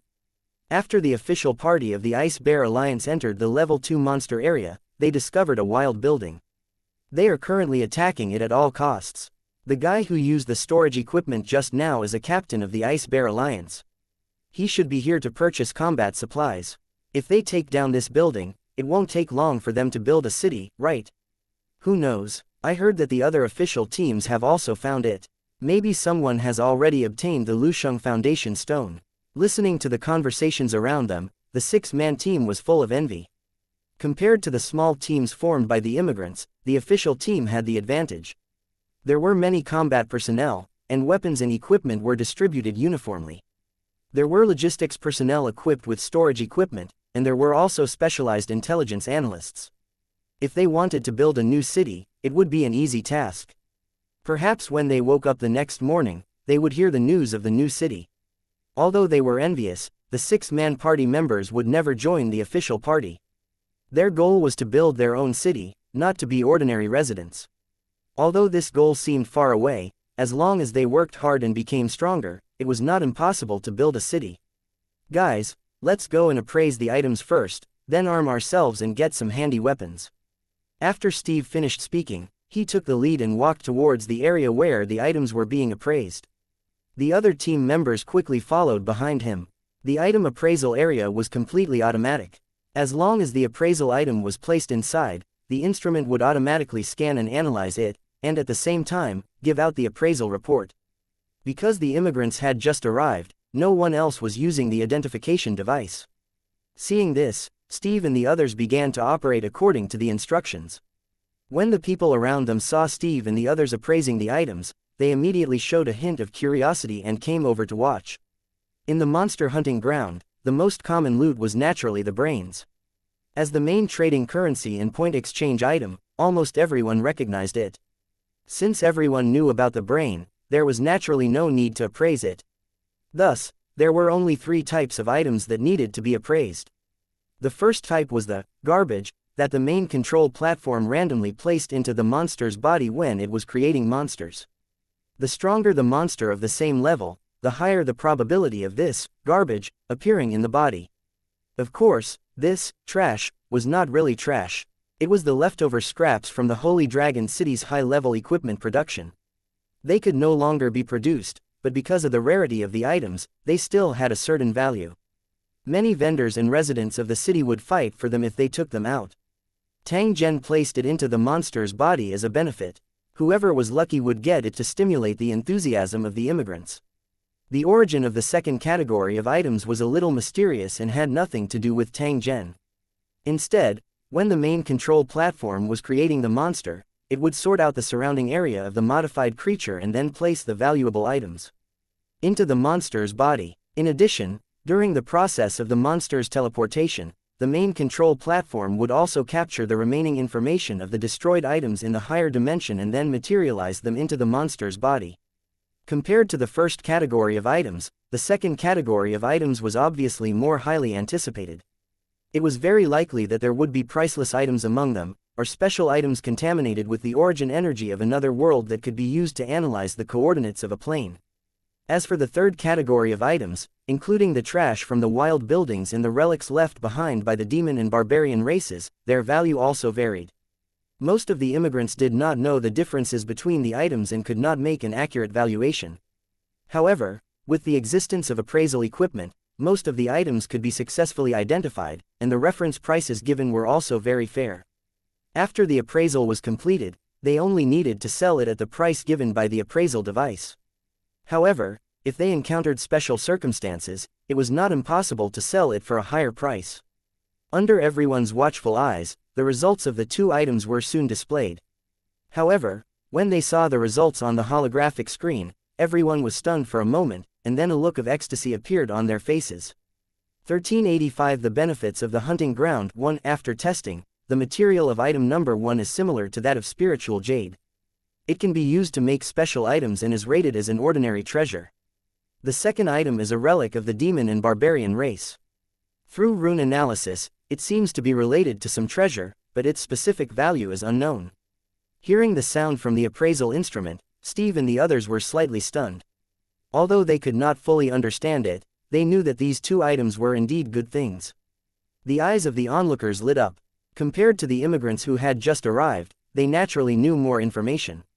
The demon barbarian survivors had been spreading the legend of all kinds of treasures, and the residents of Holy Dragon City had more or less heard of it. So when they heard that one of the items might be related to the treasure, their eyes all fell on the metal fragment. They were obviously very interested in the relics of the demon and barbarian race. Although the demon barbarian empire had been destroyed by the 3 great empires and most of its resources had been plundered, there were still some materials that had been buried in the critical moment, just for the opportunity to retrieve them. However, with the destruction of the demon barbarian empire, no one cared about these treasures buried deep underground. Moreover, with the changes in the environment, many of the references on the surface had disappeared. It was impossible to find them accurately with just a map. Therefore, the value of this map would be determined by the treasure it was related to and whether the treasure existed. Regardless of the value of these 2 items, the fact that they had obtained such a bountiful harvest from killing a single scorpion monster had already exceeded the team's expectations. Hence, even if these 2 items were not worth much, they were all very happy. They walked forward and put the 2 items back into their bags. When the 6 of them were about to leave, someone came forward and stopped them. "Brothers, do you have any plans to sell these items?" A middle-aged man dressed like a resident of Lu City walked over and asked with a smile on his face. Although it was obvious that his cultivation was not weak, he did not give off the feeling of being overbearing. Steve and the others were stunned. After the previous battle, they had understood their own disadvantages, and the thing they wanted to do most now was to improve their strength. Cultivation could not be rushed, but equipment could be upgraded immediately. However, the prerequisite was that they had enough points. Now that someone had taken the initiative to purchase them, the 6 of them could not ask please like and share the video on the YouTube channel Cultivation Audiobooks.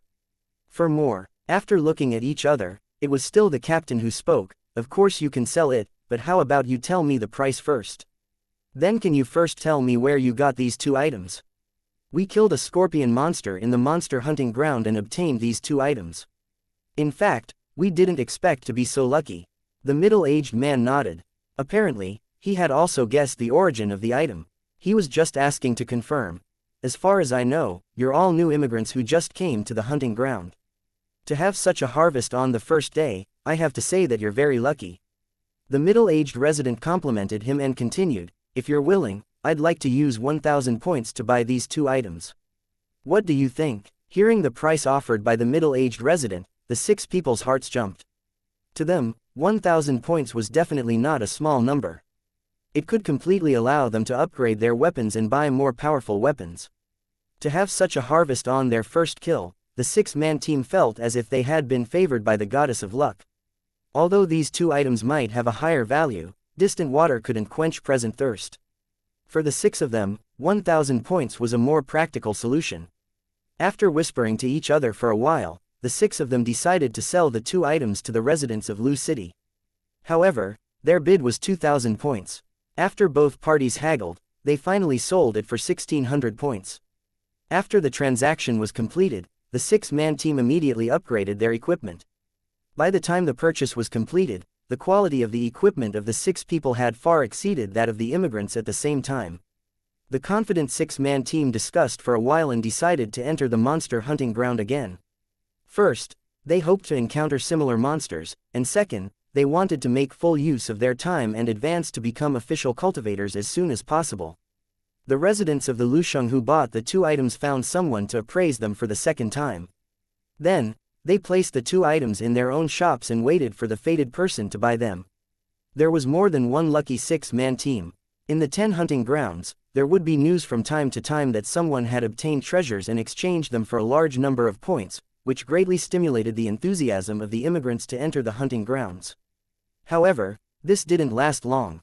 As more and more immigrants entered the monster hunting ground, the number of monsters that could be killed to obtain a large number of treasures became less and less. This only happened when they killed powerful monsters. Obviously, this was the result of the main control platform's deliberate control. After all, only when real benefits were placed in front of them would the immigrants be motivated. When the immigrants became more proactive in such matters, this small benefit would lose its purpose. In the center of the withered forest in the Corpse Clan's world. Because of the plain channel's appearance, this place had already undergone a great change. The withered trees had become luxuriant, allowing this place to regain its vitality. However, the tree looked extremely strange. It looked like a tentacle of some kind of creature, giving off a bloody and sticky feeling. It was swaying slowly with the breeze. These resurrected trees became the guardians of the plains channel. Any creature that got close to them would be intercepted and strangled by the trees, turning into a pile of bones. In just a few short days, the bones here had already piled up like a mountain, and the strange tree that had obtained nutrients and vitality had also become stronger. The strange phenomenon here finally alarmed more corpse race cultivators. They all headed toward the withered forest, trying to figure out the cause of the change. Under such circumstances, the matter of the plains channel could no longer be concealed. Soon, the most powerful people in the corpse race's world received the news one after another and rushed to the location of the dead forest without prior agreement. The world of the Corpse Clan was decaying unceasingly. Perhaps, it wouldn't be long before all the living beings of the Corpse Clan would become true walking corpses. In order to solve this problem, the 8 great corpse kings of the corpse race's world had always been looking for a solution. This was not only for the creatures of the corpse race, but also for themselves. Unfortunately, after trying again and again, the final result was failure, which also made the 8 corpse kings more and more anxious. When they heard about the strange change in the dead forest, the 8 corpse kings immediately realized that it was extremely likely to be an opportunity to change the crisis. After all, in the current world of the corpse race, it was impossible for such a dense life force to exist. The only possibility was that it came from another world, especially the spiritual brain corpse king who had been trying to invade the Lusheng world. After hearing the news, it immediately put down everything at hand and rushed over from its territory. Under normal circumstances, the 8 corpse kings had always not invaded each other, and would not easily enter the territory of other corpse kings. However, this time, no one cared about this. After all, this matter was really too important to them. Even if the corpse kings of the withered forest territory were dissatisfied, they couldn't face the pressure of 7 corpse kings, so they simply let them enter. At this moment, the surroundings of the withered forest were already heavily guarded. The outer perimeter was surrounded by corpse race cavalrymen, while the inner perimeter was surrounded by heavily armored corpse generals that were more than 3 meters tall. After the 8 great corpse kings arrived, they immediately carried out an investigation of the withered forest. To a corpse king level powerhouse, the mutated trees in the withered forest couldn't stop them from moving forward at all. After a few attacks, these strange trees were cleared out, revealing the plain channel that was still expanding. Feeling the vitality overflowing from the plain channel, the corpse king powerhouses present all showed joy on their faces. Only the spiritual brain corpse king stared at the plain channel, and after a moment, it suddenly turned pale with fright. 1386 Spiritual Brain Zombie Kings Worry 1. The 8 corpse kings of the corpse race were all powerhouses whose strength was close to that of a law cultivator, and any changes in the surroundings couldn't escape their perception. Thus, the moment the spirit brain corpse king's expression changed, it was already noticed by the other corpse kings. As the only existence among the 8 great corpse kings that was proficient in space magic, he clearly had more say at this time, and the expression he revealed right now immediately made the other corpse kings vigilant. Spirit brain corpse king, is there a problem here? The one who asked the question was the owner of this land, the 3-meter-tall bone-corroding corpse king, who was covered in blood-colored bone armor.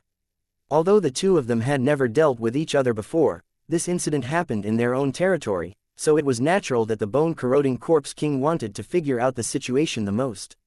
It was extremely normal for it to ask. Please like and share the video on the YouTube channel Cultivation Audiobooks. First, this is no small matter. If you find anything wrong, you can't hide it from me. Bone-corroding corpse king thought for a while and said to spirit brain corpse king. Hearing this, the other corpse kings also looked at the spirit brain corpse king at the same time. Although they all had some speculations, they were more interested in hearing his opinion on the plain channel. The spiritual brain corpse king looked at the plain channel again and said with a serious expression, "From the overflowing life force, I can confirm that this abnormal area is definitely connected to a world full of life force. I believe that everyone knows what this means even if I don't say it. As long as we can increase the amount of life force spreading out and maintain it, I estimate that in less than 10 years, all the death chi within 1,000 li will be completely expelled." Hearing this, the bone-corroding corpse king showed a hint of joy.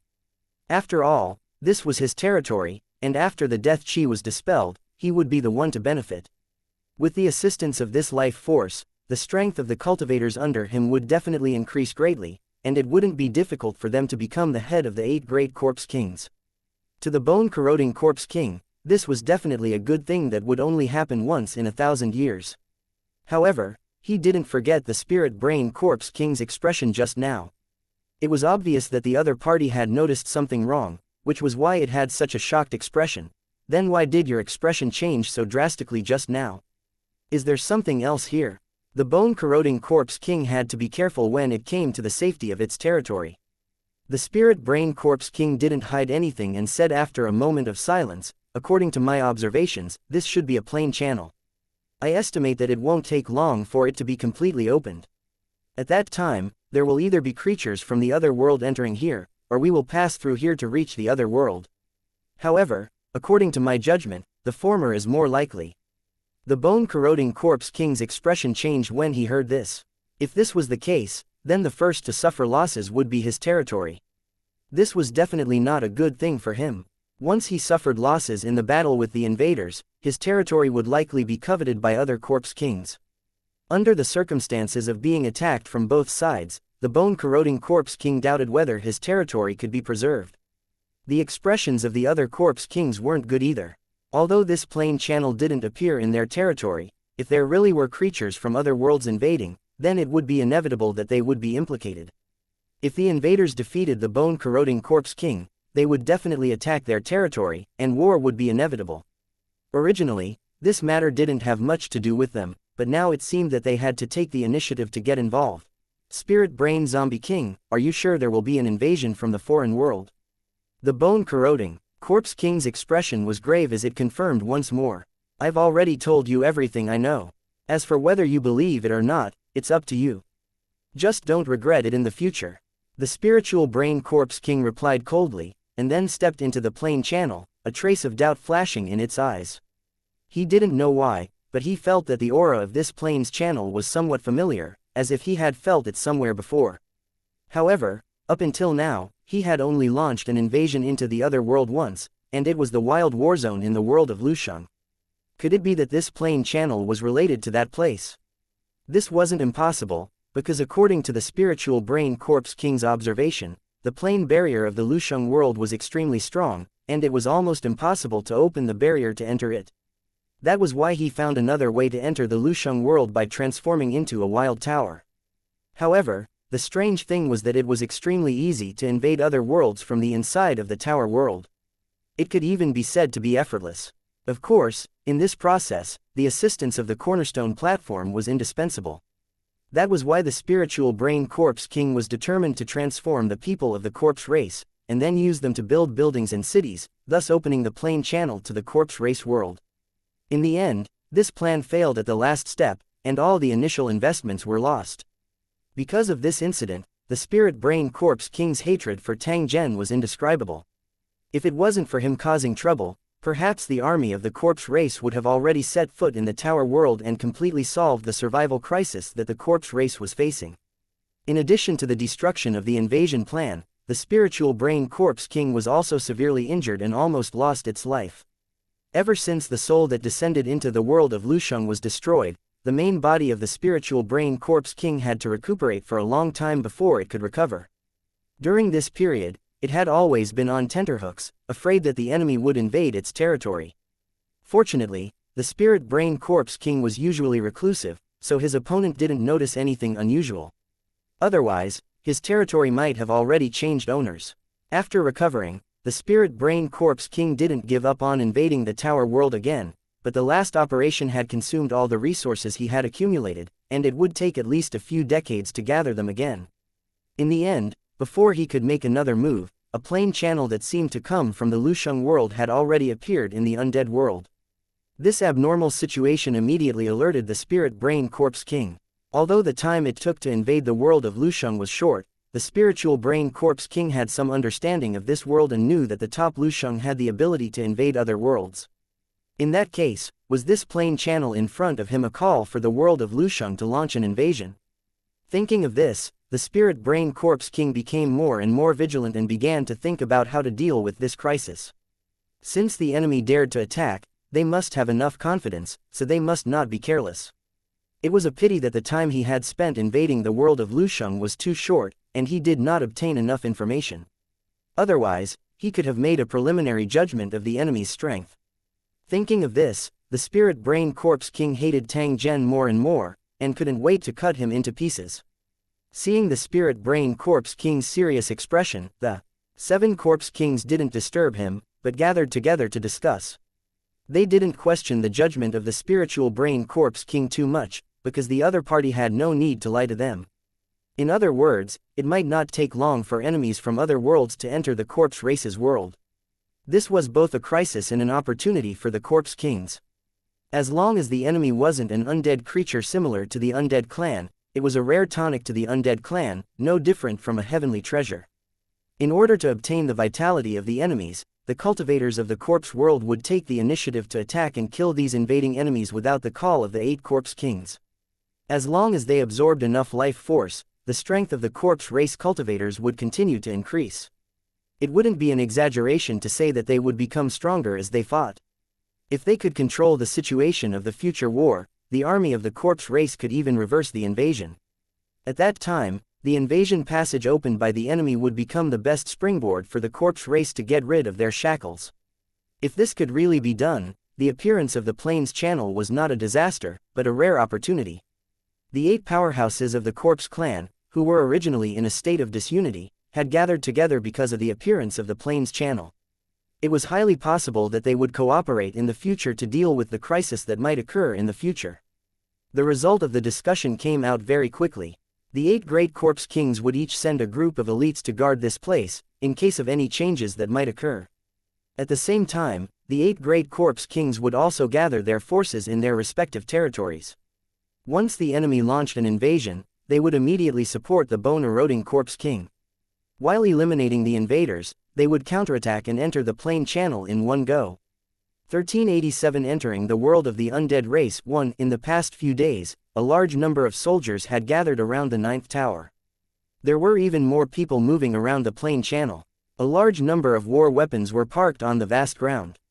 The 10 newly built turreted cities had dispersed half of the Holy Dragon City's military strength. Currently, there were at least 50,000 cultivators in each of the turreted cities. Adding on the other auxiliary troops, the total number was almost over 1 million. These cultivators were the foundation for the development of the 10 towers. As for the immigrants from the original world and the refugees from the 3 empires, they would need at least 10 years to grow up. Counting on these new residents to invade the corpse race's world was undoubtedly courting death. Thus, the matters of the battlefield still needed to be handed over to the cultivators of the Lusheng, and these residents could just be responsible for logistics at the side. As the first newly built city to open a plain channel, City number 9 was now receiving a lot of attention. As the Plains Channel continued to expand, the war could start at any time. Tang Zhen had long been prepared for battle. With an order, a large number of cultivators from the 9th tower rushed to the 9th tower. The roaring traffic stretched for more than 10 miles, making the scene look spectacular. The old residents all knew that this was the prelude to a war. Because they had seen it many times, they didn't feel anything and continued to do what they had to do. However, the new residents were curious. When they saw the Holy Dragon City's cultivators' battle formation, their eyes were full of shock and admiration. Compared to the original world, the battle scene in the Lusheng world was completely different. Not only were there golden iron horse cavalry, but there were also troops made up of various technological equipment. The combination of the two actually gave off a destructive aura. Seeing the huge commotion caused by the Holy Dragon City, the spies lurking near the Holy Dragon City were so scared that they peed their pants. They thought that Tang Zhen was going to launch an attack on the 3 great empires and quickly sent out a warning. After receiving the information, the Miracle Great Wall's defenders were in a state of chaos. They started to make preparations before the battle as if they were facing a great enemy. Fully armed soldiers were everywhere on the city walls, and their faces were filled with confusion and fear toward war. After a night of fear, they received news the next day that the Holy Dragon City's army had stopped advancing when they reached the 9th building and had all entered the building. Upon hearing this news, the commander on the Great Wall of Miracles heaved a sigh of relief and quietly wiped the cold sweat off his forehead. For the 3 empires, the Holy Dragon City could stay in the land of exile. That was the situation they were most looking forward to. This way, they could focus on dealing with the Orc Alliance and not be attacked from the front and back. If the Holy Dragon City also launched an attack, then the situation of the 3 empires would become more and more critical. This was the last thing they wanted to see. Although there were hundreds of thousands of soldiers on the Great Wall, to be honest, the royal families of the 3 great empires, who were badly battered, did not have the confidence to defeat the Holy Dragon City. As news of Holy Dragon City gradually spread, the 3 great empires finally had a better understanding of this mysterious force that made them gnash their teeth in anger. It was also for this reason that they were even more unwilling to start a war with Holy Dragon City. Although there were less than 3 million people in the Holy Dragon City, the proportion of high-level cultivators was extremely terrifying. At the same time, they also held a large number of sharp weapons. Once the war started, other than the advantage in numbers, the 3 great empires would be completely defeated in other aspects. Facing such an opponent, the 3 empires felt guilty. Before dealing with the Orc Alliance, they would naturally hide as much as they could. After knowing that the Holy Dragon City was not planning to invade the 3 great empires, the commander of the Great Wall of Miracles became interested in the 9th tower, which was the closest to them. It must be known that the Empire's mages had been studying this super building that had appeared out of thin air, as well as the plains channel that attracted attention.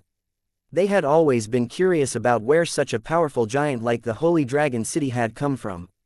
Why had it appeared out of thin air? In the end, after seeing the plains channel, they immediately had a guess. The Holy Dragon City must have come from another world and used an extremely advanced spatial teleportation technique to arrive at the land of exile. This guess was acknowledged by most of the mages, but the question also followed. What was the Holy Dragon City's intention in appearing in the banished lands? Some said it was to occupy land, some said it was to plunder resources, and there were even conspiracy theories that the Holy Dragon City wanted to destroy the world. In fact, if Tang Zhen had not answered it, it was likely that not many people would know the true answer.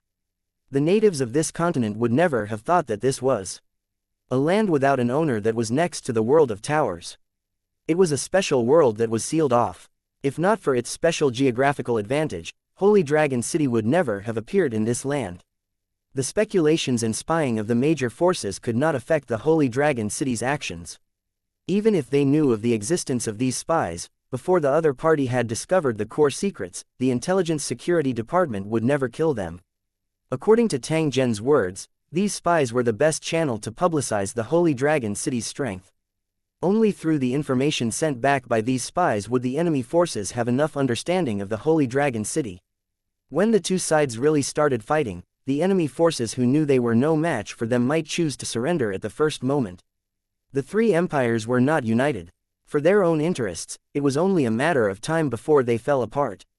Other than that, there was another purpose, which was to let the people on the continent understand Holy Dragon City, so that they would be attracted by Holy Dragon City's prosperity and choose to seek refuge there. In front of the plains channel, Tang Zhen and the others stood quietly for a long time as they carried out the final deployment before the invasion. Under normal circumstances, in order to protect the world of Lusheng from being invaded in reverse, the plane transmission channel would send the Lusheng over and then close the channel.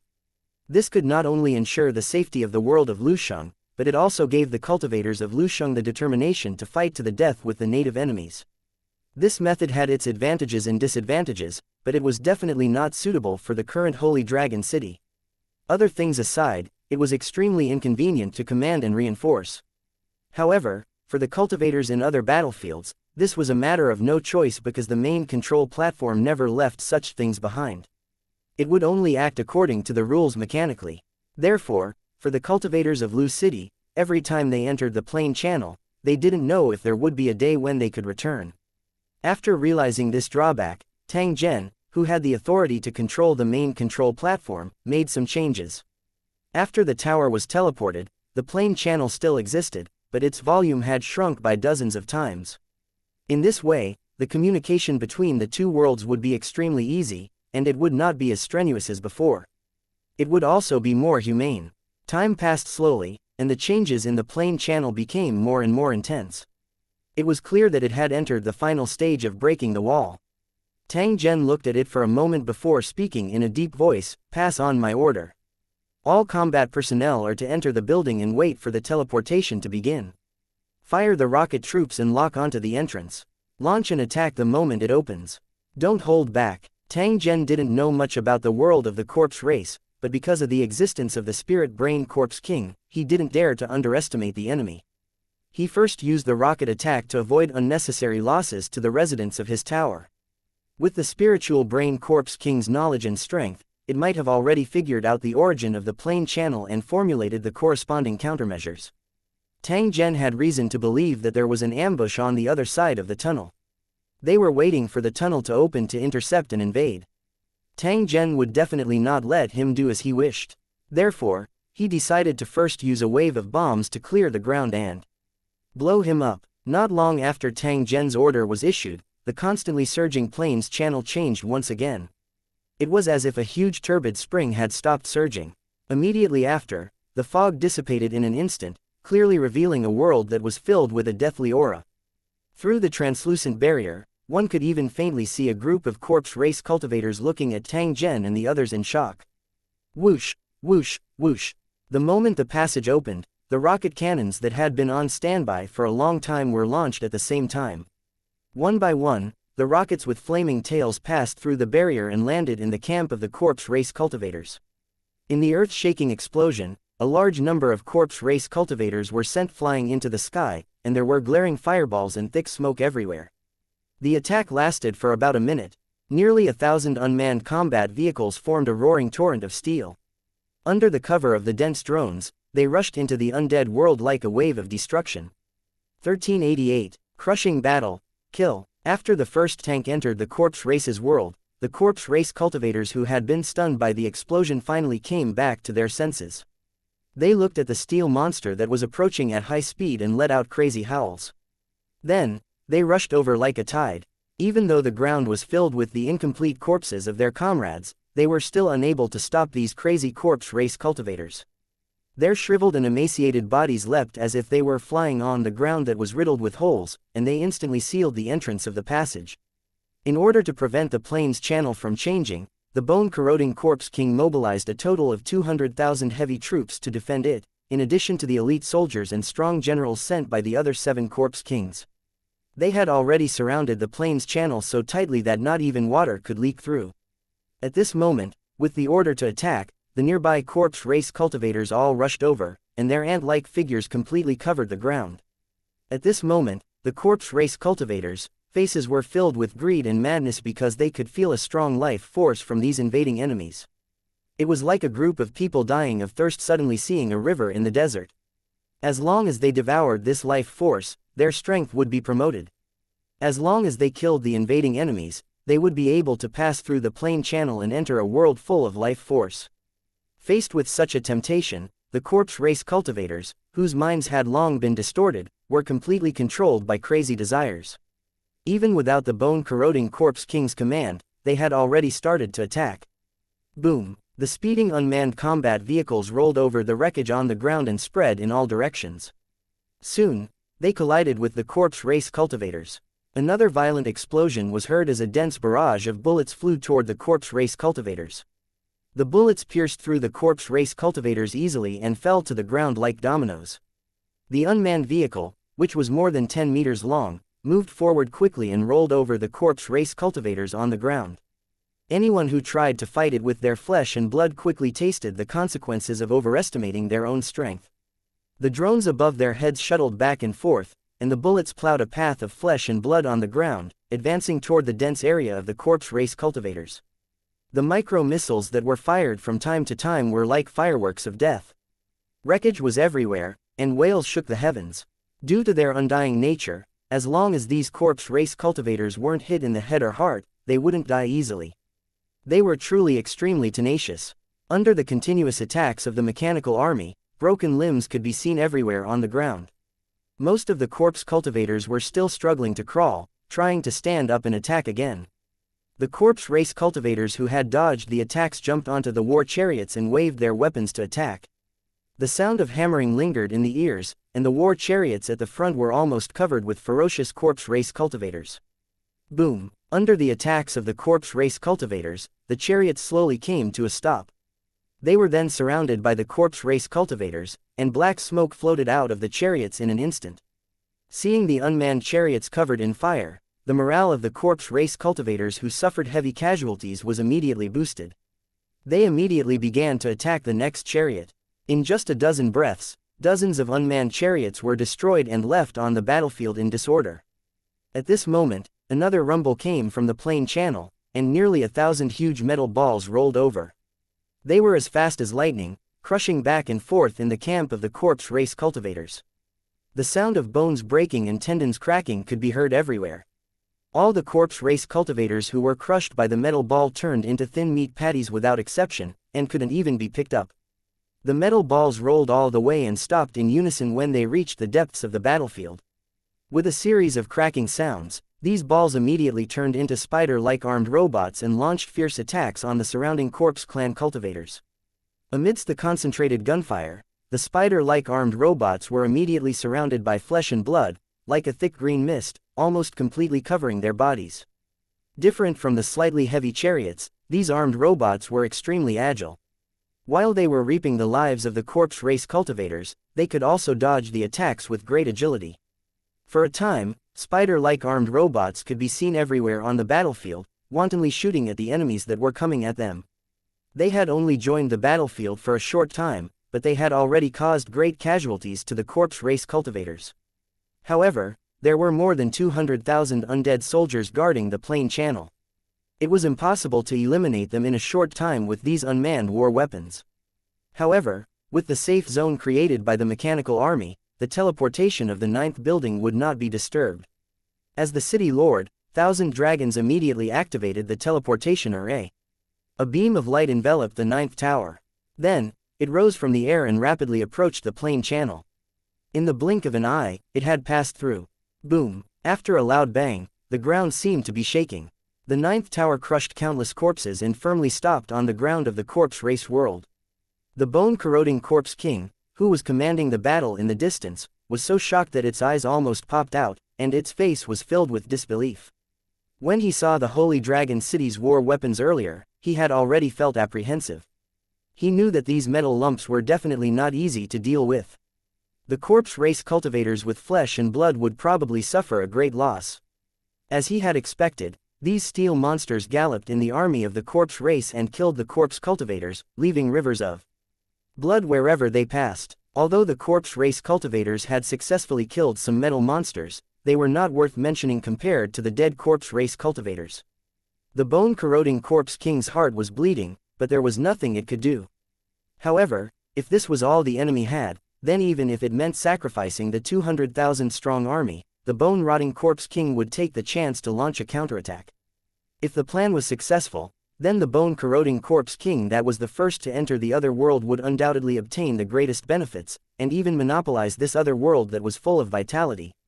However, as soon as this thought appeared in his mind, he witnessed the scene of the 9th building falling from the sky. Looking at the huge battle fortress, the bone-corroding corpse king was in a daze for a long time. It was only at this moment that he realized that the metal monsters were just vanguards.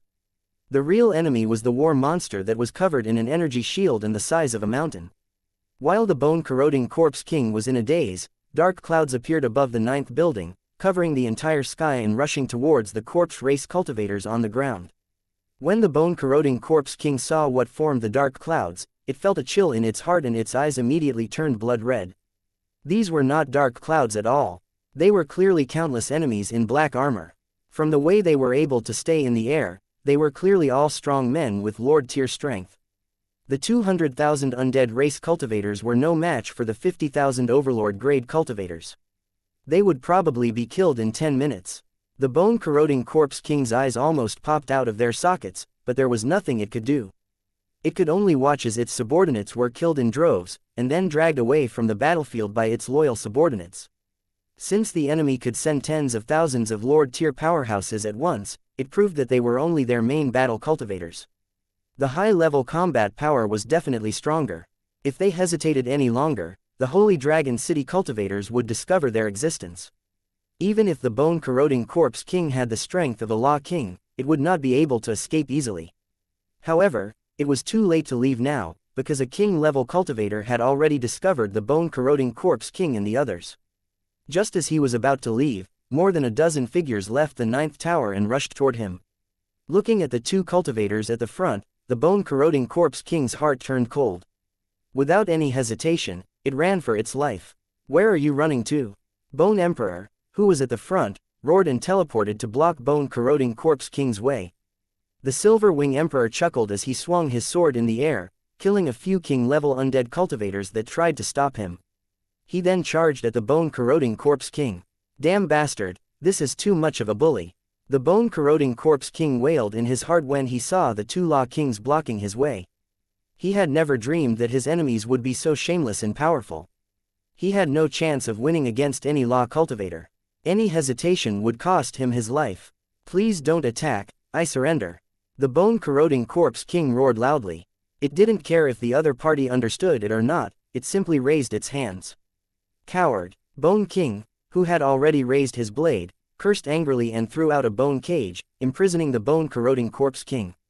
1389 Post-War 1 In order to ensure that they would not be obstructed when entering the undead world, the 9th tower had done a lot of preparation work in advance. That was why the moment the plain channel was opened, it had easily defeated the interception of the undead cultivators. The mechanical army's contribution could not go unnoticed. They were like a pair of sharp claws, tearing apart the defenses of the corpse race cultivators and catching them off guard.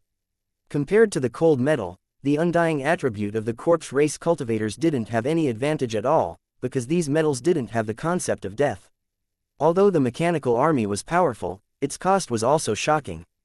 A level 9 building would not be able to produce such a large number of war weapons even if they were exhausted. This was the advantage of being a subsidiary of a powerful city tower. With the help and support of the main city tower, there would naturally be no lack of battle support. The cultivators in the city towers who participated in the battle were also experienced and were no stranger to the battle of invading another world. Moreover, from the assessment of strength, the energy concentration in the world of the corpse race was only average. It was still quite far from the world of Lusheng, which meant that even if the corpse race was very strong, they were definitely not the opponents of the cultivators in the Lusheng. As a result, with the Holy Dragon City's mechanical army opening the way and tens of thousands of cultivators attacking closely behind, the army of the corpse race did not hold on for long. They were killed in a mess and eventually scattered. The Holy Dragon City's cultivators were so fierce that even the bone-corroding corpse king was captured. What was the point of fighting? He sent people to chase after the defeated soldiers, and the remaining cultivators cleaned up the battlefield. Those who were obedient were temporarily detained, and those who were disobedient were directly killed with a knife.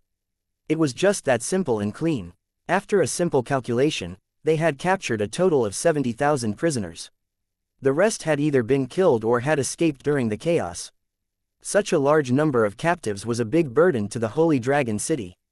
Not only did they have to send cultivators to guard them, but they also had to be constantly on guard against the other party causing trouble and escaping.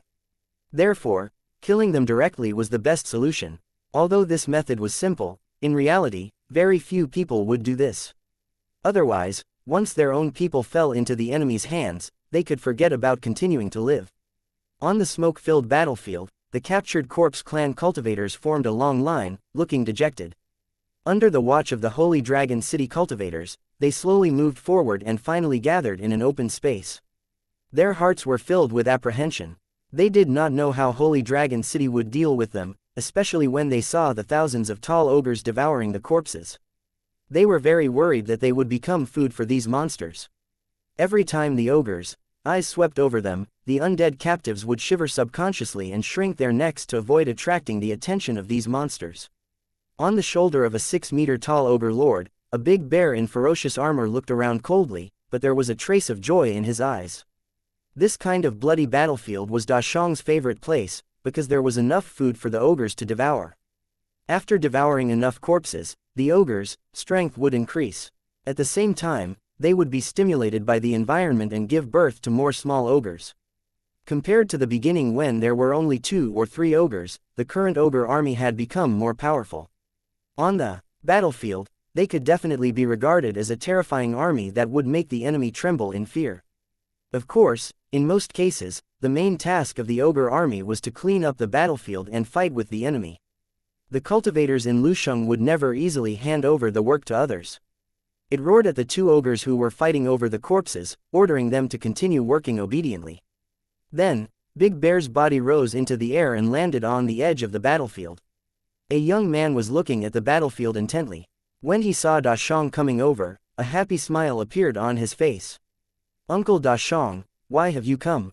As he spoke, the 2 pairs of arms behind the young man waved gently, putting the blood-covered saber back into the scabbard. Da Shang chuckled. In front of young people, he would always show this kind of gentle smile, like a harmless child. The 2 of them stood side by side, watching the Holy Dragon City's mechanical army's commander march straight in. From time to time, he would take out a piece of candy and throw it into his mouth, his face full of happiness. The captives at the side thought that their eyes were playing tricks on them. They had personally witnessed how terrifying these 2 fellows were during the battle just now. They were no different from meat grinders on the battlefield. When the 2 images were compared, the contrast was so obvious. The sound of footsteps attracted everyone's attention. When they turned to look, they saw a young man under the protection of a group of cultivators walking to their position. "City Lord, why have you come?" After the 6-armed young man saw Tang Zhen, His face was filled with joy. Big Bear chuckled and followed behind him, as well behaved as a child. Tang Zhen looked at the two people in front of him. There was a faint trace of emotion in his heart. He subsequently smiled and nodded. Da Shang had been following people since he started living. Although he wasn't very smart, he was definitely one of the closest people to Tang Zhen. This was something that all the residents of the building city knew. Therefore, there had never been any blind people who dared to bully and humiliate him. After so many years, the special bloodline in Big Bear's body had already appeared, and his control over the ogres had become stronger. It wouldn't be an exaggeration to call him the king of ogres.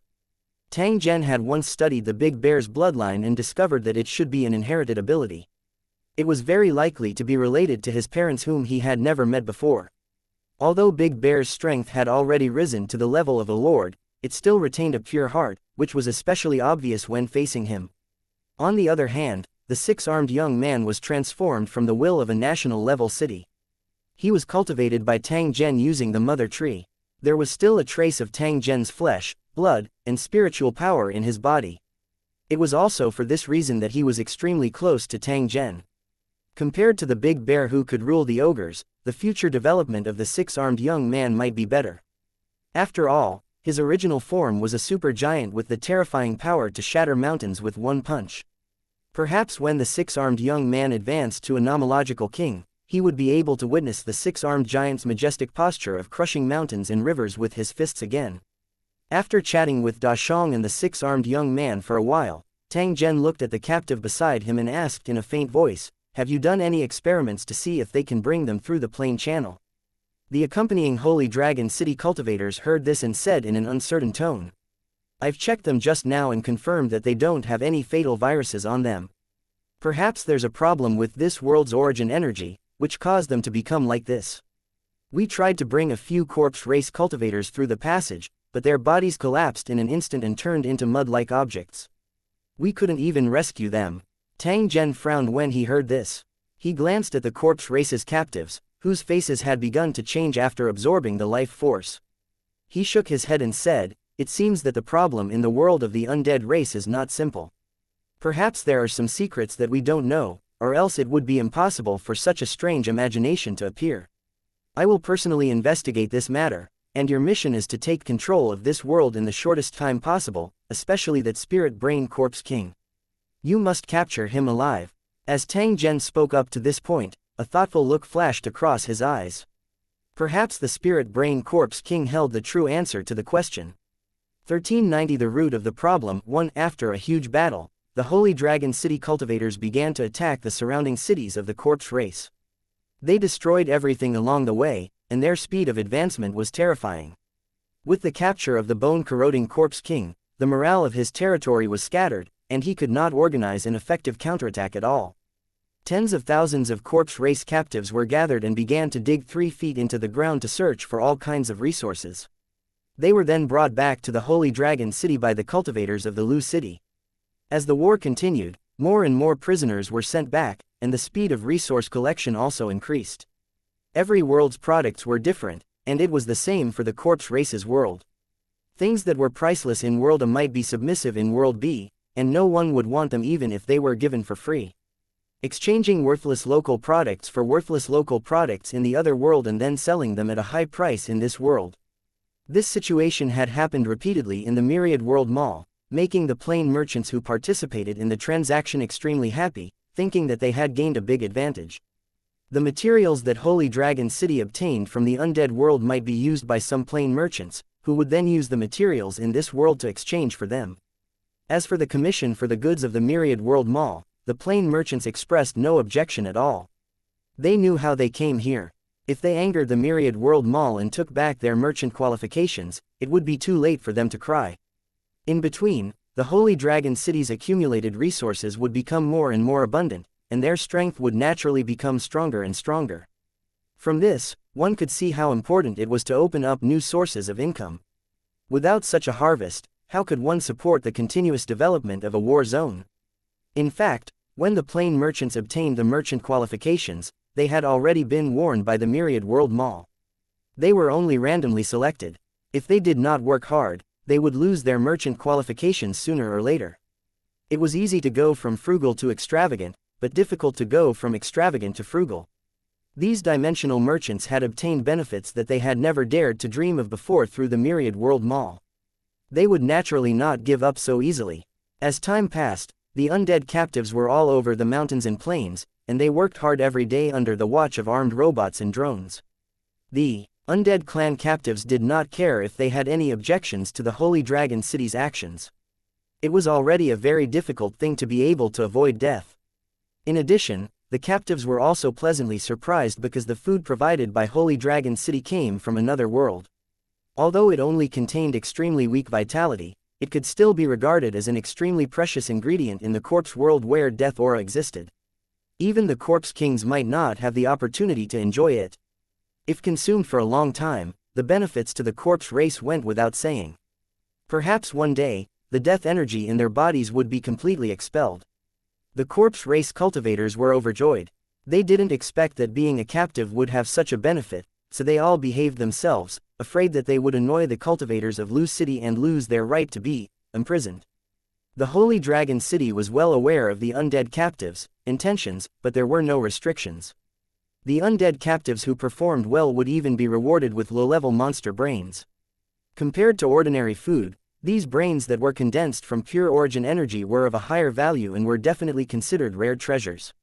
The corpse race captives who had received the reward were overwhelmed by the unexpected favor and impatiently refined and absorbed the brain pearl. The death energy in their bodies was also greatly expelled. This kind of reward made the undead clan captives very excited. At the same time, they gritted their teeth secretly, their eyes full of envy and jealousy. Driven by the reward, these corpse race captives started to compete in secret, trying to get more brain pearls. This was one of the Holy Dragon City's strategies. They used these items of extremely low value to bribe the Holy Dragon City, making the undead captives become dependent on the Holy Dragon City, gradually giving up on their resistance, and finally being used by the Holy Dragon City. Without the control of the main control platform, these corpse race cultivators could naturally enter the land of exile and become the Holy Dragon City's help in invading other worlds. The world of Lusheng contained thousands of races, so it was not a big deal to have another undead race. They were all helping him to plunder the world's origin anyway, so the main control platform treated them equally in this regard. Tang Zhen also had the same idea. In the situation where Lu Cheng didn't have enough cultivators, these corpse race cultivators who had cultivated successfully were naturally the best helpers. If they could make some achievements, Tang Zhen didn't mind letting them build their own city and then work for the main control platform for generations to come. Tang Zhen was now like a black-hearted boss. He was constantly thinking about how to get people to be his coolies. However, before that, he had to solve the hidden danger in the corpse race's cultivators. If they were unable to leave the corpse race's world forever, Tang Zhen's plan would not be able to be executed. It was related to this world's top secret, and ordinary corpse race cultivators wouldn't be able to get an answer. Only the experts at the level of the 8 great corpse kings could obtain useful information for Tang Zhen. After thinking up to this point, Tang Zhen returned to the 9th building and ordered his men to bring the bone-corroding corpse king up. Bone Emperor also came with him. After bowing to Tang Zhen, he sat down on a chair and looked at bone-eroding corpse king with an unfriendly expression. The Bone Emperor's duty was to be a bodyguard and prevent this fellow from causing harm to Tang Zhen. After all, Tang Zhen was currently a weak chicken, with very low strength. Bone Emperor looked down on the bone-corroding corpse king, who had surrendered without a fight. Before this invasion, he had thought of fighting to the death, but the first powerful enemy was so weak. This made him full of doubts about the future war. Seeing White Bone Emperor's reaction, Bone-Corroding Corpse King was slightly surprised.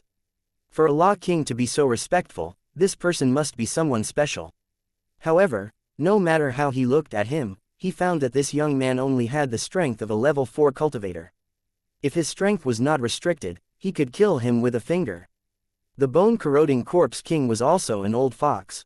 It knew that there must be something that it didn't know about, so its expression didn't change. It only looked at Tang Zhen coldly. "Your Excellency Bone-Corroding Corpse King, please sit."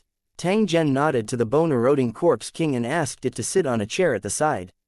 The Bone-Corroding Corpse King silently walked to the side of the chair.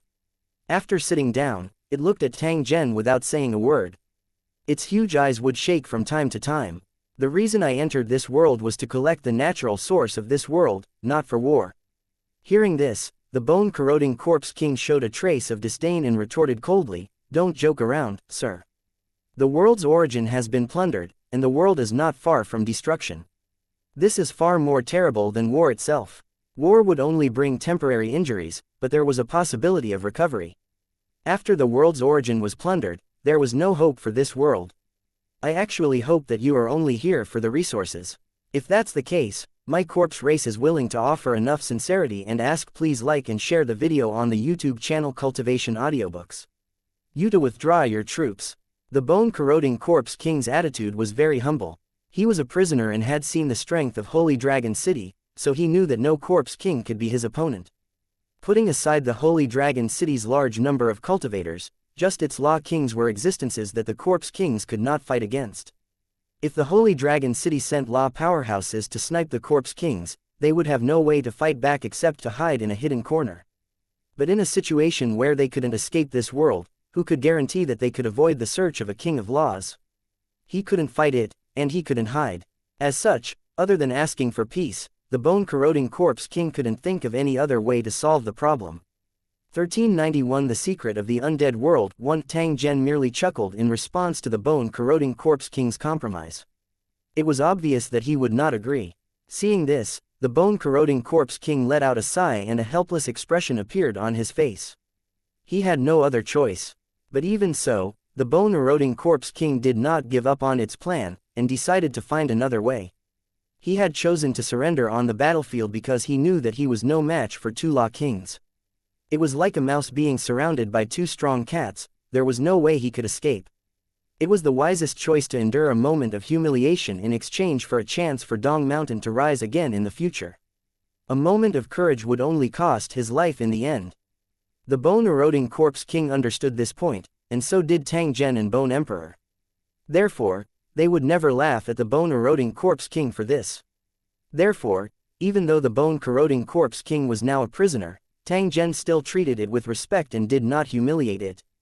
This was the basic respect between the strong. My goal is the origin of the world, and this cannot be changed. War is obviously the best way to achieve this goal, Tang Zhen explained. After a pause, he looked at the bone-corroding corpse king and continued, I'm very curious. Have you discovered that there's a problem with this world's origin energy? How did you resolve it? The bone-corroding corpse king laughed bitterly and said in a helpless tone, how can we not find it? But what can we do? Because we can't get close to the world's origin at all, and we also can't solve the problem. Tang Zhen's interest was piqued when he heard this. This was the thing he wanted. What's going on? Hearing Tang Zhen's question, the bone-eroding corpse king did not hide anything. He knew the strength of Holy Dragon City. Since he had already noticed this, it would not take much effort to figure out the cause and effect of this matter. In fact, after the mutation, we had already guessed that this matter was related to the world's origin. After investigating with all our might, we finally found the location of the world's origin in 5 years. Speaking of this, the bone-corroding corpse king's face revealed a trace of helplessness inside. After discovering the location of the world's origin, the 8 great corpse kings moved out at the same time, and as a result, we saw the world's origin deep underground, and also figured out the source of the mutation. A golden armored corpse wrapped in origin energy was the one that caused the entire world to change. When it saw us, it suddenly opened its eyes and launched an attack. That golden armored corpse's strength is far beyond ours. According to the division of the corpse race's cultivators, it should be equivalent to the corpse emperor, similar to this lord.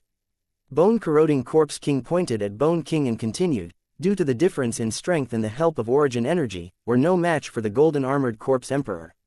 Of the 8 corpse kings that participated in the battle, 4 died on the spot, and the rest were all seriously injured. Fortunately, the spiritual brain corpse king's methods were brilliant, and it shattered a corner of the origin stone and successfully delayed the terrifying corpse, so we escaped with a narrow escape. Tang Zhen lightly nodded when he heard the name of the spirit brain corpse king. It seemed that the origin stone used by this guy to summon the corpse clan's creatures had come from that battle. After we luckily escaped, the 4 of us ran back to our own territories to recuperate. As for the few who died, no one paid any attention to them. The dead corpse king was quickly replaced by a new one. Among the 4 people who were lucky enough to escape, other than me and the Spirit Brain Corpse King. The other two also died later, so only me and the Spirit Brain Corpse King know the exact location. The two of us investigated and tried to figure out the origin of the Golden Armored Corpse Emperor, and we found it. What's the origin of this Golden Armored Corpse Emperor? Tang Zhen asked. He was an expert from my clan 1,000 years ago. He was killed by someone and escaped by luck. In the end, he discovered the origin of the world by chance. The injuries he suffered at the time were enough to kill him, so I'm guessing that he planned to use origin energy to heal his injuries. In the end, an accident occurred in the process, and he died there. But the world's origin is so magical. In the end, the corpse was nourished by the world's origin. Not only did it not decay, but it gradually gained a magical power and gradually became one with the world's origin. By chance, this corpse had unexpectedly awakened. However, this consciousness had nothing to do with the original expert. Instead, it was a monster that had inherited the expert's monstrous resentment. Because it was filled with hatred towards this world, it began to use the world's origin to cause mischief, turning all living creatures into corpses. In the end, it wiped out the consciousness of all living creatures, and then woke up to become a monster like it. This is the cause of the change. If we don't deal with that monster, the entire world will be destroyed. The bone-corroding Corpse King gritted its teeth and its eyes were filled with hatred. When Tang Zhen heard this, he finally understood why the Spirit Brain Corpse King had invaded the Tower World. His true goal should be to escape from the corpse race world and get rid of this terrifying nightmare. Perhaps the Spirit Brain Corpse King already knew about the curse that prevented the cultivators of the corpse race from leaving this world, and the way he entered the world of Lusheng was probably an attempt after careful consideration. Now that he had understood the cause and effect of the matter, things were much easier to handle. He just had to continue to expand the results of the battle and find the location of the world's origin. Once the problem of the world's origin was solved, and the undead race's world was completely under their control, the Holy Dragon City would be able to have millions of troops out of thin air. This was definitely a very good deal. In that case, I'll solve this problem. In addition, you can rest assured that I will never take away all of the world's origin. The amount left behind will definitely be enough to maintain the operation of this world. Tang Zhen's words did not deceive him. Tang Zhen would give any living being a chance of survival in any world. He would never do something like killing them. The bone-corroding Corpse King laughed when he heard this. He did not dare to completely believe Tang Zhen's promise, but at the same time, he had a trace of anticipation. If Tang Zhen didn't participate in this matter, the corpse race world would not be able to escape this calamity in another 100 years. However, if the Holy Dragon City joined in, it was very possible that they could kill the Golden Armored Corpse Emperor and prevent the Corpse Clan from suffering a tragic end where all the living beings were wiped out. If the Holy Dragon City failed, it would be an indirect blow to the Holy Dragon City as revenge for their invasion. Judging from the strength that the Holy Dragon City had displayed so far, even if they could not win, they could still deal a heavy blow to the Golden Armored Corpse Emperor, greatly delaying the time of the world's destruction. By using this precious time as a buffer, the corpse race cultivators might be able to find a solution to the problem and get out of this tragic situation. Moreover, even if the Holy Dragon City cultivators won in the end, they would definitely not be able to take away all the world's origin energy, unless they used a method that angered both man and God to destroy the entire world and extract the remaining origin energy. It was just that the cost and income of this method were not proportional. Unless there was a great enmity that would not end until one's death, no one would do this, nor did they have the strength to do so.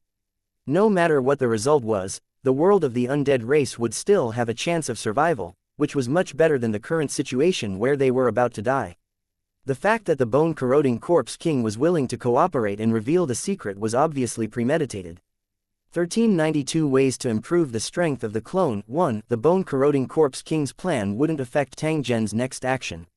He had to obtain the origin energy of the corpse race's world no matter what. He would kill anyone who tried to stop him without any hesitation. Although the bone-corroding Corpse King had ulterior motives, Tang Zhen could make more targeted preparations after receiving its hint and strive to get rid of the Golden Armored Corpse Emperor in one battle. To deal with such a powerful enemy, it was inevitable to mobilize powerful fighters. At this moment, there were two Law Kings in the corpse race world, Bone King and Silver Wing King. Blood River Wan was in charge of the battle in the dream world and could be summoned at any time. In this case, the Holy Dragon City would have 3 kings of laws in the battle. By then, they might be able to get rid of the golden armored corpse emperor with the help of some king-level cultivators. The thing that Tang Zhen was most concerned about now was how strong the golden armored corpse emperor was. Did he use the origin of the world to increase his strength to a higher realm? He then asked about the hiding place of the world's origin, and it turned out to be in the territory ruled by the Spirit Brain Corpse King, which was still a long way from the plain channel. In this case, the Holy Dragon City only needed to continue to push forward until they reached the Spirit Brain Corpse King's territory.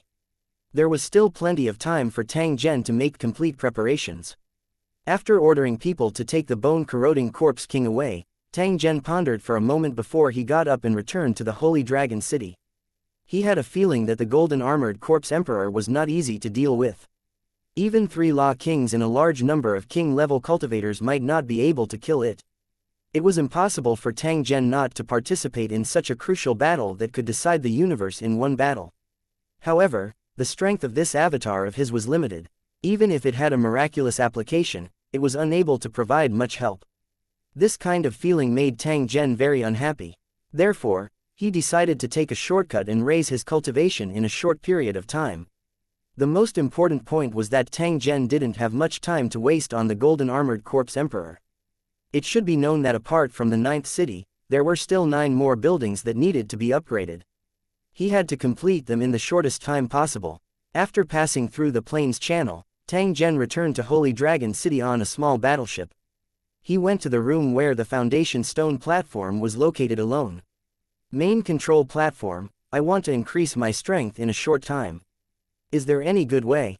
Due to the restriction of his strength level, Tang Zhen still did not dare to use it rashly even though he had already lit up all the lost stars. Otherwise, he would explode and die from the terrifying energy backlash. The strength of his clone was too weak and could not withstand the high-intensity impact at all. He could only improve it by increasing his strength. This feeling was like a child with a peerless divine weapon. He knew that it was extraordinary, but he could not use it. The main control platform was silent for a moment before giving an answer. Using origin energy to transform is the fastest method. It's similar to transforming monsters, but it's extremely harmful to the body.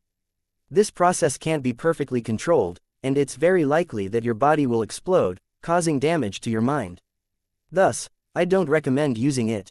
Also, the cultivation boost from this is very superficial, and there are endless consequences, so very few people do this, and there are no conditions to do so. After all, not everyone has the ability to transform origin energy into origin energy and infuse it into their bodies. There's one more thing to take note of, and that is that the limit of body imbuement is king level. If you want to become a Law King, you'll need your own comprehension. In that case, are there any other effective methods other than this? Tang Zhen nodded and asked. There's nothing else. Tang Zhen nodded. A pondering expression flashed across his eyes as he spoke to the main control platform. I've already thought of a method, but I need to try it out. After Tang Zhen said this, he turned around and left. Not long after, he left in a hurry. No one knew where he went. In front of hunting ground number 5, as the number of immigrants from the original world continued to increase, this place became unusually lively. The trading market in front of the hunting ground was also full of people trading and forming groups. Compared to the official trading hall, the immigrants seemed to like staying here. Tang Zhen wore a set of sea beast leather armor and carried a battle sword as he walked through the trade plaza. He ignored the immigrants who pulled him into the group and walked straight to the entrance of the hunting ground. On the instrument in front of the entrance, Tang Zhen waved his wrist guard computer. Immediately after, a display interface that was completely different from the other immigrants appeared. The monster hunting ground was divided into different areas. If one wanted to go to the high-level area, level verification and points were required to unlock it. Otherwise, one would not be able to pass through the energy barrier set up by the main control platform. On the interface of ordinary immigrants, other than the display of unlocking the next level of regions, there were only some words. On Tang Zhen's display interface, there were all the options to unlock the regions from level 1 to level 10. This was the difference between ordinary users and super users. Other than Tang Zhen, no one else could achieve this. Tang Zhen extended his hand and swiped it. All the areas were unlocked. Immediately after, the interface closed. The Holy Dragon City badge on the wrist guard computer turned from red to green, indicating that one could enter the hunting ground at any time. An immigrant behind Tang Zhen witnessed the entire process. As he was a newbie, he didn't understand what was said here, so he didn't pay much attention. However, after Tang Zhen left, he was unable to find a similar interface when it was his turn. He could not help but feel suspicious. After completing the registration and unlocking, Tang Zhen entered the monster hunting ground. He wasn't attracted by the nomological starry sky at all because it was no longer of any use to him. Passing through the intoxicated crowd, Tang Zhen soon arrived at the level 1 monster area and went straight through it. During this period, monsters kept attacking him, but each time, before the monsters could get close, they were killed by him. Not far away, the immigrants who were fighting with the monsters saw this and their eyes were filled with envy. They subconsciously regarded Tang Zhen as an expert who had already advanced to a cultivator. A few hours later, Tang Zhen arrived in front of the barrier of the level 2 monster territory and stepped in without any hindrance. Compared to the level 1 monster area, the number of people in the level 2 monster area was much less. The immigrants who could appear here were all elite teams from the original world. When they saw Tang Zhen walking in alone, those immigrants merely cast a curious glance before continuing to fight with the monster. It wasn't rare to see a lone wolf like Tang Zhen. However, as the monster's strength continued to rise, it was impossible to fight against a fierce monster alone. Therefore, most of them would choose to join a group. They had originally thought that Tang Zhen was also such a person. However, the scene that happened next caused these elites to be dumbstruck. The battle blade in Tang Zhen's hand continued to wave. Blood and flesh flew everywhere he passed. There was not a single monster that could stop him from advancing. Tang Zhen didn't care about the corpses of those monsters. Instead, it benefited the immigrants and they gained a lot of benefits for free. In addition to being shocked, they tacitly regarded Tang Zhen as a super expert and subconsciously wanted to rope him in. Since the monster hunting ground was not open to cultivators in Lusheng for the time being, they did not doubt Tang Zhen's identity. If he had such an expert in his team, then the speed of their advance would greatly increase, and as a teammate, he would also obtain great benefits. However, at this moment, Tang Zhen had already entered the depths of the hunting ground. These teams did not have the confidence to kill the monster in a short period of time and catch up with Tang Zhen, who was walking further and further away. 1393 A new way to invade the plane. A blade flashed, and the color-changing horned snake that was charging at them was split into two. Its corpse fell to the ground, and the pungent smell of blood assaulted their nostrils. Tang Zhen completely ignored this. Instead, he let out a long sigh of relief and directly sat on the pile of crushed stones. A trace of lingering fear and a faint excitement flashed across his face. As soon as he entered the level 4 monster area, he was attacked by this invisible monster. If he had not dodged at the critical moment, his clone would have been damaged. There was absolutely no need to worry about his life, or else the protective items he carried would be useless. As for why he was so excited, it was because after killing the monster just now, a level-up progress bar suddenly appeared in front of his eyes. This proved that Tang Zhen could indeed increase the strength of his clone by killing monsters. This was the reason why Tang Zhen had entered the monster hunting ground alone. He wanted to try out this method, and it seemed that it was really possible. However, while he only needed to kill 10 monsters to level up, the number of monsters he could kill was increased by 10 times. Perhaps this was the difference between the main body and the clone. Tang Zhen was unconcerned about this. As long as he could raise the strength of his clone within a short period of time, so what if he had 100 times the number of clones? After a short rest, Tang Zhen took out his sword and went straight to kill the monsters in front of him. 1, 2, 10 crickets. Unknowingly, Tang Zhen's surroundings were filled with the corpses of the monsters. All of them had been killed with a single strike. After the 100th monster fell, Zhen Tang felt a burst of heat in his body. It was the familiar feeling of leveling up. With the spiritual perception of a spirit emperor, Tang Zhen could clearly sense the entire process of his rank advancement. He discovered that this was also a kind of origin energy infusion. However, it was more gentle and delicate and would not cause any harm to the body. From this, it could be concluded that the abilities of the mobile phone were still much stronger than the main control platform. After advancing to rank 5, it was no longer meaningful to kill rank 4 monsters. Tang Zhen activated his teleportation ability and directly arrived in front of the energy barrier of the rank 5 monster area. He then strode into it. After that, there was another round of killing. Blood and flesh flew all over the sky, and the gravel beach was covered with corpses. Level 5 to level 6, level 6 to level 7. When Tang Zhen left the monster hunting ground 3 days later, the king-level aura on his body was already very obvious. It was as sharp as a blade, giving people the feeling that a sharp blade was cutting through their faces. This was an inevitable phenomenon when a cultivator had just advanced to the king class. As the cultivator's strength increased, this kind of exposure would gradually disappear. Tang Zhen did not board the small warship. He directly teleported back to Holy Dragon City and reappeared in front of the main control platform. If I want to create a few more clones, can my main body withstand the effects of this splitting of the soul? The main control platform quickly replied, according to the strength of a spiritual emperor, he can perfectly control 2 clones at most. Any more and his body will be slowed down. My spiritual power should be much stronger than that of an ordinary spiritual emperor. Can I control it more?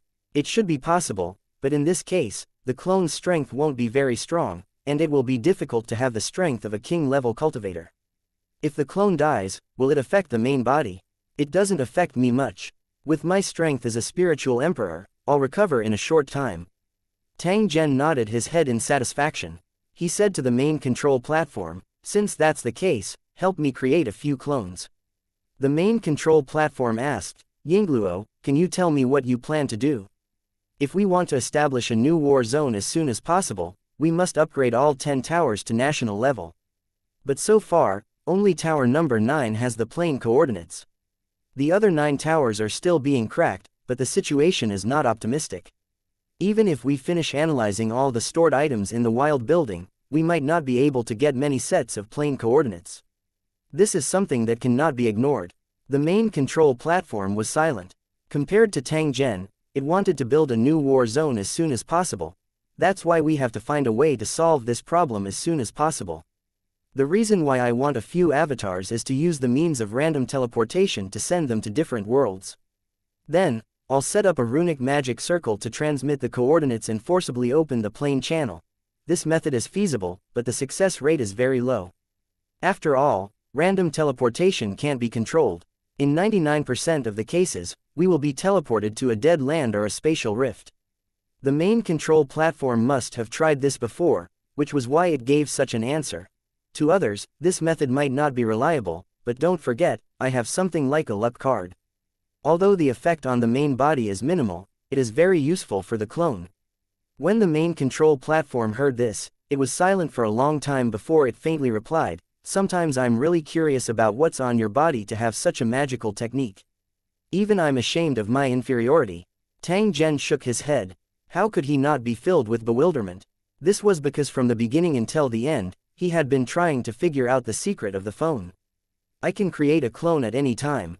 Do you have any special requirements? Naturally, the better the aptitude, the better. If possible, I can use origin energy to increase my cultivation. This way, I won't have to go through the trouble of recultivating. It's possible, but the consequences are endless. The clone might collapse in less than 100 years. It doesn't matter. If we can't complete the task in 100 years, it means that the plane barrier of the world is extremely strong, and the energy intensity is not inferior to the Lusheng world. In that case, even if we successfully build the plane channel, we may not be their match. The main control platform no longer spoke. At the same time, 5 light balls suddenly appeared in the open space in front of Tang Zhen. There were faint human figures flickering inside. The origin energy continued to pour into the light ball, causing the human figures inside to become clearer. From the outside, not all of them were male. Tang Zhen frowned when he saw this. He spoke to the main control platform in a deep voice, "What are you up to? Why are there 2 women? I'm just taking the opportunity to do a test to see which gender's clone has a higher chance of survival. If your method works, it's definitely a pioneering work, and it will make it easier to obtain the plane coordinates. The premise is that these clones all have a luck card to support them. Otherwise, 9 out of 10 will still not return." Tang Zhen coldly laughed and indifferently said, "In the future, you'll be the lord of this battle zone. Everything here will be yours. How could you be stingy to your own people?" Tang Zhen was silent. What he said was fucking reasonable. While they were conversing, the clone was completed. For the main control platform, this was actually a very simple matter. However, the premise was that it had to know the method of forming the clone, and it also had to consume its origin energy. The main control platform did not lack the world's origin, but the method of creating a body came from the dream world, and he had just mastered it. As the light faded away, the 5 avatars that had been completely formed appeared in front of Tang Zhen. Their faces and body shapes were rather perfect, and there were almost no flaws. Tang Zhen sensed for a moment and discovered that they all had the strength of a 4-star lord and were only a step away from king level. To an ordinary person, a level 9 cultivator was already comparable to the existence of a god. Therefore, Tang Zhen did not have too high of an expectation. Tang Zhen walked to the front of a clone and communicated with his main body. He sent a trace of mental energy into the other party's body. Immediately after, the clone opened its eyes and grinned at Tang Zhen. It feels pretty good. It's as if the entire world is different. Clone number 1 said and waved his hand in the air. A set of fitting clothes appeared on his body. Tang Zhen nodded. He turned around and activated number 2, the body of a woman who could be said to be extremely beautiful. Clone No. 2, Chen. After a moment of silence, the second clone glared at the main control platform and took out a black combat suit from his storage ring. A moment later, all 5 avatars were activated. Tang Zhen then equipped everyone with a full set of equipment. At the same time, he took out a thick stack of luck cards and handed them to them. As the cards were pulled open one after another, the room flickered with golden light, and the 5 avatars all had confident smiles on their faces. Alright, I'll now activate the random teleportation. Good luck. Tang Zhen's voice had just sounded when a plane's channel that was as tall as a person appeared in front of the 5 clones. It was connected to an unknown world. After the 5 clones entered, Tang Zhen quietly stood there for a moment before turning around and returning to the secret room to begin his bitter training. 1394 The danger of the clone 1. The battle of the 9th tower in the world of the undead was still ongoing, and a large number of resources were being transported back one after another. The situation on the battlefield could be said to be unstoppable. Under the tide-like attacks of the Holy Dragon City cultivators, the corpse race cultivators had no power to fight back, and countless people fled at the sight of them. In order to take control of the undead world as soon as possible, the city lord of the 9th tower, Qianlong, began to send more people, and a large number of residents also entered the undead world to participate in the work of collecting resources. If there were no accidents, the world of the undead race would be completely occupied by the Holy Dragon City in a month at most. With the Bone Emperor and the Silver Wing Emperor at the front line, Tang Zhen didn't need to worry about the corpse world. He only needed to go to the golden armored corpse emperor. Of course, before that, he had to raise his cultivation to a certain level. Otherwise, he wouldn't be of any help at all. The battle in the dream world was about to end. The army of more than 7 million transmigrators had launched an attack on the last main city. Although the Dream Crusher side was still struggling at death's door, their final fate was already decided. After taking down the last main city, the Holy Dragon City would launch an attack on the dream world's real world. At that time, a huge battle would be inevitable. As for the 3 great empires, they were already on the verge of collapse. Tang Zhen no longer placed them in his eyes and was only waiting to clean up the mess. After settling everything, Tang Zhen began to concentrate on his cultivation, trying to advance to a Law King before attacking the golden armored corpse emperor. At that time, under the siege of 4 Law Kings, even if the golden armored corpse emperor had 3 heads and 6 arms, it would be difficult for it to escape death. As for Tang Zhen's main body, it was still tempering the city, striving to merge with the Holy Dragon City as one as soon as possible. At the same time, Tang Zhen was still continuously sensing the connection between him and his clone in an attempt to figure out their current situation. However, it was unknown how far apart the main body and the clone were. It might take a long time for Tang Zhen to receive the information from the clone. After a burst of spatial fluctuations, a figure appeared on the grass by the side of the road. He swayed a few times before falling to the ground. His clothes were tattered, and many places were soaked in blood. There was a trace of blood at the corner of his mouth, and his breath was almost non-existent, as if he could die at any time. After a long time, several floating cars slowly drove over and saw the young man lying on the side of the road. As the car stopped, more than a dozen white men and women jumped out of the car. They were not very old, and their appearance and clothes were very similar to those in the original world. Hurry and see what's going on. Be careful. What if they are bad people? Will they hurt us? Oh my God, he can't be dead, right? One after another, they ran into the grass. Everyone stood around the unconscious young man with a hint of vigilance on their faces, and at the same time, they discussed how to deal with this matter. This person is covered in blood and has so many wounds. He must be sent to the hospital for emergency treatment. I think we should call the police first. If he's the murderer, we'll send him to the police station. Stop quarreling. Let's call the police first, and then let them contact the doctor. We'd better not get involved.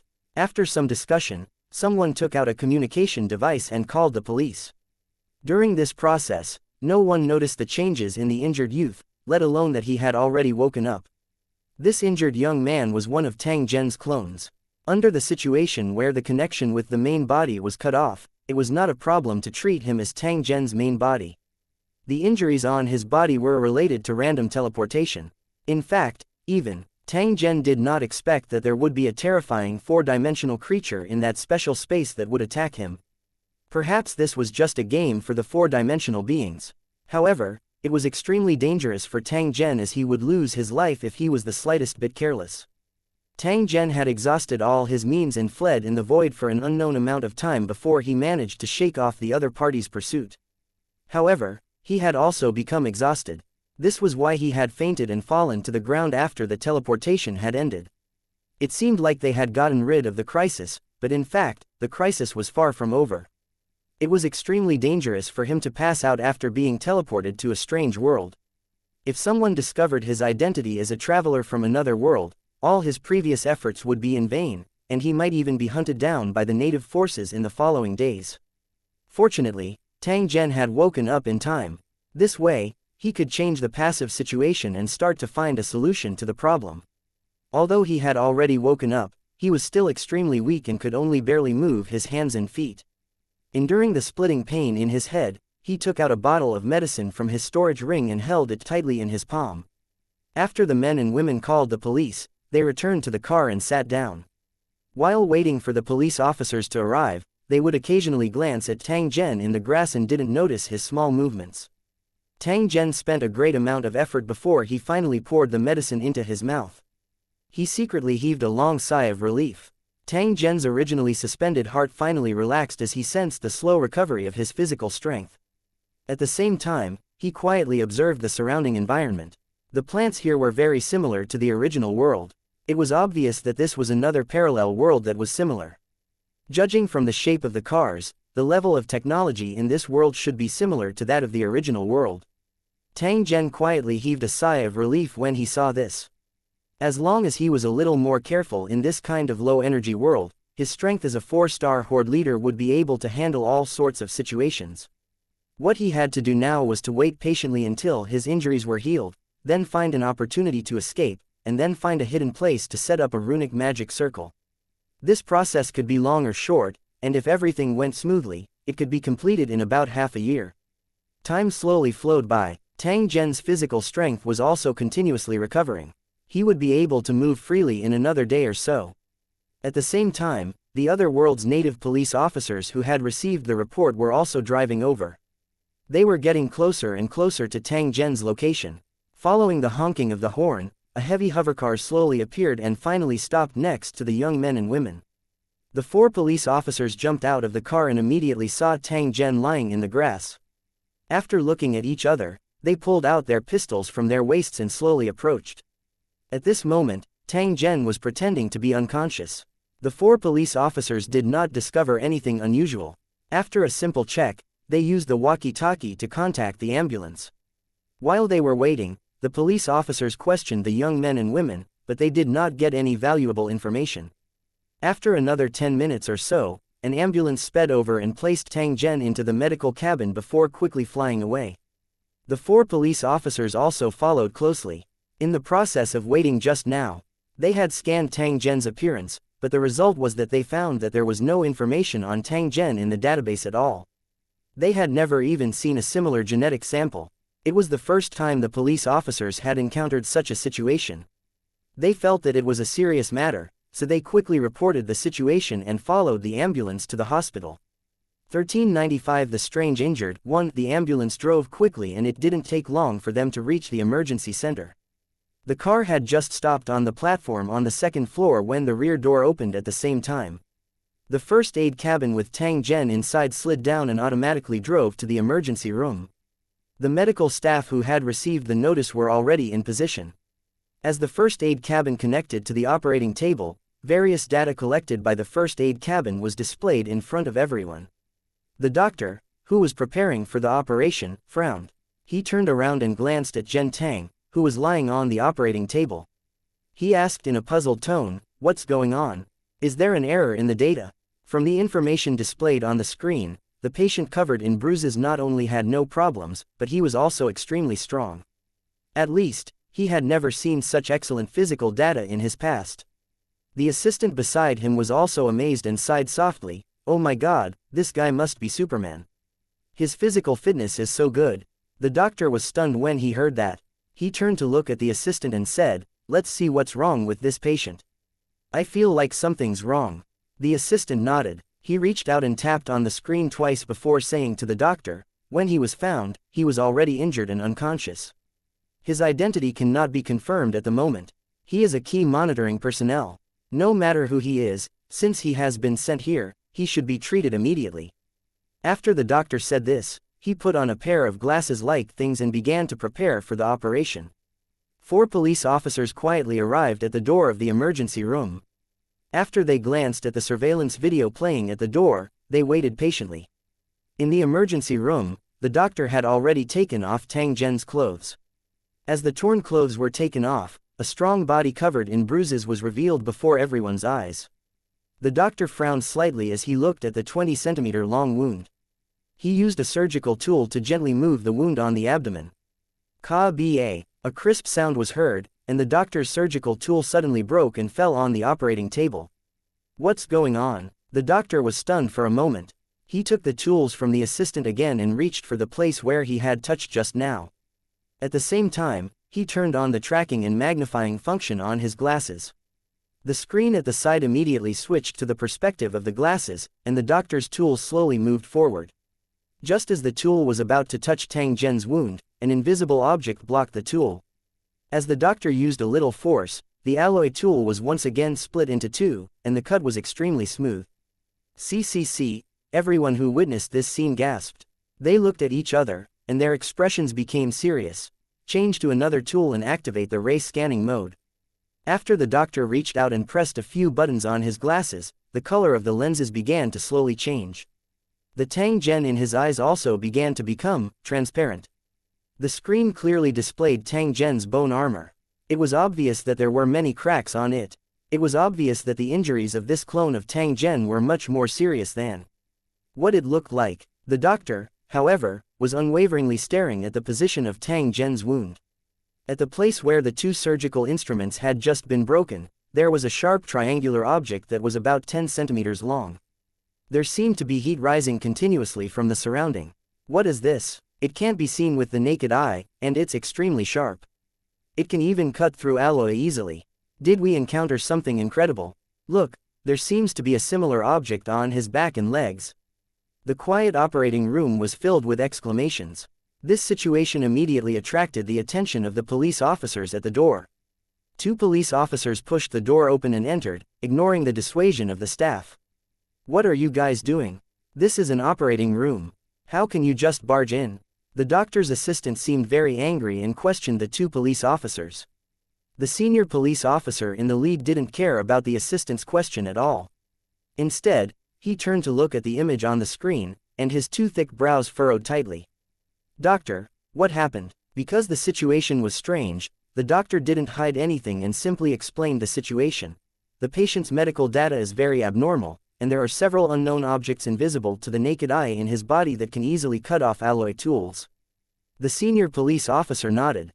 He looked at the hideous wounds on Tang Zhen's body and said, "If we don't perform emergency treatment immediately, how long can he last?" It's hard to say. The patient's injuries look very serious, but his vital signs are very stable. He doesn't look like he's seriously injured at all. If that's the case, please stop the operation for now. I need to report the situation here to the headquarters. While the senior police officer was speaking, he had already uploaded the video of his conversation with the doctor. While waiting for orders, he also took the opportunity to observe the mysterious object on Tang Zhen's wound. Can you take this thing out first? If it's left in the wound, it might be very harmful to the patient. The doctor was also very curious about this mysterious object that was beyond his knowledge. He wanted to take it out and check it out, but his request was rejected by the senior policeman. At the same time, he was asked to step aside. He didn't chase them out because he needed to observe Tang Zhen's reaction so that he could rescue them in time. About 5 minutes later, the senior police officer received an order. There was already a specialist who had taken over the case and would arrive at the emergency center in about 5 minutes. All right, everyone. Please wait outside. Thank you for your cooperation. The senior police officer, who received the order, heaved a sigh of relief. He always felt that the young man lying on the operating table was very strange. Every time he got close to him, he would have a feeling of thorns on his back, like a wild animal meeting its natural enemy. He didn't know if other people had the same feeling, but he knew that it was this special ability that was close to a sixth sense that had allowed him to escape death several times. To the senior police officers, Tang Zhen was a dangerous bomb. Naturally, they would hide as far away as possible. Pressing the weapon in his hand, the old policeman was about to say something to his companion, but he saw his companion's expression change. He looked in the direction of the operating table with a face full of horror. The senior police officer's heart was beating wildly. He did not hesitate to pull out the weapon on his waist and point it at the operating table behind him. In the end, there was no one on the operating table. The mysterious young man, who was covered in wounds, had long disappeared. He must be hiding here. Be careful and retreat to the door. The senior police officer made a prompt decision. He raised his weapon to search for Tang Zhen while calling his companions to retreat. However, his companion was like a wooden statue. There was no reaction at all, only fear in his eyes. The senior police officer was stunned for a moment, then he came to his senses and pointed his weapon at his companion. Stop hiding. You can't escape, just surrender. When his companion saw the senior police officer pointing the gun at him, his expression became more and more nervous. At the same time, he used his eyes to signal to his companion that the other party was hiding behind him. Hehe, Yingluo. A deep sneer suddenly came from the emergency room. Tang Zhen poked his head out from behind the fat police officer who was being held hostage. At the same time, he pulled out the weapon from the other party's waist. Only at this moment did Tang Zhen discover that this police officer's weapon needed to be unlocked with a fingerprint. Otherwise, it would be completely unusable. The Holy Dragon City cultivators, equipment and weapons also had this function. If the owner was changed, they would not be able to use it normally. Unless Tang Zhen had a special password to unlock it, it would not be as useful as a wooden stick. Whoosh! With a wave of his hand, the heavy weapon suddenly smashed towards the old policeman. At the same time, Tang Zhen pushed the fat policeman, who was under his control, forward, and the two immediately rolled into a ball. Damn it! The senior police officer cursed angrily. He was about to raise his gun and shoot, but he felt his vision go black as he was kicked unconscious by Tang Zhen. After dealing with the two police officers, a trace of blood seeped out from the corner of Tang Zhen's mouth, and his face became paler. He had not recovered from his serious injuries, and the seemingly simple attack just now had almost exhausted all his strength. Originally, Tang Zhen had planned to continue pretending to be unconscious and prepared to take action after recovering his energy in the emergency center. In the end, the old police officer noticed that his identity was different and immediately reported the situation to the headquarters. This also made Tang Zhen unable to wait any longer. Once the higher-level natives discovered his abnormality, his next move would be very difficult, so he had to escape as soon as possible. The clone's strength was naturally incomparable to the main body, especially in the situation where there was no mobile phone to rely on. The only thing he could rely on was his own cultivation and the various items in the storage ring. He took out an invisible card and tore it. Along with a flash of silver light, Tang Zhen suddenly disappeared. A few minutes later, the emergency room's door was ruthlessly slammed open. A group of fully armed Secret Service personnel barged in. In the end, they only saw two unconscious police officers. Tang Zhen himself had long disappeared. 1396 The dream world shattering 1 inch. What's going on? Where did he go? After seeing the two unconscious senior police officers on the ground, the operation leader growled and immediately pointed the weapon in his hand at any possible hiding place. Unfortunately, after a round of searching, he found nothing. There's a surveillance video here. Find it immediately. His subordinates quickly executed the order. In the end, when they saw Tang Zhen's strange disappearance a few minutes ago, everyone revealed a bewildered expression. No matter how one looked at it, this kind of method did not seem to be high-tech, but some kind of mysterious method that was beyond imagination. Combined with the various abnormalities that Tang Zhen had displayed, it made the operation leader more and more aware of the unusualness of the matter. He shouldn't have gone far. Seal this place immediately and alert the police if anything unusual happens. After giving the order, the operation leader took out an item the size of a mobile phone. After clicking on it a few times, the scenery around the hospital immediately appeared before his eyes. Activate Skynet surveillance, activate the automatic scanning function, and access all combat personnel's tactical glasses at the same time. At the same time, the police officers who were patrolling in the surroundings also received an order as well as a head portrait taken from the video. They were ordered to immediately capture Tang Zhen once they found any traces of him. According to the degree of Tang Zhen's injuries, he should be extremely weak now. However, even if this was the case, Tang Zhen, who possessed a strange ability, was definitely not someone to be underestimated. He was sufficient to be listed as the most dangerous criminal. As the orders were issued, the entire hospital was in a state of chaos. Hover cars were constantly coming in, and the Secret Service agents with loaded guns were patrolling the corridors, not letting go of any possible hiding spots. From the looks of it, it was clear that the other party would definitely not give up if they did not capture Tang Zhen. Tang Zhen's figure slowly appeared in a certain corner of the hospital's inpatient department. However, his complexion became even uglier. He had underestimated the power of the void creature. He thought his injury would only take a few days to recover, but when he was escaping from the operating room, he felt a strange energy absorbing his vitality from his wound, preventing it from healing. Tang Zhen, who originally wanted to escape from the hospital, had no choice but to change his plan and find a hidden place to temporarily hide. If he did not get rid of this strange energy, his wounds would not heal at all, let alone the construction of the runic magic circle. Tang Zhen glanced at his hiding spot. He knew that this place would be searched by those special duty personnel sooner or later. At that time, he, who was seriously injured, could only choose to surrender and die with them. He had to immediately find a way to solve the current predicament and hide from the pursuit of the Secret Service agents. At the same time, he had to get rid of the strange energy in the wound that hindered the healing. However, could he really do all this in such a short time? Tang Zhen was at his wits' end. However, his eyes immediately lit up. He forcefully endured the splitting headache and took out a lucky card from his storage ring. This was a card with 10 times the luck, and whether or not they could get out of their current predicament would depend on the will of heaven. The lucky card turned into a stream of light and disappeared. Tang Zhen, who was in a jittery mood, immediately felt refreshed. At the same time, he heard the conversation between the two family members of the patient. The guy in room 5 is so pitiful. He's covered in knife wounds. I don't think he'll live past today. They deserve it. Scumbags like them should die. They are the cancer of society. The two of them gradually walked away after hearing these two sentences. However, Tang Zhen's eyes suddenly lit up. He had thought of a way to escape and hide himself.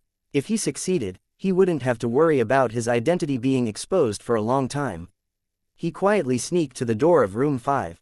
Tang Zhen glanced around and found that there was indeed a guy lying inside with his whole body wrapped in bandages. He sensed the creature's life force and found that it would not live for more than a few hours. Tang Zhen pushed open the door and walked out. He extended his hand and gently pressed on this fellow's neck, ending his pain in advance. Since the other party was a scumbag, it didn't matter if he died earlier or later. Immediately after, Tang Zhen removed the bandages on the corpse and used his mental energy to wrap around his own body. He then stored the corpse into his storage ring and took out a molding card that could change one's appearance and body shape. After tearing the card, Tang Zhen's appearance quickly changed, and he looked no different from that unlucky fellow. Tang Zhen, who had finished doing all of this, was already perspiring profusely. His body was constantly trembling and his mouth was constantly emitting a giggle sound from the friction between his teeth. Coupled with his distorted face, he was no different from a demon. At this moment, he was already in extreme pain. His entire body was so limp that he could barely move, not even moving his fingers. He laughed bitterly in his heart. He had never suffered such a serious injury since he was born. There was no problem with this description. Although he was only a clone, he was controlled by Tang Zhen's spiritual force and was not the slightest bit different from himself. Although Tang Zhen felt incomparably tired, he forcefully endured it and did not rest. This was because he had to confirm that he was absolutely safe before doing so. Creak. The door of the ward was opened and 2 Secret Service agents walked in, followed by the hospital staff. Tang Zhen didn't move and pretended to be an unconscious patient. Since he had already changed his appearance and body shape, he wasn't worried that others would discover anything abnormal. As expected, the 2 Secret Service personnel stepped forward and sized up Tang Zhen. After asking the medical staff a few questions, they used a disgusted gaze to sweep over Tang Zhen before turning around and walking out of the door. Tang Zhen quietly heaved a sigh of relief. Immediately after, he felt boundless sleepiness assault him and he fell into a deep sleep on the hospital bed. Compared to this unlucky clone, the other 4 clones were in a much better situation. At least they did not encounter any void monsters during the teleportation process. After the teleportation ended, they hid their identities quietly and would immediately set up the runic magic circle when the time was right. Unknowingly, half a month had passed. Tang Zhen, who was in the midst of cultivation, suddenly received news that the last main city in the dream world had been successfully taken down. Tang Zhen naturally would not miss this critical moment. After receiving the report, he immediately entered the dream world and appeared outside the last main city that had fallen. As soon as he entered the dream world, Tang Zhen heard a tsunami of cheers. It was the transmigrators celebrating their victory. Tang Zhen glanced at the transmigrators that covered the mountains and plains. He then looked at the huge origin stone in front of him. As long as he extracted all the origin energy from it, this illusory world would completely collapse. Blood River King and the others bowed when they saw Tang Zhen's arrival.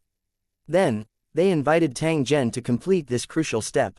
Tang Zhen nodded. Before this, he still had to express his gratitude to the transmigrators. If it wasn't for their efforts, God knows how long it would have taken to end this war. Thank you, everyone, for your contribution. It was because of your participation that we were able to obtain the final victory. This is just the beginning, but it's not the end either. In the days to come, perhaps we'll still have the chance to fight side by side. Brothers and sisters, comrades and comrades, we'll meet again on the battlefield. Tang Zhen's voice reverberated in all directions and received a wave of tsunami-like cheers. For the transmigrators, this special battlefield that allowed them to experience a different life and obtain a large amount of benefits was something that they would never forget in their entire lives. Tang Zhen turned around and walked in front of the origin stone. His palm grabbed forward with all his might. Crack, the sound of glass shattering was heard, and the whole world began to shake slowly. Then, the scene in front of everyone began to drift, like mirror fragments floating in the water, constantly dissipating in the process of moving. The transmigrators in the dream world did not dissipate. Instead, they were wrapped in the shattered energy of the dream world and temporarily had a physical body made of energy. However, at this moment, a change suddenly occurred. Tang Zhen saw countless cold-looking cultivators leaving the dream world. They bowed to Tang Zhen and then flew up to a dream castle in the sky. Tang Zhen had seen this building before. It was the dream tower that he had entered before. 1397 Cause and Effect 1. As he watched the cultivators of the dream city fly into the sky, Tang Zhen was slightly stunned before he revealed a smile. The long-robed dream city master appeared out of thin air. He had the same appearance as when they first met, but there was a trace of relief on his face. City Lord Tang Zhen, how have you been? Looking at the smiling dream city master, Tang Zhen also smiled and said in a clear voice, so it's City Master Meng. I didn't expect that you and I would meet here. Life is really unpredictable. City Master Meng chuckled as she turned to Tang Zhen. City Lord Tang, you must be joking. If it wasn't for your help, I don't know when the residents of my tower city and I would be able to get rid of the seal of this dream world. I thank you again. So, the last time we met, you were already trapped in this dream world. Tang Zhen had always been suspicious about this matter. Now that he was in front of the Dream City Master, he naturally had to clarify things. City Master Meng nodded her head and sighed, that's true. In order to meet City Lord Tang, I used the last of my strength to construct a dreamland and met you there. Tang Zhen was suddenly enlightened. It turned out that that place was not the real world. Instead, it was a man-made environment. No wonder he was unable to find it no matter what. City Lord Tang should be aware of my ability, so he knows the cause and effect of some things and then informed you of the enemy who is threatening Holy Dragon City. As for giving you the dream journal, it's to express my gratitude and also to act as a catalyst for your excellency to find the location of the dream world. Tang Zhen nodded his head. The other party's dream notebook had been of great help to him. It was through the records in the notebook that he knew many of the unknown secrets of the Tower world. I'm curious, if you don't tell me the enemy's location and I can't get the dream notebook, what will happen?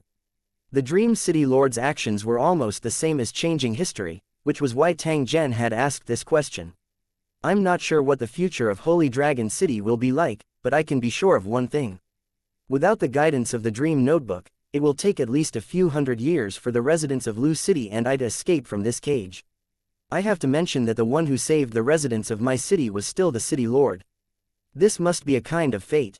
However, if things were to develop normally, even if the residents of Lu City and I were to be rescued in a few hundred years, we would have already run out of energy, with very few survivors. I can't bear to see this scene, so I've paid a price to meet City Lord Tang in advance. If I've offended you in any way, I hope City Lord Tang can forgive me. As he said this, Dream City Master bowed deeply. His attitude was very sincere. It's fine. No matter what, you've helped me a great deal. There's no need to be so polite. In fact, Tang Zhen still wanted to ask, please like and share the video on the YouTube channel Cultivation Audiobooks. What he would be like a few hundred years later. However, after thinking about it, what could he do even if he knew?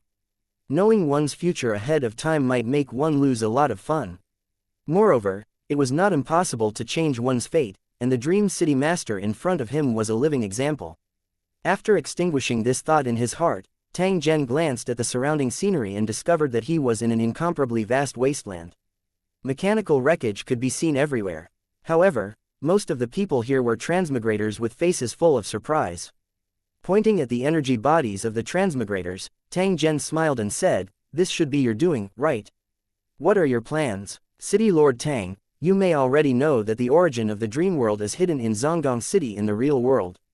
But do you know that there are tens of millions of enemies here, and most of them are the walking dead, as well as the elite dream chasers summoned by the origin? If I want to destroy Zhonggong City, I will need enough manpower. However, the residents of my tower have been suppressed for too long and cannot participate in the battle. If I cannot enter the tower to recuperate as soon as possible, they will soon disappear after leaving the dream world. That's why I've used the origin energy stored in the dream tower to shape these transmigrators with energy and use their power to attack the central palace city. This won't cause them any harm and will instead benefit them greatly. There's another reason that prompted me to do this. Once the dream world is broken, the world barrier will become abnormally stable, and the outside world will not be able to enter. Only by destroying this Zhonggong City can the residents of my tower and I leave the plane barrier and return to the tower world. City Lord Tang can also take the opportunity to obtain a massive amount of the world's origin and multiple plane coordinates. Tang Zhen nodded his head when he heard this.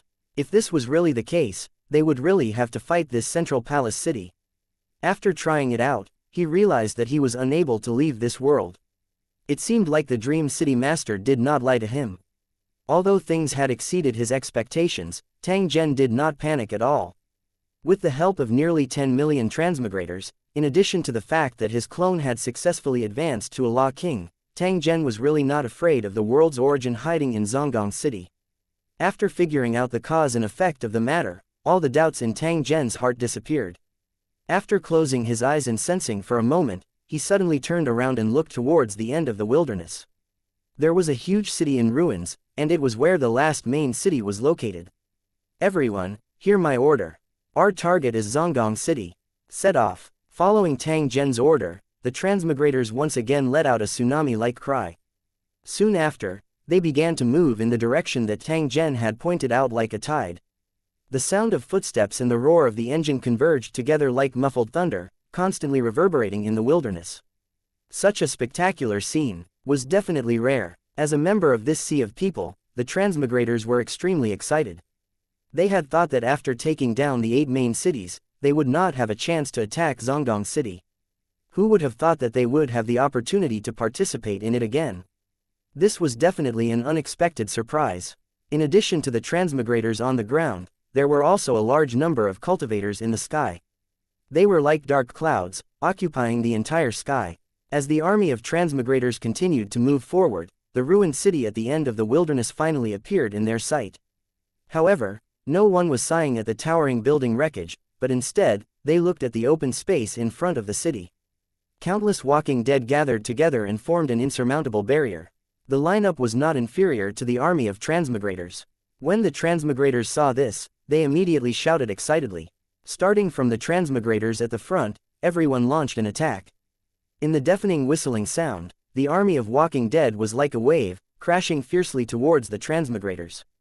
Boom! The two sides collided fiercely, producing a dull sound. A blood mist that extended for dozens of miles suddenly rose up, and broken limbs flew all over the sky. 1398 The battle in front of the central palace city. Brothers, let's get rid of these stinky guys together. A transmigrator waved the battle sword in his hand, wantonly waving it among the walking dead. Every time the blade moved, it would cut off the heads of the surrounding monsters. According to Lu Cheng's cultivation, this time traveler's strength was equivalent to a level 5 cultivator. To be able to have such strength in such a short time was enough to show that he was a genius. After being tempered on the battlefield time and time again, they were no longer the rookies they had been in the past. They were no longer afraid of death, and they no longer had the slightest hesitation when they attacked. It was a pity that after the war in the dream world ended, the transmigrators would return to their original world. Other than their strengthened mental strength, their cultivation would no longer exist. The dream world itself was an illusory yet real dream. Unless they were willing to go to the world of Lusheng and cultivate from scratch, they would remain unknown for the rest of their lives even if they had such a legendary experience. Kill. The reply to this time traveler was a wave of shouts. These were his comrades from the same team. At this time, everyone was close together, like a sharp sword, splitting the sea of zombies in front of them. There were countless teams like this. They used their skilled combat skills to cut down the walking dead around them. Compared to these monsters that only knew how to howl and bite, the transmigrators with superior equipment had an absolute advantage. Stepping on the ground that was almost covered with corpses, the travelers' momentum was like a rainbow as they advanced triumphantly. However, this situation did not last long. As the transmigrators gradually went deeper, angry roars came from the distance. Thousands of giant zombies came out of the crowd and pounced on the location of the battle. These giant zombies were about 3 meters tall, and their bodies were covered in armor made of car doors and various metal objects.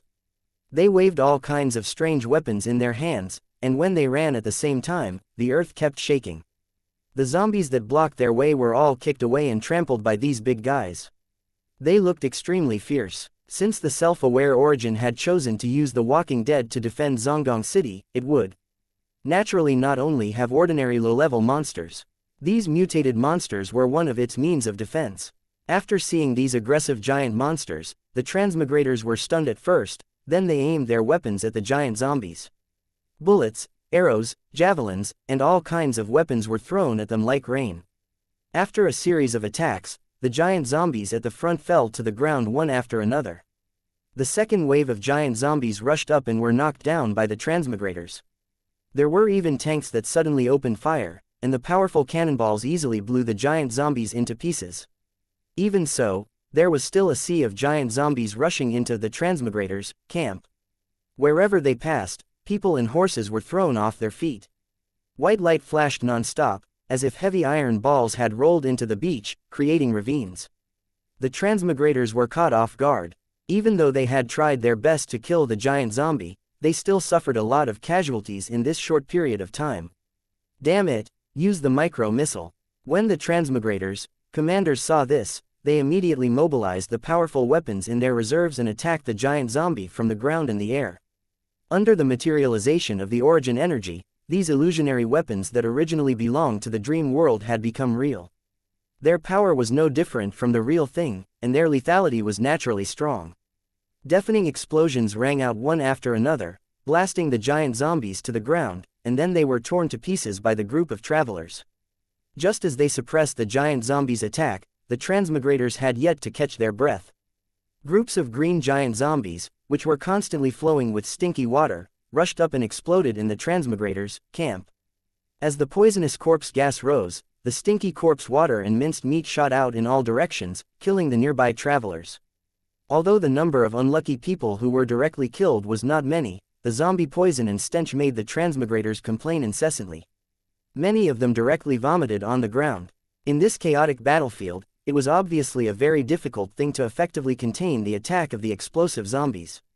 In addition to trying to avoid the attack range of these zombies, they had to rely on accurate archers to kill them from a long distance and directly blow them up before they got close. Although the explosive zombies were disgusting, they could not stop the travelers from advancing. However, as they got closer and closer to Zongdong City, there were more and more types of zombies. They had all sorts of strange abilities, and they were evenly matched with the transmigrators. The number of casualties was also increasing. From the start of the battle until now, the number of transmigrators who had died and turned into white light had already reached nearly 1 million. Because of the seal of the plane barrier, they were temporarily unable to leave this place. They could only return to their original world after the war was over. Although the number of casualties was huge, the results were extremely gratifying. At this moment, a team of transmigrators had already broken through the zombie defense line and were surrounding them. Although these zombies weren't afraid of death, they weren't immortal. Under the merciless attacks of the transmigrators, they would sooner or later be reduced to broken limbs. After another half an hour, as the last zombie was knocked down, the zombie army guarding the outer perimeter of Zongdong City was all killed. The devastated battlefield was filled with a disgusting smell that could make people vomit. The dinner they had last night.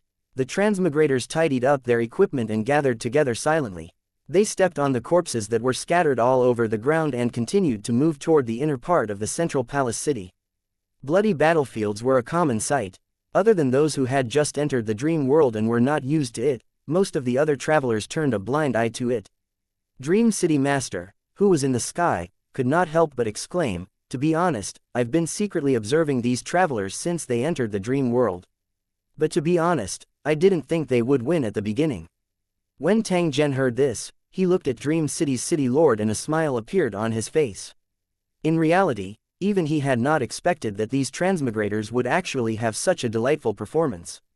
However, as the war progressed, I discovered to my surprise that these transmigrators possessed astonishing potential and adaptability.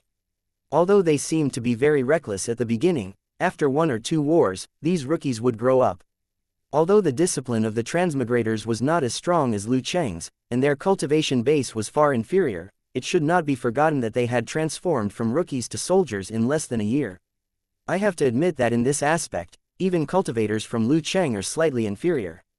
Tang Zhen nodded. He looked at the traveler army that was like a tide in front of him and spoke with a slightly emotional tone. "Actually, I've noticed this a long time ago.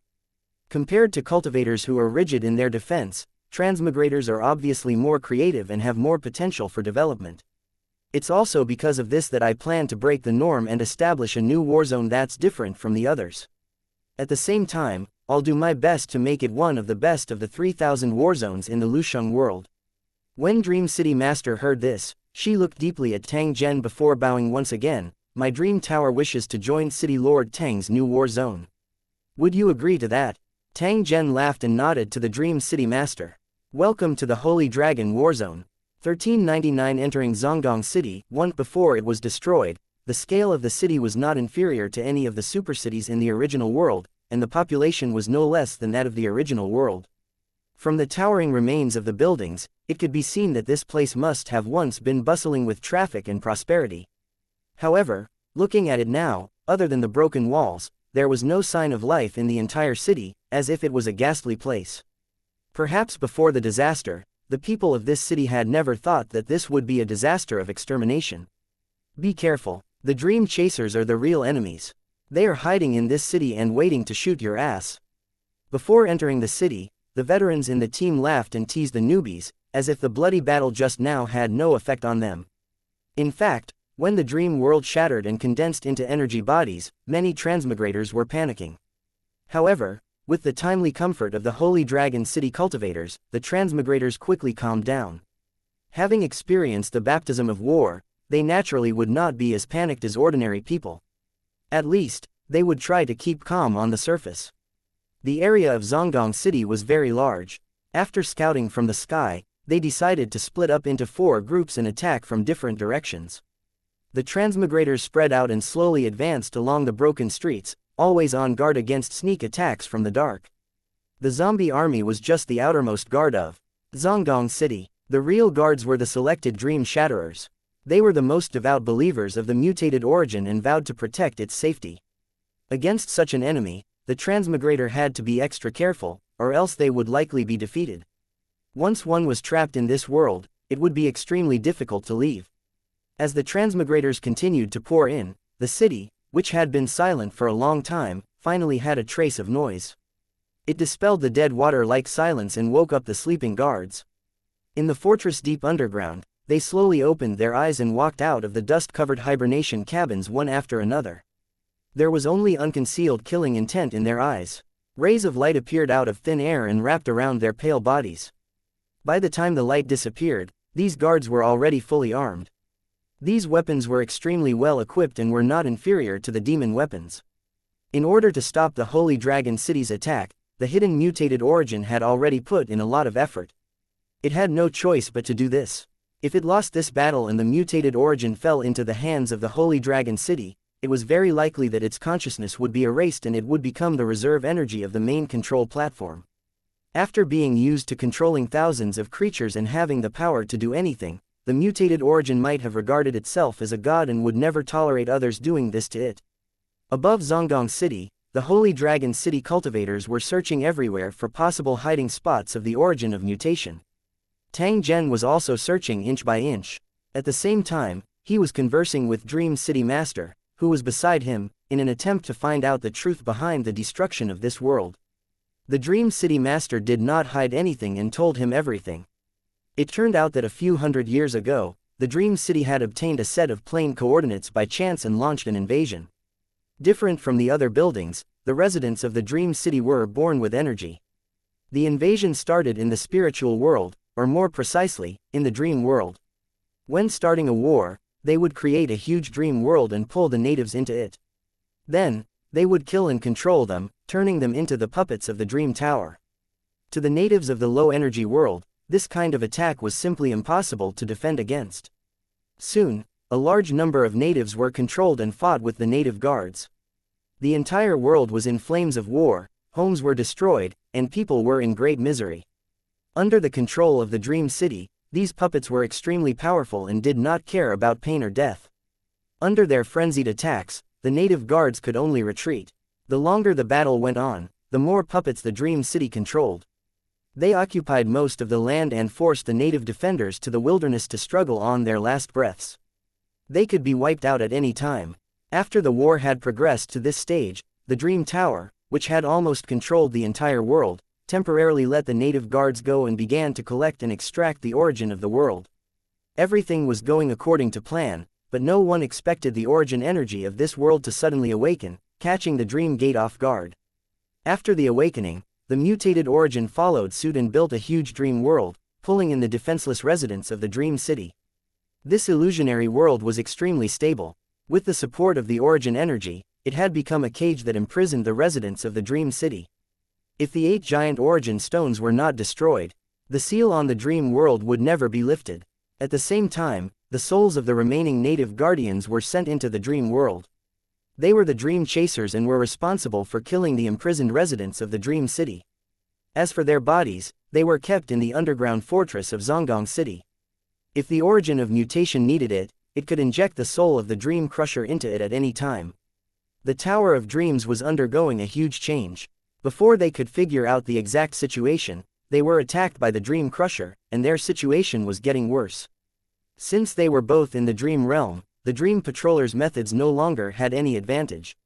On the contrary, because the Dream Chasers had the protection of the origin energy, they would be resurrected every time they died, causing them to become stronger and stronger. The native puppets that were controlled by the Dream Tower also had their souls extracted by the mutated source and thrown into the dream world. They were the miserable sleepless who were punished by the mutated source and suffered in the dream world, never to be free. As for the incubi, they were actually the dead residents of the Dream City. When the dream world shattered, they would also disappear. The sleepless and the dream chasers also disappeared. They were pawns used by the mutated origin.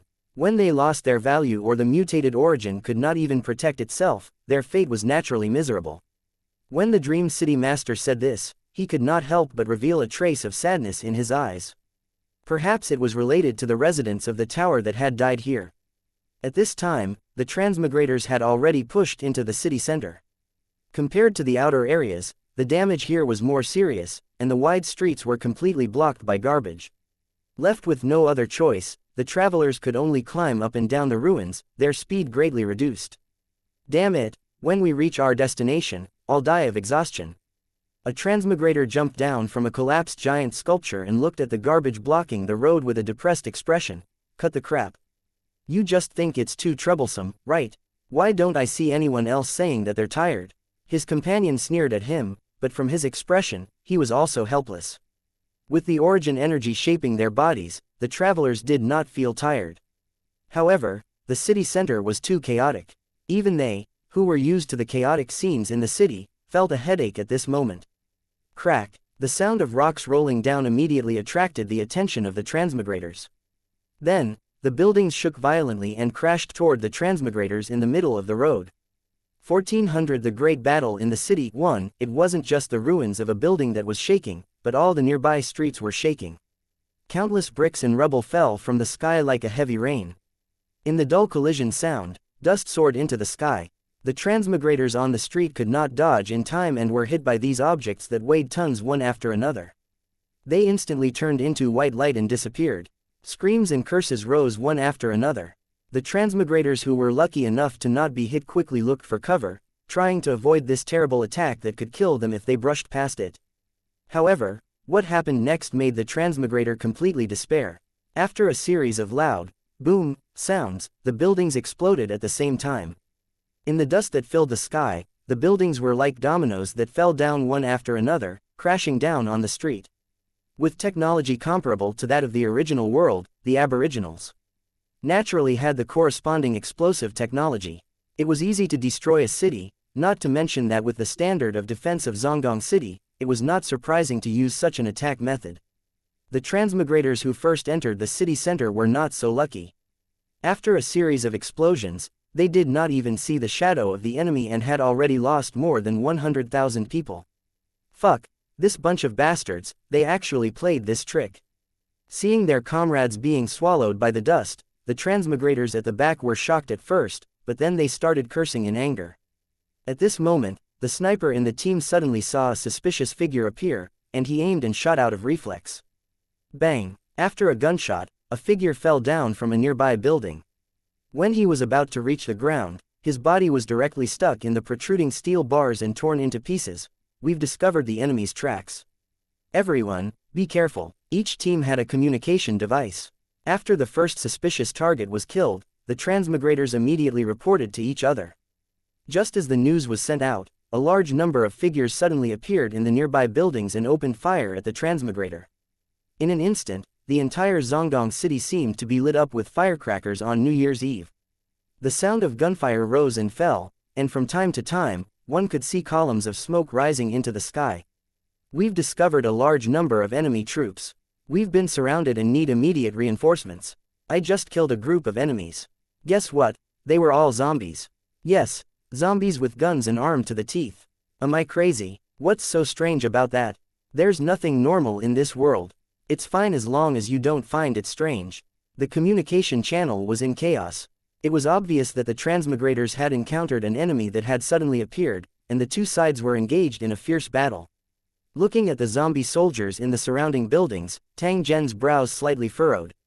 His body flashed and appeared on a nearby high-rise building. He casually pulled over a zombie soldier. Sure enough, as the transmigrators had said, these zombie soldiers were fully equipped and fierce. Under a full-force attack, they would definitely cause a lot of damage to the transmigrators.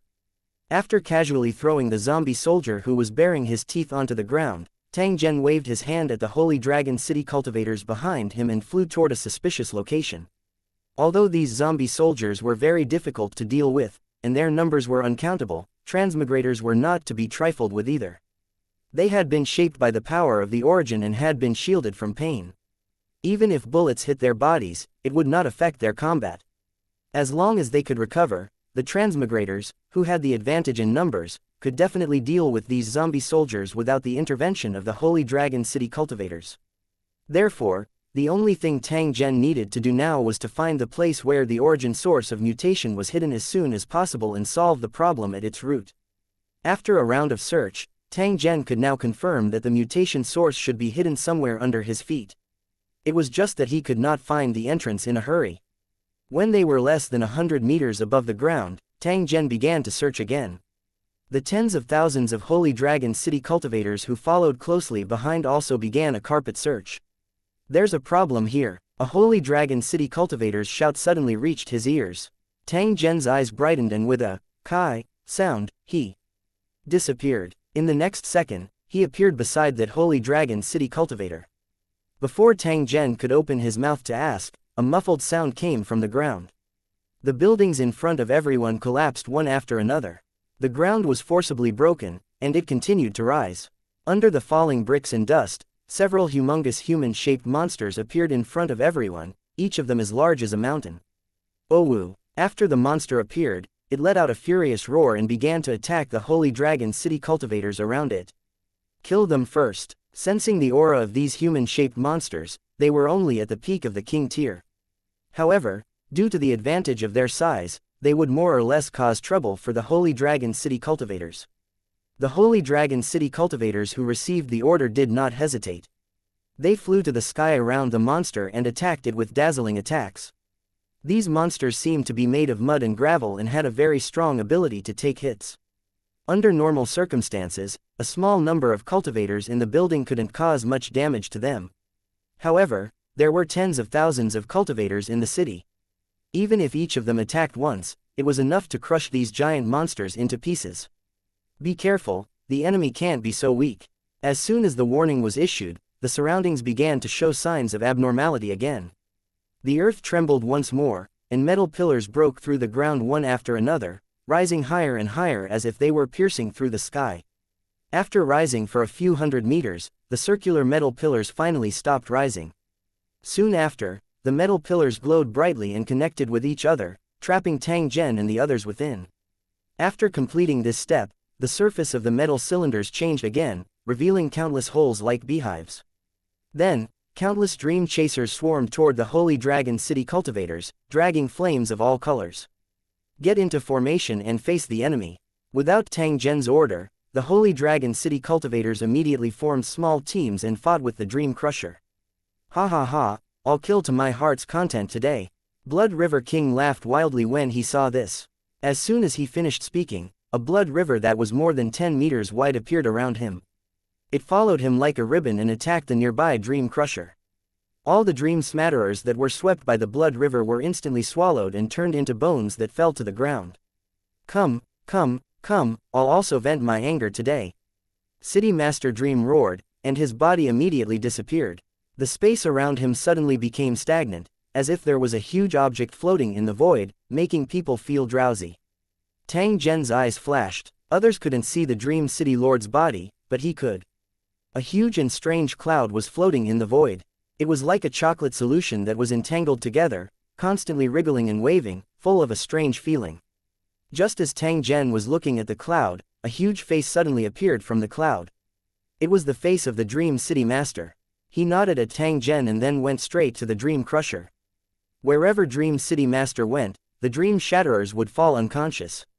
After a few seconds, their bodies would turn into particles and disappear without a trace.